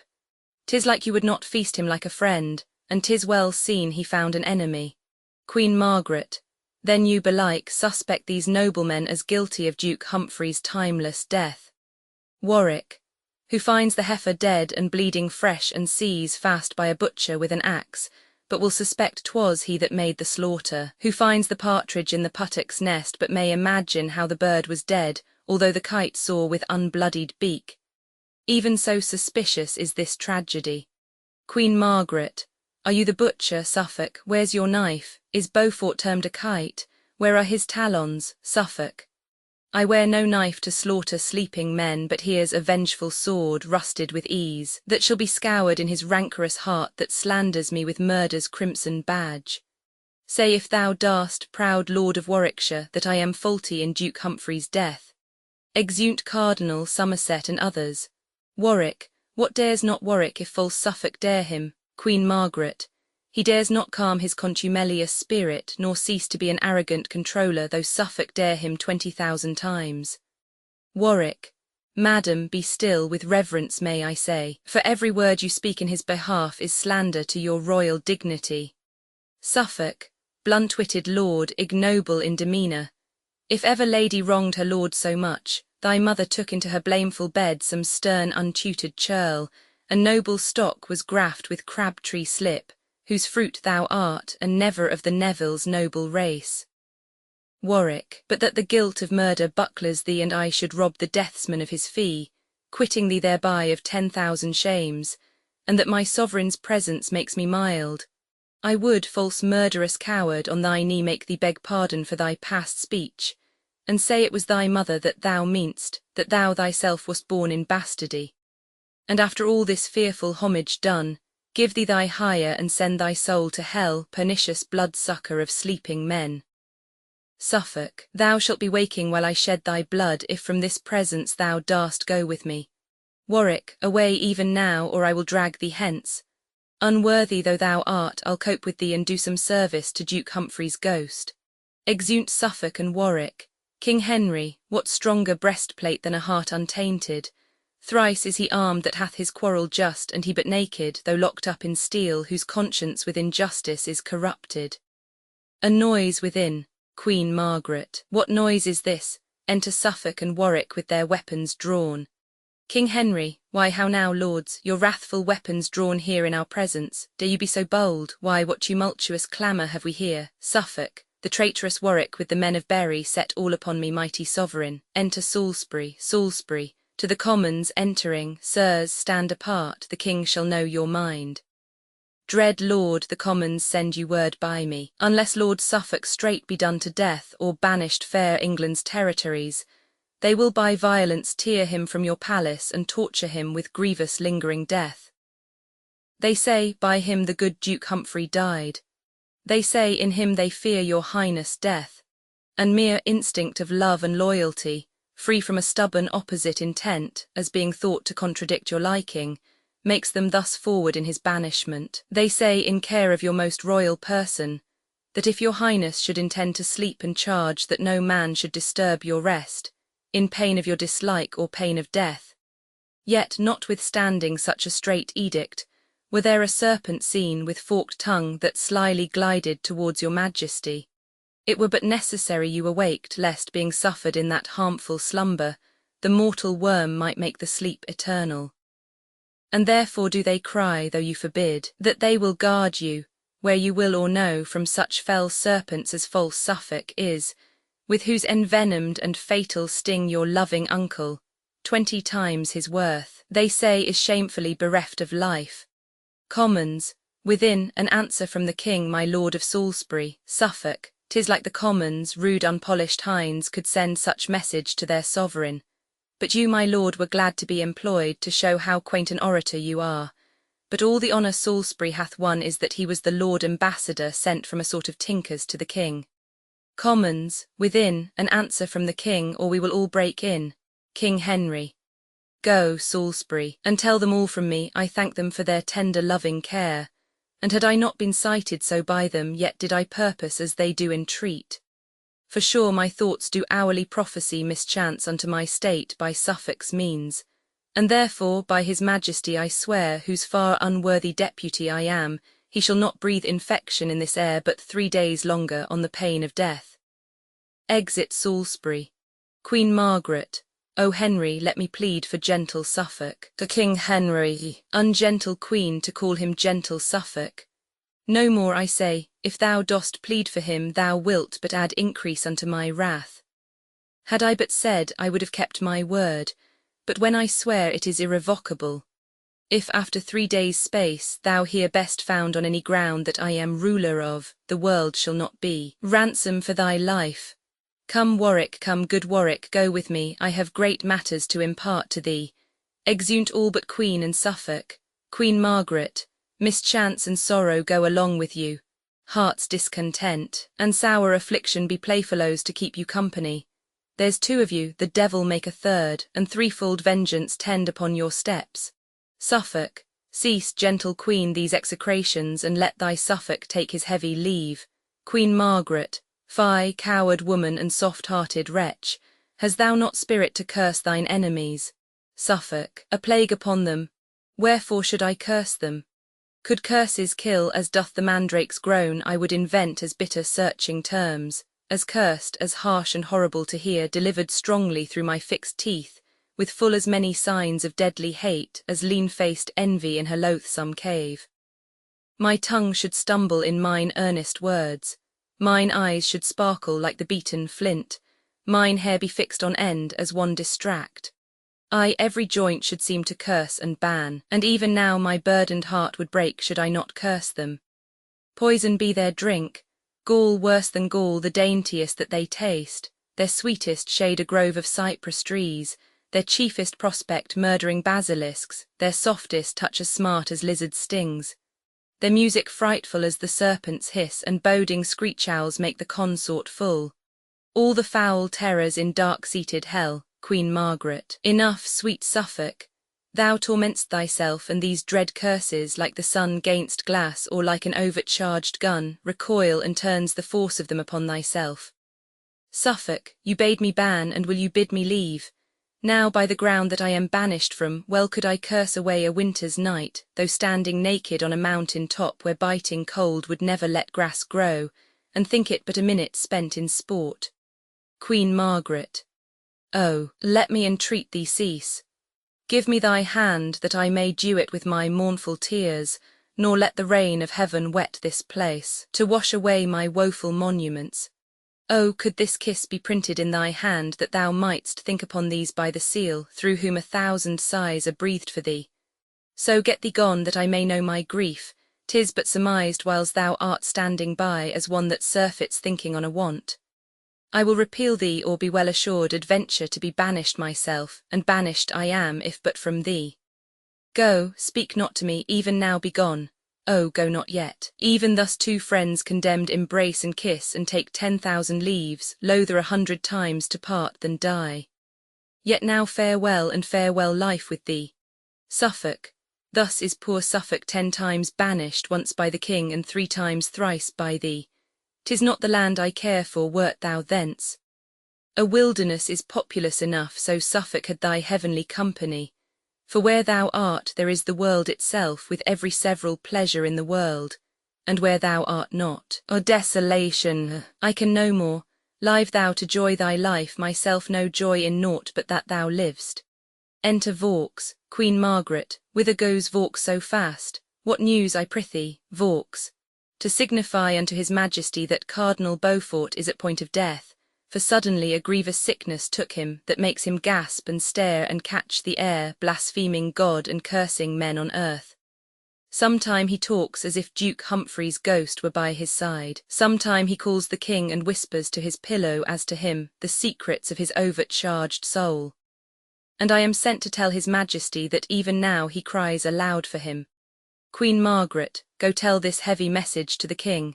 Exit Vaux. Ay me, what is this world, what news are these? But wherefore grieve I at an hour's poor loss, omitting Suffolk's exile, my soul's treasure? Why only, Suffolk, mourn I not for thee, and with the southern clouds contend in tears? Theirs for the earth's increase, mine for my sorrows. Now get thee hence, the king thou know'st is coming. If thou be found by me, thou art but dead. Suffolk, if I depart from thee, I cannot live. And in thy sight to die, what were it else but like a pleasant slumber in thy lap? Here could I breathe my soul into the air, as mild and gentle as the cradle babe dying with mother's dug between its lips. Where from thy sight I should be raging mad, and cry out for thee to close up mine eyes, to have thee with thy lips to stop my mouth. So shouldst thou either turn my flying soul, or I should breathe it so into thy body, and then it lived in sweet Elysium.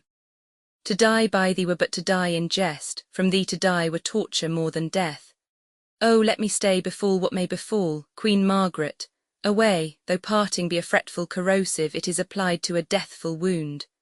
To France, sweet Suffolk, let me hear from thee, for wheresoe'er thou art in this world's globe, I'll have an iris that shall find thee out. To Suffolk I go, Queen Margaret, and take my heart with thee. Suffolk, a jewel locked into the wofulst casque that ever did contain a thing of worth. Even as a splitted bark, so sunder we, this way fall I to death, Queen Margaret, this way for me. Exeunt severally, scene Roman 3.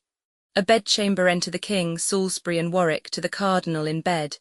King Henry, how fares my lord? Speak, Beaufort, to thy sovereign. Cardinal, if thou best death, I'll give thee England's treasure, enough to purchase such another island, so thou wilt let me live and feel no pain. King Henry, ah, what a sign it is of evil life where death's approach is seen so terrible. Warwick, Beaufort, it is thy sovereign speaks to thee. Cardinal, bring me unto my trial when you will. Died he not in his bed? Where should he die? Can I make men live where they will or no? Oh, torture me no more, I will confess. Alive again, then show me where he is. I'll give £1,000 to look upon him. He hath no eyes, the dust hath blinded them. Comb down his hair, look, look, it stands upright like lime twigs set to catch my winged soul. Give me some drink, and bid the apothecary bring the strong poison that I bought of him. King Henry, O thou eternal mover of the heavens, look with a gentle eye upon this wretch. O, beat away the busy meddling fiend that lays strong siege unto this wretch's soul, and from his bosom purge this black despair. Warwick, see how the pangs of death do make him grin. Salisbury, disturb him not, let him pass peaceably. King Henry, peace to his soul, if God's good pleasure be. Lord Cardinal, if thou think'st on heaven's bliss, hold up thy hand, make signal of thy hope. He dies and makes no sign. O God, forgive him. Warwick, so bad a death argues a monstrous life. King Henry, forbear to judge, for we are sinners all. Close up his eyes, and draw the curtain close, and let us all to meditation. Exeunt, Act Roman 4 Scene I. The coast of Kent alarum, fight at sea, ordnance goes off.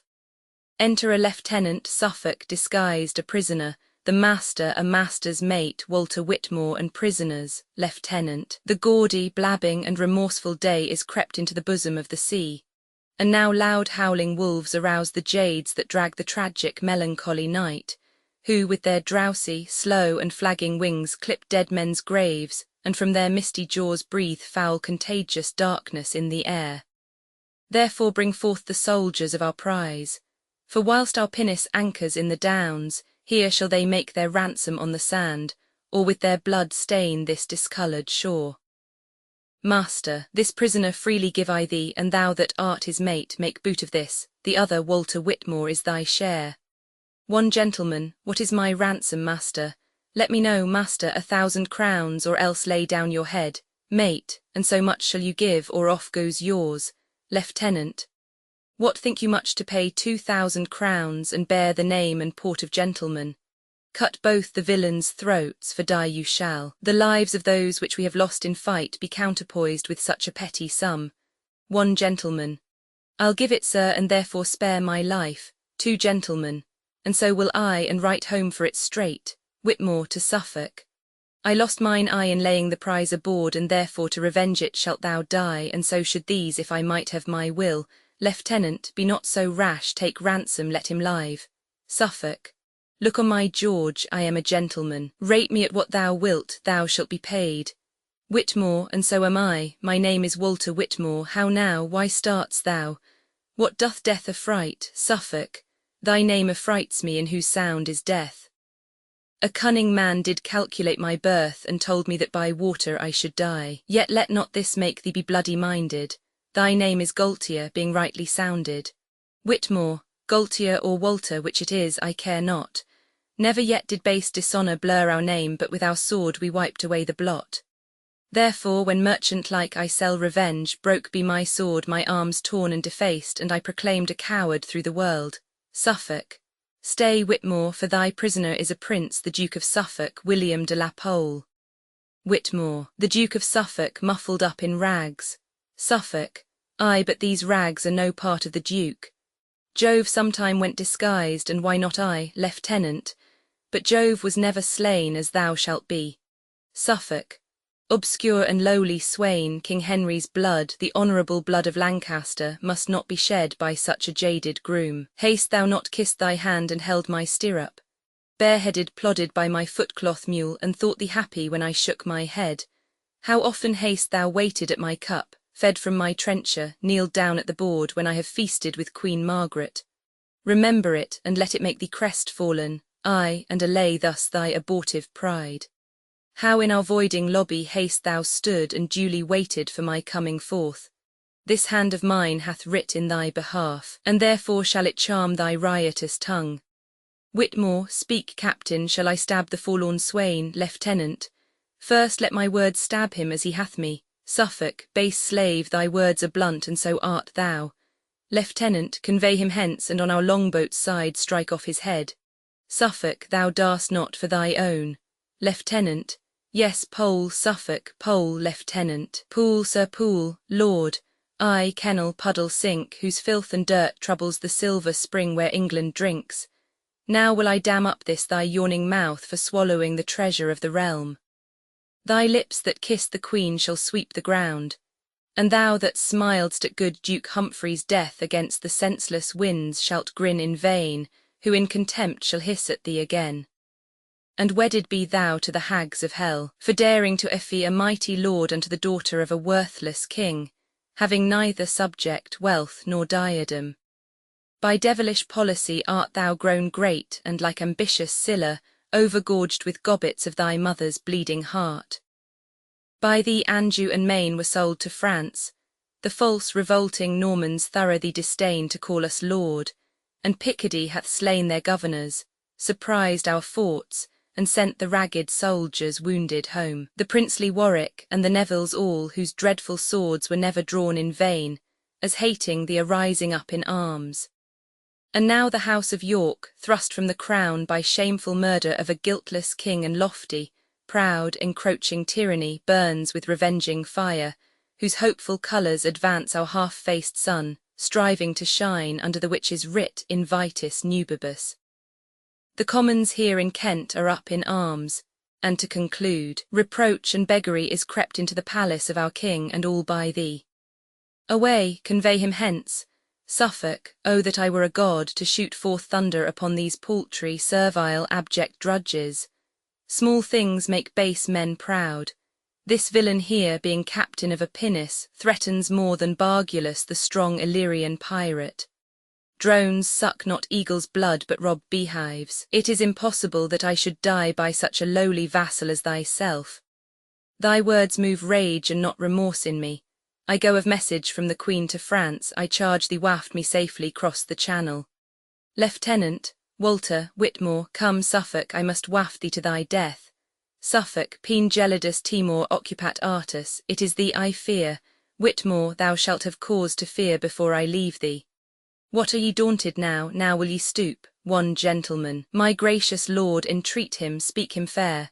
Suffolk, Suffolk's imperial tongue is stern and rough, used to command, untaught to plead for favour. Far be it we should honour such as these with humble suit. No, rather let my head stoop to the block than these knees bow to any save to the God of heaven and to my king, and sooner dance upon a bloody pole than stand uncovered to the vulgar groom. True nobility is exempt from fear, more can I bear than you dare execute. Lieutenant, hale him away and let him talk no more. Suffolk, come soldiers, show what cruelty ye can, that this my death may never be forgot. Great men oft die by vile Bezonians. A Roman sworder and bandito slave murdered sweet Tully, Brutus' bastard hand stabbed Julius Caesar, savage islanders Pompey the Great, and Suffolk dies by pirates. Exeunt Whitmore and others with Suffolk. Lieutenant, and as for these whose ransom we have set, it is our pleasure one of them depart. Therefore come you with us, and let him go. Exeunt all but the one gentleman. Enter Whitmore with Suffolk's body and head. Whitmore, there let his head and lifeless body lie until the Queen his mistress bury it. Exit, one gentleman, O barbarous and bloody spectacle, his body will I bear unto the King. If he revenge it not, yet will his friends, so will the Queen that living held him dear. Exit with the body, scene Roman 2. Blackheath enter George Bevis and John Holland. Bevis. Come and get thee a sword. Though made of a lath, they have been up these 2 days. Holland. They have the more need to sleep now, then. Bevis. I tell thee Jack Cade the clothier means to dress the Commonwealth and turn it and set a new nap upon it. Holland. So he had need, for 'tis threadbare. Well, I say it was never merry world in England since gentlemen came up. Bevis. O miserable age, virtue is not regarded in handicraftsmen. Holland. The nobility think scorn to go in leather aprons. Bevis. Nay more, the king's council are no good workmen. Holland. True, and yet it is said, labour in thy vocation, which is as much to say as, let the magistrates be labouring men, and therefore should we be magistrates. Bevis. Thou hast hit it, for there's no better sign of a brave mind than a hard hand. Holland. I see them, there's Best's son the tanner of Wingham. Bevis. He shall have the skin of our enemies to make dogs' leather of. Holland. And Dick the butcher. Bevis. Then is sin struck down like an ox, and iniquity's throat cut like a calf. Holland. And Smith the weaver. Bevis. Argo, their thread of life is spun. Holland. Come, come, let's fall in with them. Drum. Enter Cade, Dick the butcher, Smith the weaver, and a sawyer with infinite numbers carrying long staves. Cade. We John Cade, so termed of our supposed father, Dick. Aside, or rather, of stealing a cade of herrings. Cade. For our enemies shall fall before us, inspired with the spirit of putting down kings and princes. Command silence. Dick. Silence. Cade. My father was a Mortimer. Dick. Aside, he was an honest man and a good bricklayer. Cade. My mother a Plantagenet. Dick. Aside, I knew her well, she was a midwife. Cade. My wife descended of the Lacys. Dick. Aside, she was indeed a pedlar's daughter and sold many laces. Smith. Aside, but now of late not able to travel with her furred pack, she washes bucks here at home. Cade. Therefore am I of an honourable house. Dick. Aside, I by my faith the field is honourable, and there was he born under a hedge, for his father had never a house but the cage. Cade. Valiant I am. Smith. Aside, he must needs, for beggary is valiant. Cade. I am able to endure much. Dick. Aside, no question of that, for I have seen him whipped 3 market days together. Cade. I fear neither sword nor fire. Smith. Aside, he need not fear the sword, for his coat is of proof. Dick. Aside, but methinks he should stand in fear of fire, being burnt ith hand for stealing of sheep. Cade. Be brave then, for your captain is brave, and vows reformation. There shall be in England 7 halfpenny loaves sold for a penny. The 3-hooped pot shall have 10 hoops, and I will make it felony to drink small beer. All the realm shall be in common, and in Cheapside shall my palfrey go to grass. And when I am king, as king I will be all. God save your majesty. Cade. I thank you, good people. There shall be no money, all shall eat and drink on my score, and I will apparel them all in one livery, that they may agree like brothers, and worship me their lord. Dick. The first thing we do, let's kill all the lawyers. Cade. Nay, that I mean to do. Is not this a lamentable thing, that of the skin of an innocent lamb should be made parchment? That parchment, being scribbled o'er, should undo a man. Some say the bee stings, but I say 'tis the bee's wax. For I did but seal once to a thing, and I was never mine own man since. How now, who's there? Enter some, bringing in the Clerk of Chatham. Smith. The Clerk of Chatham. He can write and read and cast account. Cade. Oh, monstrous. Smith. We took him setting of boys' copies. Cade. Here's a villain. Smith. H has a book in his pocket with red letters in T. Cade. Nay then, he is a conjurer. Dick. Nay, he can make obligations and write court hand. Cade. I am sorry for T. The man is a proper man of mine honour, unless I find him guilty he shall not die. Come hither, sirrah, I must examine thee. What is thy name? Clerk. Emmanuel. Dick. They used to write it on the top of letters. 'Twill go hard with you. Cade. Let me alone. Dost thou used to write thy name, or hast thou a mark to thyself like a honest, plain-dealing man? Clerk. Sir, I thank God I have been so well brought up that I can write my name. All, he hath confessed. Away with him, he's a villain and a traitor. Cade. Away with him, I say, hang him with his pen and incorn about his neck. Exit one with the clerk. Enter Michael. Michael. Where's our general? Cade. Here I am, thou particular fellow. Michael. Fly, fly, fly. Sir Humphrey Stafford and his brother are hard by with the king's forces. Cade. Stand, villain, stand, or I'll fell thee down. He shall be encountered with a man as good as himself. He is but a knight, is he, Michael, no, Cade. To equal him I will make myself a knight presently. Kneels, rise up Sir John Mortimer. Rises, now have at him.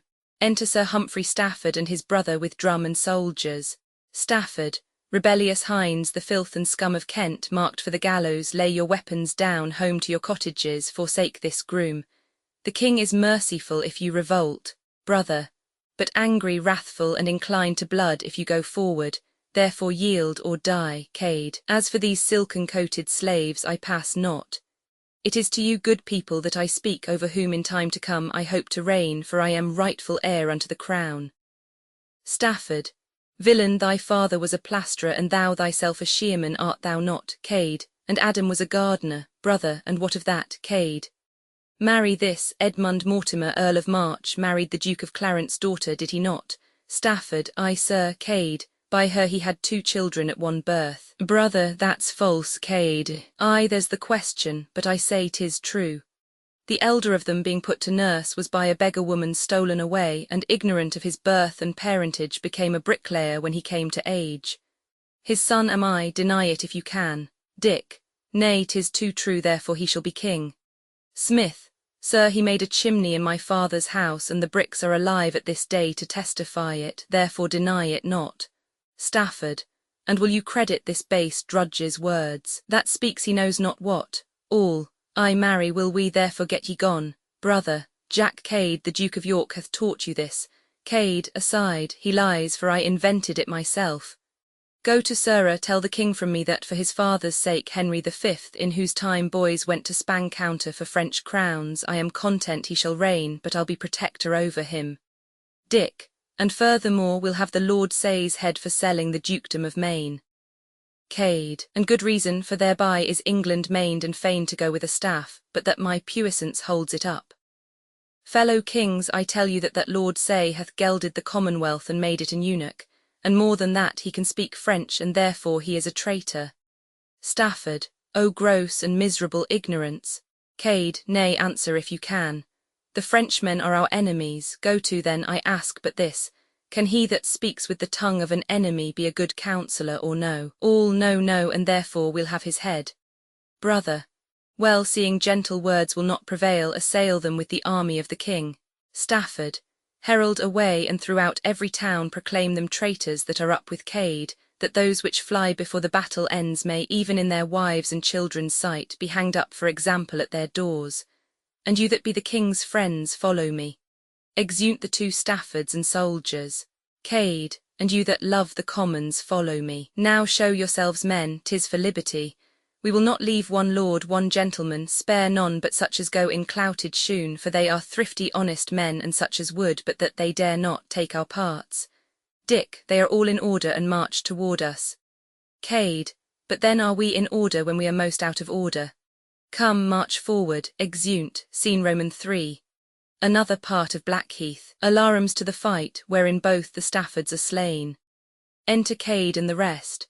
Cade, where's Dick the butcher of Ashford? Dick, here sir. Cade, they fell before thee like sheep and oxen, and thou behavedst thyself as if thou hadst been in thine own slaughter-house. Therefore thus will I reward thee, the Lent shall be as long again as it is, and thou shalt have a licence to kill for 100 lacking 1. Dick, I desire no more. Cade, and to speak truth, thou deservest no less. This monument of the victory will I bear, putting on Sir Humphrey's brigandine, and the bodies shall be dragged at my horse heels till I do come to London, where we will have the mayor's sword borne before us. Dick, if we mean to thrive and do good, break open the jails and let out the prisoners. Cade, fear not that, I warrant thee. Come, let's march towards London. Exeunt, scene Roman 4. London. The palace enter the king with a supplication, and the queen with Suffolk's head. The Duke of Buckingham and the Lord Say. Queen Margaret, aside.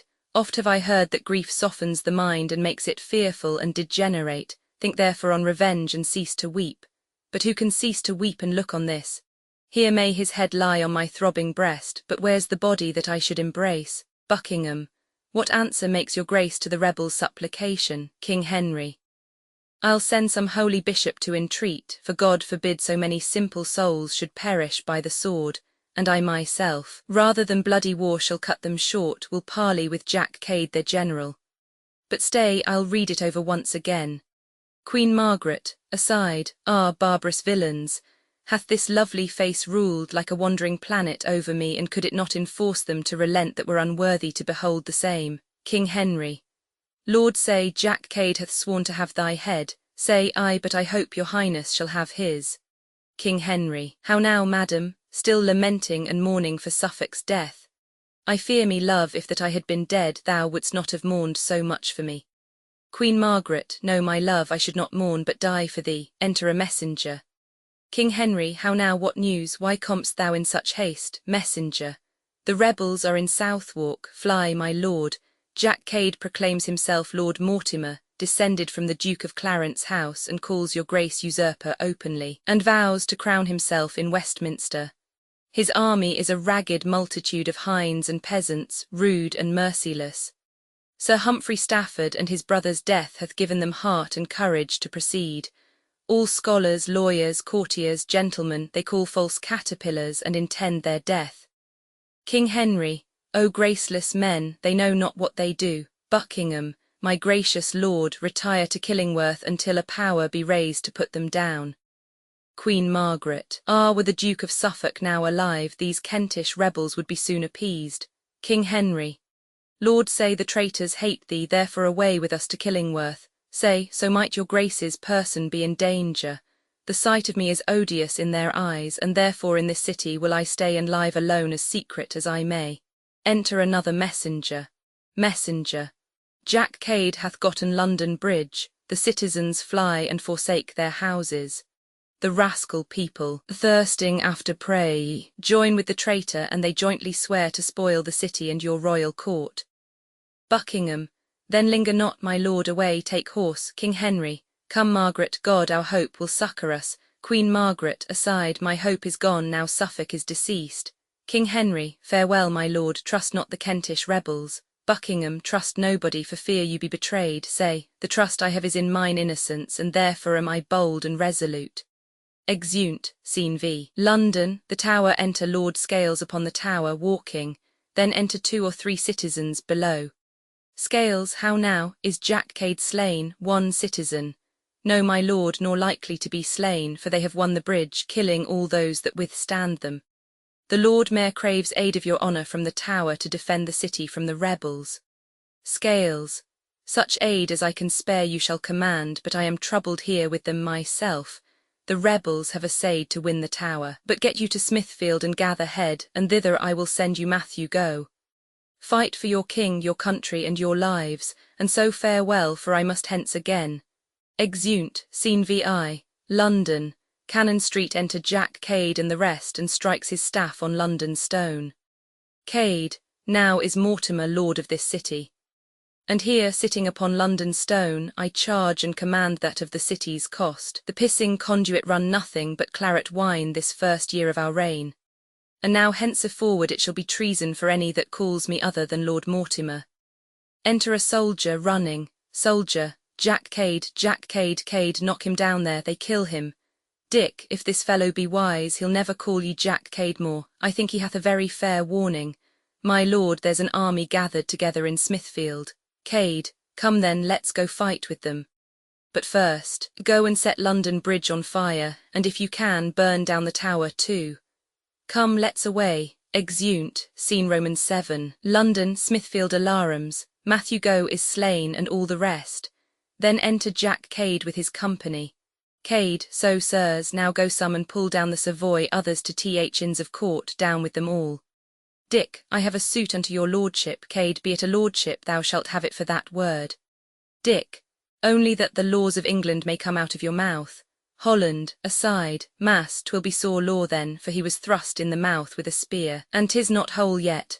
Smith, aside, nay John, it will be stinking law, for his breath stinks with eating toasted cheese. Cade, I have thought upon it, it shall be so.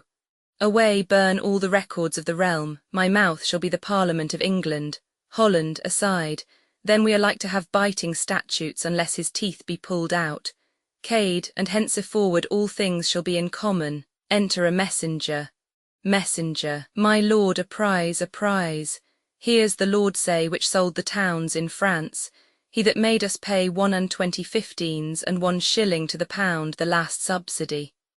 Enter George Bevis with the lord say. Cade, well, he shall be beheaded for it 10 times. Ah, thou say, thou surge, nay, thou buckram lord, now art thou within point blank of our jurisdiction regal. What canst thou answer to my majesty for giving up of Normandy unto Mountsieur Basimecou, the Dauphin of France?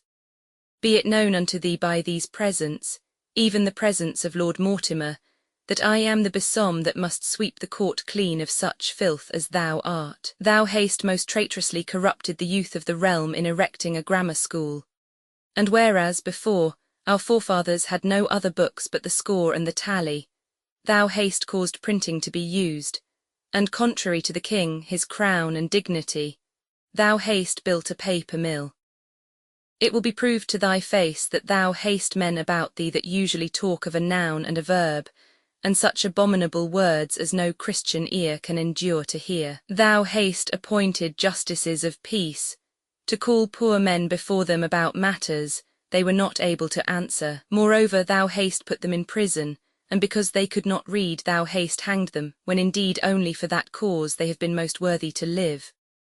Thou dost ride on a footcloth, dost thou not? Say, what of that, Cade? Marry, thou oughtst not to let thy horse wear a cloak when honester men than thou go in their hose and doublets. Dick, and work in their shirt too, as myself, for example, that am a butcher. Say, you men of Kent, Dick, what say you of Kent? Say, nothing but this, 'tis bona terra mala gens. Cade, away with him, he speaks Latin. Say, hear me but speak, and bear me where you will. Kent in the commentaries Caesar writ is termed the civilst place of all this isle. Sweet is the country because full of riches, the people liberal, valiant, active, wealthy, which makes me hope you are not void of pity. I sold not Maine, I lost not Normandy, yet to recover them would lose my life. Justice with favour have I always done. Prayers and tears have moved me, gifts could never. When have I aught exacted at your hands, Kent, to maintain the king, the realm, and you? Large gifts have I bestowed on learned clerks, because my book preferred me to the king. And seeing ignorance is the curse of God, knowledge the wing wherewith we fly to heaven, unless you be possessed with devilish spirits, you cannot but forbear to murder me. This tongue hath parleyed unto foreign kings for your behoof. Cade, tut, when struck'st thou one blow in the field? Say, great men have reaching hands, oft have I struck those that I never saw and struck them dead. George, O monstrous coward, what to come behind folks? Say, these cheeks are pale for watching for your good. Cade, give him a box oth ear, and that will make him red again.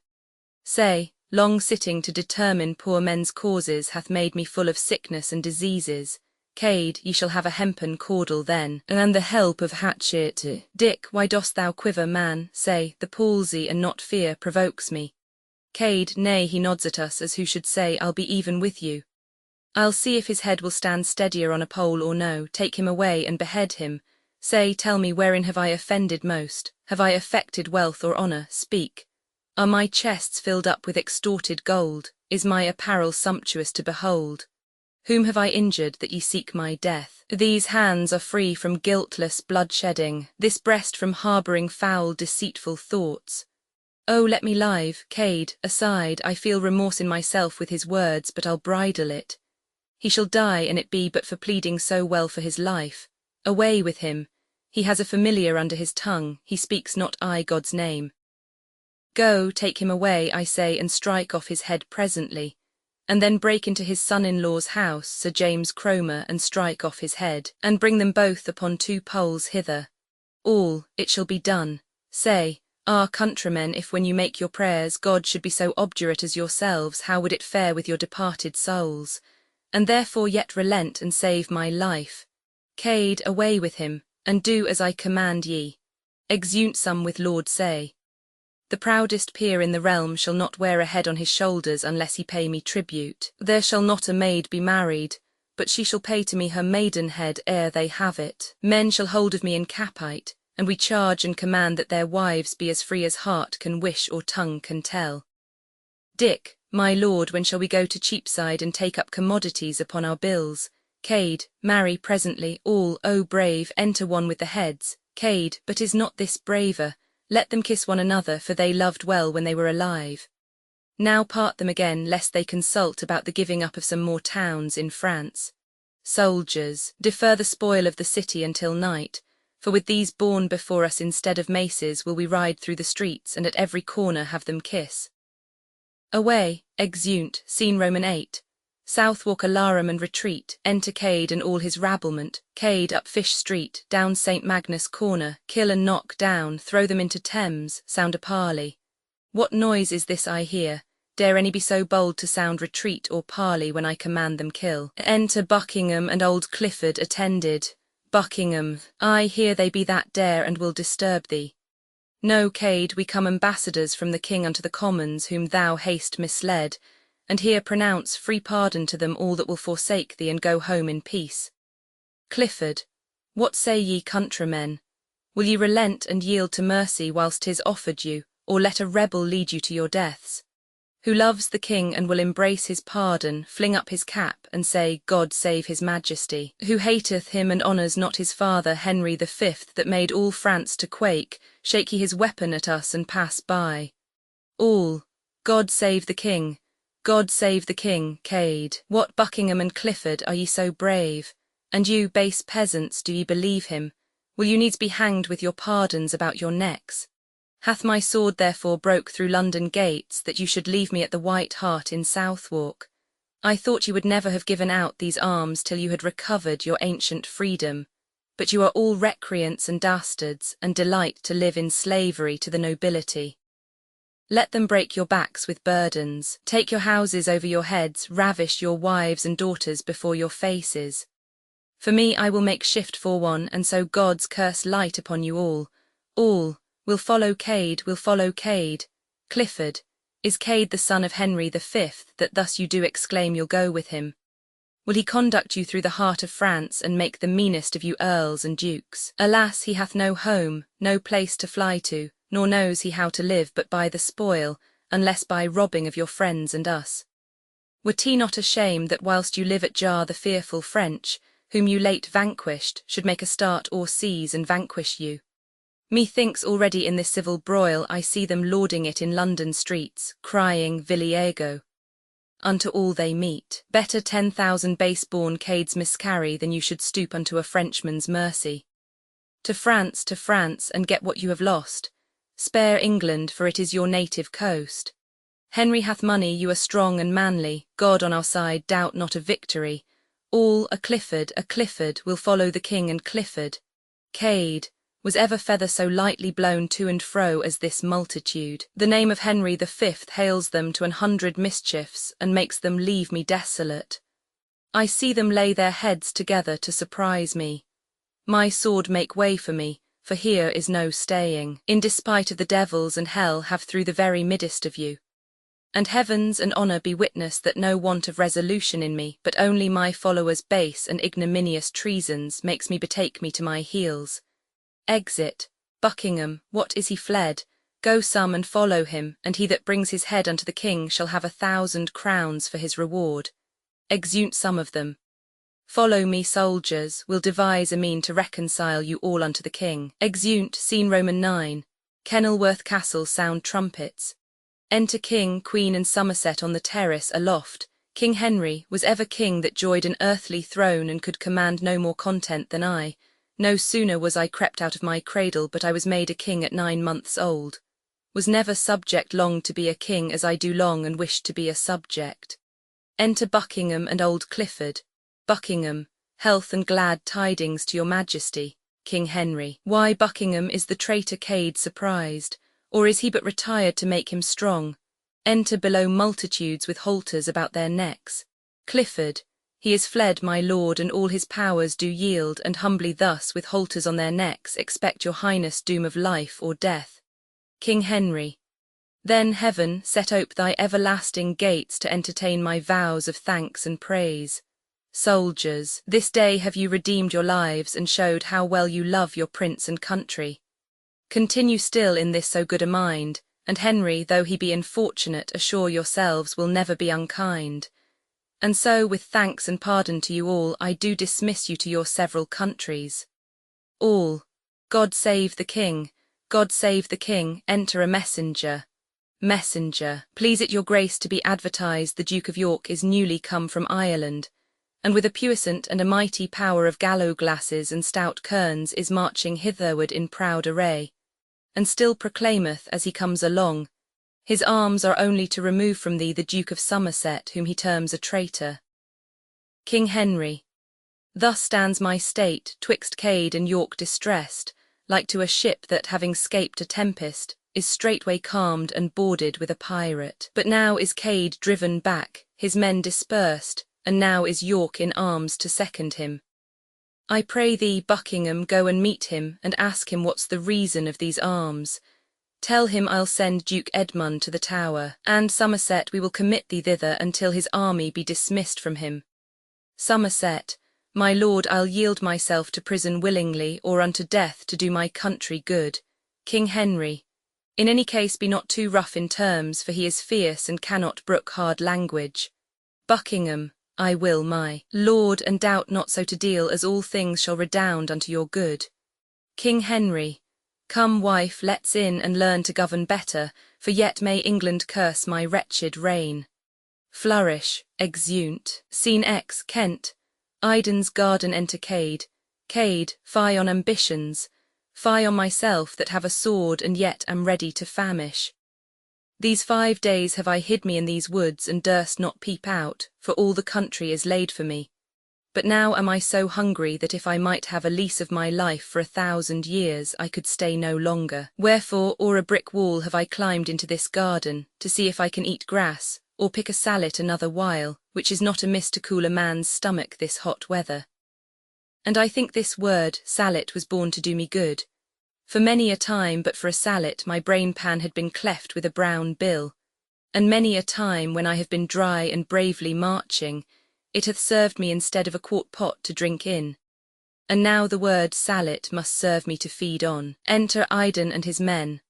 Iden, lord who would live turmoiled in the court and may enjoy such quiet walks as these, this small inheritance my father left me contenteth me and worth a monarchy. I seek not to wax great by others' waning or gather wealth, I care not with what envy, sufficeth that I have maintains my state and sends the poor well pleased from my gate. Cade, here's the lord of the soil come to seize me for a stray, for entering his fee simple without leave. Ah, villain, thou wilt betray me and get 1,000 crowns of the king by carrying my head to him. But I'll make thee eat iron like an ostrich, and swallow my sword like a great pin, ere thou and I part. Iden, why, rude companion, whatsoe'er thou be, I know thee not. Why then should I betray thee? Is 'tea not enough to break into my garden and like a thief to come to rob my grounds, climbing my walls in spite of me the owner? But thou wilt brave me with these saucy terms. Cade, brave thee. I, by the best blood that ever was broached, and beard thee too. Look on me well, I have eat no meat these 5 days, yet come thou and thy 5 men, and if I do not leave you all as dead as a doornail, I pray God I may never eat grass more. Iden, nay, it shall ne'er be said, while England stands, that Alexander Iden, an esquire of Kent, took odds to combat a poor famished man. Oppose thy steadfast gazing eyes to mine, see if thou canst outface me with thy looks. Set limb to limb, and thou art far the lesser. Thy hand is but a finger to my fist, thy leg a stick compared with this truncheon. My foot shall fight with all the strength thou hast, and if mine arm be heaved in the air, thy grave is digged already in the earth. As for words, whose greatness answers words, let this my sword report what speech forbears. Cade, by my valour the most complete champion that ever I heard, steel if thou turn the edge, or cut not out the burly-boned clown in chines of beef ere thou sleep in thy sheath, I beseech God on my knees thou mayst be turned to hobnails. Here they fight, and Cade falls. Oh, I am slain, famine and no other hath slain me. Let 10,000 devils come against me, and give me but the 10 meals I have lost, and I'd defy them all. Wither, garden, and be henceforth a burying place to all that do dwell in this house, because the unconquered soul of Cade is fled. Iden, is't Cade that I have slain, that monstrous traitor? Sword, I will hallow thee for this thy deed, and hang thee o'er my tomb when I am dead. Ne'er shall this blood be wiped from thy point, but thou shalt wear it as a herald's coat to emblaze the honour that thy master got. Cade, Iden, farewell, and be proud of thy victory. Tell Kent from me she hath lost her best man, and exhort all the world to be cowards, for I, that never feared any, am vanquished by famine, not by valour. Dies, Iden, how much thou wrong'st me, heaven be my judge. Die, damned wretch, the curse of her that bare thee. And as I thrust thy body in with my sword, so wish I might thrust thy soul to hell. Hence will I drag thee headlong by the heels unto a dunghill, which shall be thy grave, and there cut off thy most ungracious head, which I will bear in triumph to the king, leaving thy trunk for crows to feed upon. Exit. Act V. Scene I. Fields between Dartford and Blackheath. Enter York and his army of Irish with drum and colours. York. From Ireland thus comes York to claim his right and pluck the crown from feeble Henry's head. Ring, bells aloud, burn bonfires, clear and bright, to entertain great England's lawful king. Ah, sanctum majestas, who would not buy thee dear, let them obey that knows not how to rule. This hand was made to handle naught but gold. I cannot give due action to my words, except a sword or sceptre balance it. A sceptre shall it have I a soul on which I'll toss the fleur-de-luce of France. Enter Buckingham. Whom have we here? Buckingham, to disturb me. The king hath sent him, sure I must dissemble. Buckingham. York, if thou meanest well, I greet thee well. York. Humphrey of Buckingham, I accept thy greeting. Art thou a messenger, or come of pleasure? Buckingham. A messenger from Henry, our dread liege, to know the reason of these arms in peace, or why thou, being a subject as I am, against thy oath and true allegiance sworn, should raise so great a power without his leave, or dare to bring thy force so near the court. York. Aside. Scarce can I speak, my choler is so great. Oh, I could hew up rocks and fight with flint, I am so angry at these abject terms, and now like Ajax Telamonius on sheep or oxen could I spend my fury. I am far better born than is the king, more like a king, more kingly in my thoughts. But I must make fair weather yet a while, till Henry be more weak and I more strong. Buckingham, I prithee pardon me that I have given no answer all this while. My mind was troubled with deep melancholy. The cause why I have brought this army hither is to remove proud Somerset from the king, seditious to his grace and to the state. Buckingham, that is too much presumption on thy part, but if thy arms be to no other end, the king hath yielded unto thy demand, the Duke of Somerset is in the Tower. York, upon thine honour is he prisoner? Buckingham, upon mine honour he is prisoner. York, then, Buckingham, I do dismiss my powers. Soldiers, I thank you all, disperse yourselves. Meet me tomorrow in St. George's Field.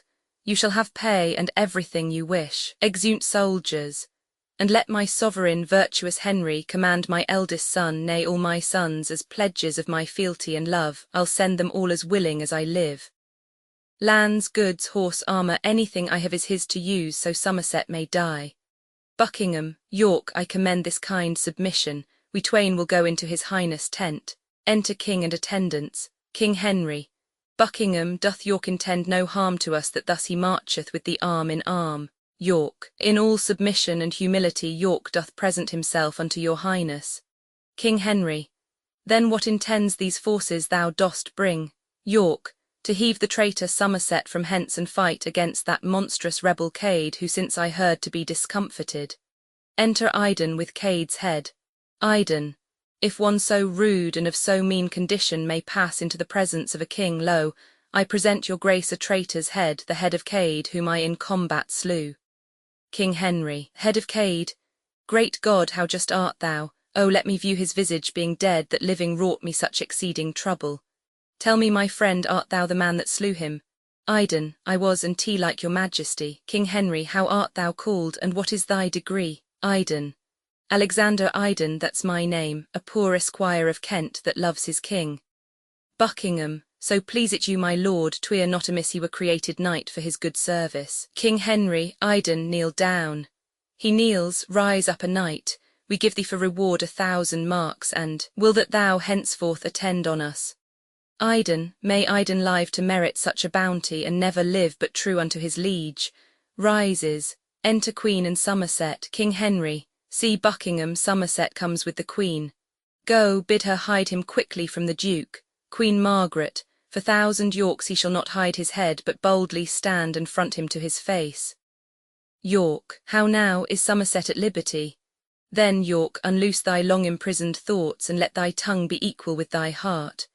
Shall I endure the sight of Somerset? False king, why haste thou broken faith with me, knowing how hardly I can brook abuse? King, did I call thee? No, thou art not king, not fit to govern and rule multitudes, which darst not know, nor canst not rule a traitor. That head of thine doth not become a crown. Thy hand is made to grasp a palmer's staff, and not to grace an awful princely sceptre. That gold must round engirt these brows of mine, whose smile and frown, like to Achilles' spear, is able with the change to kill and cure. Here is a hand to hold a sceptre up, and with the same to act controlling laws.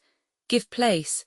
By heaven, thou shalt rule no more o'er him whom heaven created for thy ruler. Somerset, O monstrous traitor!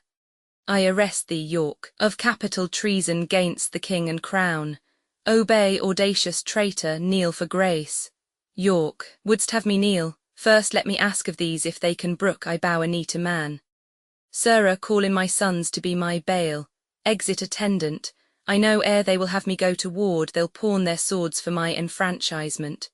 Queen Margaret, call hither Clifford, bid him come amain to say if that the bastard boys of York shall be the surety for their traitor father. Exit Buckingham. York, O blood-bespotted Neapolitan, outcast of Naples, England's bloody scourge, the sons of York, thy betters in their birth, shall be their father's bail, and bane to those that for my surety will refuse the boys. Enter Edward and Richard, see where they come, I'll warrant they'll make it good. Enter old Clifford and his son, Queen Margaret, and here comes Clifford to deny their bail. Clifford, health and all happiness to my lord the king. Rises, York, I thank thee. Clifford, say what news with thee? Nay, do not fright us with an angry look.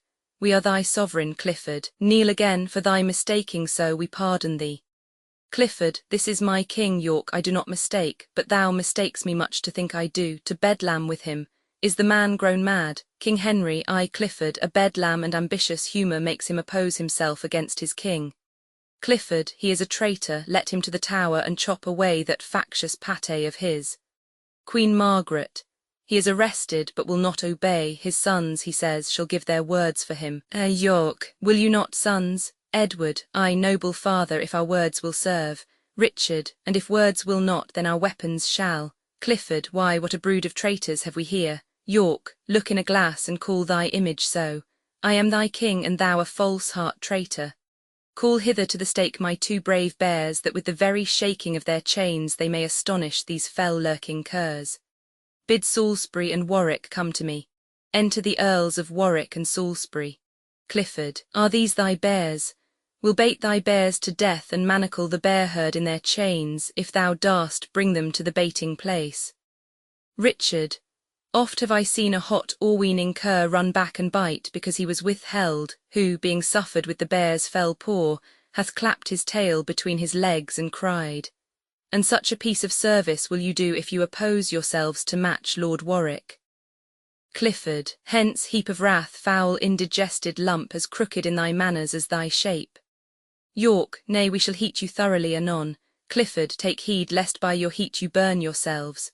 King Henry, why, Warwick hath thy knee forgot to bow. Old Salisbury, shame to thy silver hair, thou mad misleader of thy brain-sick son.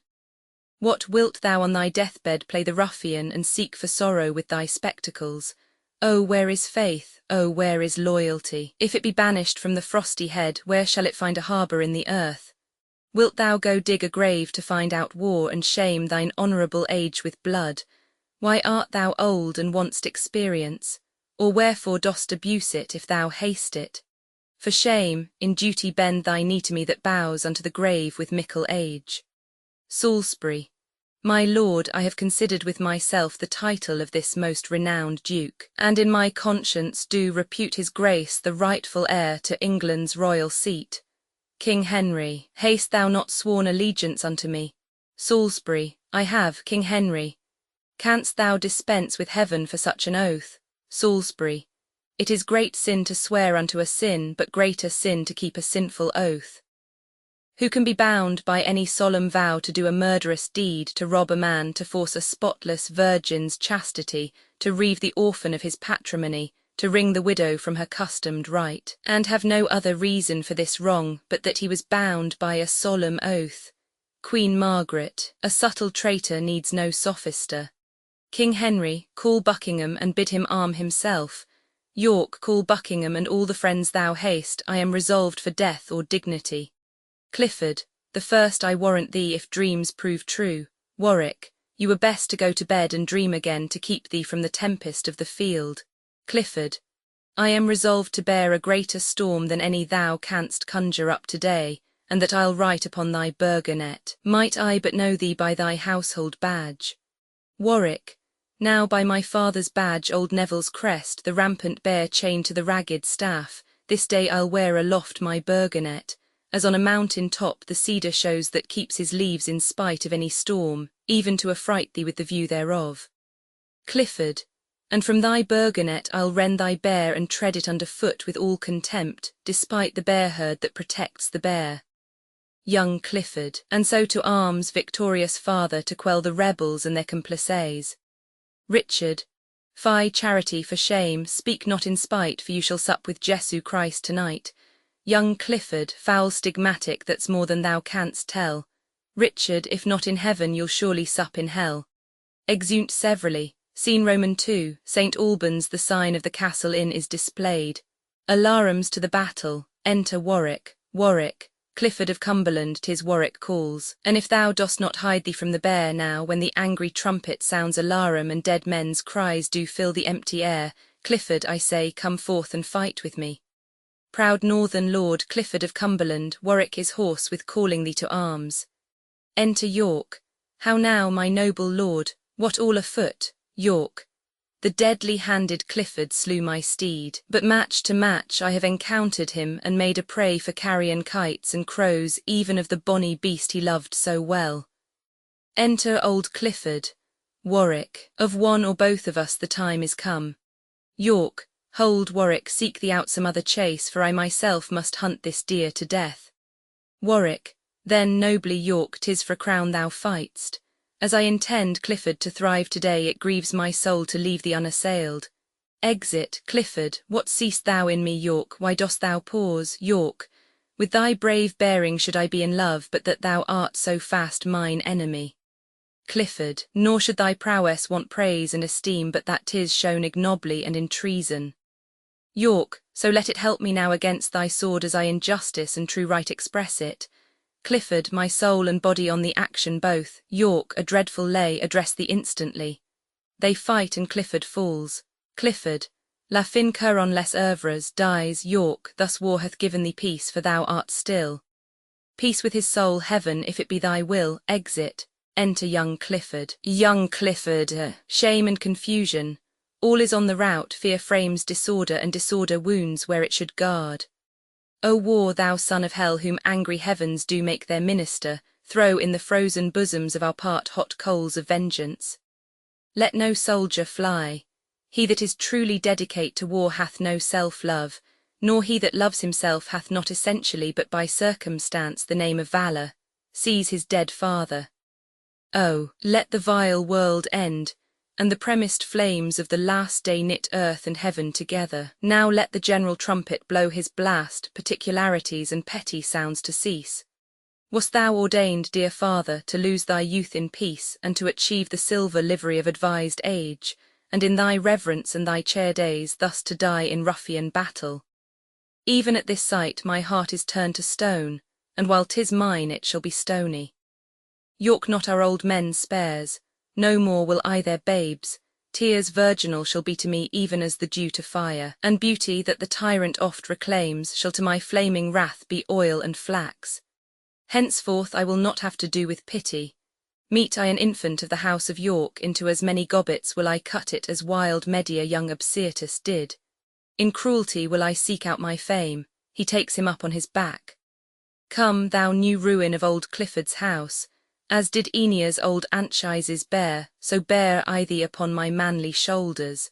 But then Aeneas bare a living load, nothing so heavy as these woes of mine. Exit bearing off his father, Enter Richard and Somerset to fight. Somerset is killed. Richard, so lie thou there, for underneath an alehouse paltry sign the castle in St. Albans Somerset hath made the wizard famous in his death. Sword, hold thy temper, heart, be wrathful still. Priests pray for enemies, but princes kill. Exit, fight, excursions. Enter King, Queen and others. Queen Margaret. Away, my lord, you are slow, for shame, away. King Henry. Can we outrun the heavens? Good Margaret, stay. Queen Margaret, what are you made of? You'll nor fight nor fly. Now is it manhood, wisdom and defence to give the enemy way, and to secure us by what we can, which can no more but fly. Alarum afar off. If you be ta'en, we then should see the bottom of all our fortunes. But if we haply scape, as well we may, if not through your neglect, we shall to London get, where you are loved, and where this breach now in our fortunes made may readily be stopped. Enter young Clifford. Young Clifford, but that my heart's on future mischief set, I would speak blasphemy ere bid you fly, but fly you must. Uncurable discomfit reigns in the hearts of all our present parts. Away for your relief, and we will live to see their day, and them our fortune give.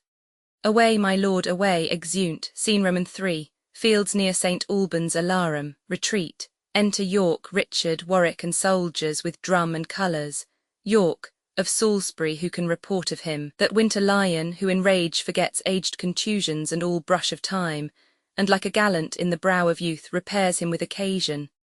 This happy day is not itself, nor have we won 1 foot if Salisbury be lost. Richard. My noble father, 3 times today I holp him to his horse, 3 times bestrid him. Thrice I led him off, persuaded him from any further act. But still where danger was, still there I met him, and like rich hangings in a homely house. So was his will in his old feeble body. But noble as he is, look where he comes. Enter Salisbury. Now by my sword well hast thou fought today. Salisbury, by Mass, so did we all. I thank you, Richard. God knows how long it is I have to live, and it hath pleased him that 3 times today you have defended me from imminent death. Well, lords, we have not got that which we have. 'Tis not enough our foes are this time fled, being opposites of such repairing nature.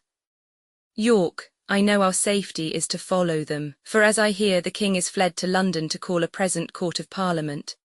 Let us pursue him ere the writs go forth. What says Lord Warwick? Shall we after them? Warwick, after them, nay, before them if we can. Now by my hand, lords, 'twas a glorious day. St. Albans battle won by famous York shall be eternized in all age to come.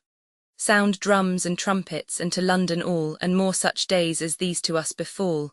Exeunt. The 3rd part of King Henry the 6th contents act I scene I. London, the Parliament House scene Roman 2, Sandal Castle scene Roman 3, Plains near Sandal Castle scene Roman 4, the same ACT Roman 2 scene I, a plain near Mortimer's Cross in Herefordshire scene Roman 2, before York scene Roman 3, a field of battle between Towton and Saxton in Yorkshire scene Roman 4, another part of the field scene V, another part of the field scene VI, another part of the field ACT Roman 3 scene I, a forest in the north of England scene Roman 2, the palace scene Roman 3, France, the King's Palace ACT Roman 4 scene I, London, the palace scene Roman 2, a plain in Warwickshire scene Roman 3, Edward's Camp near Warwick scene Roman 4, London, the palace scene V, a park near Middleham Castle in Yorkshire scene VI, London, the Tower scene Roman 7 before York scene Roman 8, London, the palace ACTV scene I, Coventry scene Roman 2,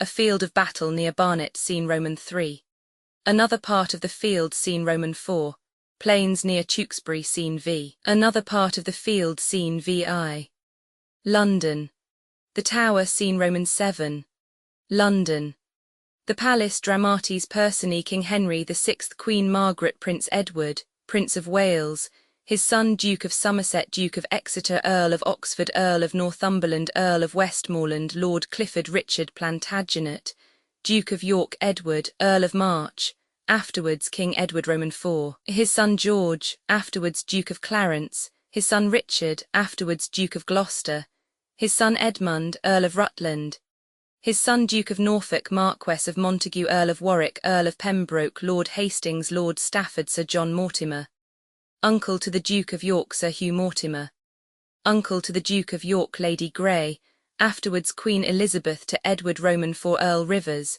brother to Lady Grey Henry, Earl of Richmond, a youth Sir William Stanley Sir John Montgomery Sir John Somerville King Louis XI, King of France Bona, sister to the French Queen Tutor, to Rutland Mayor of York Lieutenant of the Tower, a nobleman, 2 keepers, a huntsman, a son that has killed his father, a father that has killed his son, soldiers, attendants, messengers, watchmen, etc. Scene, England and France ACT I Scene I. London. The Parliament House Alarum. Enter Duke of York, Edward, Richard, Norfolk, Montague, Warwick and soldiers, all wearing the white rose. Warwick, I wonder how the king escaped our hands. York, while we pursued the horsemen of the north, he slyly stole away and left his men. Whereat the great lord of Northumberland, whose warlike ears could never brook retreat, cheered up the drooping army. And himself, Lord Clifford and Lord Stafford, all abreast, charged our main battle's front, and breaking in were by the swords of common soldiers slain. Edward, Lord Stafford's father, Duke of Buckingham, is either slain or wounded dangerous. I cleft his beaver with a downright blow. That this is true, father, behold his blood, showing his bloody sword, Montague. And brother, here's the Earl of Wiltshire's blood to York showing his, whom I encountered as the battles joined. Richard, speak thou for me and tell them what I did, throwing down the Duke of Somerset's head. York, Richard hath best deserved of all my sons, but is your grace dead, my lord of Somerset? Norfolk, such hope have all the line of John of Gaunt. Richard, thus do I hope to shake King Henry's head. Warwick, and so do I, victorious Prince of York, before I see thee seated in that throne which now the house of Lancaster usurps. I vow by heaven these eyes shall never close. This is the palace of the fearful king, and this the regal seat. Possess it, York, for this is thine and not King Henry's heirs. York, assist me then, sweet Warwick, and I will, for hither we have broken in by force.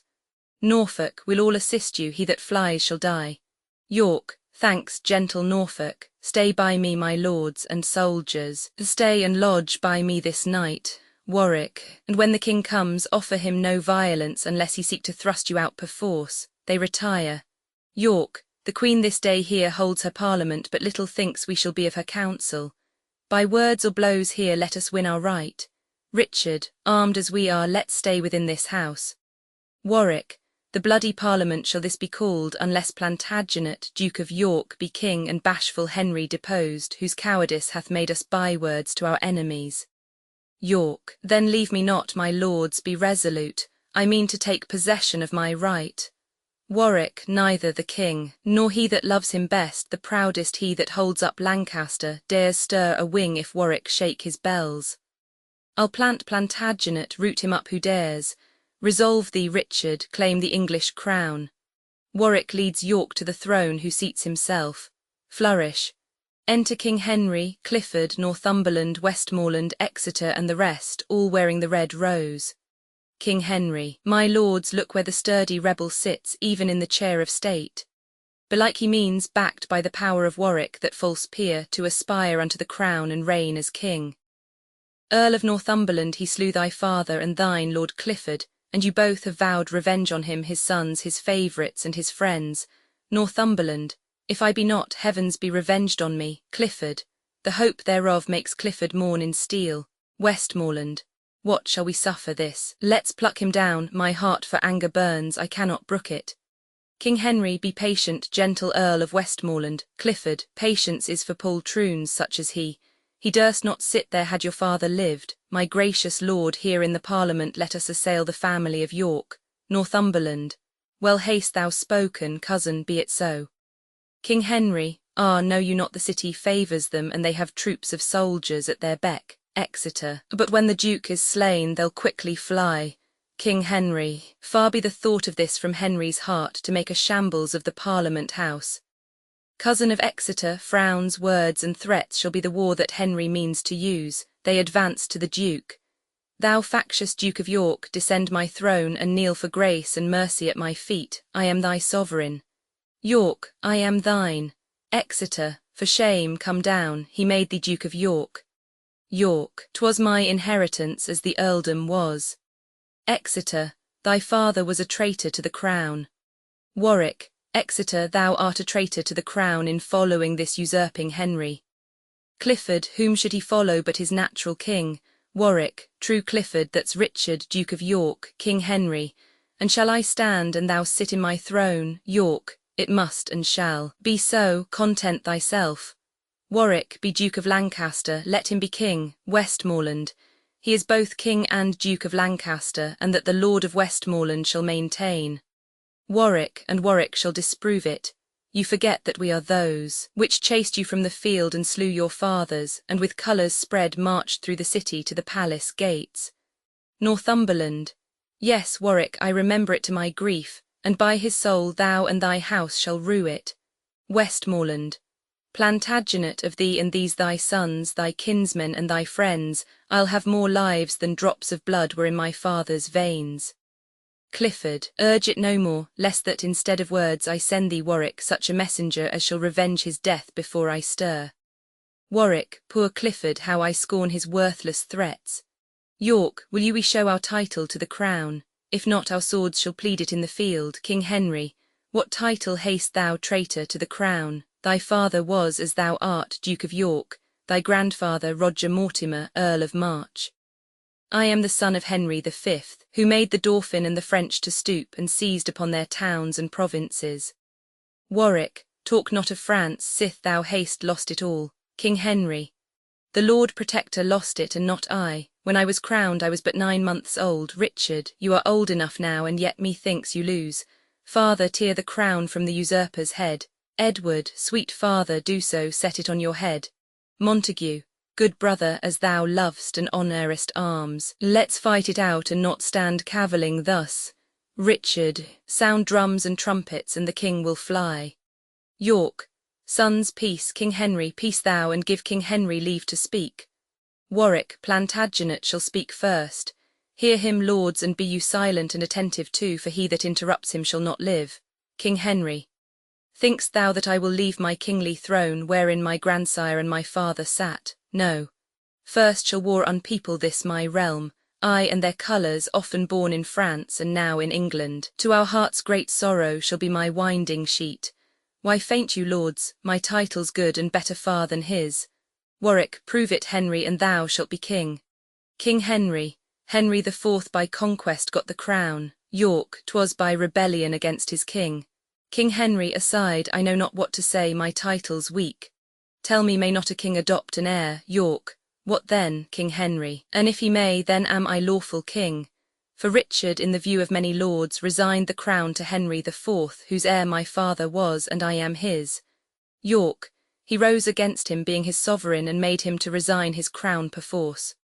Warwick, suppose, my lords, he did it unconstrained, think you 'twere prejudicial to his crown? Exeter, no, for he could not so resign his crown but that the next heir should succeed and reign.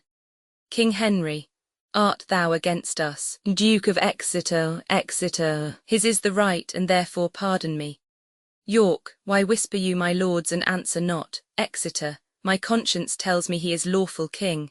King Henry, aside, all will revolt from me and turn to him. Northumberland, Plantagenet, for all the claim thou lay'st, think not that Henry shall be so deposed. Warwick, deposed he shall be in despite of all.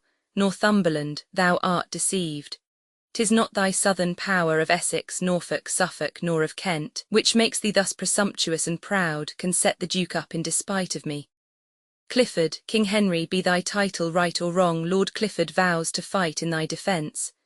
May that ground gape and swallow me alive, where I shall kneel to him that slew my father. King Henry, O Clifford, how thy words revive my heart. York, Henry of Lancaster, resign thy crown. What mutter you, or what conspire you, lords? Warwick, do right unto this princely Duke of York, or I will fill the house with armed men, and over the chair of state where now he sits, write up his title with usurping blood. He stamps with his foot, and the soldiers show themselves. King Henry, my lord of Warwick, hear but one word, let me for this my lifetime reign as king. York, confirm the crown to me and to mine heirs, and thou shalt reign in quiet while thou livest. King Henry, I am content. Richard Plantagenet, enjoy the kingdom after my decease. Clifford, what wrong is this unto the prince your son? Warwick, what good is this to England and himself? Westmoreland, base, fearful and despairing Henry. Clifford, how hast thou injured both thyself and us? Westmoreland, I cannot stay to hear these articles. Northumberland, nor I. Clifford, come, cousin, let us tell the Queen these news. Westmoreland, farewell, faint-hearted and degenerate king, in whose cold blood no spark of honour bides. Northumberland, be thou a prey unto the house of York, and die in bands for this unmanly deed. Clifford, in dreadful war mayst thou be overcome, or live in peace abandoned and despised. Exeunt Westmoreland, Northumberland, and Clifford. Warwick, turn this way, Henry, and regard them not. Exeter, they seek revenge, and therefore will not yield. King Henry. Ah, Exeter. Warwick, why should you sigh, my lord? King Henry. Not for myself, Lord Warwick, but my son, whom I unnaturally shall disinherit. But be it as it may, to York I here entail the crown to thee and to thine heirs for ever, conditionally that, here thou take an oath to cease this civil war, and whilst I live to honour me as thy king and sovereign, and neither by treason nor hostility to seek to put me down and reign thyself. York, this oath I willingly take and will perform, coming from the throne. Warwick, long live King Henry. Plantagenet, embrace him, King Henry, and long live thou and these thy forward sons. York, now York and Lancaster are reconciled. Exeter, accursed be he that seeks to make them foes. Senate, here they come down. York, farewell, my gracious lord, I'll to my castle. Warwick, and I'll keep London with my soldiers. Norfolk, and I to Norfolk with my followers. Montague, and I unto the sea from whence I came. Exeunt York and his sons, Warwick, Norfolk, Montague and their soldiers. King Henry, and I with grief and sorrow to the court. Enter Queen Margaret and the Prince of Wales. Exeter, here comes the Queen, whose looks bewray her anger. I'll steal away. King Henry. Exeter, so will I. Going, Queen Margaret, nay, go not from me, I will follow thee. King Henry, be patient, gentle Queen, and I will stay. Queen Margaret, who can be patient in such extremes? Ah, wretched man, would I had died a maid, and never seen thee, never borne thee son, seeing thou hast proved so unnatural a father. Hath he deserved to lose his birthright thus? Hadst thou but loved him half so well as I, or felt that pain which I did for him once, or nourished him as I did with my blood, thou wouldst have left thy dearest heart-blood there, rather than have made that savage duke thine heir and disinherited thine only son. Prince Edward, father, you cannot disinherit me. If you be king, why should not I succeed? King Henry. Pardon me, Margaret, pardon me, sweet son, the Earl of Warwick and the Duke enforced me.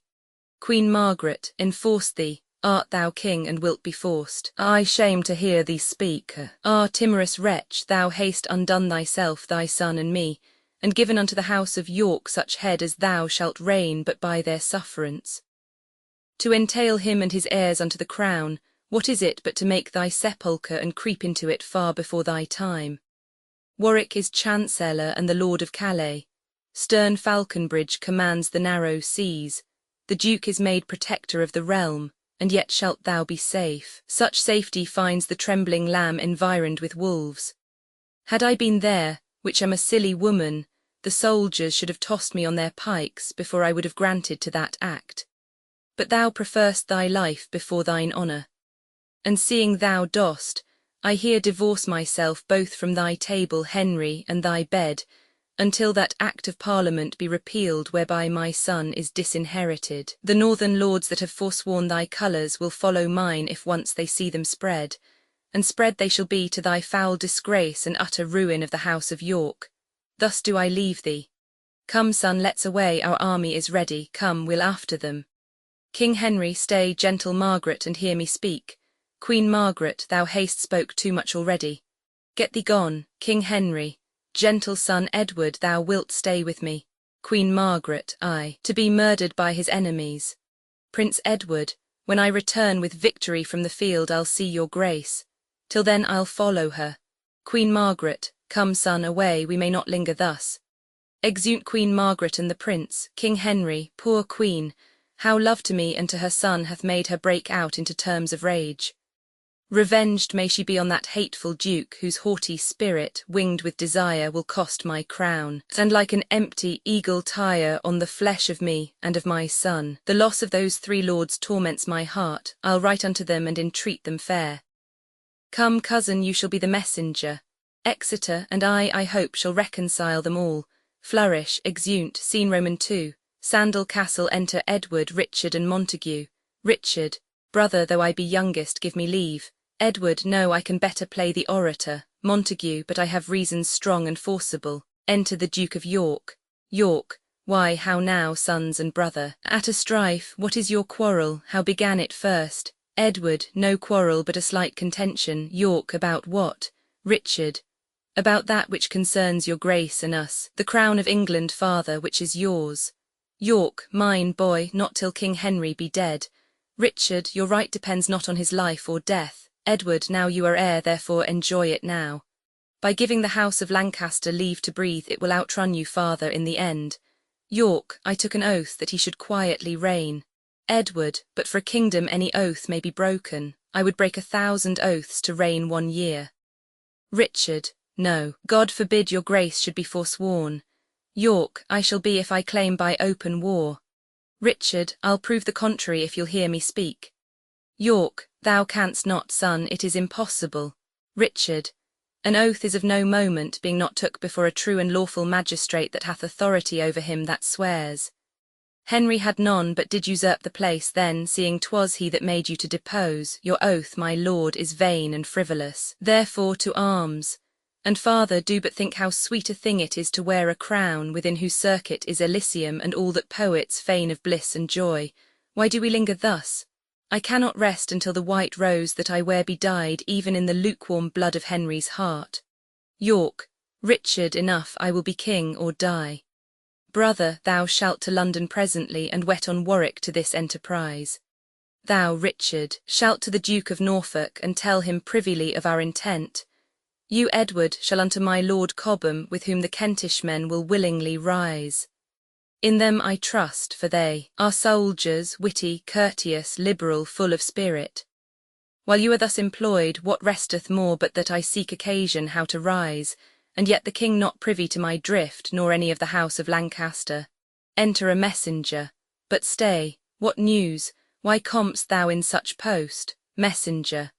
The Queen, with all the northern earls and lords, intend here to besiege you in your castle. She is hard by with 20,000 men, and therefore fortify your hold, my lord.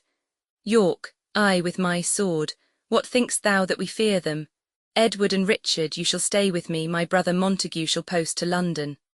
Let noble Warwick, Cobham, and the rest, whom we have left protectors of the king, with powerful policy strengthen themselves, and trust not simple Henry nor his oaths. Montague, brother, I go, I'll win them, fear it not, and thus most humbly I do take my leave. Exit.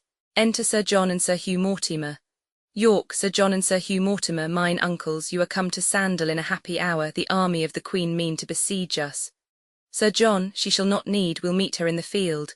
York, what with 5,000 men? Richard, I with 500, father, for a need. A woman's general, what should we fear? A march afar off. Edward, I hear their drums. Let's set our men in order, and issue forth, and bid them battle straight.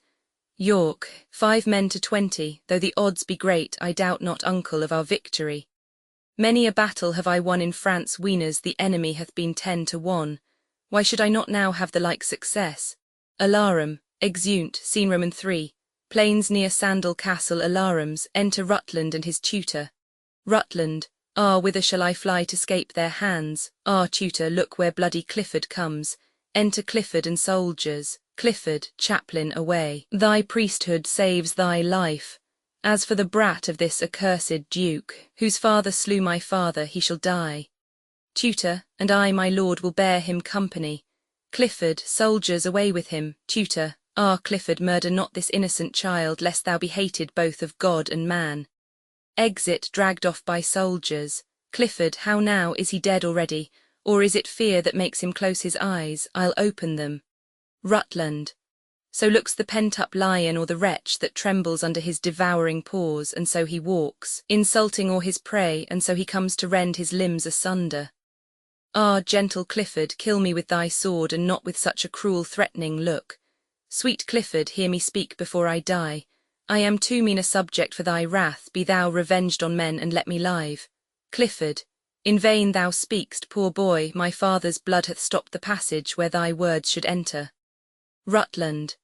Then let my father's blood open it again, he is a man, and Clifford. Cope with him, Clifford. Had I thy brethren here, their lives and thine were not revenge sufficient for me.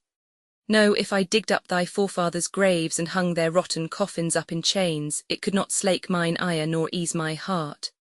The sight of any of the House of York is as a fury to torment my soul. Until I root out their accursed line and leave not one alive, I live in hell. Therefore, lifting his hand, Rutland, oh, let me pray before I take my death. To thee I pray, sweet Clifford. Pity me, Clifford, such pity as my rapier's point affords. Rutland, I never did thee harm, why wilt thou slay me? Clifford, thy father hath, Rutland, but 'twas ere I was born. Thou hast one son, for his sake pity me, lest in revenge thereof, sith God is just, he be as miserably slain as I. Ah, let me live in prison all my days, and when I give occasion of offence, then let me die, for now thou hast no cause. Clifford, no cause. Thy father slew my father, therefore die. Clifford stabs him. Rutland, die facient lordies, summer sittest a chewy. Dies, Clifford, Plantagenet, I come Plantagenet. And this thy son's blood cleaving to my blade shall rust upon my weapon till thy blood, congealed with this, do make me wipe off both. Exit. Scene Roman 4, the same alarum. Enter Richard, Duke of York. York, the army of the Queen hath got the field. My uncles both are slain in rescuing me, and all my followers to the eager foe turn back and fly like ships before the wind, or lambs pursued by hunger-starved wolves. My sons, God knows what hath bet-chanced them. But this I know, they have demeaned themselves like men born to renown by life or death. 3 times did Richard make a lane to me, and thrice cried, Courage, father, fight it out. And full as oft came Edward to my side with purple falchion painted to the hilt in blood of those that had encountered him. And when the hardiest warriors did retire, Richard cried, Charge, and give no foot of ground. And cried a crown, or else a glorious tomb, a sceptre, or an earthly sepulchre. With this we charged again, but out, alas, we budged again, as I have seen a swan with bootless labour swim against the tide and spend her strength with overmatching waves. A short alarum within. Ah, hark, the fatal followers do pursue, and I am faint and cannot fly their fury. And were I strong, I would not shun their fury. The sands are numbered that makes up my life. Here must I stay, and here my life must end. Enter Queen Margaret, Clifford, Northumberland, the young Prince Edward, and soldiers. Come, bloody Clifford, rough Northumberland, I dare your quenchless fury to more rage. I am your butt, and I abide your shot. Northumberland, yield to our mercy, proud Plantagenet. Clifford, I to such mercy as his ruthless arm with downright payment showed unto my father. Now Phaethon hath tumbled from his car and made an evening at the noontide prick. York, my ashes as the phoenix, may bring forth a bird that will revenge upon you all. And in that hope I throw mine eyes to heaven, scorning whate'er you can afflict me with.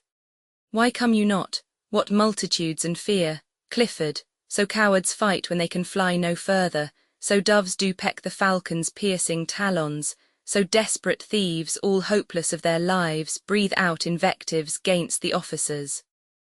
York, O Clifford, but bethink thee once again, and in thy thought o'errun my former time. And if thou canst for blushing view this face, and bite thy tongue that slanders him with cowardice, whose frown hath made thee faint and fly ere this. Clifford, I will not bandy with thee word for word, but buckle with thee blows twice 2 for 1.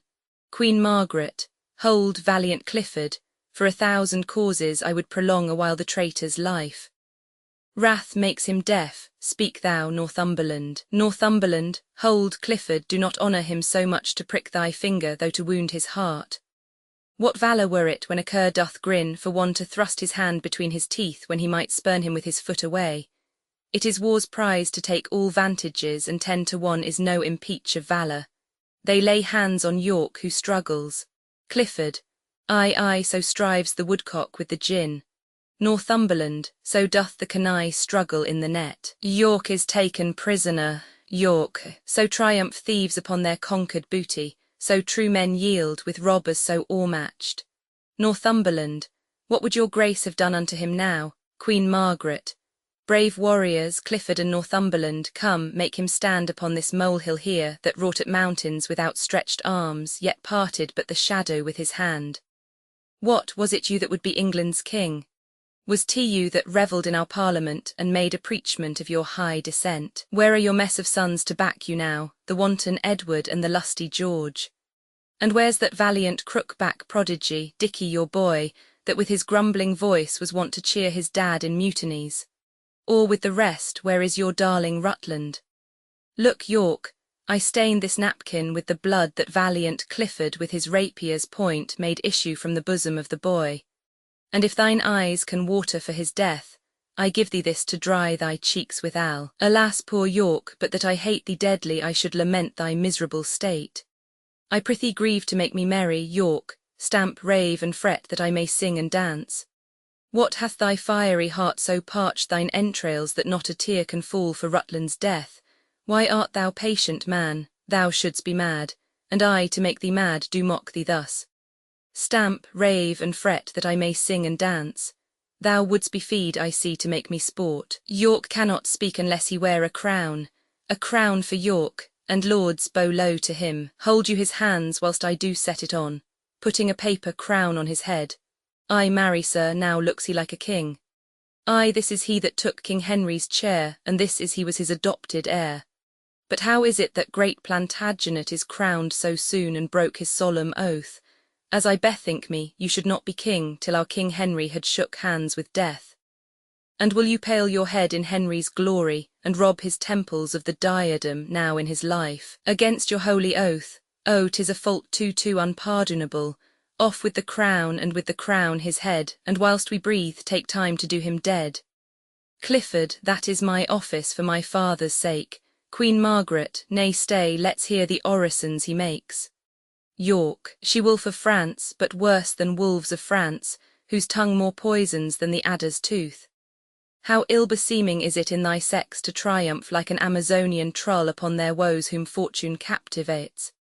But that thy face is vizard-like, unchanging, made impudent with use of evil deeds, I would essay, proud queen, to make thee blush. To tell thee whence thou cam'st, of whom derived, were shame enough to shame thee, wert thou not shameless. Thy father bears the type of King of Naples, of both the Sicils and Jerusalem, yet not so wealthy as an English yeoman. Hast that poor monarch taught thee to insult? It needs not, nor it boots thee not, proud queen, unless the adage must be verified that beggars mounted run their horse to death. 'Tis beauty that doth oft make women proud, but God he knows thy share thereof is small. 'Tis virtue that doth make them most admired, the contrary doth make thee wondered at. 'Tis government that makes them seem divine, the want thereof makes thee abominable. Thou art as opposite to every good as the antipodes are unto us, or as the south to the septentrion. O tiger's heart wrapped in a woman's hide, how couldst thou drain the life-blood of the child to bid the father wipe his eyes withal, and yet be seen to bear a woman's face? Women are soft, mild, pitiful, and flexible, thou stern, obdurate, flinty, rough, remorseless. Bidst thou me rage? Why, now thou haste thy wish, wouldst have me weep? Why now thou haste thy will? For raging wind blows up incessant showers, and when the rage allays, the rain begins.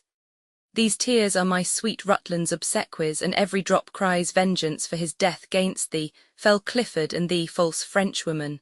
Northumberland, beshrew me, but his passion moves me so that hardly can I check my eyes from tears. York, that face of his the hungry cannibals would not have touched, would not have stained with blood. But you are more inhuman, more inexorable, oh, 10 times more than tigers of Hyrcania. See, ruthless queen, a hapless father's tears. This cloth thou dippedst in blood of my sweet boy, and I with tears do wash the blood away. Keep thou the napkin, and go boast of this, and if thou tell'st the heavy story right, upon my soul the hearers will shed tears. Yea, even my foes will shed fast-falling tears, and say, alas, it was a piteous deed. There, take the crown, and with the crown my curse. And in thy need such comfort come to thee as now I reap at thy too cruel hand. Hard-hearted Clifford, take me from the world, my soul to heaven, my blood upon your heads. Northumberland, had he been slaughter-man to all my kin, I should not for my life but weep with him to see how inly sorrow gripes his soul. Queen Margaret, what weeping ripe, my Lord Northumberland, think but upon the wrong he did us all, and that will quickly dry thy melting tears. Clifford, here's for my oath, here's for my father's death, stabbing him. Queen Margaret, and here's to right our gentle-hearted king. Stabbing him. York, open thy gate of mercy, gracious God. My soul flies through these wounds to seek out thee. Dies. Queen Margaret, off with his head and set it on York gates, so York may overlook the town of York. Flourish. Exeunt. Act Roman 2 Scene I. A plain near Mortimer's Cross in Herefordshire, a march. Enter Edward and Richard and their power. Edward. I wonder how our princely father scaped, or whether he be scaped away or no from Clifford's and Northumberland's pursuit. Had he been ta'en, we should have heard the news. Had he been slain, we should have heard the news, or had he scaped, methinks we should have heard the happy tidings of his good escape. How fares my brother? Why is he so sad? Richard. I cannot joy until I be resolved where our right valiant father is become. I saw him in the battle range about, and watched him how he singled Clifford forth. Methought he bore him in the thickest troop as doth a lion in a herd of neat, or as a bear, encompassed round with dogs, who having pinched a few and made them cry, the rest stand all aloof and bark at him. So fared our father with his enemies, so fled his enemies my warlike father. Methinks 'tis pride enough to be his son. See how the morning opes her golden gates and takes her farewell of the glorious sun. How well resembles it the prime of youth, trimmed like a younker prancing to his love. Edward, dazzle mine eyes, or do I see 3 sons? Richard, 3 glorious sons, each one a perfect son, not separated with the racking clouds, but severed in a pale, clear-shining sky. See, they join, embrace, and seem to kiss, as if they vowed some league inviolable. Now are they but one lamp, one light, one sun. In this the heaven figures some event. Edward, 'tis wondrous strange, the like yet never heard of. I think it cites us, brother, to the field, that we, the sons of brave Plantagenet, each one already blazing by our meads, should notwithstanding join our lights together, and overshine the earth as this the world. Whate'er it bodes, henceforward will I bear upon my target 3 fair shining sons. Richard. Nay, bear 3 daughters, by your leave I speak it, you love the breeder better than the male. Enter a messenger, blowing. But what art thou, whose heavy looks foretell some dreadful story hanging on thy tongue? Messenger. Ah, one that was a woeful looker-on when as the noble Duke of York was slain, your princely father and my loving lord. Edward. Oh, speak no more, for I have heard too much. Richard. Say how he died, for I will hear it all. Messenger. Environed he was with many foes, and stood against them as the hope of Troy against the Greeks that would have entered Troy. But Hercules himself must yield to odds, and many strokes, though with a little axe, hews down and fell the hardest timbered oak. By many hands your father was subdued, but only slaughtered by the ireful arm of unrelenting Clifford and the Queen, who crowned the gracious Duke in high despite, laughed in his face. And when with grief he wept, the ruthless Queen gave him to dry his cheeks a napkin steeped in the harmless blood of sweet young Rutland, by rough Clifford slain. And after many scorns, many foul taunts, they took his head, and on the gates of York they set the same. And there it doth remain, the saddest spectacle that e'er I viewed. Edward, sweet Duke of York, our prop to lean upon, now thou art gone, we have no staff, no stay. O Clifford, boisterous Clifford, thou hast slain the flower of Europe for his chivalry, and treacherously hast thou vanquished him, for hand to hand he would have vanquished thee. Now my soul's palace is become a prison. Ah, would she break from hence, that this my body might in the ground be closed up in rest. For never henceforth shall I joy again, never, oh never, shall I see more joy. Richard, I cannot weep, for all my body's moisture scarce serves to quench my furnace-burning heart, nor can my tongue unload my heart's great burthen, for self-same wind that I should speak withal is kindling coals that fires all my breast and burns me up with flames that tears would quench. To weep is to make less the depth of grief, Tears then for babes, blows and revenge for me. Richard, I bear thy name, I'll venge thy death or die renowned by attempting it. Edward, his name that valiant duke hath left with thee, his dukedom and his chair with me is left. Richard, nay, if thou be that princely eagle's bird, show thy descent by gazing gainst the sun, for chair and dukedom, throne and kingdom say either that is thine or else thou wert not his. March, enter Warwick, Marquess Montague and their army. Warwick, how now, fair lords, what fare, what news abroad? Richard, great lord of Warwick, if we should recount our baleful news, and at each word's deliverance stab poniards in our flesh till all were told, the words would add more anguish than the wounds. O valiant lord, the Duke of York is slain. Edward, O Warwick, Warwick, that Plantagenet which held thee dearly as his soul's redemption is by the stern Lord Clifford done to death. Warwick, 10 days ago I drowned these news in tears, and now, to add more measure to your woes, I come to tell you things sith then befallen. After the bloody fray at Wakefield Fort, where your brave father breathed his latest gasp, tidings, as swiftly as the posts could run, were brought me of your loss and his depart. I then in London, keeper of the king, mustered my soldiers, gathered flocks of friends, and very well appointed, as I thought, marched toward St. Albans to intercept the Queen, bearing the king in my behalf along. For by my scouts I was advertised that she was coming with a full intent to dash our late decree in Parliament touching King Henry's oath and your succession. Short tale to make, we at St. Albans met, our battles joined, and both sides fiercely fought. But, whether 'twas the coldness of the king, who looked full gently on his warlike queen, that robbed my soldiers of their heated spleen, or whether 'twas report of her success, or more than common fear of Clifford's rigour, who thunders to his captives' blood and death, I cannot judge. But to conclude with truth, their weapons like to lightning came and went. Our soldiers, like the night owl's lazy flight, or like an idle thresher with a flail, fell gently down, as if they struck their friends. I cheered them up with justice of our cause, with promise of high pay and great rewards, but all in vain. They had no heart to fight, and we in them no hope to win the day, so that we fled. The king unto the queen, Lord George your brother, Norfolk and myself in haste, post-haste, are come to join with you, for in the marches here we heard you were making another head to fight again. Edward, where is the Duke of Norfolk, gentle Warwick? And when came George from Burgundy to England? Warwick, some 6 miles off the Duke is with the soldiers, and for your brother he was lately sent from your kind aunt, Duchess of Burgundy, with aid of soldiers to this needful war. Richard, 'twas odds, belike, when valiant Warwick fled. Oft have I heard his praises in pursuit, but ne'er till now his scandal of retire. Warwick, nor now my scandal, Richard, dost thou hear, for thou shalt know this strong right hand of mine can pluck the diadem from faint Henry's head and wring the awful sceptre from his fist, were he as famous and as bold in war as he is famed for mildness, peace and prayer. Richard, I know it well, Lord Warwick, blame me not. 'Tis love I bear thy glories makes me speak. But in this troublous time what's to be done? Shall we go throw away our coats of steel and wrap our bodies in black mourning gowns, numbering our Ave Marys with our beads? Or shall we on the helmets of our foes tell our devotion with revengeful arms? If for the last, say aye and to it, lords. Warwick, why therefore Warwick came to seek you out, and therefore comes my brother Montague.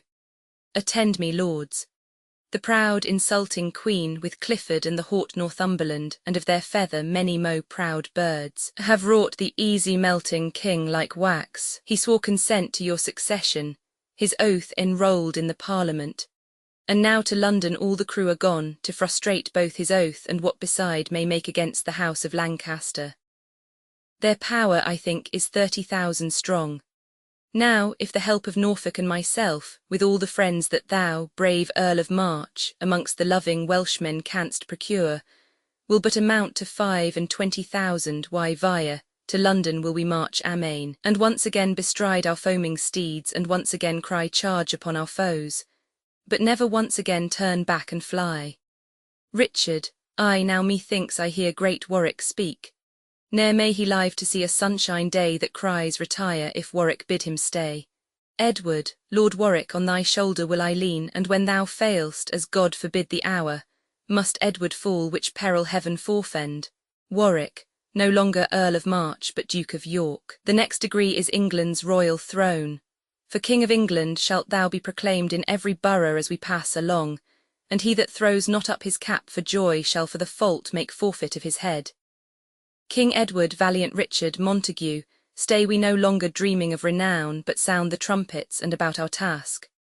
Richard, then, Clifford, were thy heart as hard as steel, as thou hast shown it flinty by thy deeds, I come to pierce it or to give thee mine. Edward, then strike up, drums, God and St. George for us, enter a messenger. Warwick, how now, what news, messenger? The Duke of Norfolk sends you word by me, the Queen is coming with a puissant host, and craves your company for speedy counsel. Warwick, why then it sorts, brave warriors, let's away. Exeunt, scene Roman II, before York flourish. Enter King Henry, Queen Margaret, the Prince of Wales, Clifford and Northumberland with drums and trumpets. Queen Margaret, welcome, my lord, to this brave town of York. Yonder's the head of that arch-enemy that sought to be encompassed with your crown. Doth not the object cheer your heart, my lord, King Henry?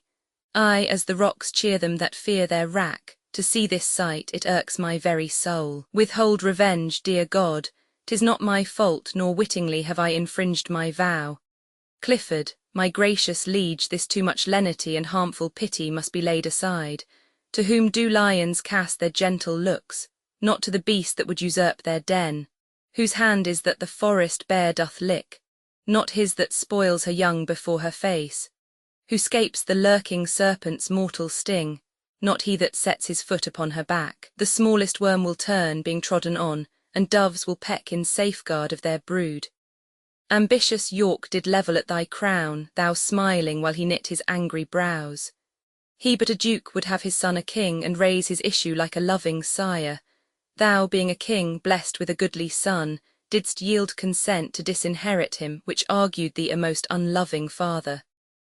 Unreasonable creatures feed their young, and though man's face be fearful to their eyes, yet, in protection of their tender wands, who hath not seen them, even with those wings which sometime they have used with fearful flight, make war with him that climbed unto their nest, offering their own lives in their young's defence.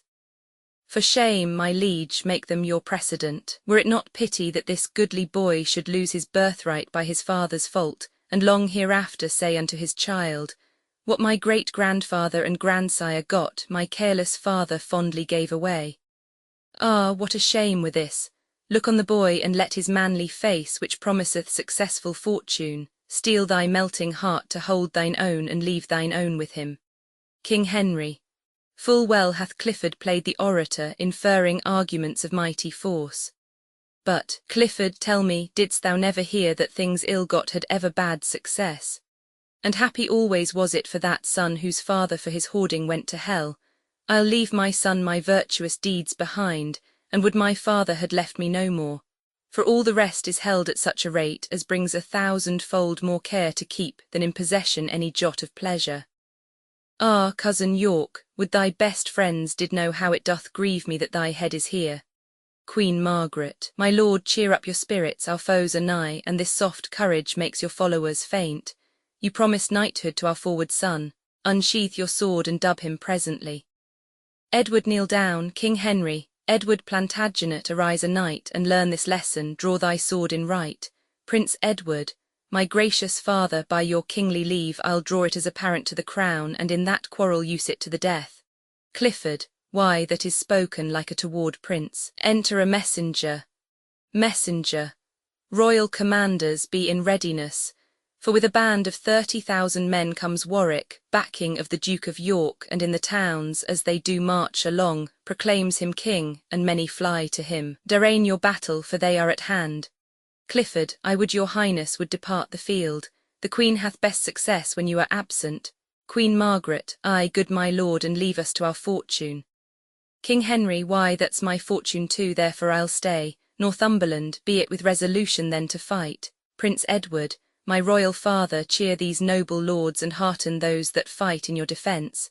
Unsheathe your sword, good father, cries St. George. March. Enter Edward, George, Richard, Warwick, Norfolk, Montague, and soldiers. Edward. Now, perjured Henry, wilt thou kneel for grace, and set thy diadem upon my head, or bide the mortal fortune of the field? Queen Margaret. Go rate thy minions, proud insulting boy. Becomes it thee to be thus bold in terms before thy sovereign and thy lawful king? Edward. I am his king, and he should bow his knee. I was adopted heir by his consent, since when his oath is broke. For as I hear you that a king, though he do wear the crown, have caused him by new act of parliament to blot out me and put his own son in.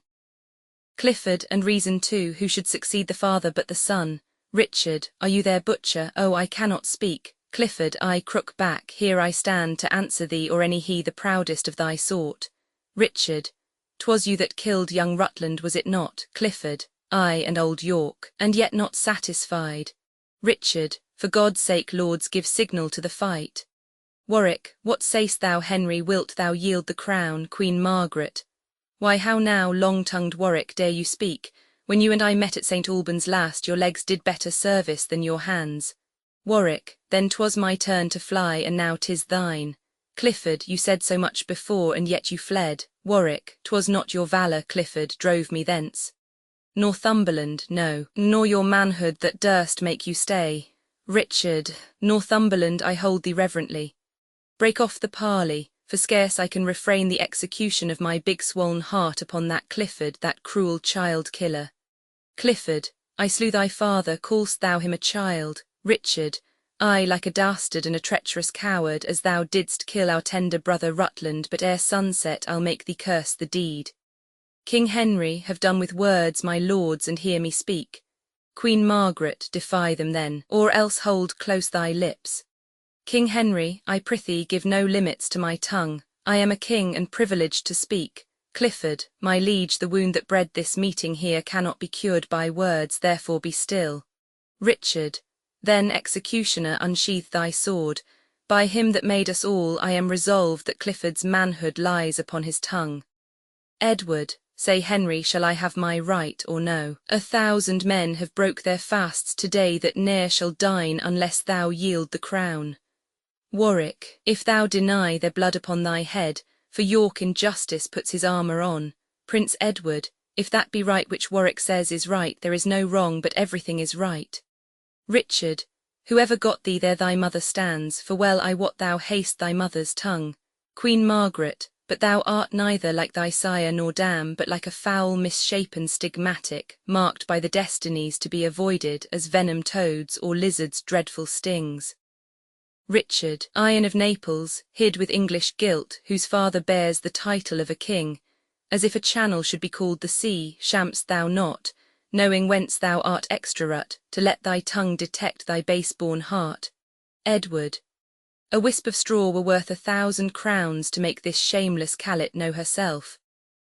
Helen of Greece was fairer far than thou, although thy husband may be Menelaus. And ne'er was Agamemnon's brother wronged by that false woman as this king by thee. His father revelled in the heart of France, and tamed the king, and made the Dauphin stoop. And had he matched according to his state, he might have kept that glory to this day. But when he took a beggar to his bed, and graced thy poor sire with his bridal day, even then that sunshine brewed a shower for him that washed his father's fortunes forth of France, and heaped sedition on his crown at home. For what hath broached this tumult but thy pride? Hadst thou been meek, our title still had slept, and we in pity of the gentle king had slipped our claim until another age. George, but when we saw our sunshine made thy spring, and that thy summer bred us no increase, we set the axe to thy usurping root. And though the edge hath something hit ourselves, yet know thou, since we have begun to strike, we'll never leave till we have hewn thee down or bathed thy growing with our heated bloods. Edward, and in this resolution I defy thee, not willing any longer conference, since thou deniest the gentle king to speak. Sound trumpets, let our bloody colours wave, and either victory or else a grave. Queen Margaret, stay Edward, Edward, no wrangling woman will no longer stay. These words will cost 10,000 lives this day. Exeunt, scene Roman 3. A field of battle between Towton and Saxton in Yorkshire alarums. Excursions, enter Warwick, Warwick, forespent with toil as runners with a race, I lay me down a little while to breathe. For strokes received and many blows repaid have robbed my strong-knit sinews of their strength, and spite of spite, needs must I rest a while. Enter Edward running, Edward, smile, gentle heaven, or strike, ungentle death, for this world frowns and Edward's sun is clouded. Warwick, how now, my lord, what hap, what hope of good? Enter George, George, our hap is loss, our hope but sad despair, our ranks are broke and ruin follows us. What counsel give you? Whither shall we fly? Edward, bootless is flight, they follow us with wings, and weak we are and cannot shun pursuit. Enter Richard.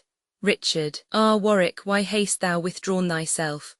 Thy brother's blood the thirsty earth hath drunk, broached with the steely point of Clifford's lance, and in the very pangs of death he cried like to a dismal clangour heard from far, Warwick, revenge.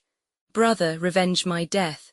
So underneath the belly of their steeds that stained their fetlocks in his smoking blood, the noble gentleman gave up the ghost. Warwick, then let the earth be drunken with our blood. I'll kill my horse because I will not fly.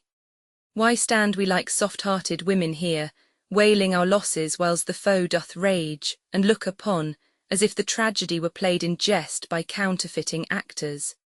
Here on my knee I vow to God above I'll never pause again, never stand still, till either death hath closed these eyes of mine, or fortune given me measure of revenge. Edward, O Warwick, I do bend my knee with thine, and in this vow do chain my soul to thine. And ere my knee rise from the earth's cold face, I throw my hands, mine eyes, my heart to thee, thou setter up and plucker down of kings, beseeching thee, if with thy will it stands that to my foes this body must be prey, yet that thy brazen gates of heaven may ope, and give sweet passage to my sinful soul. Now, lords, take leave until we meet again, where'er it be, in heaven or in earth. Richard, brother, give me thy hand, and gentle Warwick, let me embrace thee in my weary arms. I that did never weep now melt with woe that winter should cut off our springtime so. Warwick, away, away, once more, sweet lords, farewell. George, yet let us all together to our troops, and give them leave to fly that will not stay, and call them pillars that will stand to us, and if we thrive, promise them such rewards as victors wear at the Olympian games. This may plant courage in their quailing breasts, for yet is hope of life and victory. For slow no longer, make we hence amain. Exeunt, scene Roman 4, another part of the field excursions. Enter Richard and Clifford. Richard, now Clifford, I have singled thee alone. Suppose this arm is for the Duke of York, and this for Rutland, both bound to revenge, wert thou environed with a brazen wall. Clifford, now Richard, I am with thee here alone. This is the hand that stabbed thy father York, and this the hand that slew thy brother Rutland, and here's the heart that triumphs in their death, and cheers these hands that slew thy sire and brother to execute the like upon thyself, and so have at thee, they fight. Warwick comes, Clifford flies. Richard, nay Warwick, single out some other chase, for I myself will hunt this wolf to death. Exeunt, scene V, another part of the field. Enter King Henry. King Henry, this battle fares like to the morning's war, when dying clouds contend with growing light. What time the shepherd, blowing of his nails, can neither call it perfect day nor night. Now sways it this way, like a mighty sea forced by the tide to combat with the wind. Now sways it that way, like the selfsame sea forced to retire by fury of the wind. Sometime the flood prevails, and then the wind, now one the better, then another best, both tugging to be victors breast to breast, yet neither conqueror nor conquered. So is the equal poise of this fell war. Here on this molehill will I sit me down. To whom God will, there be the victory. For Margaret my queen and Clifford too have chid me from the battle, swearing both they prosper best of all when I am thence. Would I were dead if God's good will were so. For what is in this world but grief and woe? O God, methinks it were a happy life to be no better than a homely swain, to sit upon a hill as I do now, to carve out dials quaintly, point by point, thereby to see the minutes how they run. How many make the hour full complete, how many hours brings about the day, how many days will finish up the year, how many years a mortal man may live. When this is known, then to divide the times, so many hours must I tend my flock, so many hours must I take my rest, So many hours must I contemplate, so many hours must I sport myself, so many days my ewes have been with young, so many weeks ere the poor fools will e'en, so many years ere I shall shear the fleece. So minutes, hours, days, months, and years passed over to the end they were created, would bring white hairs unto a quiet grave. Ah, what a life were this, how sweet, how lovely! Gives not the hawthorn bush a sweeter shade to shepherds looking on their silly sheep than doth a rich embroidered canopy to kings that fear their subjects' treachery? Oh yes, it doth, 1,000-fold it doth. And to conclude, the shepherd's homely curds, his cold, thin drink out of his leather bottle, his wonted sleep under a fresh tree's shade, all which secure and sweetly he enjoys, is far beyond a prince's delicates. His viands sparkling in a golden cup, his body couched in a curious bed when care, mistrust, and treason waits on him. Alarum, enter a son that hath killed his father, bringing in the dead body.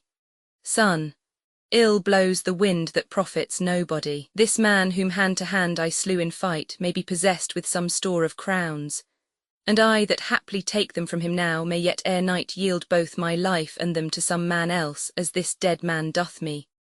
Who's this, O God? It is my father's face, whom in this conflict I unwares have killed. O heavy times, begetting such events! From London by the king was I pressed forth. My father, being the Earl of Warwick's man, came on the part of York, pressed by his master, and I, who at his hands received my life, have by my hands of life bereaved him. Pardon me, God, I knew not what I did, and pardon, Father, for I knew not thee. My tears shall wipe away these bloody marks, and no more words till they have flowed their fill. King Henry, O piteous spectacle, O bloody times! Whiles lions war and battle for their dens, poor harmless lambs abide their enmity. Weep, wretched man, I'll aid thee tear for tear, and let our hearts and eyes, like civil war, be blind with tears and break o'ercharged with grief. Enter a father who has killed his son with the body in his arms. Father, thou that so stoutly hath resisted me, give me thy gold if thou hast any gold, for I have bought it with 100 blows. But let me see, is this our foeman's face? Ah, no, no, no, it is mine only son. Ah, boy, if any life be left in thee, throw up thine eye. See, see what showers arise, blown with the windy tempest of my heart upon thy wounds, that kill mine eye and heart. Oh, pity, God, this miserable age! What stratagems, how fell, how butcherly erroneous, mutinous, and unnatural, this deadly quarrel daily doth beget. O boy, thy father gave thee life too soon, and hath bereft thee of thy life too late. King Henry, woe above woe, grief more than common grief. Oh, that my death would stay these ruthful deeds. O pity, pity, gentle heaven, pity. The red rose and the white are on his face, the fatal colours of our striving houses. The one his purple blood right well resembles, the other his pale cheeks methinks presenteth. Wither one rose, and let the other flourish. If you contend, 1,000 lives must wither.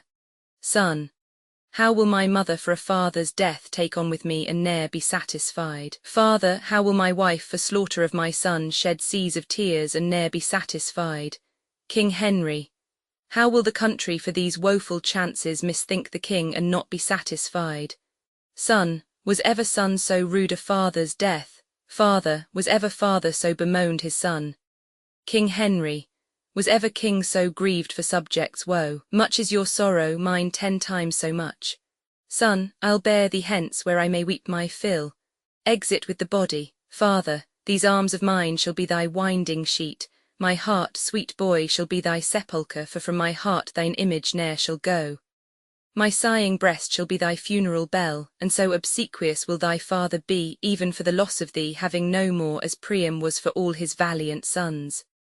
I'll bear thee hence, and let them fight that will, for I have murdered where I should not kill. Exit with the body. King Henry, sad-hearted men much overgone with care, here sits a king more woeful than you are.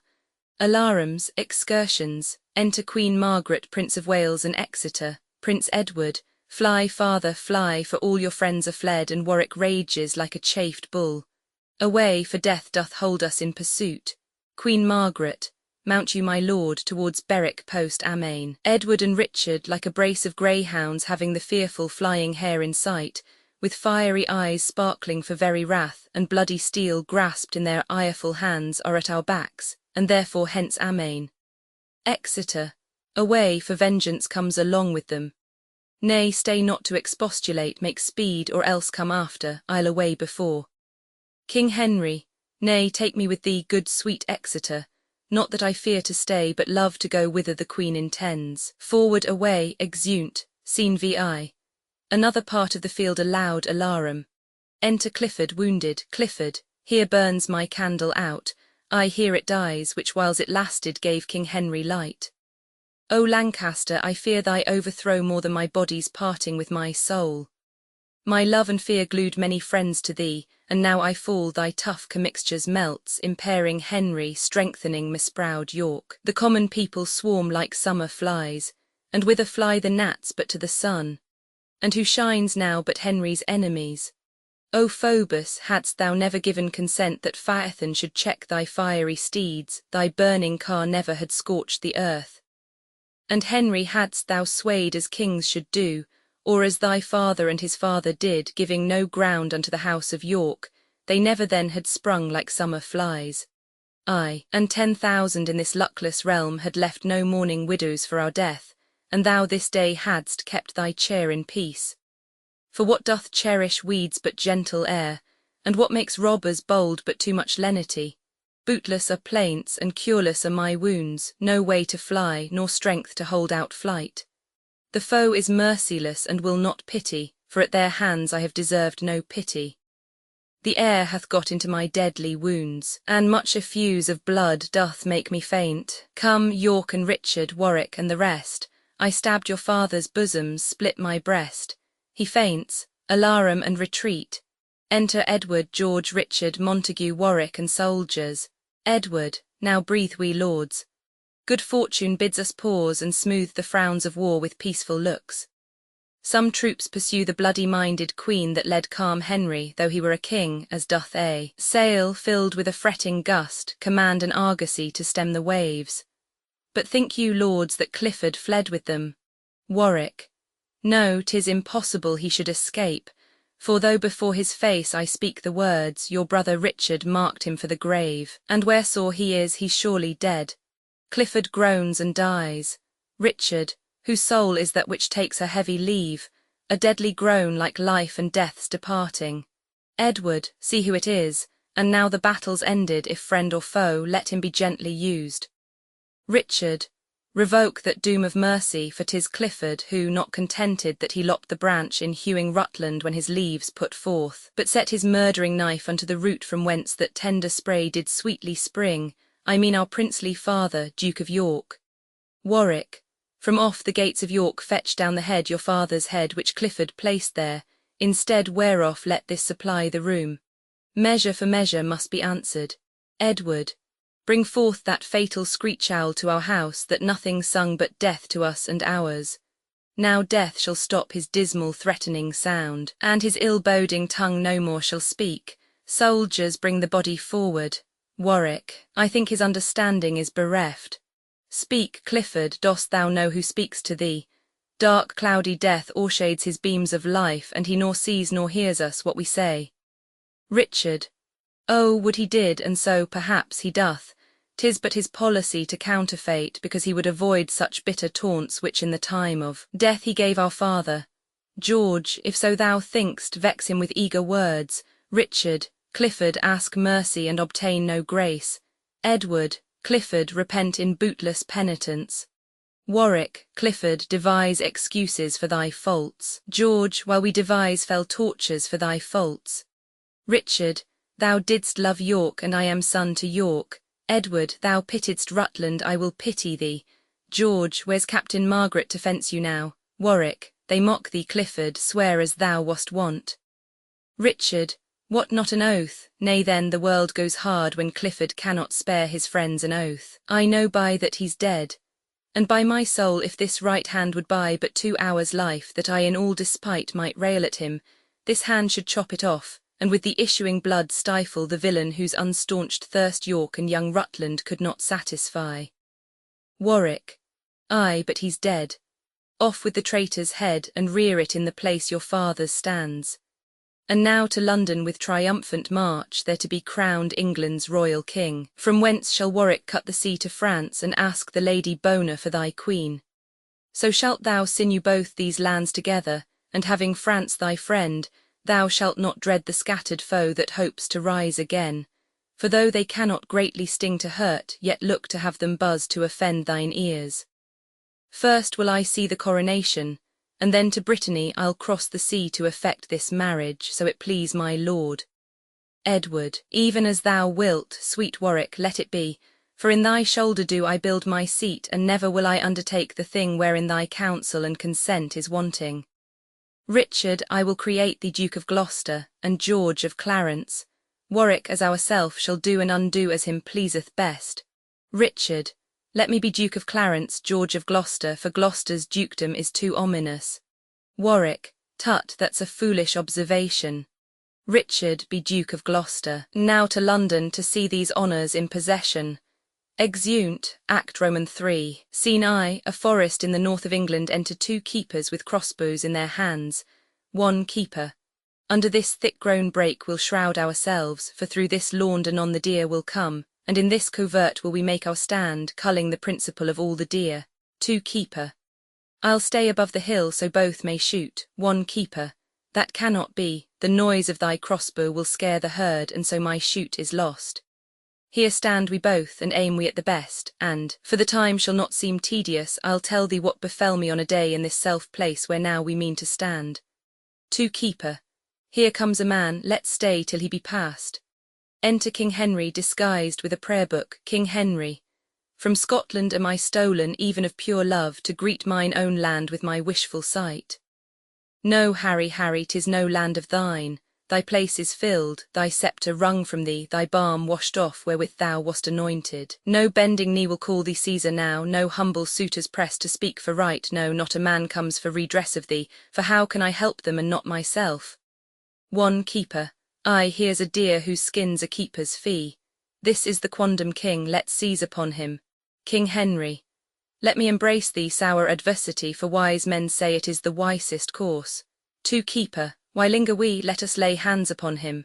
1 keeper. Forbear a while, we'll hear a little more. King Henry.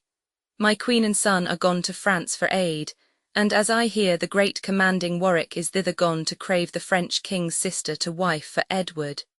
If this news be true, poor queen and son, your labour is but lost, for Warwick is a subtle orator, and Lewis a prince soon won with moving words. By this account, then, Margaret may win him, for she's a woman to be pitied much. Her sighs will make a battery in his breast, her tears will pierce into a marble heart. The tiger will be mild while she doth mourn, and Nero will be tainted with remorse to hear and see her plaints, her brinished tears. Aye, but she's come to beg Warwick to give, she on his left side craving aid for Henry, he on his right asking a wife for Edward. She weeps and says her Henry is deposed, he smiles and says his Edward is installed, that she, poor wretch, for grief can speak no more, whiles Warwick tells his title, smooths the wrong, inferreth arguments of mighty strength, and in conclusion wins the king from her with promise of his sister, and what else to strengthen and support King Edward's place. O Margaret, thus 'twill be, and thou, poor soul, art then forsaken as thou wentst forlorn. 2 keeper. Say, what art thou that talk'st of kings and queens? King Henry. More than I seem and less than I was born to, a man at least, for less I should not be, and men may talk of kings, and why not I? 2 keeper. Aye, but thou talk'st as if thou wert a king. King Henry. Why, so I am in mind, and that's enough. 2 keeper. But if thou be a king, where is thy crown, King Henry? My crown is in my heart, not on my head, not decked with diamonds and Indian stones, not to be seen. My crown is called content. A crown it is that seldom kings enjoy. 2 keeper. Well, if you be a king crowned with content, your crown content, and you must be contented to go along with us. For, as we think, you are the king King Edward hath deposed, and we his subjects, sworn in all allegiance, will apprehend you as his enemy. King Henry, but did you never swear and break an oath? 2 keeper. No, never such an oath, nor will not now, King Henry. Where did you dwell when I was king of England? 2 keeper. Here in this country where we now remain. King Henry. I was anointed king at 9 months old, my father and my grandfather were kings, and you were sworn true subjects unto me. And tell me then, have you not broke your oaths, one keeper? No, for we were subjects, but while you were king. King Henry, why am I dead? Do I not breathe a man? Ah, simple men, you know not what you swear. Look, as I blow this feather from my face, and as the air blows it to me again, obeying with my wind when I do blow, and yielding to another when it blows, commanded always by the greater gust, such is the lightness of you common men. But do not break your oaths, for of that sin my mild entreaty shall not make you guilty. Go where you will, the king shall be commanded, and be you kings, command and I'll obey, one keeper. We are true subjects to the king, King Edward, King Henry, so would you be again to Henry if he were seated as King Edward is. One keeper, we charge you in God's name and the king's to go with us unto the officers. King Henry, in God's name lead, your king's name be obeyed, and what God will that let your king perform, and what he will I humbly yield unto. Exeunt. Scene Roman 2. The palace enter King Edward, Richard Duke of Gloucester, George Duke of Clarence and Lady Grey. King Edward, brother of Gloucester, at St. Albans Field this lady's husband Sir John Grey was slain, his land then seized on by the Conqueror. Her suit is now to repossess those lands which we in justice cannot well deny, because in quarrel of the House of York the worthy gentleman did lose his life. Richard, your highness shall do well to grant her suit. It were dishonour to deny it her. King Edward, it were no less, but yet I'll make a pause. Richard, aside to George, yea, is it so? I see the lady hath a thing to grant before the king will grant her humble suit. George, aside to Richard, he knows the game, how true he keeps the wind. Richard, aside to George, silence, King Edward. Widow, we will consider of your suit, and come some other time to know our mind. Lady Grey, right gracious lord, I cannot brook delay. May it please your highness to resolve me now, and what your pleasure is shall satisfy me. Richard, aside to George, I, widow, then I'll warrant you all your lands, and if what pleases him shall pleasure you. Fight closer, or good faith you'll catch a blow. George, aside to Richard, I fear her not unless she chance to fall. Richard, aside to George, God forbid that, for he'll take vantages. King Edward, how many children hast thou, widow? Tell me. George, aside to Richard, I think he means to beg a child of her. Richard, aside to George, nay, whip me then, he'll rather give her 2. Lady Grey, 3, my most gracious lord. Richard, aside to George, you shall have 4 if you'll be ruled by him. King Edward, 'twere pity they should lose their father's lands. Lady Grey, be pitiful, dread lord, and grant it then. King Edward, lords, give us leave, I'll try this widow's wit.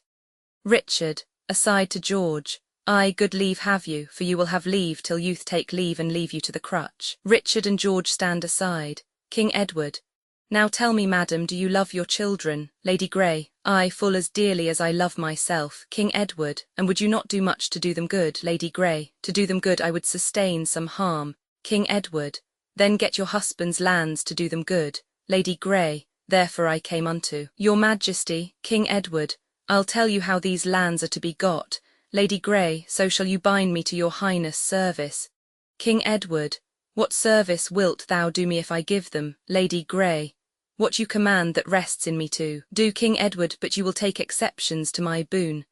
Lady Grey, no, gracious lord, except I cannot do it. King Edward, I, but thou canst do what I mean to ask. Lady Grey, why then I will do what your grace commands. Richard, aside to George, he plies her hard, and much rain wears the marble. George, aside to Richard, as red as fire, nay, then her wax must melt. Lady Grey, why stops my lord? Shall I not hear my task? King Edward, an easy task 'tis but to love a king. Lady Grey, that's soon performed because I am a subject. King Edward, why then thy husband's lands I freely give thee. Lady Grey, I take my leave with many thousand thanks. Richard, aside to George, the match is made, she seals it with a curtsy. King Edward, but stay thee, 'tis the fruits of love I mean. Lady Grey, the fruits of love I mean, my loving liege. King Edward, ay, but I fear me in another sense. What love thinkst thou I sue so much to get? Lady Grey, my love till death, my humble thanks, my prayers, that love which virtue begs and virtue grants. King Edward, no, by my troth, I did not mean such love. Lady Grey, why then you mean not as I thought you did. King Edward, but now you partly may perceive my mind. Lady Grey, my mind will never grant what I perceive your highness aims at if I aim aright. King Edward, to tell thee plain, I aim to lie with thee. Lady Grey, to tell you plain, I had rather lie in prison. King Edward, why then thou shalt not have thy husband's lands, Lady Grey. Why then mine honesty shall be my dower, for by that loss I will not purchase them. King Edward, therein thou wrong'st thy children mightily. Lady Grey, herein your highness wrongs both them and me. But mighty lord, this merry inclination accords not with the sadness of my suit. Please you dismiss me either with aye or no. King Edward, aye, if thou wilt say aye to my request, no if thou dost say no to my demand. Lady Grey, then no, my lord, my suit is at an end. Richard, aside to George, the widow likes him not, she knits her brows. George, aside to Richard, he is the bluntest wooer in Christendom. King Edward, aside, her looks doth argue her replete with modesty, her words doth show her wit incomparable, all her perfections challenge sovereignty. One way or other she is for a king, and she shall be my love, or else my queen. Say that King Edward take thee for his queen, Lady Grey, 'tis better said than done, my gracious lord. I am a subject fit to jest withal, but far unfit to be a sovereign. King Edward, sweet widow, by my state I swear to thee, I speak no more than what my soul intends, and that is to enjoy thee for my love. Lady Grey, and that is more than I will yield unto. I know I am too mean to be your queen, and yet too good to be your concubine. King Edward, you cavil, widow, I did mean my queen. Lady Grey, 'twill grieve your grace my sons should call you father. King Edward, no more than when my daughters call thee mother. Thou art a widow, and thou hast some children, and by God's mother, I being but a bachelor, have other some. Why, 'tis a happy thing to be the father unto many sons. Answer no more, for thou shalt be my queen. Richard, aside to George, the ghostly father now hath done his shrift. George, aside to Richard, when he was made a shriver, 'twas for shift. King Edward, brothers, you muse what chat we two have had. Richard and George come forward. Richard, the widow likes it not, for she looks very sad. King Edward, you'd think it strange if I should marry her. George, to whom, my lord? King Edward, why, Clarence, to myself. Richard, that would be 10 days' wonder at the least. George, that's a day longer than a wonder lasts. Richard, by so much is the wonder in extremes. King Edward, well, jest on, brothers, I can tell you both her suit is granted for her husband's lands. Enter a nobleman. Nobleman, my gracious lord Henry, your foe is taken and brought your prisoner to your palace gate. King Edward, see that he be conveyed unto the Tower, and go we brothers to the man that took him to question of his apprehension. Widow, go you along. Lords, use her honourably. Exeunt all but Richard. Richard, I, Edward, will use women honourably. Would he were wasted, marrow, bones, and all that from his loins no hopeful branch may spring, to cross me from the golden time I look for. And yet, between my soul's desire and me, the lustful Edward's title buried, is Clarence, Henry, and his son young Edward, and all the unlooked-for issue of their bodies, to take their rooms ere I can place myself, a cold premeditation for my purpose. Why then I do but dream on sovereignty, like one that stands upon a promontory and spies a far-off shore where he would tread, wishing his foot were equal with his eye, and chides the sea that sunders him from thence, saying he'll laid it dry to have his way. So do I wish the crown, being so far off, and so I chide the means that keeps me from it. And so I say I'll cut the causes off, flattering me with impossibilities. My eyes too quick, my heart always too much, unless my hand and strength could equal them. Well, say there is no kingdom then for Richard, what other pleasure can the world afford? I'll make my heaven in a lady's lap, and deck my body in gay ornaments, and witch sweet ladies with my words and looks. O miserable thought, and more unlikely than to accomplish 20 golden crowns. Why, love forswore me in my mother's womb, and for I should not deal in her soft laws, she did corrupt frail nature with some bribe to shrink mine arm up like a withered shrub. To make an envious mountain on my back, where sits deformity to mock my body, to shape my legs of an unequal size, to disproportion me in every part like to a chaos or an unlicked bear whelp that carries no impression like the dam. And am I then a man to be beloved? O monstrous fault to harbour such a thought! Then, since this earth affords no joy to me but to command, to check, to o'erbear such as are of better person than myself. I'll make my heaven to dream upon the crown, and whiles I live, account this world but hell, until my misshaped trunk that bear this head be round impaled with a glorious crown. And yet I know not how to get the crown, for many lives stand between me and home. And I, like one lost in a thorny wood that rents the thorns, and is rent with the thorns, seeking a way and straying from the way, not knowing how to find the open air, but toiling desperately to find it out, torment myself to catch the English crown. And from that torment I will free myself, or hew my way out with a bloody axe. Why, I can smile and murder while I smile and cry content, to that which grieves my heart, and wet my cheeks with artificial tears, and frame my face to all occasions. I'll drown more sailors than the mermaid shall, I'll slay more gazers than the basilisk.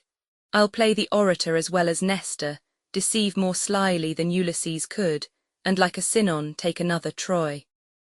I can add colours to the chameleon, change shapes with Proteus for advantages, and set the murderous Machiavel to school. Can I do this and cannot get a crown? Tut, were it farther off, I'll pluck it down. Exit, scene Roman 3, France, the king's palace flourish. Enter Louis, the French king, his sister the Lady Bona, his admiral called Bourbon, Prince Edward, Queen Margaret, and the Earl of Oxford. Louis sits and riseth up again. King Louis: fair Queen of England, worthy Margaret, sit down with us. It ill befits thy state and birth that thou shouldst stand while Louis doth sit. Queen Margaret: no, mighty King of France. Now Margaret must strike her sail and learn a while to serve where kings command. I was, I must confess, great Albion's queen in former golden days, but now mischance hath trod my title down and with dishonour laid me on the ground, where I must take like seat unto my fortune, and to my humble seat conform myself. King Louis: why, say, fair queen, whence springs this deep despair? Queen Margaret: from such a cause as fills mine eyes with tears and stops my tongue, while heart is drowned in cares. King Louis: whate'er it be thou still like thyself, and sit thee by our side. Yield not thy neck, seats her by him, to fortune's yoke, but let thy dauntless mind still ride in triumph over all mischance. Be plain, Queen Margaret, and tell thy grief, it shall be eased if France can yield relief. Queen Margaret: those gracious words revive my drooping thoughts, and give my tongue-tied sorrows leave to speak. Now therefore be it known to noble Louis that Henry, sole possessor of my love, is of a king, become a banished man and forced to live in Scotland a forlorn, while proud ambitious Edward, Duke of York, usurps the regal title and the seat of England's true anointed lawful king. This is the cause that I, poor Margaret, with this my son, Prince Edward, Henry's heir, am come to crave thy just and lawful aid. And if thou fail us, all our hope is done. Scotland hath will to help, but cannot help.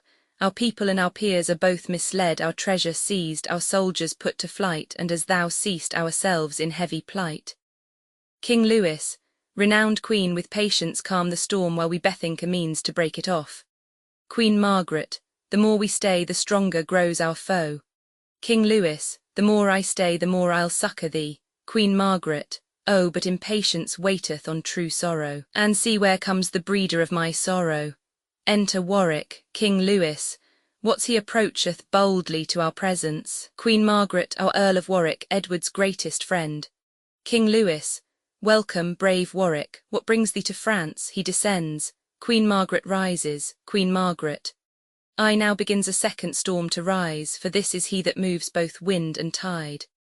Warwick: from worthy Edward, King of Albion, my lord and sovereign, and thy vowed friend, I come in kindness and unfeigned love, first to do greetings to thy royal person, and then to crave a league of amity, and lastly to confirm that amity with nuptial knot, if thou vouchsafe to grant that virtuous Lady Bona, thy fair sister, to England's king in lawful marriage. Queen Margaret: aside, if that go forward, Henry's hope is done. Warwick: to Bona: and, gracious madam, in our king's behalf, I am commanded, with your leave and favour, humbly to kiss your hand, and with my tongue to tell the passion of my sovereign's heart, where fame, late entering at his heedful ears, hath placed thy beauty's image and thy virtue. Queen Margaret: King Louis and Lady Bona, hear me speak before you answer Warwick. His demand springs not from Edward's well-meant honest love, but from deceit bred by necessity. For how can tyrants safely govern home unless abroad they purchase great alliance?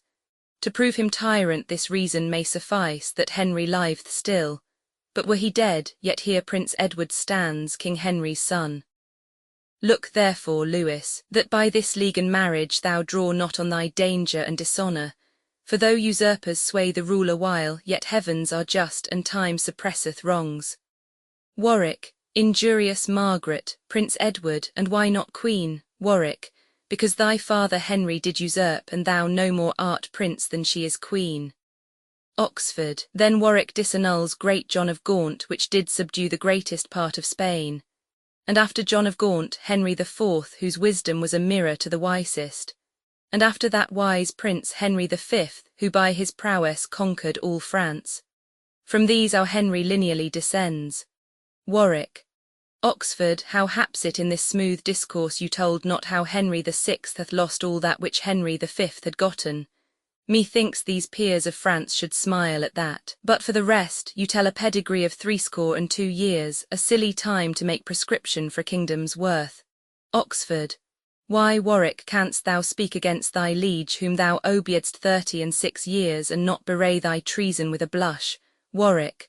Can Oxford, that did ever fence the right, now buckler falsehood with a pedigree? For shame. Leave Henry, and call Edward king. Oxford. Call him my king, by whose injurious doom my elder brother, the Lord Aubrey Vere, was done to death. And more than so my father, even in the downfall of his mellowed years, when nature brought him to the door of death. No, Warwick, no. While life upholds this arm upholds the house of Lancaster. Warwick, and I the house of York. King Lewis. Queen Margaret, Prince Edward, and Oxford vouchsafe at our request to stand aside while I use further conference with Warwick. They stand aloof. Queen Margaret. Heavens grant that Warwick's words bewitch him not, King Lewis. Now, Warwick, tell me, even upon thy conscience, is Edward your true king? For I were loath to link with him that were not lawful chosen. Warwick. Thereon I pawn my credit and mine honour. King Lewis. But is he gracious in the people's eye? Warwick. The more that Henry was unfortunate. King Lewis. Then further, all dissembling set aside, tell me for truth the measure of his love unto our sister Bona. Warwick. Such it seems as may beseem a monarch like himself. Myself have often heard him say and swear that this his love was an eternal plant, whereof the root was fixed in virtue's ground, the leaves and fruit maintained with beauty's sun, exempt from envy, but not from disdain, unless the Lady Bona quit his pain. King Lewis. Now, sister, let us hear your firm resolve. Bona, your grant or your denial shall be mine. To Warwick yet I confess that often ere this day, when I have heard your king's desert recounted, mine ear hath tempted judgment to desire. King Lewis. Then, Warwick, thus our sister shall be Edward's, and now forthwith shall articles be drawn touching the jointure that your king must make, which with her dowry shall be counterpoised. Draw near, Queen Margaret, and be a witness that Bona shall be wife to the English king. Prince Edward, to Edward, but not to the English king. Queen Margaret, deceitful Warwick, it was thy device by this alliance to make void my suit. Before thy coming Lewis was Henry's friend. King Lewis, and still is friend to him and Margaret. But if your title to the crown be weak, as may appear by Edward's good success, then 'tis but reason that I be released from giving aid which late I promised. Yet shall you have all kindness at my hand that your estate requires and mine can yield. Warwick. Henry now lives in Scotland at his ease, where, having nothing can he lose. And as for you yourself, our quondam queen, you have a father able to maintain you, and better twere you troubled him than France. Queen Margaret, peace, impudent and shameless Warwick, proud setter up and puller down of kings. I will not hence till with my talk and tears, both full of truth, I make King Lewis behold thy sly conveyance and thy lord's false love, for both of you are birds of self-same feather, post blowing a horn within. King Lewis. Warwick, this is some post to us or thee. Enter the post. Post, my Lord Ambassador, these letters are for you, sent from your brother Marquess Montague, these from our king unto your majesty. And madam, these for you from whom I know not, they all read their letters. Oxford, I like it well that our fair queen and mistress smiles at her news while Warwick frowns at his. Prince Edward, nay mark how Lewis stamps as he were nettled, I hope all's for the best. King Lewis. Warwick, what are thy news, and yours, fair queen, Queen Margaret, mine, such as fill my heart with unhoped joys. Warwick. Mine, full of sorrow and heart's discontent. King Lewis. What, has your king married the Lady Grey, and now, to soothe your forgery and his, sends me a paper to persuade me patience? Is this alliance that he seeks with France? Dare he presume to scorn us in this manner? Queen Margaret. I told your majesty as much before, this proveth Edward's love and Warwick's honesty. Warwick. King Lewis, I here protest in sight of heaven, and by the hope I have of heavenly bliss, that I am clear from this misdeed of Edward's, no more my king, for he dishonours me, but most himself, if he could see his shame. Did I forget that by the house of York, my father came untimely to his death? Did I let pass abuse done to my niece? Did I impale him with the regal crown? Did I put Henry from his native right? And am I guerdoned at the last with shame? Shame on himself, for my desert is honour, and to repair my honour lost for him, I here renounce him and return to Henry. My noble queen, let former grudges pass, and henceforth I am thy true servitor. I will revenge his wrong to Lady Bona, and replant Henry in his former state. Queen Margaret. Warwick, these words have turned my hate to love, and I forgive and quite forget old faults, and joy that thou becomest King Henry's friend. Warwick. So much his friend, I, his unfeigned friend, that if King Lewis vouchsafe to furnish us with some few bands of chosen soldiers, I'll undertake to land them on our coast and force the tyrant from his seat by war. 'Tis not his new-made bride shall succour him. And as for Clarence, as my letters tell me, he's very likely now to fall from him for matching more for wanton lust than honour, or than for strength and safety of our country. Bona, dear brother, how shall Bona be revenged but by thy help to this distressed queen? Queen Margaret. Renowned prince, how shall poor Henry live unless thou rescue him from foul despair? Bona. My quarrel and this English queen's are one. Warwick, and mine, fair Lady Bona, joins with yours, King Lewis, and mine with hers, and thine and Margaret's. Therefore at last I firmly am resolved you shall have aid. Queen Margaret. Let me give humble thanks for all at once. King Lewis. Then England's messenger, return in post and tell false Edward thy supposed king that Lewis of France is sending over maskers to revel it with him and his new bride. Thou seest what's past, go fear thy king withal. Bona. Tell him in hope he'll prove a widower shortly, I'll wear the willow garland for his sake. Queen Margaret. Tell him my mourning weeds are laid aside, and I am ready to put armour on. Warwick. Tell him from me that he hath done me wrong, and therefore I'll uncrown him ere tea be long. There's thy reward, begone, exit post. King Lewis. But Warwick, thou and Oxford with 5,000 men shall cross the seas and bid false Edward battle, and as occasion serves, this noble queen and prince shall follow with a fresh supply. Yet ere thou go, but answer me one doubt, what pledge have we of thy firm loyalty? Warwick. This shall assure my constant loyalty, that if our queen and this young prince agree, I'll join mine eldest daughter and my joy to him forthwith in holy wedlock bands. Queen Margaret. Yes, I agree, and thank you for your motion. Son Edward, she is fair and virtuous, therefore delay not, give thy hand to Warwick, and with thy hand thy faith irrevocable that only Warwick's daughter shall be thine. Prince Edward. Yes, I accept her, for she well deserves it, and here to pledge my vow I give my hand. He gives his hand to Warwick. King Lewis. Why stay we now? These soldiers shall be levied, and thou, Lord Bourbon, our High Admiral, shall waft them over with our royal fleet. I long till Edward fall by war's mischance for mocking marriage with a dame of France. Exeunt all but Warwick. Warwick. I came from Edward as ambassador, but I return his sworn and mortal foe. Matter of marriage was the charge he gave me, but dreadful war shall answer his demand. Had he none else to make a stale but me, then none, but I shall turn his jest to sorrow. I was the chief that raised him to the crown, and I'll be chief to bring him down again, not that I pity Henry's misery, but seek revenge on Edward's mockery. Exit, Act Roman 4 Scene I. London. The palace enter Richard, Duke of Gloucester, George, Duke of Clarence, Somerset and Montague. Richard. Now tell me, brother Clarence, what think you of this new marriage with the lady? Hath not our brother made a worthy choice? George, alas, you know 'tis far from hence to France, how could he stay till Warwick made return? Somerset, my lords, forbear this talk, here comes the king. Flourish. Enter King Edward, attended Lady Grey as Queen Elizabeth, Pembroke, Stafford, Hastings, and others.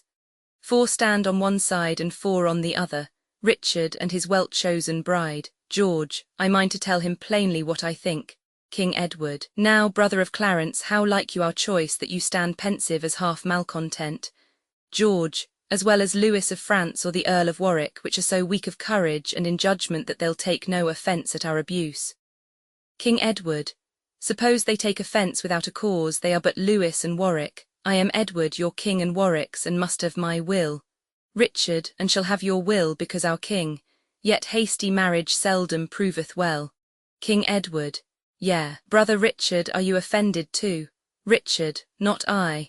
No, God forbid that I should wish them severed whom God hath joined together. Ay, and 'twere pity to sunder them that yoke so well together. King Edward, setting your scorns and your mislike aside, tell me some reason why the Lady Grey should not become my wife and England's queen. And you too, Somerset and Montague, speak freely what you think. George, then this is mine opinion, that King Lewis becomes your enemy for mocking him about the marriage of the Lady Bona. Richard, and Warwick, doing what you gave in charge, is now dishonoured by this new marriage.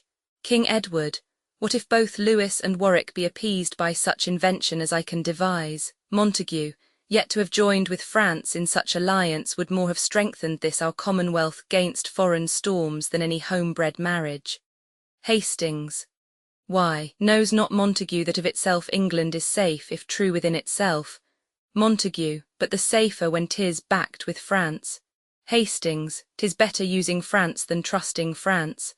Let us be backed with God and with the seas which he hath given for fence impregnable, and with their helps only defend ourselves.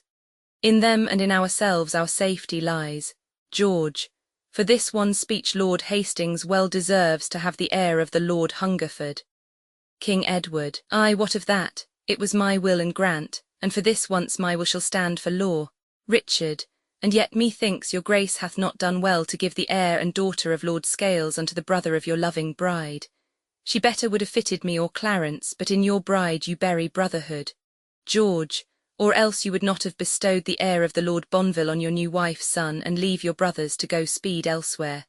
King Edward, alas, poor Clarence, is it for a wife that thou art malcontent? I will provide thee. George, in choosing for yourself you showed your judgment, which being shallow you shall give me leave to play the broker in mine own behalf, and to that end I shortly mind to leave you. King Edward, leave me or tarry, Edward will be king and not be tied unto his brother's will.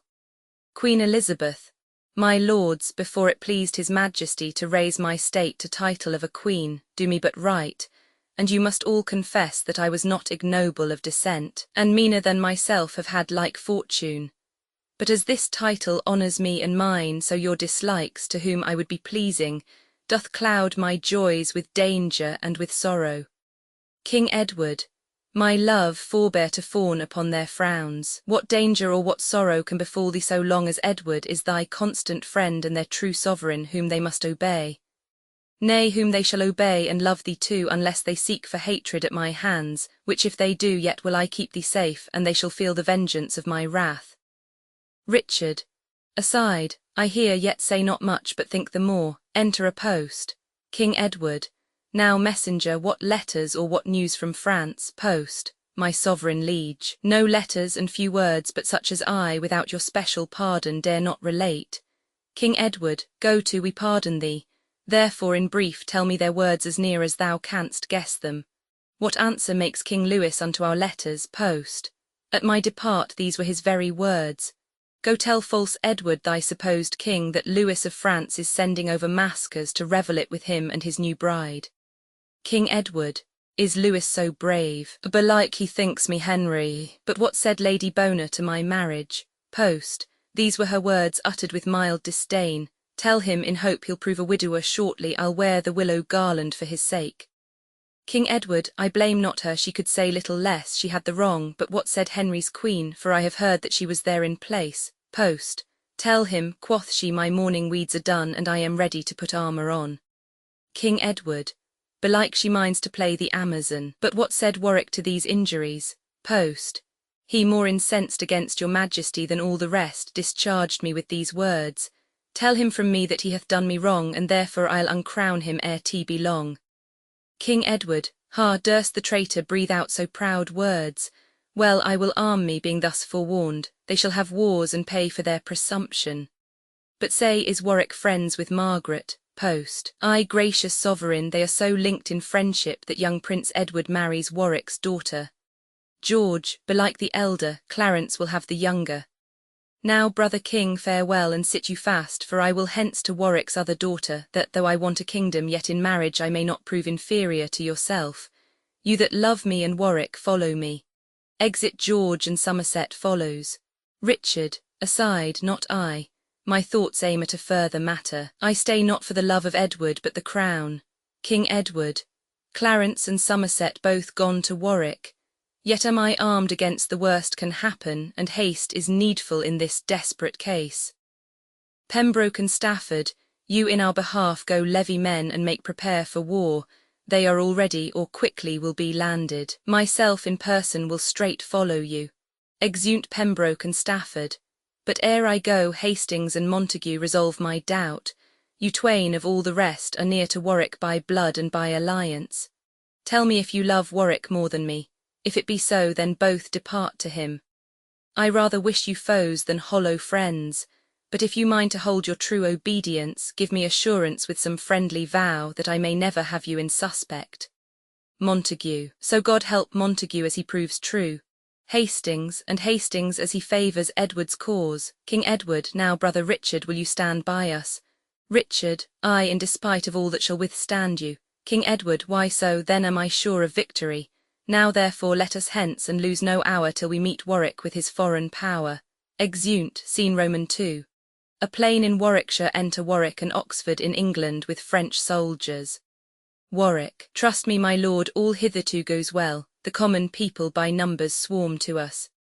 Enter George, Duke of Clarence and Somerset, but see where Somerset and Clarence comes.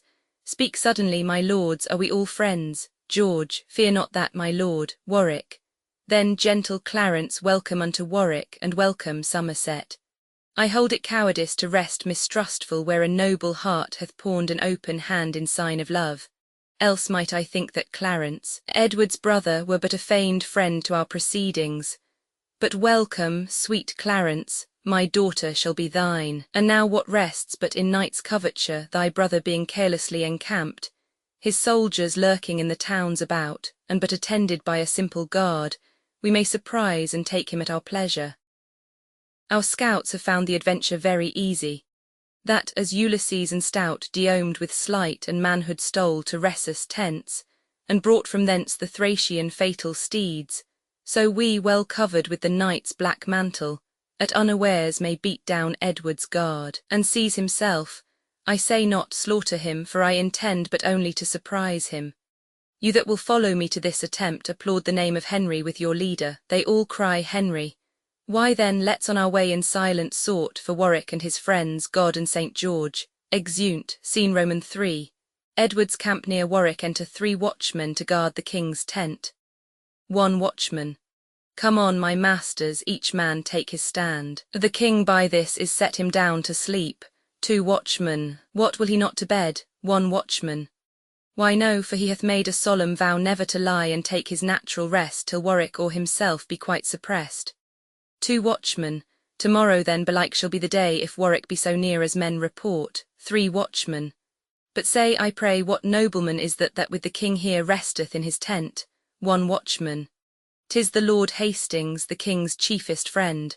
3 watchmen. Oh, is it so? But why commands the king that his chief followers lodge in towns about him, while he himself keeps in the cold field? 2 watchmen. 'Tis the more honour because more dangerous. 3 watchmen. Ay, but give me worship and quietness, I like it better than dangerous honour. If Warwick knew in what estate he stands, 'tis to be doubted he would waken him. 1 watchman, unless our halberds did shut up his passage. 2 watchmen. Ay, wherefore else guard we his royal tent, but to defend his person from night foes? Enter Warwick, George, Duke of Clarence, Oxford, Somerset, and French soldiers, silent all. Warwick, this is his tent, and see where stand his guard. Courage, my masters, honour now or never, but follow me, and Edward shall be ours. One watchman, who goes there? Two watchmen, stay or thou deest. Warwick and the rest cry all, Warwick, Warwick, and set upon the guard, who fly, crying, arm, arm.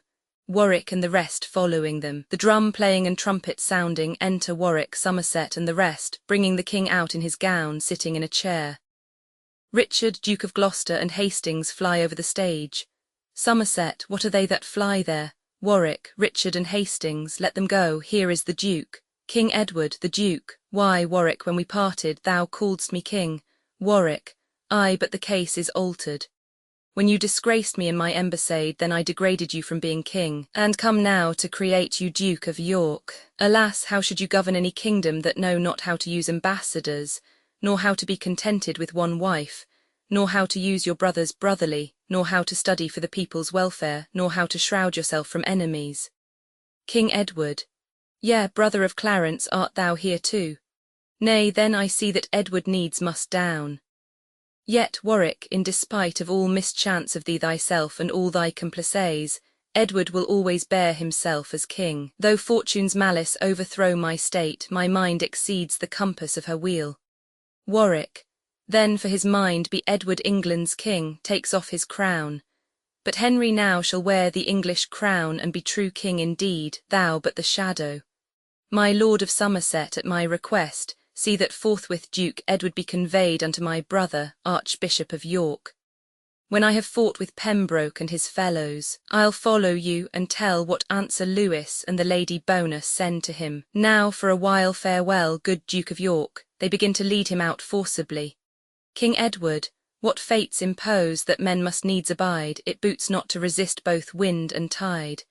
Exit King Edward led out, Somerset with him. Oxford, what now remains, my lords, for us to do but march to London with our soldiers?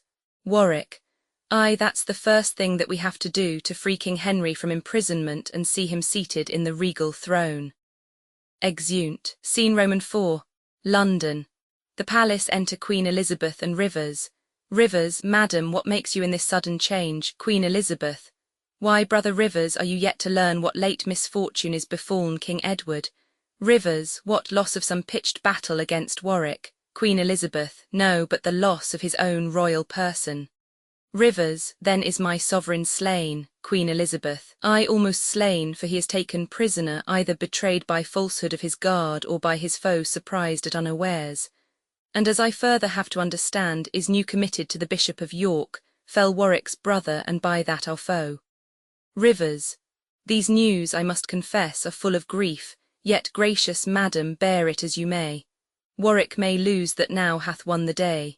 Queen Elizabeth, till then, fair hope must hinder life's decay, and I the rather wean me from despair for love of Edward's offspring in my womb. This is it that makes me bridle passion, and bear with mildness my misfortune's cross. Aye, for this I draw in many a tear, and stop the rising of blood-sucking sighs, lest with my sighs or tears I blast or drown King Edward's fruit, true heir to English crown. Rivers, but madam, where is Warwick then become? Queen Elizabeth, I am informed that he comes towards London to set the crown once more on Henry's head. Guess thou the rest, King Edward's friends must down, but to prevent the tyrant's violence, for trust not him that hath once broken faith, I'll hence forthwith unto the sanctuary to save at least the heir of Edward's right. There shall I rest secure from force and fraud. Come therefore, let us fly while we may fly, if Warwick take us we are sure to die. Exeunt. Scene V. A park near Middleham Castle in Yorkshire. Enter Richard, Duke of Gloucester, Lord Hastings, Sir William Stanley, and others. Richard, now my Lord Hastings and Sir William Stanley, leave off to wonder why I drew you hither into this chiefest thicket of the park. Thus stands the case. You know our king, my brother, is prisoner to the bishop here, at whose hands he hath good usage and great liberty, and often but attended with weak guard, comes hunting this way to disport himself.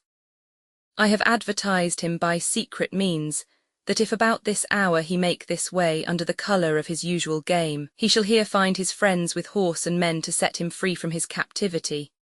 Enter King Edward and a huntsman with him. Huntsman, this way my lord, for this way lies the game. King Edward, nay, this way man, see where the huntsmen stand. Now, brother of Gloucester, Lord Hastings and the rest, stand you thus close to steal the bishop's deer. Richard, brother, the time and case requireth haste, your horse stands ready at the park corner. King Edward, but whither shall we then? A Hastings, to Lynn, my lord, and shipped from thence to Flanders. Richard, well guessed, believe me, for that was my meaning. King Edward, Stanley, I will requite thy forwardness. Richard, but wherefore stay we? 'Tis no time to talk. King Edward, huntsman, what say'st thou? Wilt thou go along? Huntsman, better do so than tarry and be hanged. Richard, come then away, let's ha no more ado. King Edward, bishop, farewell, shield thee from Warwick's frown, and pray that I may repossess the crown. Exeunt, scene vi. London. The Tower. Enter King Henry, George, Duke of Clarence, Warwick, Somerset, young Richmond, Oxford, Montague, and Lieutenant of the Tower. King Henry. Master Lieutenant, now that God and friends have shaken Edward from the regal seat, and turned my captive state to liberty, my fear to hope, my sorrows unto joys, at our enlargement what are thy due fees? Lieutenant. Subjects may challenge nothing of their sovereigns, but if an humble prayer may prevail, I then crave pardon of your majesty. King Henry, for what, Lieutenant? For well using me. Nay, be thou sure I'll well requite thy kindness, for that it made my imprisonment a pleasure. Ay, such a pleasure as encaged birds conceive when, after many moody thoughts, at last by notes of household harmony they quite forget their loss of liberty. But Warwick, after God thou set's me free, and chiefly therefore I thank God and thee. He was the author, thou the instrument. Therefore that I may conquer fortune's spite, by living low where fortune cannot hurt me, and that the people of this blessed land may not be punished with my thwarting stars, Warwick, although my head still wear the crown, I here resign my government to thee, for thou art fortunate in all thy deeds. Warwick, your grace hath still been famed for virtuous, and now may seem as wise as virtuous by spying and avoiding fortune's malice, for few men rightly temper with the stars. Yet in this one thing let me blame your grace, for choosing me when Clarence is in place. George. No, Warwick, thou art worthy of the sway to whom the heavens in thy nativity adjudged an olive branch and laurel crown, as likely to be blessed in peace and war, and therefore I yield thee my free consent. Warwick, and I choose Clarence only for protector. King Henry, Warwick and Clarence, give me both your hands. Now join your hands, and with your hands your hearts, that no dissension hinder government. I make you both protectors of this land, while I myself will lead a private life, and in devotion spend my latter days, to sin's rebuke and my Creator's praise.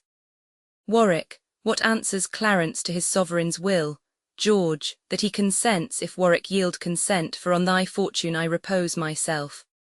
Warwick, why then though loath, yet I must be content.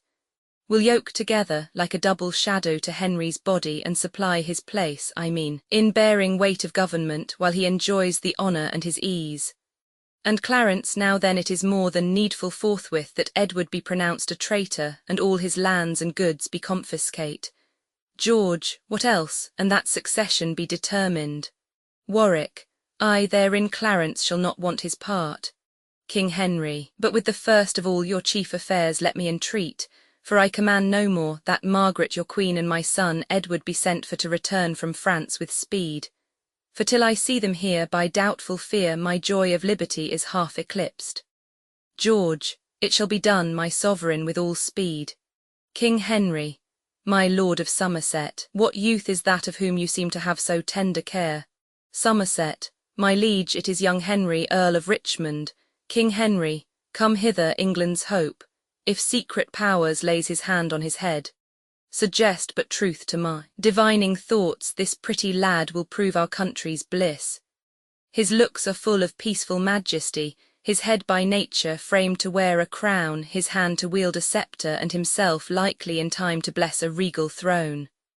Make much of him, my lords, for this is he must help you more than you are hurt by me.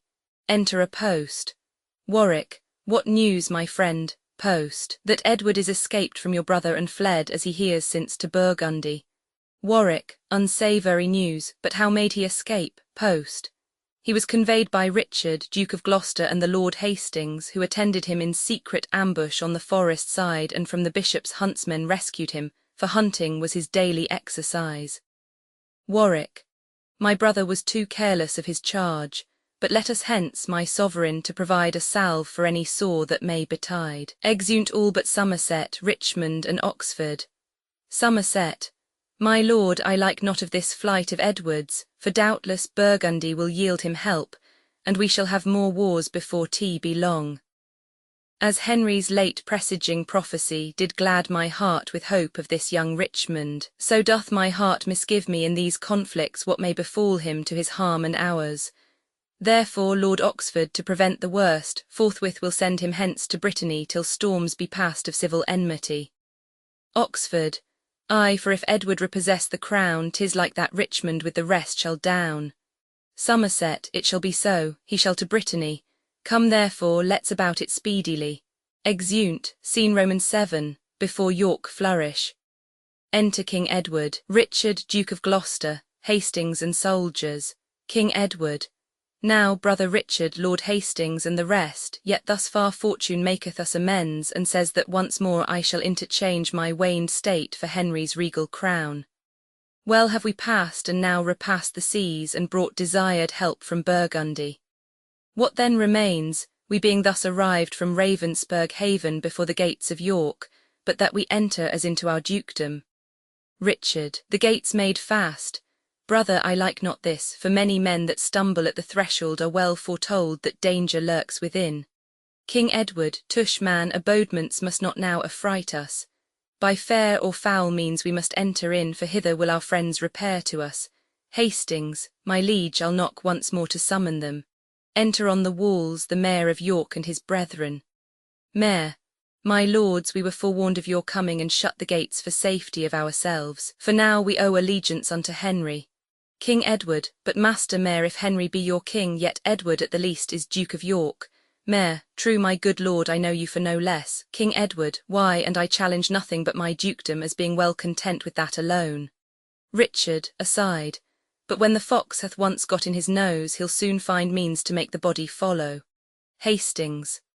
Why, master Mayor, why stand you in a doubt? Open the gates. We are King Henry's friends, Mayor. Ay, say you so, the gates shall then be opened. He descends. Richard, a wise, stout captain, and soon persuaded. Hastings. The good old man would fain that all were well, so tweer not long of him, but being entered I doubt not, but we shall soon persuade both him and all his brothers unto reason. Enter the Mayor and 2 aldermen below. King Edward. So, master Mayor, these gates must not be shut but in the night or in the time of war.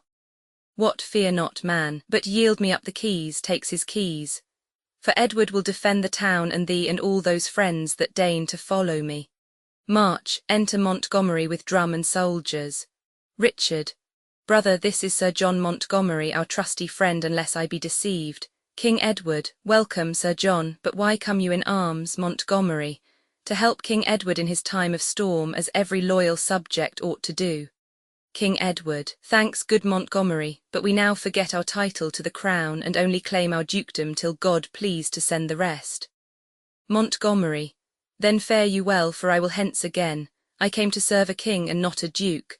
Drummer, strike up and let us march away. The drum begins to march. King Edward. Nay, stay, Sir John, a while, and we'll debate by what safe means the crown may be recovered. Montgomery. What talk you of debating, in few words? If you'll not here proclaim yourself our king, I'll leave you to your fortune and be gone to keep them back that come to succour you. Why shall we fight if you pretend no title? Richard. Why, brother, wherefore stand you on nice points? King Edward, when we grow stronger then we'll make our claim, till then 'tis wisdom to conceal our meaning. Hastings, away with scrupulous wit, now arms must rule. Richard, and fearless minds climb soonest unto crowns. Brother, we will proclaim you out of hand, the bruit thereof will bring you many friends. King Edward. Then be it as you will, for 'tis my right, and Henry but usurps the diadem. Montgomery. Ay, now my sovereign speaketh like himself, and now will I be Edward's champion. Hastings. Sound trumpet, Edward shall be here proclaimed. Come, fellow soldier, make thou proclamation. Gives him a paper. Flourish, soldier, reads. Edward the Fourth, by the grace of God, King of England and France and Lord of Ireland, etc. Montgomery. And whoso gainsays King Edward's right, by this I challenge him to single fight. Throws down his gauntlet. All, long live Edward the Fourth, King Edward. Thanks, brave Montgomery, and thanks unto you all. If fortune serve me, I'll requite this kindness. Now for this night let's harbour here in York, and when the morning sun shall raise his car above the border of this horizon, we'll forward towards Warwick and his mates, for well I wot that Henry is no soldier. Ah, froward Clarence, how evil it beseems thee to flatter Henry and forsake thy brother. Yet, as we may, we'll meet both thee and Warwick. Come on, brave soldiers, doubt not of the day, and that once gotten, doubt not of large pay. Exeunt, scene Roman 8. London, the palace flourish. Enter King Henry, Warwick, Montague, George, Duke of Clarence, Oxford and Exeter. Warwick, what counsel, lords? Edward from Belgia, with hasty Germans and blunt Hollanders, hath passed in safety through the narrow seas, and with his troops doth march amain to London, and many giddy people flock to him. King Henry. Let's levy men and beat him back again. George, a little fire is quickly trodden out, which being suffered, rivers cannot quench.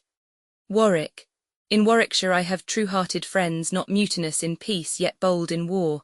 Those will I muster up, and thou, son Clarence, shalt stir up in Suffolk, Norfolk, and in Kent the knights and gentlemen to come with thee. Thou, brother Montague, in Buckingham, Northampton, and in Leicestershire shalt find men well inclined to hear what thou commandst. And thou, brave Oxford, wondrous well beloved, in Oxfordshire shalt muster up thy friends. My sovereign with the loving citizens, like to his island girt in with the ocean, or modest Diane circled with her nymphs, shall rest in London till we come to him.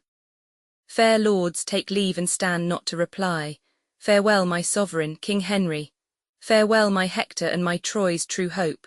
George, in sign of truth, I kiss your highness' hand. King Henry, well-minded Clarence, be thou fortunate. Montague, comfort my lord, and so I take my leave. Oxford, and thus kissing Henry's hand I seal my truth and bid adieu. King Henry, sweet Oxford and my loving Montague, and all at once more a happy farewell. Warwick, farewell, sweet lords, let's meet at Coventry. Exeunt all but King Henry and Exeter. King Henry, here at the palace will I rest a while. Cousin of Exeter, what thinks your lordship? Methinks the power that Edward hath in field should not be able to encounter mine. Exeter, the doubt is that he will seduce the rest. King Henry, that's not my fear, my meed hath got me fame. I have not stopped mine ears to their demands, nor posted off their suits with slow delays. My pity hath been balm to heal their wounds, my mildness hath allayed their swelling griefs, my mercy dried their water-flowing tears. I have not been desirous of their wealth, nor much oppressed them with great subsidies, nor forward of revenge, though they much erred. Then why should they love Edward more than me? No, Exeter, these graces challenge grace, and when the lion fawns upon the lamb will never cease to follow him. Shout within a York, Exeter. Hark, hark, my lord, what shouts are these? Enter King Edward, Richard, Duke of Gloucester, and soldiers. King Edward, seize on the shame-faced Henry, bear him hence, and once again proclaim us King of England. You are the fount that makes small brooks to flow. Now stops thy spring, my sea shall suck them dry, and swell so much the higher by their ebb. Hence with him to the Tower, let him not speak. Exeunt some with King Henry. And lords, towards Coventry bend we our course, where peremptory Warwick now remains. The sun shines hot, and if we use delay, cold biting winter mars our hoped-for hay. Richard, away betimes before his forces join, and take the great-grown traitor unawares. Brave warriors, march amain towards Coventry. Exeunt, Act V Scene I. Coventry enter Warwick, the mayor of Coventry, 2 messengers and others upon the walls. Warwick, where is the post that came from valiant Oxford? How far hence is thy lord, mine honest fellow? 1 messenger, by this at Dunsmore marching hitherward. Warwick, how far off is our brother Montague? Where is the post that came from Montague? 2 messenger, by this at Daintree with a puissant troop. Enter Sir John Somerville. Warwick, say Somerville, what says my loving son? And by thy guess how nigh is Clarence now? Somerville, at Southam I did leave him with his forces, and do expect him here some 2 hours hence. Drum heard, Warwick, then Clarence is at hand, I hear his drum. Somerville, it is not his, my lord, here Southam lies, the drum your honour hears marcheth from Warwick. Warwick, who should that be, belike unlooked for friends? Somerville, they are at hand, and you shall quickly know. March. Flourish. Enter King Edward, Richard, Duke of Gloucester, and soldiers. King Edward, go, trumpet, to the walls and sound a parle. Richard, see how the surly Warwick mans the wall. Warwick, oh, unbid spite, is sportful Edward come? Where slept our scouts, or how are they seduced that we could hear no news of his repair? King Edward. Now, Warwick, wilt thou ope the city gates, speak gentle words and humbly bend thy knee? Call Edward king, and at his hands beg mercy, and he shall pardon thee these outrages. Warwick, nay rather, wilt thou draw thy forces hence, confess who set thee up and pluck thee down, call Warwick patron and be penitent, and thou shalt still remain the Duke of York. Richard, I thought at least he would have said the king, or did he make the jest against his will? Warwick, is not a dukedom, sir, a goodly gift? Richard, I by my faith, for a poor earl to give, I'll do thee service for so good a gift. Warwick, 'twas I that gave the kingdom to thy brother. King Edward, why then 'tis mine, if but by Warwick's gift. Warwick, thou art no Atlas for so great a weight, and weakling Warwick takes his gift again, and Henry is my king, Warwick his subject. King Edward, but Warwick's king is Edward's prisoner, and gallant Warwick, do but answer this, what is the body when the head is off? Richard. Alas, that Warwick had no more forecast, but whiles he thought to steal the single 10, the king was slyly fingered from the deck. You left poor Henry at the bishop's palace, and 10 to 1 you'll meet him in the Tower. King Edward, 'tis even so, yet you are Warwick still. Richard. Come, Warwick, take the time, kneel down, kneel down. Nay, when, strike now, or else the iron cools. Warwick, I had rather chop this hand off at a blow, and with the other fling it at thy face, than bear so low a sail to strike to thee. King Edward, sail how thou canst, have wind and tide thy friend this hand, fast wound about thy coal-black hair shall, whiles thy head is warm and new cut off, write in the dust this sentence with thy blood.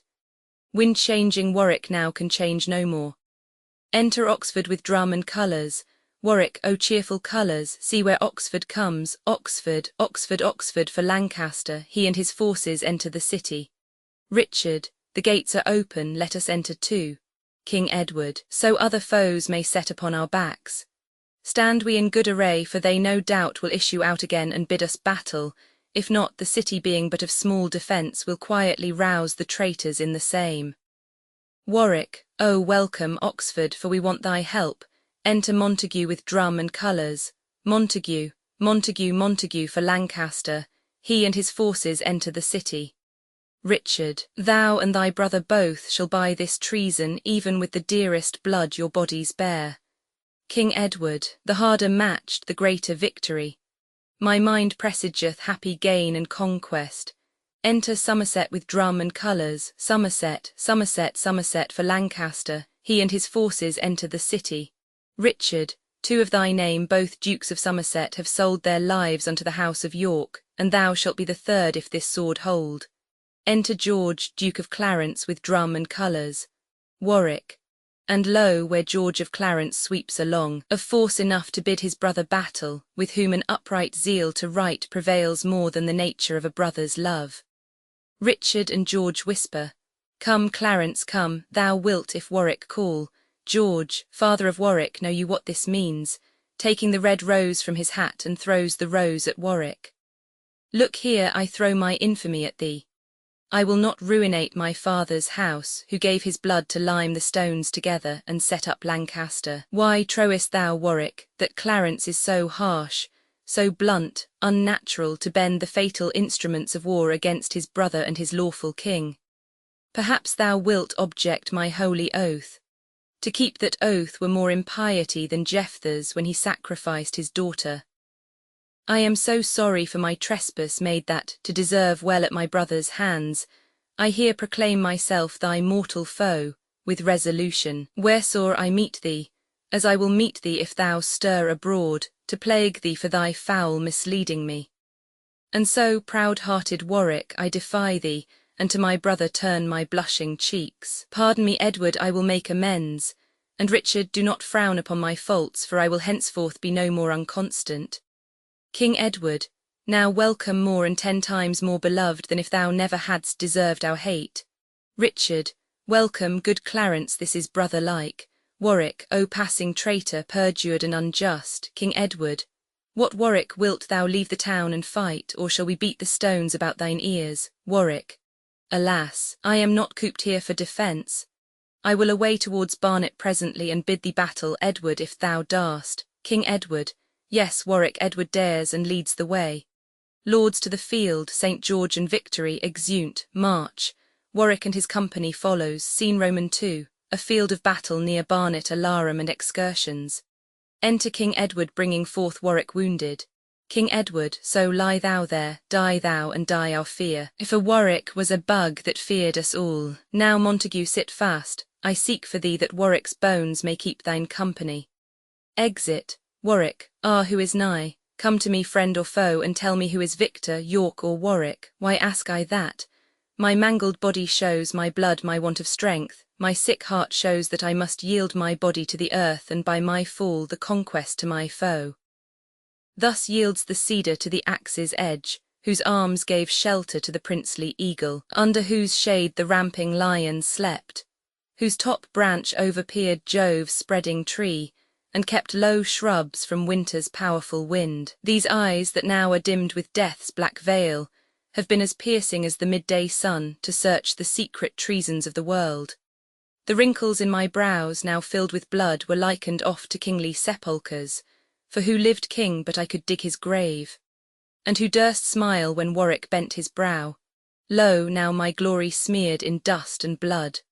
My parks, my walks, my manners that I had, even now forsake me, and of all my lands is nothing left me but my body's length. Why, what is pomp, rule, reign, but earth and dust? And live we how we can, yet die we must. Enter Oxford and Somerset, Somerset. Warwick, Warwick, wert thou as we are, we might recover all our loss again. The Queen from France hath brought a puissant power, even now we heard the news. Couldst thou fly, Warwick? Why then I would not fly. Montague, if thou be there, sweet brother, take my hand, and with thy lips keep in my soul a while. Thou lovest me not, for brother, if thou didst, thy tears would wash this cold, congealed blood that glues my lips and will not let me speak. Come quickly, Montague, or I am dead. Somerset. Warwick, Montague hath breathed his last, and to the latest gasp cried out for Warwick, and said, Commend me to my valiant brother. And more he would have said, and more he spoke, which sounded like a cannon in a vault that mought not be distinguished. But at last I well might hear, delivered with a groan, O farewell, Warwick. Warwick, sweet rest his soul, fly, lords, and save yourselves, for Warwick bids you all farewell to meet in heaven. He dies, Oxford, away, away, to meet the Queen's great power, here they bear away his body. Exeunt, scene Roman 3, another part of the field flourish. Enter King Edward in triumph with Richard, George and the rest. King Edward, thus far our fortune keeps an upward course, and we are graced with wreaths of victory. But in the midst of this bright shining day, I spy a black, suspicious, threatening cloud that will encounter with our glorious son ere he attain his easeful western bed. I mean, my lords, those powers that the Queen hath raised in Gallia have arrived our coast, and as we hear, march on to fight with us. George. A little gale will soon disperse that cloud and blow it to the source from whence it came. Thy very beams will dry those vapours up, for every cloud engenders not a storm. Richard. The Queen is valued 30,000 strong, and Somerset with Oxford fled to her. If she have time to breathe, be well assured her faction will be full as strong as ours. King Edward, we are advertised by our loving friends that they do hold their course toward Tewkesbury. We, having now the best at Barnet field, will thither straight, for willingness rids way. And as we march, our strength will be augmented in every county, as we go along. Strike up the drum, cry courage, and away, exeunt, scene Roman 4, plains near Tewkesbury flourish. March. Enter Queen Margaret, Prince Edward, Somerset, Oxford and soldiers. Queen Margaret, great lords, wise men ne'er sit and wail their loss, but cheerly seek how to redress their harms. What though the mast be now blown overboard, the cable broke, the holding anchor lost, and half our sailors swallowed in the flood?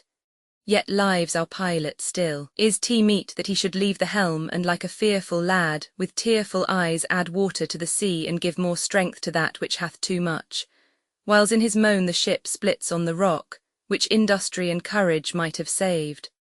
Ah, what a shame, ah, what a fault were this! Say, Warwick was our anchor, what of that? And Montague our topmast, what of him? Our slaughtered friends the tackles, what of these? Why is not Oxford here another anchor, and Somerset another goodly mast? The friends of France our shrouds and tacklings, and though unskilful, why not Ned and I for once allowed the skilful pilot's charge? We will not from the helm to sit and weep, but keep our course, though the rough wind say no, from shelves and rocks that threaten us with wrack. As good to chide the waves as speak them fair, and what is Edward but a ruthless sea?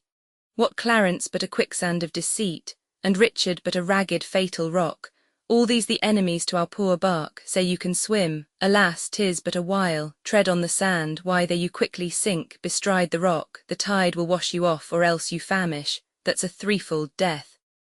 This speak I, lords, to let you understand, if case some one of you would fly from us, that there's no hoped for mercy with the brothers more than with ruthless waves, with sands and rocks. Why courage then? What cannot be avoided 'twere childish weakness to lament or fear. Prince Edward, methinks a woman of this valiant spirit should, if a coward heard her speak these words, infuse his breast with magnanimity and make him naked, foil a man at arms. I speak not this as doubting any here, for did I but suspect a fearful man, he should have leave to go away betimes, lest in our need he might infect another and make him of the like spirit to himself. If any such be here, as God forbid, let him depart before we need his help.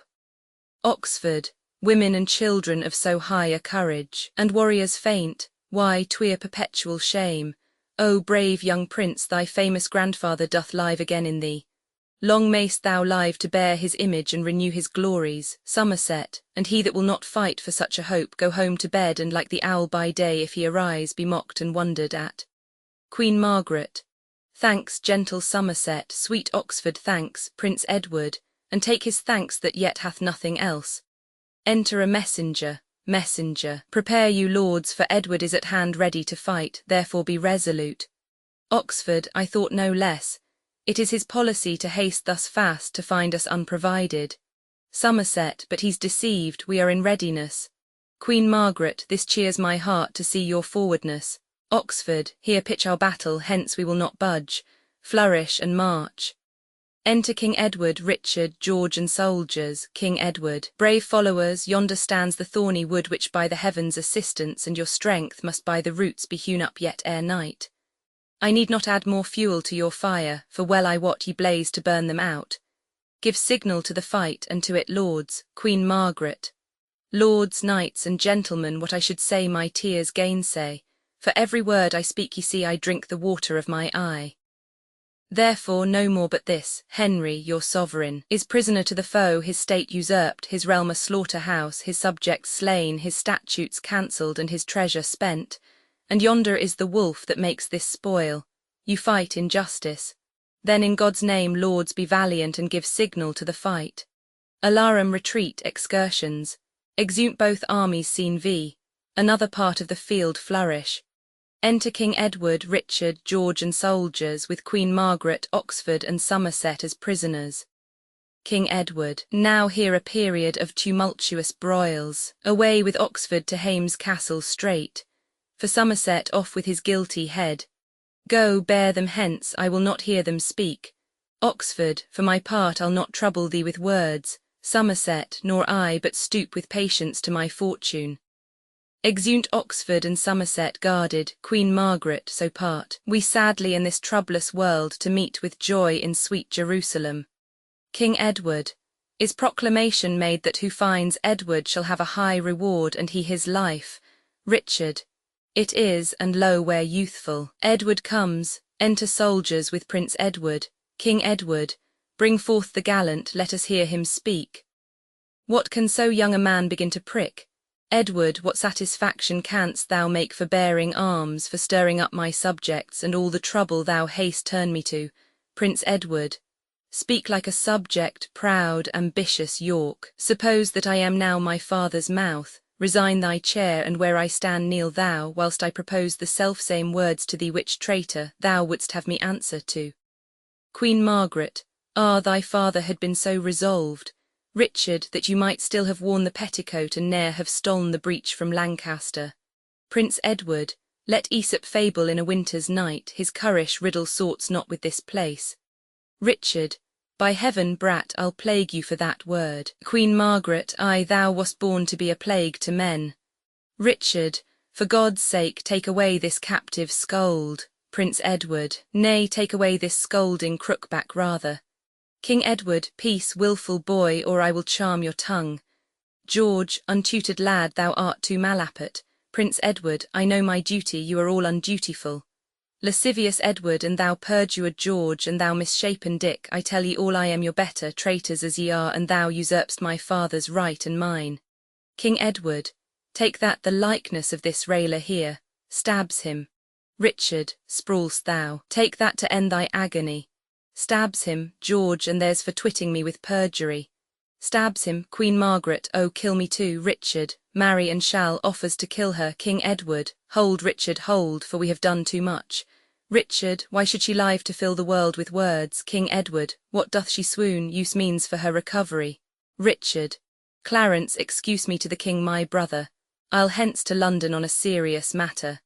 Ere ye come there, be sure to hear some news. George, what, Richard, the tower, exit, Queen Margaret. O Ned, sweet Ned, speak to thy mother, boy, canst thou not speak? O traitors, murderers, they that stabbed Caesar shed no blood at all, did not offend, nor were not worthy blame, if this foul deed were by to equal it. He was a man, this in respect a child, and men ne'er spend their fury on a child. What's worse than murderer, that I may name it? No, my heart will burst, and if I speak, and I will speak, that so my heart may burst. Butchers and villains, bloody cannibals, how sweet a plant have you untimely cropped. You have no children, butchers, if you had, the thought of them would have stirred up remorse. But if you ever chance to have a child, look in his youth to have him so cut off as death's men, you have rid this sweet young prince. King Edward, away with her, go bear her hence perforce. Queen Margaret, nay, never bear me hence, dispatch me here. Here sheathe thy sword. I'll pardon thee my deaths. What wilt thou not? Then, Clarence, do it thou. George, by heaven, I will not do thee so much ease. Queen Margaret, good Clarence, do, sweet Clarence, do thou do it. George, didst thou not hear me swear I would not do it? Queen Margaret, ay, but thou usest to forswear thyself. 'Twas sin before, but now 'tis charity. What wilt thou not? Where is that devil's butcher, Richard, hard-favoured Richard? Richard, where art thou? Thou art not here. Murder is thy almsdeed, petitioners for blood thou ne'er put'st back. King Edward, away, I say, I charge ye bear her hence. Queen Margaret, so come to you and yours as to this prince. She is taken out. King Edward, where's Richard gone? George, to London all in post, and as I guess, to make a bloody supper in the Tower. King Edward, he's sudden if a thing comes in his head. Now march we hence. Discharge the common sort with pay and thanks, and let's away to London, and see our gentle queen how well she fares. By this, I hope, she hath a son for me. Exeunt scene vi, London. The Tower, enter King Henry and Richard with the lieutenant on the walls. Richard, good day, my lord, what at your book so hard? King Henry, ay, my good lord, my lord, I should say rather. 'Tis sin to flatter. Good was little better. Good Gloucester and good devil were alike, and both preposterous, therefore not good lord. Richard, sirrah, leave us to ourselves, we must confer. Exit lieutenant. King Henry, so flies the reckless shepherd from the wolf, so first the harmless sheep doth yield his fleece, and next his throat unto the butcher's knife. What scene of death hath Rossius now to act? Richard, suspicion always haunts the guilty mind, the thief doth fear each bush and officer. King Henry, the bird that hath been limed in a bush with trembling wings misdoubteth every bush. And I, the hapless male to one sweet bird, have now the fatal object in my eye where my poor young was limed, was caught and killed. Richard, why, what a peevish fool was that of Crete that taught his son the office of a fowl, and yet for all his wings the fool was drowned. King Henry, I, Daedalus, my poor boy Icarus, thy father Minos that denied our course. the sun that seared the wings of my sweet boy, thy brother Edward, and thyself the sea whose envious gulf did swallow up his life. Ah, kill me with thy weapon, not with words. My breast can better brook thy dagger's point than can my ears that tragic history. But wherefore dost thou come? Is 'tis for my life? Richard, think'st thou I am an executioner? King Henry, a persecutor I am sure thou art. If murdering innocents be executing, why then thou art an executioner. Richard, thy son I killed for his presumption. King Henry, hadst thou been killed when first thou didst presume, thou hadst not lived to kill a son of mine. And thus I prophesy, that many a thousand which now mistrust no parcel of my fear, and many an old man's sigh, and many a widow's, and many an orphan's water-standing eye, men for their sons, wives for their husbands, orphans for their parents' timeless death, shall rue the hour that ever thou wast born. The owl shrieked at thy birth, an evil sign. The night-crow cried, a boding luckless time. Dogs howled, and hideous tempest shook down trees. The raven rooked her on the chimney's top, and chattering pies in dismal discord sung. Thy mother felt more than a mother's pain, and yet brought forth less than a mother's hope, to wit, an indigested and deformed lump, not like the fruit of such a goodly tree. Teeth hadst thou in thy head when thou wast born, to signify thou cam'st to bite the world, and if the rest be true which I have heard, thou cam'st, Richard, I'll hear no more, die prophet in thy speech, stabs him, for this amongst the rest was I ordained. King Henry, I, and for much more slaughter after this, O God, forgive my sins and pardon thee, dies. Richard, what will the aspiring blood of Lancaster sink in the ground? I thought it would have mounted. See how my sword weeps for the poor king's death. Oh, may such purple tears be always shed from those that wish the downfall of our house. If any spark of life be yet remaining, down to hell, and say I sent thee thither, stabs him again. I that have neither pity, love, nor fear. Indeed, 'tis true that Henry told me of, for I have often heard my mother say I came into the world with my legs forward. Had I not reason, think ye, to make haste and seek their ruin that usurped our right? The midwife wondered, and the women cried, Oh, Jesus bless us, he is born with teeth. And so I was, which plainly signified that I should snarl and bite and play the dog. Then, since the heavens have shaped my body so, let hell make crooked my mind to answer it. I have no brother, I am like no brother, and this word love, which greybeards call divine, be resident in men like one another and not in me. I am myself alone. Clarence, beware, thou keeps me from the light, but I will sort a pitchy day for thee, for I will buzz abroad such prophecies that Edward shall be fearful of his life, and then to purge his fear I'll be thy death. King Henry and the prince his son are gone. Clarence, thy turn is next, and then the rest, counting myself but bad till I be best. I'll throw thy body in another room, and triumph, Henry, in thy day of doom. Exit with the body, scene Romans 7. London, the palace flourish. Enter King Edward, Queen Elizabeth, George, Richard, Hastings, nurse carrying infant Prince Edward and attendants. King Edward. Once more we sit in England's royal throne, repurchased with the blood of enemies. What valiant foemen, like to autumn's corn, have we mowed down in tops of all their pride. 3 Dukes of Somerset, threefold renowned for hardy and undoubted champions. 2 Cliffords as the father and the son, and 2 Northumberlands, 2 braver men ne'er spurred their coursers at the trumpet's sound. With them the 2 brave bears, Warwick and Montague, that in their chains fettered the kingly lion and made the forest tremble when they roared. Thus have we swept suspicion from our seat and made our footstool of security. Come hither, Bess, and let me kiss my boy. Young Ned, for thee, thine uncles and myself have in our armours watched the winter's night, went all afoot in summer's scalding heat, that thou mightst repossess the crown in peace, and of our labours thou shalt reap the gain. Richard, aside, I'll blast his harvest if your head were laid, for yet I am not looked on in the world. This shoulder was ordained so thick to heave, and heave it shall some weight or break my back. Work thou the way, and that shall execute. King Edward. Clarence and Gloucester, love my lovely queen, and kiss your princely nephew, brothers both. George, the duty that I owe unto your majesty I seal upon the lips of this sweet babe. Queen Elizabeth, thanks, noble Clarence, worthy brother, thanks, Richard. And that I love the tree from whence thou sprangst, witness the loving kiss I give the fruit. Aside, to say the truth, so Judas kissed his master and cried, All hail. When as he meant all harm, King Edward, now am I seated as my soul delights, having my country's peace and brother's loves. George, what will your grace have done with Margaret? Reignier, her father, to the King of France hath pawned the Sicils and Jerusalem, and hither have they sent it for her ransom. King Edward, away with her and waft her hence to France. And now what rests but that we spend the time with stately triumphs, mirthful comic shows, such as befits the pleasure of the court. Sound drums and trumpets, farewell sour annoy, for here I hope begins our lasting joy. Exeunt. King Henry the Eighth. Contents. Act I. Prologue. Scene I. London, an antechamber in the palace. Scene Roman II. The same. The council chamber. Scene Roman III. An antechamber in the palace. Scene Roman IV. A hall in York Place. ACT Roman II. Scene I. Westminster. A street. Scene Roman II. An antechamber in the palace. Scene Roman III. An antechamber of the Queen's apartments. Scene Roman IV. A hall in Blackfriars. ACT Roman III. Scene I. London.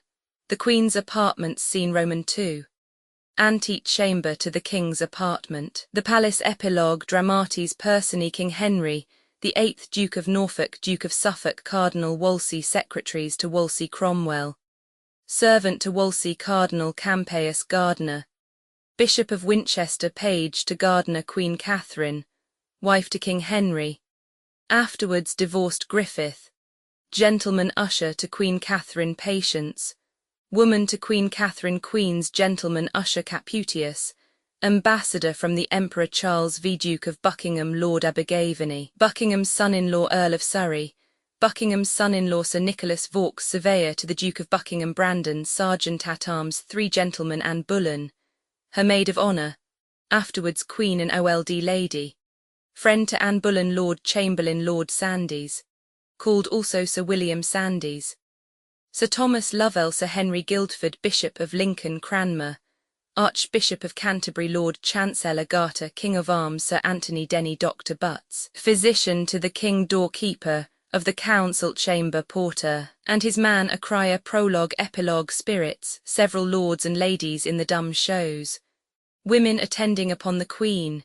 Scribes, officers, guards, and other attendants. Scene London. Westminster. Kimbolton. Enter. Prologue. Act Roman IV. Scene I. A street in Westminster. Scene Roman II. Kimbolton. ACTV. Scene I. A gallery in the palace. Scene Roman II. Lobby before the council chamber. Scene Roman III. The palace yard. Scene Roman IV. The prologue. I come no more to make you laugh. Things now that bear a weighty and a serious brow, sad, high, and working, full of state and woe, such noble scenes as draw the eye to flow, we now present. Those that can pity here may, if they think it well, let fall a tear. The subject will deserve it. Such as give their money out of hope they may believe may here find truth too. Those that come to see only a show or two, and so agree the play may pass if they be still and willing, I'll undertake may see away their shilling richly in 2 short hours. Only they that come to hear a merry bawdy play, a noise of targets, or to see a fellow in a long motley coat guarded with yellow, will be deceived. For gentle hearers, know to rank our chosen truth with such a show as fool and fight is, beside forfeiting our own brains and the opinion that we bring to make that only true we now intend, will leave us never an understanding friend. Therefore, for goodness' sake, and as you are known the first and happiest hearers of the town, be sad as we would make ye. Think ye see the very persons of our noble story as they were living, think you see them great, and followed with the general throng and sweat of 1,000 friends, then in a moment see how soon this mightiness meets misery, and if you can be merry then I'll say a man may weep upon his wedding day. Exit, Act I. Scene I. London, an antechamber in the palace. Enter the Duke of Norfolk at one door, at the other the Duke of Buckingham and the Lord Abergavenny. Buckingham, good morrow and well met. How have ye done since last we saw in France? Norfolk, I thank your grace, healthful, and ever since a fresh admirer of what I saw there. Buckingham, an untimely ague stayed me a prisoner in my chamber when those sons of glory, those 2 lights of men, met in the vale of Andren. Norfolk, twixt Guynes and Ard. I was then present, saw them salute on horseback, beheld them when they lighted, how they clung in their embracement as they grew together, which had they, what four-throned ones could have weighed such a compounded one? Buckingham, all the whole time I was my chamber's prisoner. Norfolk, then you lost the view of earthly glory. Men might say till this time pomp was single, but now married to one above itself. Each following day became the next day's master, till the last made former wonders its. Today the French, all clinquant, all in gold like heathen gods, shone down the English, and tomorrow they made Britain India, every man that stood showed like a mine. Their dwarfish pages were as cherubins all gilt. The madams too, not used to toil, did almost sweat to bear the pride upon them that their very labour was to them as a painting. Now this mask was cried incomparable, and ensuing night made it a fool and beggar. The two kings, equal in lustre, were now best, now worst, as presents did present them, him in eye, still him in praise, and being present both, 'twas said they saw but one, and no discerner durst wag his tongue in censure. When these sons, for so they phrase by their heralds challenged the noble spirits to arms, they did perform beyond thought's compass that former fabulous story being now seen possible enough got credit that Bevis was believed. Buckingham, oh, you go far. Norfolk, as I belong to worship and affect in honour honesty, the tract of everything would by a good discourser lose some life, which action's self was tongue to. All was royal, to the disposing of it naught rebelled, order gave each thing view, the office did distinctly his full function. Buckingham, who did guide, I mean, who set the body and the limbs of this great sport together, as you guess, Norfolk, one certs that promises no element in such a business. Buckingham, I pray you who, my lord, Norfolk, all this was ordered by the good discretion of the right reverend Cardinal of York. Buckingham, the devil speed him, no man's pie is freed from his ambitious finger. What had he to do in these fierce vanities? I wonder that such a keech can with his very bulk take up the rays beneficial sun and keep it from the earth. Norfolk, surely, sir, there's in him stuff that puts him to these ends, for being not propped by ancestry, whose grace chalks successors their way, nor called upon for high feats done to crown, neither allied to eminent assistance, but spider-like out of his self-drawing web, he gives us note the force of his own merit makes his way a gift that heaven gives for him, which buys a place next to the king. Abergavenny, I cannot tell what heaven hath given him, let some graver eye pierce into that, but I can see his pride peep through each part of him. Whence has he that? If not from hell, the devil is a niggard, or has given all before, and he begins a new hell in himself. Buckingham, why the devil upon this French going out took he upon him, without the privity king, appoint who should attend on him. He makes up the file of all the gentry, for the most part such to whom as great a charge as little honour he meant to lay upon. And his own letter, the honourable board of council out, must fetch him in he papers. Abergavenny, I do know kinsmen of mine, 3 at the least, that have by this so sickened their estates that never they shall abound as formerly. Buckingham, oh many, have broke their backs with laying manners on for this great journey. What did this vanity but minister communication of a most poor issue?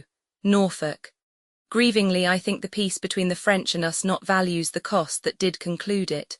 Buckingham, every man after the hideous storm that followed was a thing inspired and not consulting broke into a general prophecy that this tempest, dashing the garment of this peace, aboded the sudden breach on't. Norfolk, which is budded out, if a France hath flawed the league and hath attached our merchants' goods at Bordeaux. Abergavenny, is it therefore ambassador is silenced?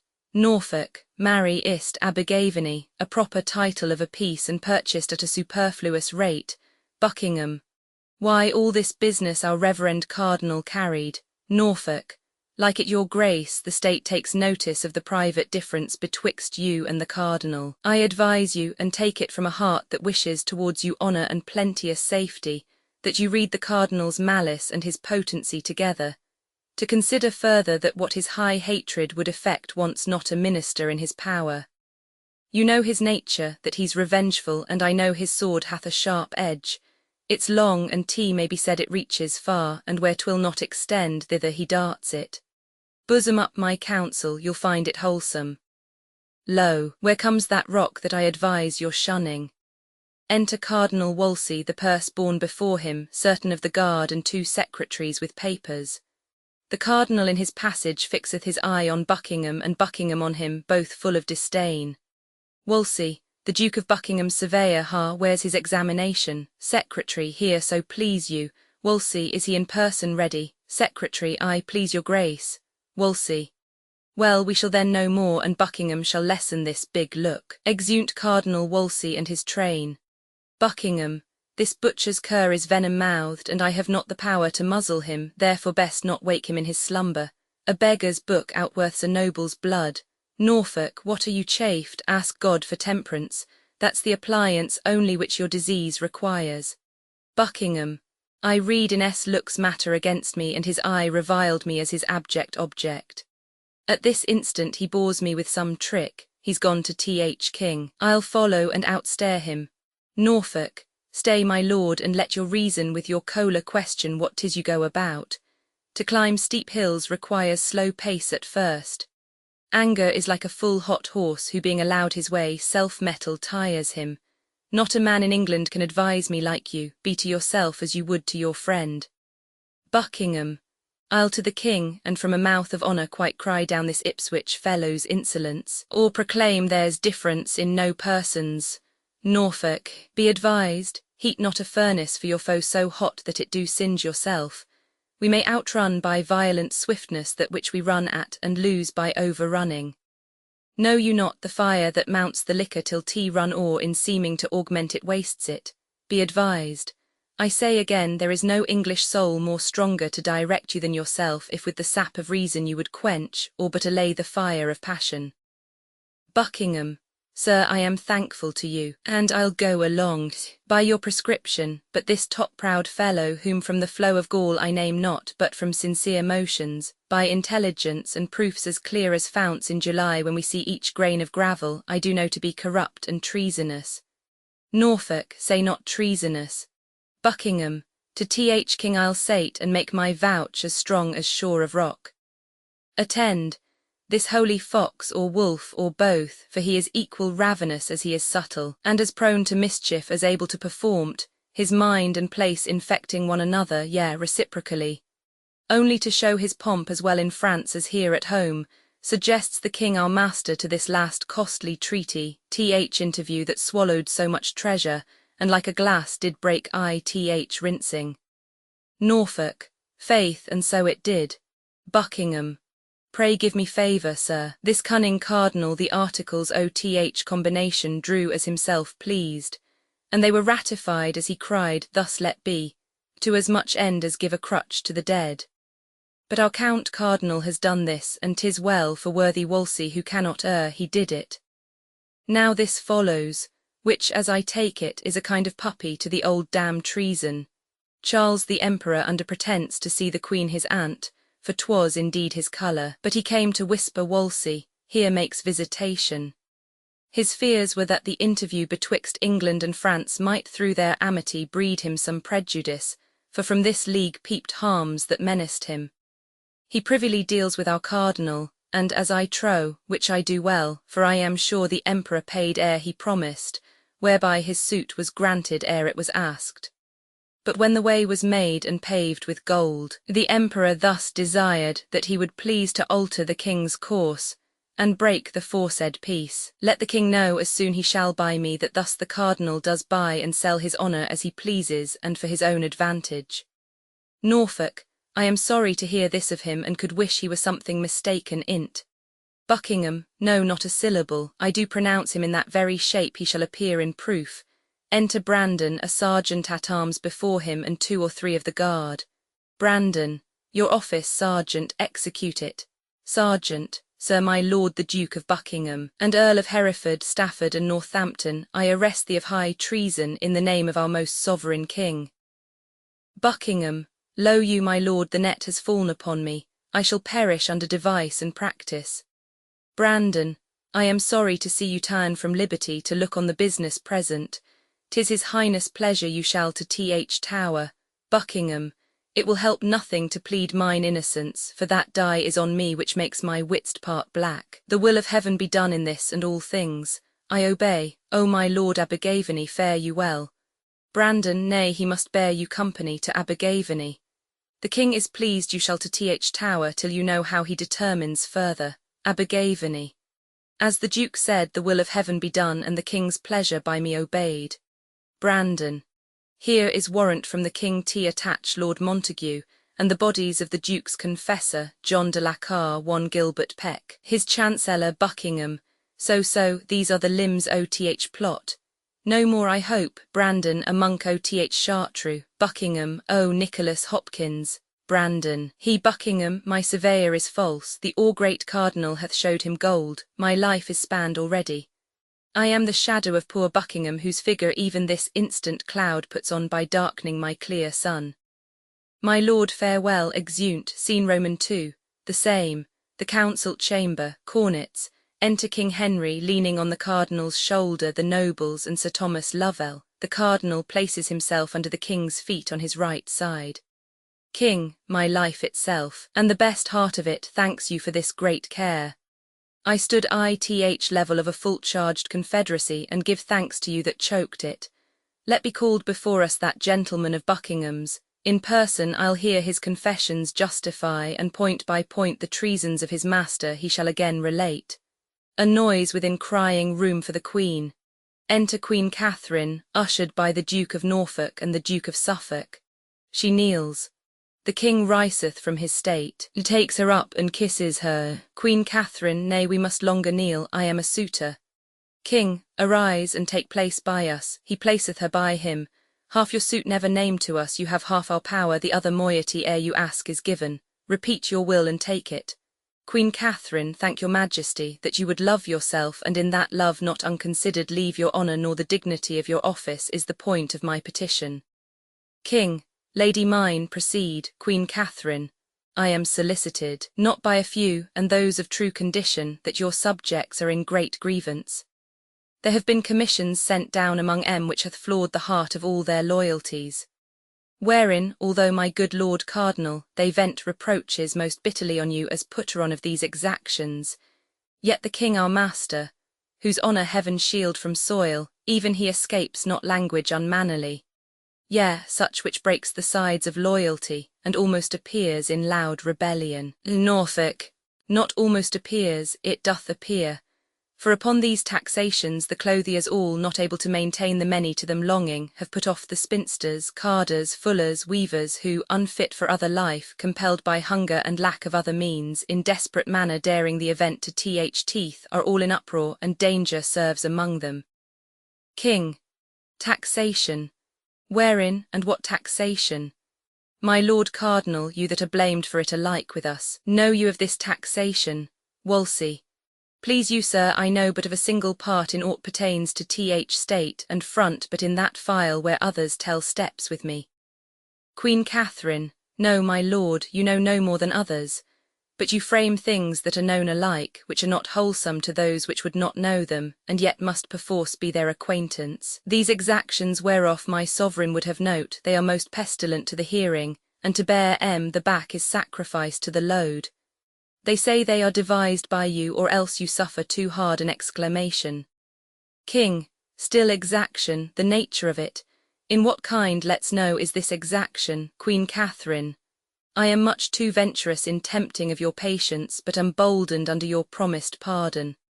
The subject's grief comes through commissions, which compels from each the 6th part of his substance to be levied without delay. And the pretence for this is named your wars in France. This makes bold mouths, tongues spit their duties out, and cold hearts freeze allegiance in them. Their curses now live where their prayers did, and it's come to pass this tractable obedience is a slave to each incensed will. I would your highness would give it quick consideration, for there is no primer business. King, by my life this is against our pleasure. Wolsey. And for me I have no further gone in this than by a single voice, and that not past me but by learned approbation of the judges. If I am traduced by ignorant tongues, which neither know my faculties nor person, yet will be the chronicles of my doing. Let me say 'tis but the fate of place, and the rough break that virtue must go through. We must not stint our necessary actions in the fear to cope malicious censurers, which ever, as ravenous fishes, do a vessel follow that is new trimmed, but benefit no further than vainly longing. What we oft do best by sick interpreters once weak ones is not ours or not allowed. What worst, as oft hitting a grosser quality is cried up for our best act. If we shall stand still in fear our motion will be mocked or carped at, we should take root here where we sit or sit state statues only. King, things done well and with a care exempt themselves from fear, things done without example in their issue are to be feared. Have you a precedent of this commission? I believe not any. We must not rend our subjects from our laws and stick them in our will. 6th part of each, a trembling contribution. Why, we take from every tree lop bark and part ot timber, and though we leave it with a root thus hacked, the air will drink the sap. To every county where this is questioned send our letters with free pardon to each man that has denied the force of this commission. Pray look tot, I put it to your care. Wolsey, aside to his secretary, a word with you. Let there be letters writ to every shire of the king's grace and pardon. The grieved commons hardly conceive of me. Let it be noised that through our intercession this revokement and pardon comes. I shall anon advise you further in the proceeding. Exit Secretary, enter Surveyor, Queen Catherine. I am sorry that the Duke of Buckingham is run in your displeasure. King, it grieves many. The gentleman is learned and a most rare speaker, to nature none more bound, his training such that he may furnish and instruct great teachers and never seek for aid out of himself. Yet see, when these so noble benefits shall prove not well disposed, the mind growing once corrupt, they turn to vicious forms, 10 times more ugly than ever they were fair. This man so complete, who was enrolled mongst wonders, and when we almost with ravished listening could not find his hour of speech a minute, he my lady hath into monstrous habits put the graces that once were his, and is become as black as if besmeared in hell. Sit by us, you shall hear this was his gentleman in trust of him things to strike honour sad. Bid him recount the forecited practices whereof we cannot feel too little, hear too much. Wolsey, stand forth, and with bold spirit relate what you, most like a careful subject, have collected out of the Duke of Buckingham. King, speak freely. Surveyor, first it was usual with him, every day it would infect his speech, that if the king should without issue die, he'll carry it so to make the sceptre his. These very words I've heard him utter to his son-in-law Lord Abergavenny, to whom by oath he menaced revenge upon the cardinal. Wolsey, please your highness note this dangerous conception in this point, not friended by his wish to your high person his will is most malignant, and it stretches beyond you to your friends. Queen Catherine, my learned Lord Cardinal, deliver all with charity. King, speak on. How grounded he his title to the crown? Upon our fail, to this point hast thou heard him at any time speak aught? Surveyor, he was brought to this by a vain prophecy of Nicholas Henton. King, what was that Henton? Surveyor, sir, a Chartreux friar, his confessor, who fed him every minute with words of sovereignty. King, how knowst thou this? Surveyor, not long before your highness sped to France, the Duke being at the Rose within the parish St. Lawrence Poultney, did of me demand what was the speech among the Londoners concerning the French journey. I replied, men fear the French would prove perfidious to the king's danger. Presently the Duke said 'twas the fear indeed, and that he doubted 'twould prove the verity of certain words spoke by a holy monk. That oft, says he, hath sent to me, wishing me to permit John de la Carre, my chaplain, a choice hour to hear from him a matter of some moment, whom after under the confession's seal he solemnly had sworn that what he spoke my chaplain to no creature living, but to me should utter, with demure confidence this pausingly ensued. Neither the king nor's heirs, tell you the Duke, shall prosper. Bid him strive to gain the love o.th commonalty. The Duke shall govern England. Queen Catherine, if I know you well, you were the Duke's surveyor and lost your office on the complaint o.th tenants. Take good heed you charge not in your spleen a noble person and spoil your nobler soul. I say take heed, yes, heartily beseech you. King, let him on, go forward. Surveyor, on my soul I'll speak but truth. I told my lord the duke by devil's illusions the monk might be deceived, and that 'twas dangerous for him to ruminate on this so far until it forged him some design, which, being believed, it was much like to do. He answered, Tush, it can do me no damage, adding further that had the king in his last sickness failed, the cardinal's and Sir Thomas Lovell's heads should have gone off. King, ha, what so rank, there's mischief in this man, canst thou say further, surveyor? I can, my liege. King, proceed. Surveyor, being at Greenwich, after your highness had reproved the duke about Sir William Bulmer. King, I remember of such a time, being my sworn servant, the duke retained him his. But on, what hence, surveyor? If, quoth he, I for this had been committed, as to the Tower I thought, I would have played the part my father meant to act upon usurper Richard, who, being at Salisbury, made suit to come in presence, which if granted, as he made semblance of his duty, would have put his knife into him. King, a giant traitor, Wolsey. Now, madam, may his highness live in freedom, and this man out of prison. Queen Catherine. God mend all. King, there's something more would out of thee. What say'st, surveyor? After the duke his father, with the knife, he stretched him, and with one hand on his dagger, another spread on breast, mounting his eyes, he did discharge a horrible oath, whose tenor was, were he evil used, he would outgo his father by as much as a performance does an irresolute purpose. King, there's his period to sheathe his knife in us, he is attached, call him to present trial, if he may find mercy in the law 'tis his, if none let him not seek tea of us. By day and night he's traitor to height, exeunt. Scene Roman 3, an ante-chamber in the palace. Enter Lord Chamberlain and Lord Sandys. Chamberlain, is't possible the spells of France should juggle men into such strange mysteries? Sandys, new customs, though they be never so ridiculous, nay, let be unmanly, yet are followed. Chamberlain, as far as I see, all the good our English have got by the late voyage is but merely a fit or two face, but they are shrewd ones, for when they hold you would swear directly their very noses had been counsellors to Pepin or Clotharius. They keep state so. Sandys, they have all new legs and lame ones. One would take it that never saw pace before the Spavin or Springholt reigned among Chamberlain, death, my lord, their clothes are after such a pagan cut-tot that sure they've worn out Christendom. Enter Sir Thomas Lovell. How now, what news, Sir Thomas Lovell? Lovell, faith, my lord, I hear of none but the new proclamation that's clapped upon the court gate. Chamberlain, what is't for? Lovell, the reformation of our travelled gallants that fill the court with quarrels, talk, and tailors. Chamberlain, I'm glad 'tis there. Now I would pray our messieurs to think an English courtier may be wise and never see the Louvre.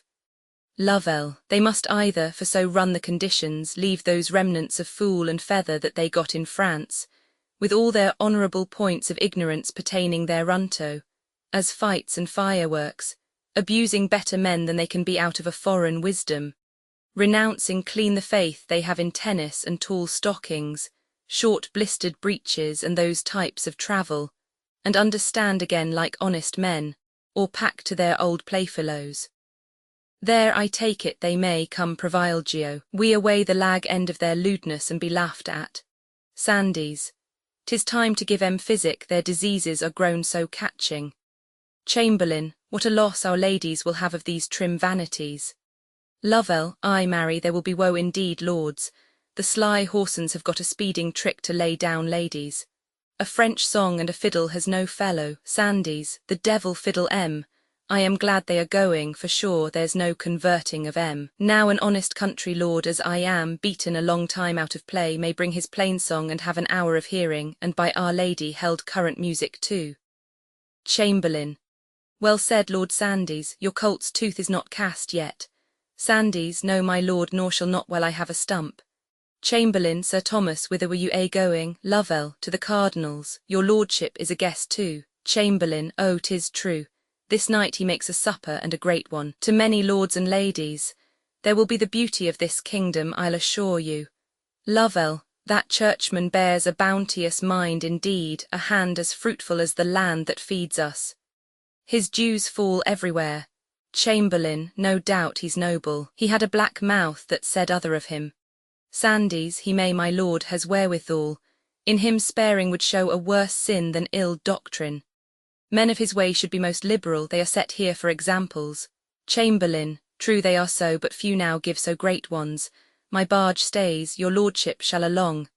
Come, good Sir Thomas, we shall be late else, which I would not be, for I was spoke to with Sir Henry Guildford this night to be comptrollers.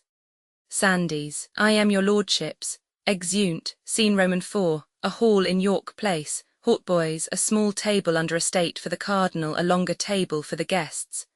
Then enter Anne Bullen and divers other ladies and gentlemen as guests at one door, at another door enter Sir Henry Guildford. Guildford, ladies, a general welcome from his grace salutes ye all. This night he dedicates to fair content and you. None here, he hopes, in all this noble bevy has brought with her one care abroad. He would have all as merry as, first, good company, good wine, good welcome can make good people. Enter Lord Chamberlain, Lord Sandys, and Sir Thomas Lovell. Oh, my lord, you're tardy. The very thought of this fair company clapped wings to me. Chamberlain, you are young, Sir Harry Guildford. Sandys, Sir Thomas Lovell had the cardinal but half my lay thoughts in him. Some of these should find a running banquet ere they rested, I think would better please By my life, they are a sweet society of fair ones. Lovell, oh, that your lordship were but now confessor to one or two of these. Sandys, I would I were, they should find easy penance. Lovell, faith, how easy. Sandys, as easy as a down bed would afford it. Chamberlain, sweet ladies, will it please you sit? Sir Harry, place you that side, I'll take the charge of this. His grace is entering. Nay, you must not freeze, 2 women placed together makes cold weather. My lord Sandys, you are one will keep waking. Pray, sit between these ladies. Sandys, by my faith, and thank your lordship. By your leave, sweet ladies. If I chanced to talk a little wild, forgive me, I had it from my father. Anne, was he mad, sir? Sandys, oh, very mad, exceeding mad in love too, but he would bite none. Just as I do now, he would kiss you 20 with a breath, kisses her. Chamberlain. Well said, my lord, so now you're fairly seated. Gentlemen, the penance lies on you if these fair ladies pass away frowning. Sandys, for my little cure let me alone. Hautboys, enter Cardinal Wolsey and takes his state. Wolsey, you're welcome, my fair guests, that noble lady or gentleman that is not freely merry is not my friend. This to confirm my welcome, and to you all good health drinks. Sandys, your grace is noble. Let me have such a bowl may hold my thanks and save me so much talking. Wolsey, my lord Sandys, I am beholding to you, cheer your neighbours. Ladies, you are not merry. Gentlemen, whose fault is this? Sandys, the red wine first must rise in their fair cheeks, my lord, then we shall have talk us to silence. Anne, you are a merry gamester, my lord Sandys. Sandys, yes, if I make my play, here's to your ladyship, and pledge it, madam, for 'tis to such a thing. Anne, you cannot show me. Sandys, I told your grace they would talk anon. Drum and trumpet, chambers discharged. Wolsey, what's that? Chamberlain, look out there, some of ye. Exit servant. Wolsey, what warlike voice, and to what end is this? Nay, ladies, fear not, by all the laws of war you're privileged. Enter servant. Chamberlain, how now, what is't? Servant, a noble troop of strangers, for so they seem. They've left their barge and landed, and hither make as great ambassadors from foreign princes. Wolsey, good Lord Chamberlain, go, give welcome. You can speak the French tongue, and pray receive nobly, and conduct into our presence, where this heaven of beauty shall shine at full upon them. Some attend him. Exit Chamberlain attended. All rise, and tables removed. You have now a broken banquet, but we'll mend it. A good digestion to you all, and once more I shower a welcome on ye. Welcome all, hautboys. Enter king and others as maskers, habited like shepherds, ushered by the Lord Chamberlain. They pass directly before the cardinal and gracefully salute him.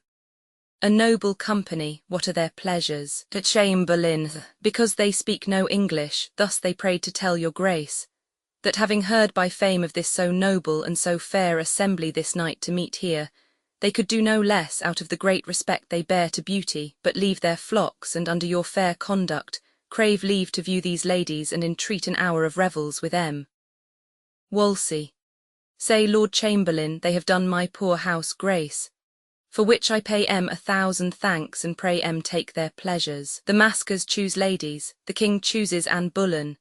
King, the fairest hand I ever touched, O beauty, till now I never knew thee. Music, dance, Wolsey, my lord chamberlain, your grace, Wolsey, pray tell him thus much from me, there should be one amongst em by his person more worthy this place than myself, to whom if I but knew him, with my love and duty I would surrender it. Chamberlain, I will, my lord, whispers with the maskers. Wolsey, what say they, Chamberlain? Such a one they all confess there is indeed, which they would have your grace find out, and he will take it. Wolsey, let me see then. By all your good leaves, gentlemen, here I'll make my royal choice. King, unmasking, ye have found him cardinal, you hold a fair assembly, you do well, lord. You are a churchman, or I'll tell you, cardinal, I should judge now unhappily. Wolsey, I am glad your grace is grown so pleasant. King, my lord chamberlain, prithee come hither. What fair lady's that? Chamberlain, an't please your grace, Sir Thomas Bullen's daughter, the Viscount Rochford, one of her highness. Women, king, by heaven she is a dainty one. Sweetheart, I were unmannerly to take you out and not to kiss you.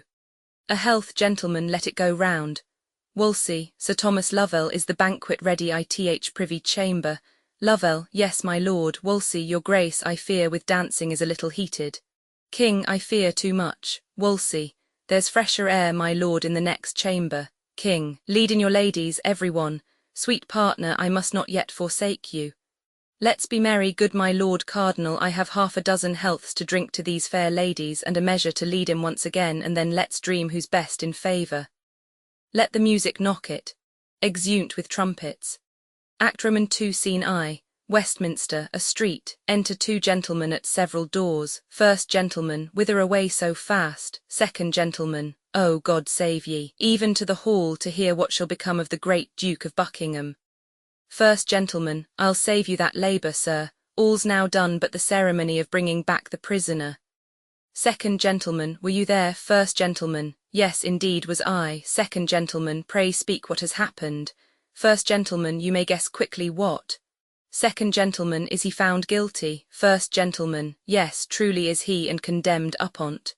Second gentleman, I am sorry fought. First gentleman, so are a number more. Second gentleman, but pray how passed it? First gentleman, I'll tell you in a little. The great Duke came to the bar, where to his accusations he pleaded still not guilty, and alleged many sharp reasons to defeat the law. The king's attorney on the contrary urged on the examinations, proofs, confessions of divers witnesses, which the Duke desired to have brought viva voce to his face.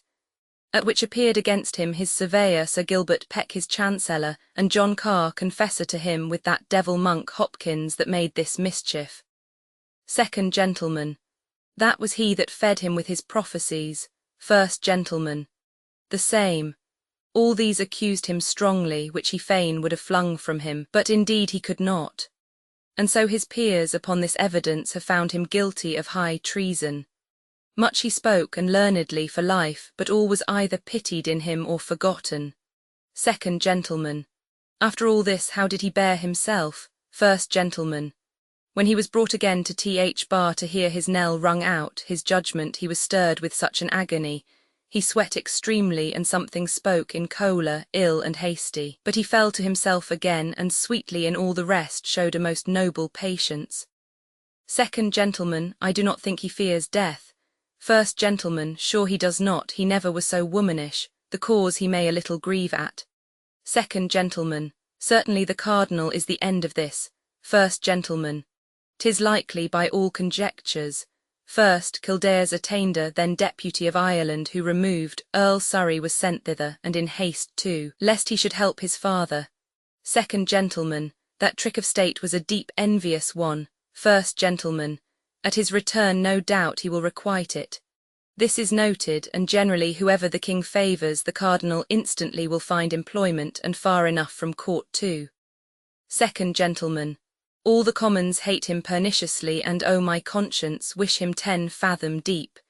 This duke as much they love and dote on, call him bounteous Buckingham, the mirror of all courtesy.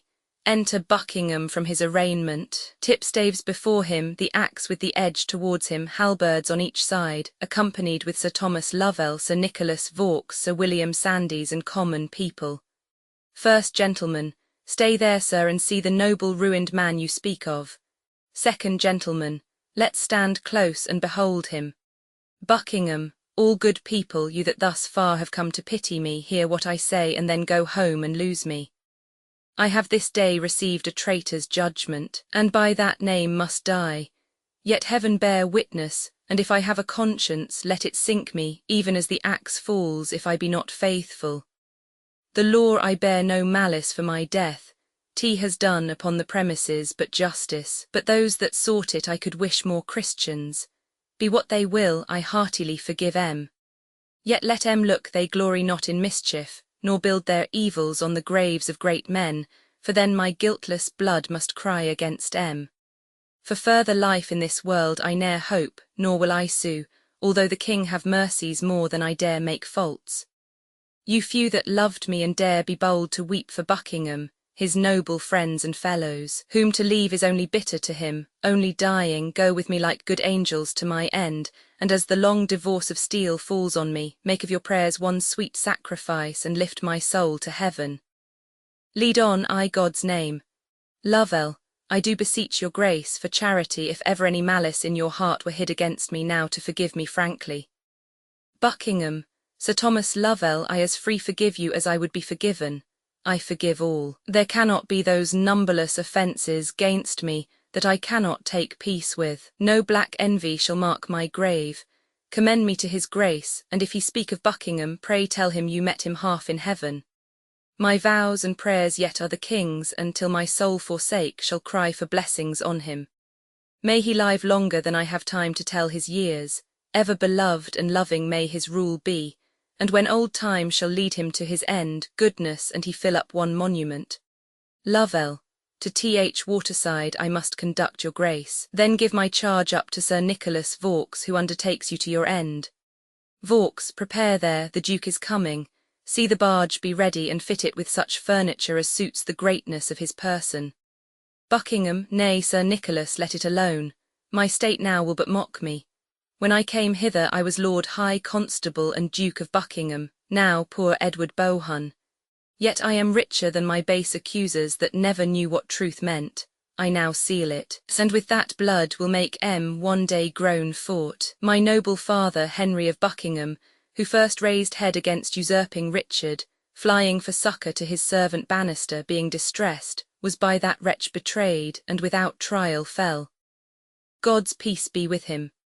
Henry VII succeeding, truly pitying my father's loss, like a most royal prince restored me to my honours, and out of ruins made my name once more noble.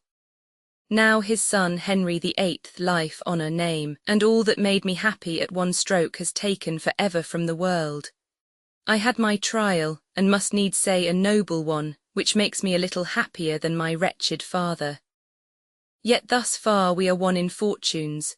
Both fell by our servants, by those men we loved most, a most unnatural and faithless service. Heaven has an end in all, yet you that hear me this from a dying man receive as certain. Where you are liberal of your loves and counsels, be sure you be not loose. For those you make friends and give your hearts to, when they once perceive the least rub in your fortunes, fall away like water from ye, never found again but where they mean to sink ye. All good people, pray for me, I must now forsake ye. The last hour of my long weary life is come upon me. Farewell, and when you would say something that is sad, speak how I fell. I have done, and God forgive me. Exeunt Duke and train. First Gentleman, oh, this is full of pity. Sir, it calls, I fear, too many curses on their heads, that were the authors. Second Gentleman, if the Duke be guiltless, 'tis full of woe. Yet I can give you inkling of an ensuing evil if it fall greater than this. First Gentleman, good angels keep it from us, what may it be, you do not doubt my faith, sir. Second Gentleman, this secret is so weighty, 'twill require a strong faith to conceal it. First Gentleman, let me have it, I do not talk much. Second Gentleman, I am confident you shall, sir. Did you not of late days hear a buzzing of a separation between the King and Catherine? First Gentleman, yes, but it held not. For when the King once heard it, out of anger he sent command to the Lord Mayor straight to stop the rumour and allay those tongues that durst disperse it. Second Gentleman, but that slander, sir, is found a truth now, for it grows again fresher than ere it was, and held for certain the king will venture at it. Either the cardinal or some about him near have, out of malice to the good queen, possessed him with a scruple that will undo her. To confirm this too, Cardinal Campeius is arrived, and lately, as all think, for this business. First gentleman, 'tis the cardinal, and merely to revenge him on the emperor for not bestowing on him at his asking the archbishopric of Toledo, this is purposed. Second gentleman, I think you have hit the mark, but is't not cruel that she should feel the smart of this? The cardinal will have his will, and she must fall. First gentleman, 'tis woeful, we are too open here to argue this. Let's think in private more. Exeunt, scene Roman 2, an ante-chamber in the palace. Enter Lord Chamberlain reading this letter. Chamberlain, my lord, the horses your lordship sent for with all the care had I saw well chosen, ridden and furnished. They were young and handsome, and of the best breed in the north. When they were ready to set out for London, a man of my Lord Cardinal's by commission and main power took 'em from me with this reason. His master would be served before a subject, if not before the king, which stopped our mouths, sir. I fear he will indeed. Well, let him have them, he will have all, I think. Enter to the Lord Chamberlain the Dukes of Norfolk and Suffolk. Norfolk, well met my Lord Chamberlain. Chamberlain, good day to both your graces. Suffolk, how is the king employed? Chamberlain, I left him private, full of sad thoughts and troubles. Norfolk, what's the cause? Chamberlain, it seems the marriage with his brother's wife has crept too near his conscience. Suffolk, no, his conscience has crept too near another lady. Norfolk, 'tis so, this is the cardinal's doing, the king cardinal. That blind priest, like the eldest son of fortune, turns what he list. The king will know him one day. Suffolk, pray God he do. He'll never know himself else. Norfolk, how holily he works in all his business, and with what zeal. For now he has cracked the league between us and the emperor, the queen's great nephew. He dives into the king's soul, and there scatters dangers, doubts, wringing of the conscience, fears and despairs, and all these for his marriage. And out of all these to restore the king, he counsels a divorce, a loss of her that like a jewel has hung 20 years about his neck, yet never lost her lustre, of her that loves him with that excellence that angels love good men with, even of her that, when the greatest stroke of fortune falls, will bless the king. And is not this course pious? Chamberlain, heaven keep me from such counsel. 'Tis most true, these news are everywhere, every tongue speaks and every true heart weeps fort. All that dare look into these affairs see this main end, the French king's sister. Heaven will one day open the king's eyes that so long have slept upon this bold bad man. Suffolk, and free us from his slavery. Norfolk, we had need pray and heartily for our deliverance, or this imperious man will work us all from princes into pages. All men's honours lie like one lump before him, to be fashioned into what pitch he please. Suffolk, for me, my lords, I love him not nor fear him, there's my creed. As I am made without him, so I'll stand if the king please. His curses and his blessings touch me alike, their breath I not believe in. I knew him and I know him, so I leave him to him that made him proud, the Pope.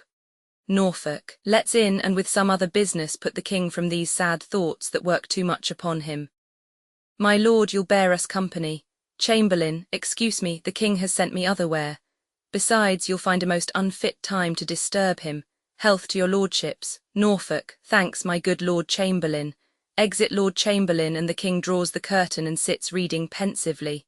Suffolk, how sad he looks, sure he is much afflicted. King, who's there, ha? Norfolk, pray God he be not angry. King, who's there, I say, how dare you thrust yourselves into my private meditations?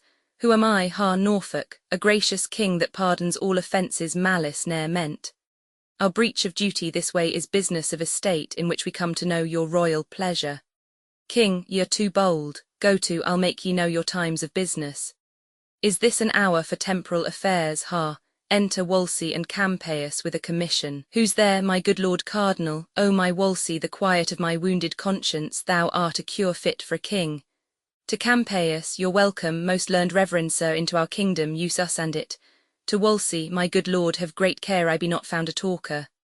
Wolsey, sir, you cannot, I would your grace would give us but an hour of private conference. King, to Norfolk and Suffolk, we are busy. Go, Norfolk, aside to Suffolk. This priest has no pride in him. Suffolk, aside to Norfolk. not to speak of, I would not be so sick though for his place, but this cannot continue. Norfolk, aside to Suffolk, if it do I'll venture one have at him. Suffolk, aside to Norfolk, I another.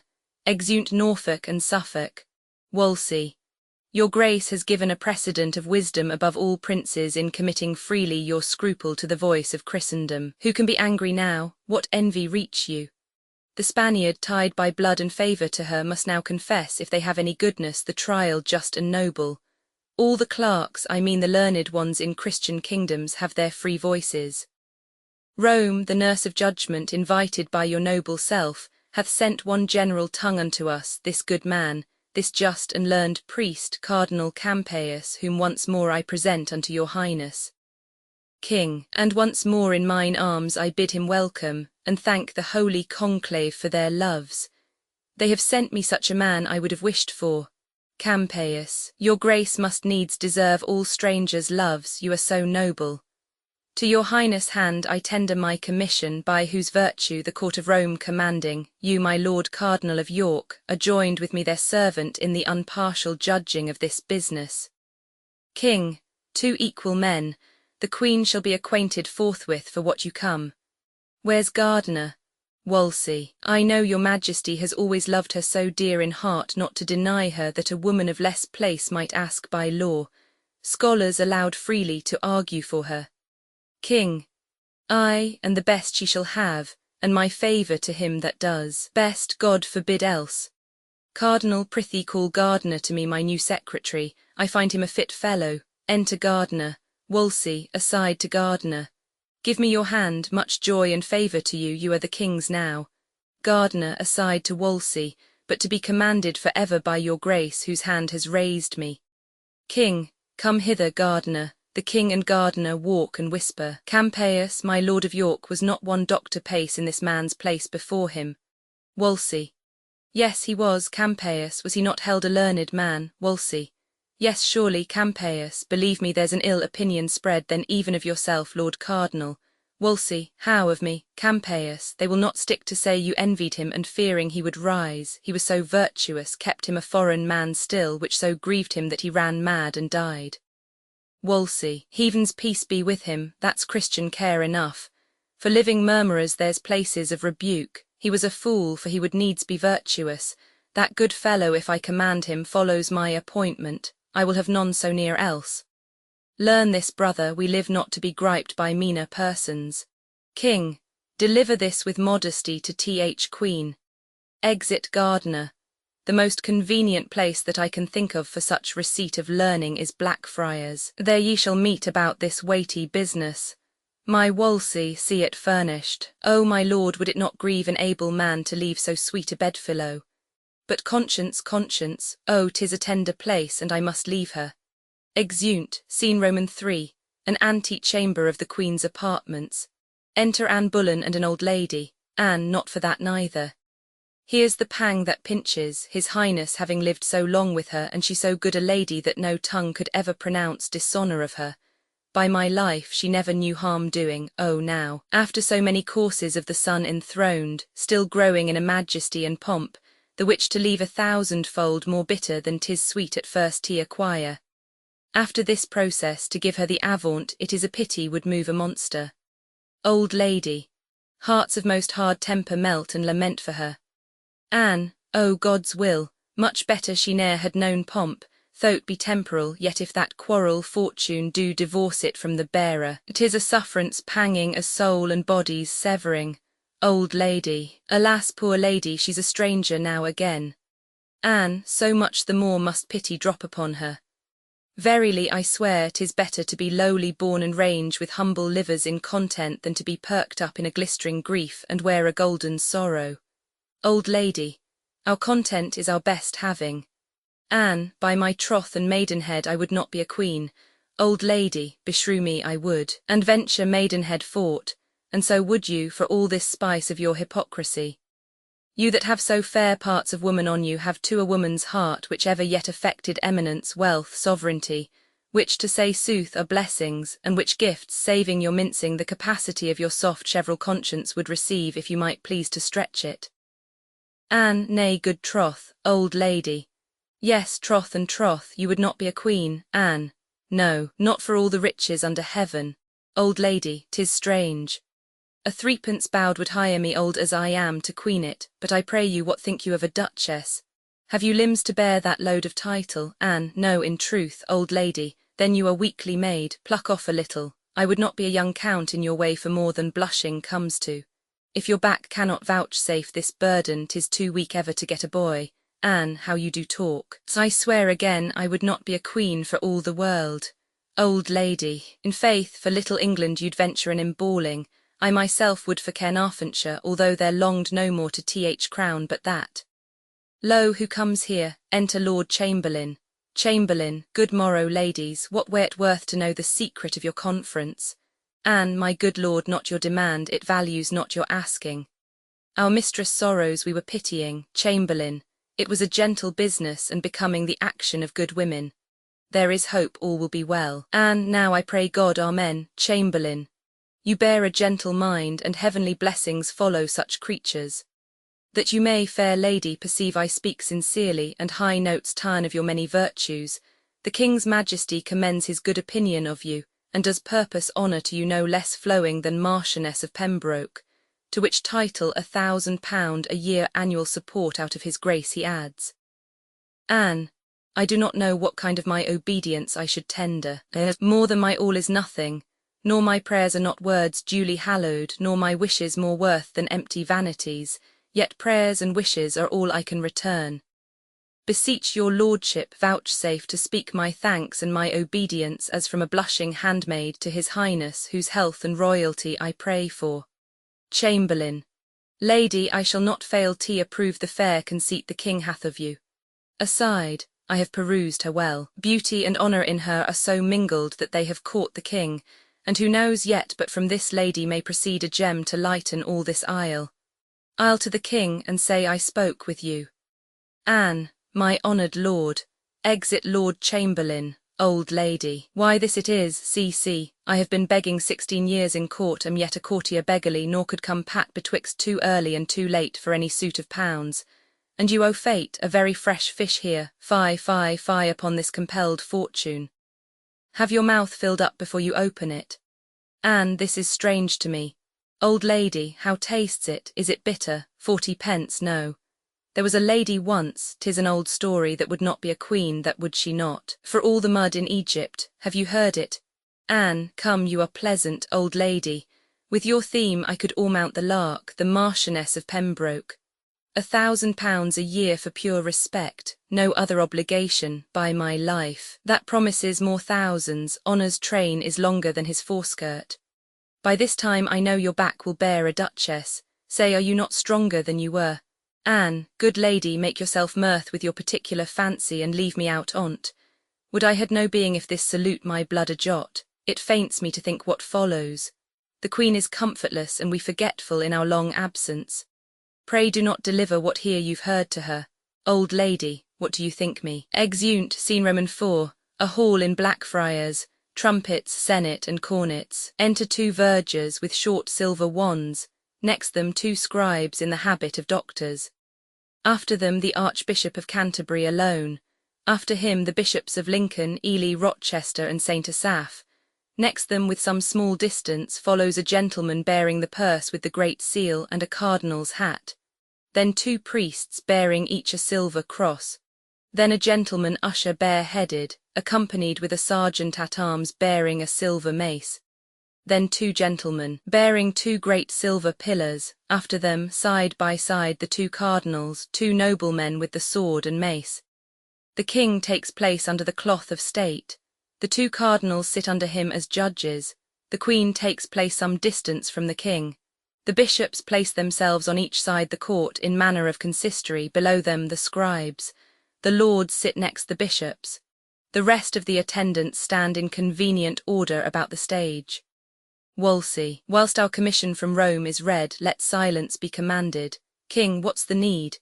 It hath already publicly been read, and on all sides authority allowed. You may then spare that time. Wolsey, bet so, proceed. Scribe, say Henry King of England come into the court. Crier, Henry King of England come into the court. King, here. Scribe, say Catherine Queen of England come into the court. Crier, Catherine, Queen of England, come into the court. The Queen makes no answer, rises out of her chair, goes about the court, comes to the King and kneels at his feet, then speaks. Queen Catherine, Sir, I desire you do me right and justice, and to bestow your pity on me. For I am a most poor woman and a stranger, born out of your dominions, having here no judge indifferent nor no more assurance of equal friendship and proceeding. Alas, sir, in what have I offended you? What cause hath my behaviour given to your displeasure that thus you should proceed to put me off and take your good grace from me? Heaven witness I have been to you a true and humble wife, at all times to your will conformable, ever in fear to kindle your dislike, yea, subject to your countenance, glad or sorry as I saw it inclined. When was the hour I ever contradicted your desire, or made it not mine too? Or which of your friends have I not strove to love, although I knew he were mine enemy? What friend of mine that had to him derived your anger did I continue in my liking? Nay, gave notice he was from thence discharged. Sir, call to mind that I have been your wife in this obedience upward of 20 years, and have been blessed with many children by you. If in the course and process of this time you can report and prove it too against mine honour aught, my bond to wedlock, or my love and duty against your sacred person, in God's name, turn me away and let the foulest contempt shut door upon me, and so give me up to the sharpest kind of justice. Please you, sir, the king your father was reputed for a prince most prudent, of an excellent and unmatched wit and judgment. Ferdinand, my father, king of Spain, was reckoned one the wisest prince that there had reigned by many a year before. It is not to be questioned that they had gathered a wise council to them of every realm, that did debate this business, who deemed our marriage lawful. Wherefore I humbly beseech you, sir, to spare me till I may be by my friends in Spain advised, whose counsel I will implore. If not, I.th name of God, your pleasure be fulfilled. Wolsey, you have here, lady, and of your choice, these reverend fathers, men of singular integrity and learning, yea, the elect O.th land, who are assembled to plead your cause. It shall be therefore bootless that longer you desire the court, as well for your own quiet as to rectify what is unsettled in the king. Campeius, his grace hath spoken well and justly. Therefore, madam, it's fit this royal session do proceed, and that without delay their arguments be now produced and heard. Queen Catherine, Lord Cardinal, to you I speak. Wolsey, your pleasure, madam. Queen Catherine, sir, I am about to weep, but thinking that we are a queen, or long have dreamed so certain the daughter of a king, my drops of tears I'll turn to sparks of fire. Wolsey, be patient yet.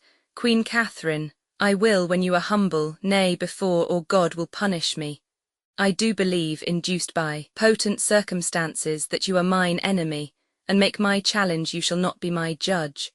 For it is you have blown this coal betwixt my lord and me, which gods do quench. Therefore I say again, I utterly abhor, yea, from my soul refuse you for my judge, whom yet once more I hold my most malicious foe and think not at all a friend to truth. Wolsey, I do profess you speak not like yourself, who ever yet have stood to charity and displayed effects of disposition gentle and of wisdom o'ertopping woman's power. Madam, you do me wrong. I have no spleen against you, nor injustice for you or any.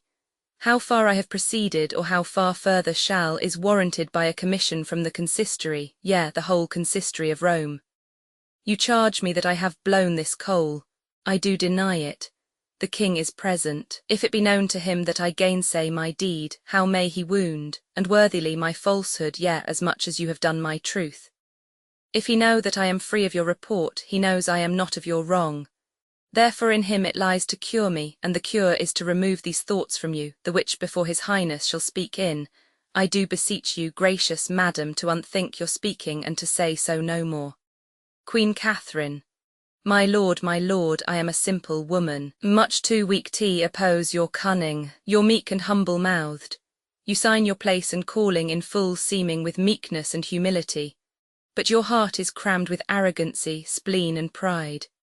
You have by fortune and his highness' favours gone slightly o'er low steps, and now are mounted where powers are your retainers, and your words, domestics to you, serve your will as please yourself pronounce their office. I must tell you, you tender more your person's honour than your high profession spiritual, that again, I do refuse you for my judge, and here before you all appeal unto the Pope to bring my whole cause for his holiness and to be judged by him. She curtsies to the king and offers to depart, Campeius. The queen is obstinate, stubborn to justice, apt to accuse it, and disdainful to be tried by't. 'Tis not well, she's going away, king, call her again. Crier, Catherine, Queen of England, come into the court, gentleman usher. Madam, you are called back, Queen Catherine. What need you note it? Pray you keep your way, when you are called return. Now the Lord help, they vex me past my patience. Pray you pass on.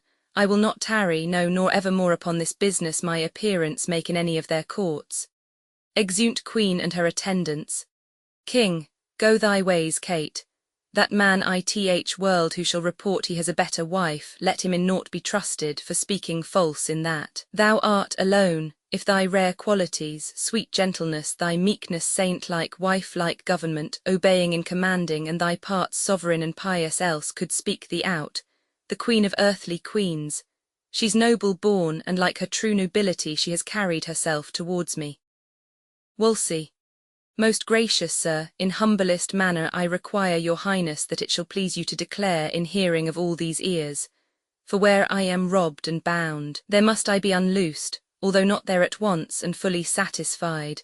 Whether ever I did broach this business to your highness, or laid any scruple in your way which might induce you to the question on't. Or ever have to you, but with thanks to God for such a royal lady, spake one the least word that might be to the prejudice of her present state, or touch of her good person. King, my Lord Cardinal, I do excuse you. Yea, upon mine honour I free you from't. You are not to be taught that you have many enemies that know not why they are so, but like to village curs bark when their fellows do. By some of these the queen is put in anger, you're excused, but will you be more justified? You ever have wished the sleeping of this business, never desired it to be stirred, but oft have hindered oft the passages made toward it. On my honour I speak my good Lord Cardinal to this point, and thus far clear him. Now what moved me tot, I will be bold with time and your attention. Then mark inducement. Thus it came, give heed tot. My conscience first received a tenderness, scruple and prick on certain speeches uttered by Bishop of Bayonne, then French ambassador, who had been hither sent on the debating a marriage twixt the Duke of Orleans and our daughter Mary. Progress of this business, ere a determinate resolution. He, I mean the bishop, did require a respite, wherein he might the king his lord advertise whether our daughter were legitimate, respecting this our marriage with the dowager, sometimes our brother's wife. This respite shook the bosom of my conscience, entered me, yea, with a splitting power, and made to tremble the region of my breast, which forced such way that many mazed considerings did throng and pressed in with this caution. First, methought I stood not in the smile of heaven, who had commanded nature that my lady's womb, if it conceived a male child by me, should do no more offices of life tot than the grave does to dead, for her male issue, or died where they were made, or shortly after this world had aired them. Hence I took a thought this was a judgment on me, that my kingdom, well worthy the best heir world, should not be gladded in't by me. Then follows that I weighed the danger which my realms stood in by this my issue's fail, and that gave to me many a groaning throe. Thus hulling in the wild sea of my conscience, I did steer toward this remedy whereupon we are now present here together. That's to say, I meant to rectify my conscience, which I then did feel full sick, and yet not well by all the reverend fathers of the land and doctors learned. First I began in private with you, my Lord of Lincoln. You remember how under my oppression I did wreak when I first moved you. Lincoln, very well, my liege. King, I have spoke long. Be pleased yourself to say how far you satisfied me. Lincoln, so please your highness, the question did at first so stagger me, bearing a state of mighty moment in't and consequence of dread, that I committed the daringst counsel which I had to doubt, and did entreat your highness to this course which you are running here. King, I then moved you, my Lord of Canterbury, and got your leave to make this present. Summons, unsolicited, I left no reverend person in this court, but by particular consent proceeded under your hands and seals. Therefore go on, for no dislike world against the person of the good queen, but the sharp thorny points of my alleged reasons drives this forward. Prove but our marriage lawful by my life and kingly dignity, we are contented to wear our mortal state to come with her Catherine our queen, before the primest creature that's paragoned world. Campaius.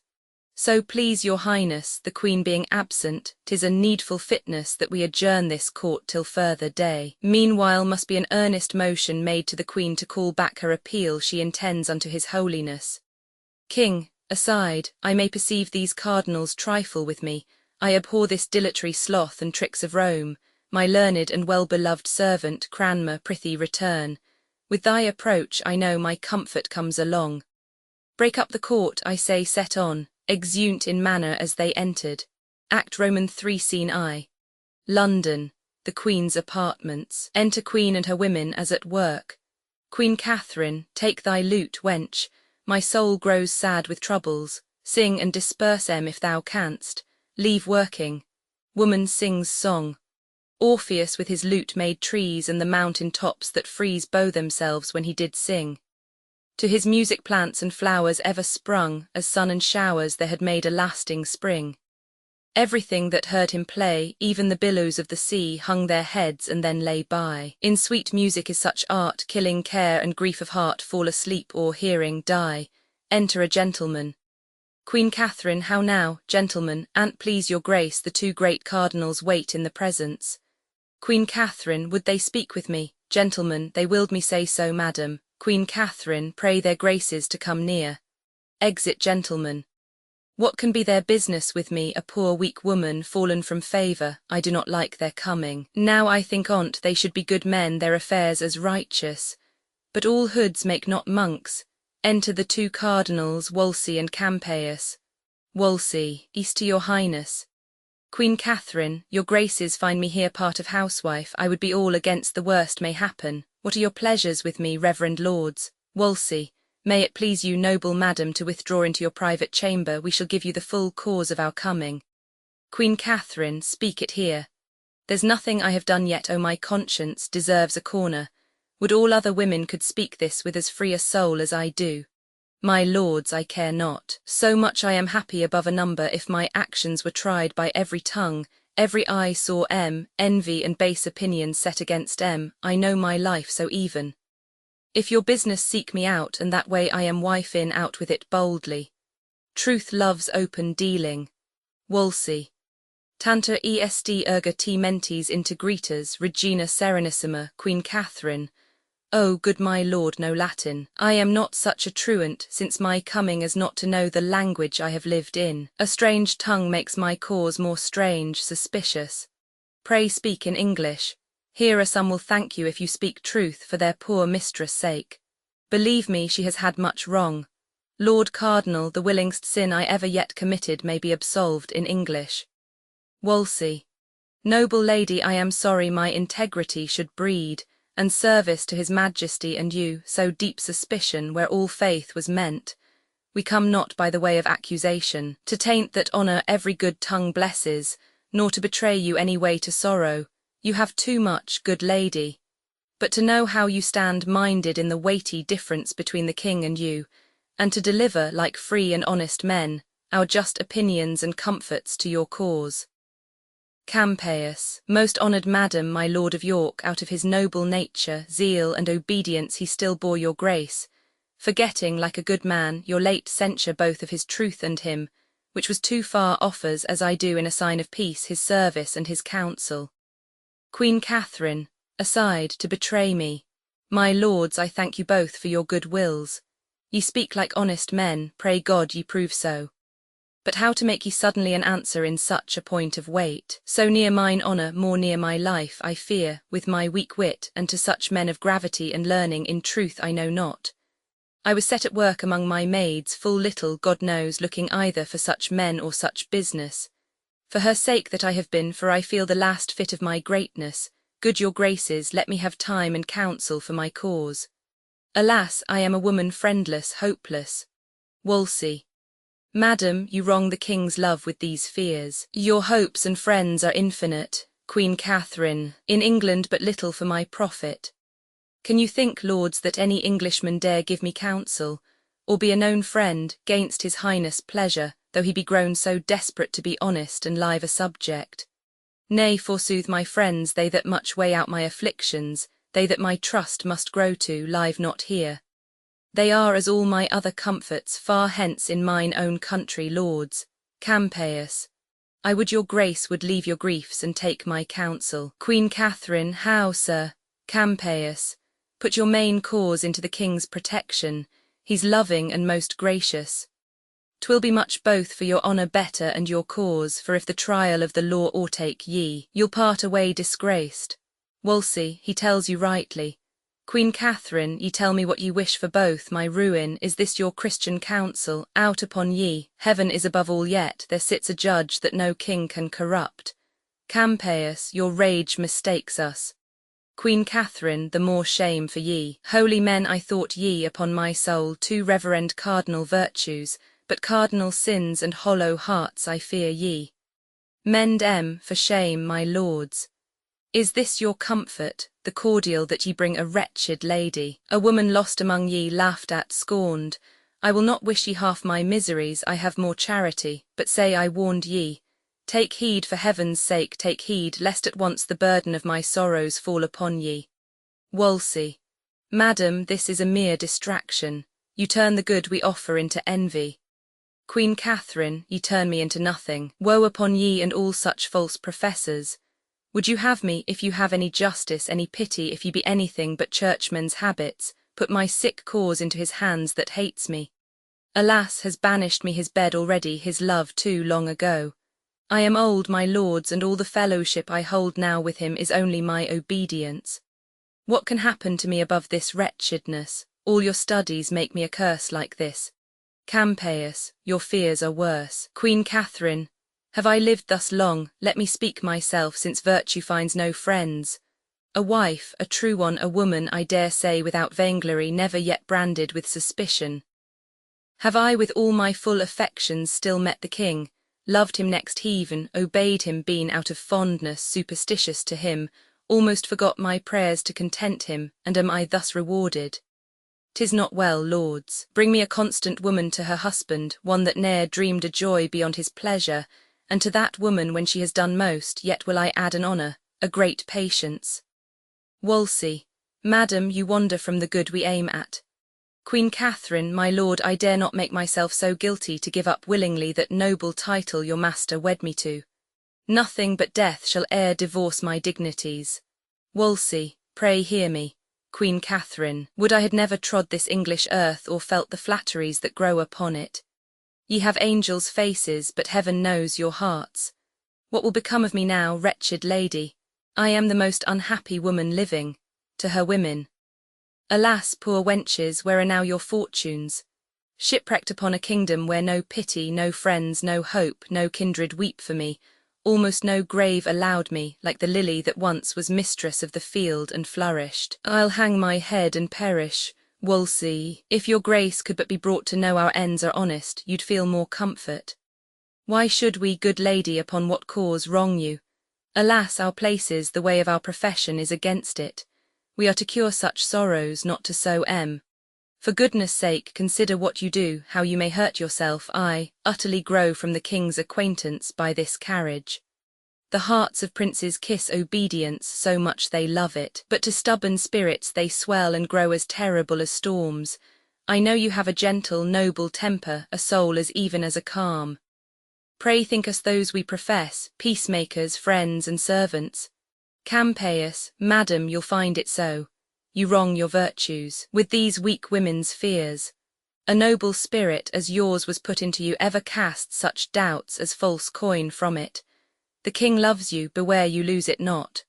For us, if you please to trust us in your business, we are ready to use our utmost studies in your service. Queen Catherine. Do what ye will, my lords, and pray forgive me if I have used myself unmannerly. You know I am a woman, lacking wit to make a seemly answer to such persons. Pray do my service to his majesty.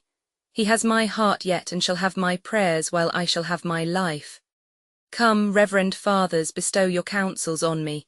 She now begs that little thought when she set footing here she should have bought her dignities so dear. Exeunt, scene Roman 2.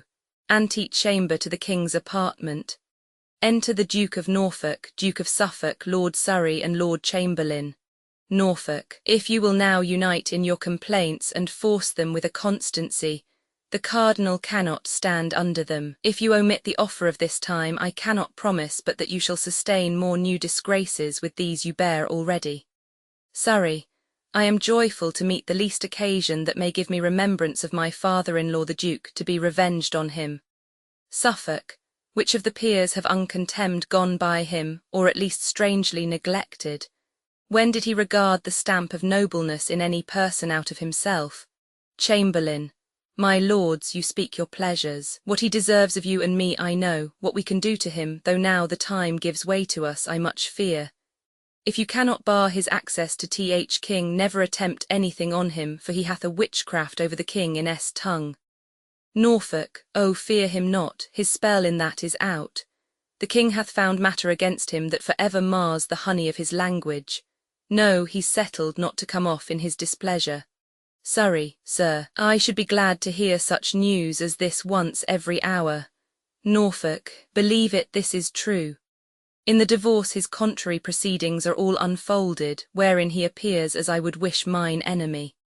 Surrey, how came his practices to light? Suffolk, most strangely. Surrey, oh how, Suffolk. The cardinal's letters to the Pope miscarried and came to Thio the king, wherein was read how that the cardinal did entreat his holiness to stay the judgment o divorce, for if it did take place, I do quoth he perceive my king is tangled in affection to a creature of the Queen's, Lady Anne Boleyn. Surrey, has the king this? Suffolk, believe it. Surrey, will this work? Chamberlain, the king in this perceives him how he coasts and hedges his own way, but in this point all his tricks founder, and he brings his physic after his patient's death. The king already hath married the fair lady. Surrey, would he had. Suffolk, may you be happy in your wish, my lord, for I profess you have it. Surrey, now all my joy trace the conjunction. Suffolk, my amen tot. Norfolk, all men's. Suffolk, there's order given for her coronation. Marry, this is yet but young, and may be left to some ears unrecounted. But my lords, she is a gallant creature, and complete in mind and feature. I persuade me from her will fall some blessing to this land which shall in it be memorized. Surrey, but will the king digest this letter of the cardinal's? The Lord forbid. Norfolk, marry, amen. Suffolk, no, there be more wasps that buzz about his nose will make this sting the sooner. Cardinal Campeius is stolen away to Rome, hath ta'en no leave, has left the cause o king unhandled, and is posted as the agent of our cardinal to second all his plot. I do assure you the king cried ha, at this. Chamberlain, now God incense him, and let him cry ha, louder. Norfolk, but my lord, when returns Cranmer? Suffolk, he is returned in his opinions, which have satisfied the king for his divorce, together with all famous colleges almost in Christendom. Shortly, I believe, his second marriage shall be published, and her coronation. Catherine no more shall be called queen, but princess dowager and widow to Prince Arthur. Norfolk, this same Cranmer's a worthy fellow, and hath ta'en much pain in the king's business. Suffolk, he has, and we shall see him for it an archbishop. Norfolk, so I hear. Suffolk, 'tis so. Enter Wolsey and Cromwell. The cardinal. Norfolk, observe, he's moody. Wolsey, the packet Cromwell gave to the king. Cromwell to his own hand in bedchamber. Wolsey, looked he inside of the paper. Cromwell, presently he did unseal them, and the first he viewed he did it with a serious mind, a heed was in his countenance. You he bade attend him here this morning. Wolsey, is he ready to come abroad? Cromwell, I think by this he is. Wolsey, leave me a while. Exit Cromwell. Aside, it shall be to the Duchess of Alençon, the French king's sister, he shall marry her. Anne Boleyn, no, I'll know Anne Boleyn's for him, there's more in't than fair visage. Boleyn, no, we'll know Boleyn's. Speedily I wish to hear from Rome, the Marchioness of Pembroke. Norfolk, he's discontented. Suffolk, maybe he hears the king does whet his anger to him. Surrey, sharp enough, lord, for thy justice. Wolsey, Aside, the late queen's gentlewoman, a knight's daughter, to be her mistress. The queen's queen, this candle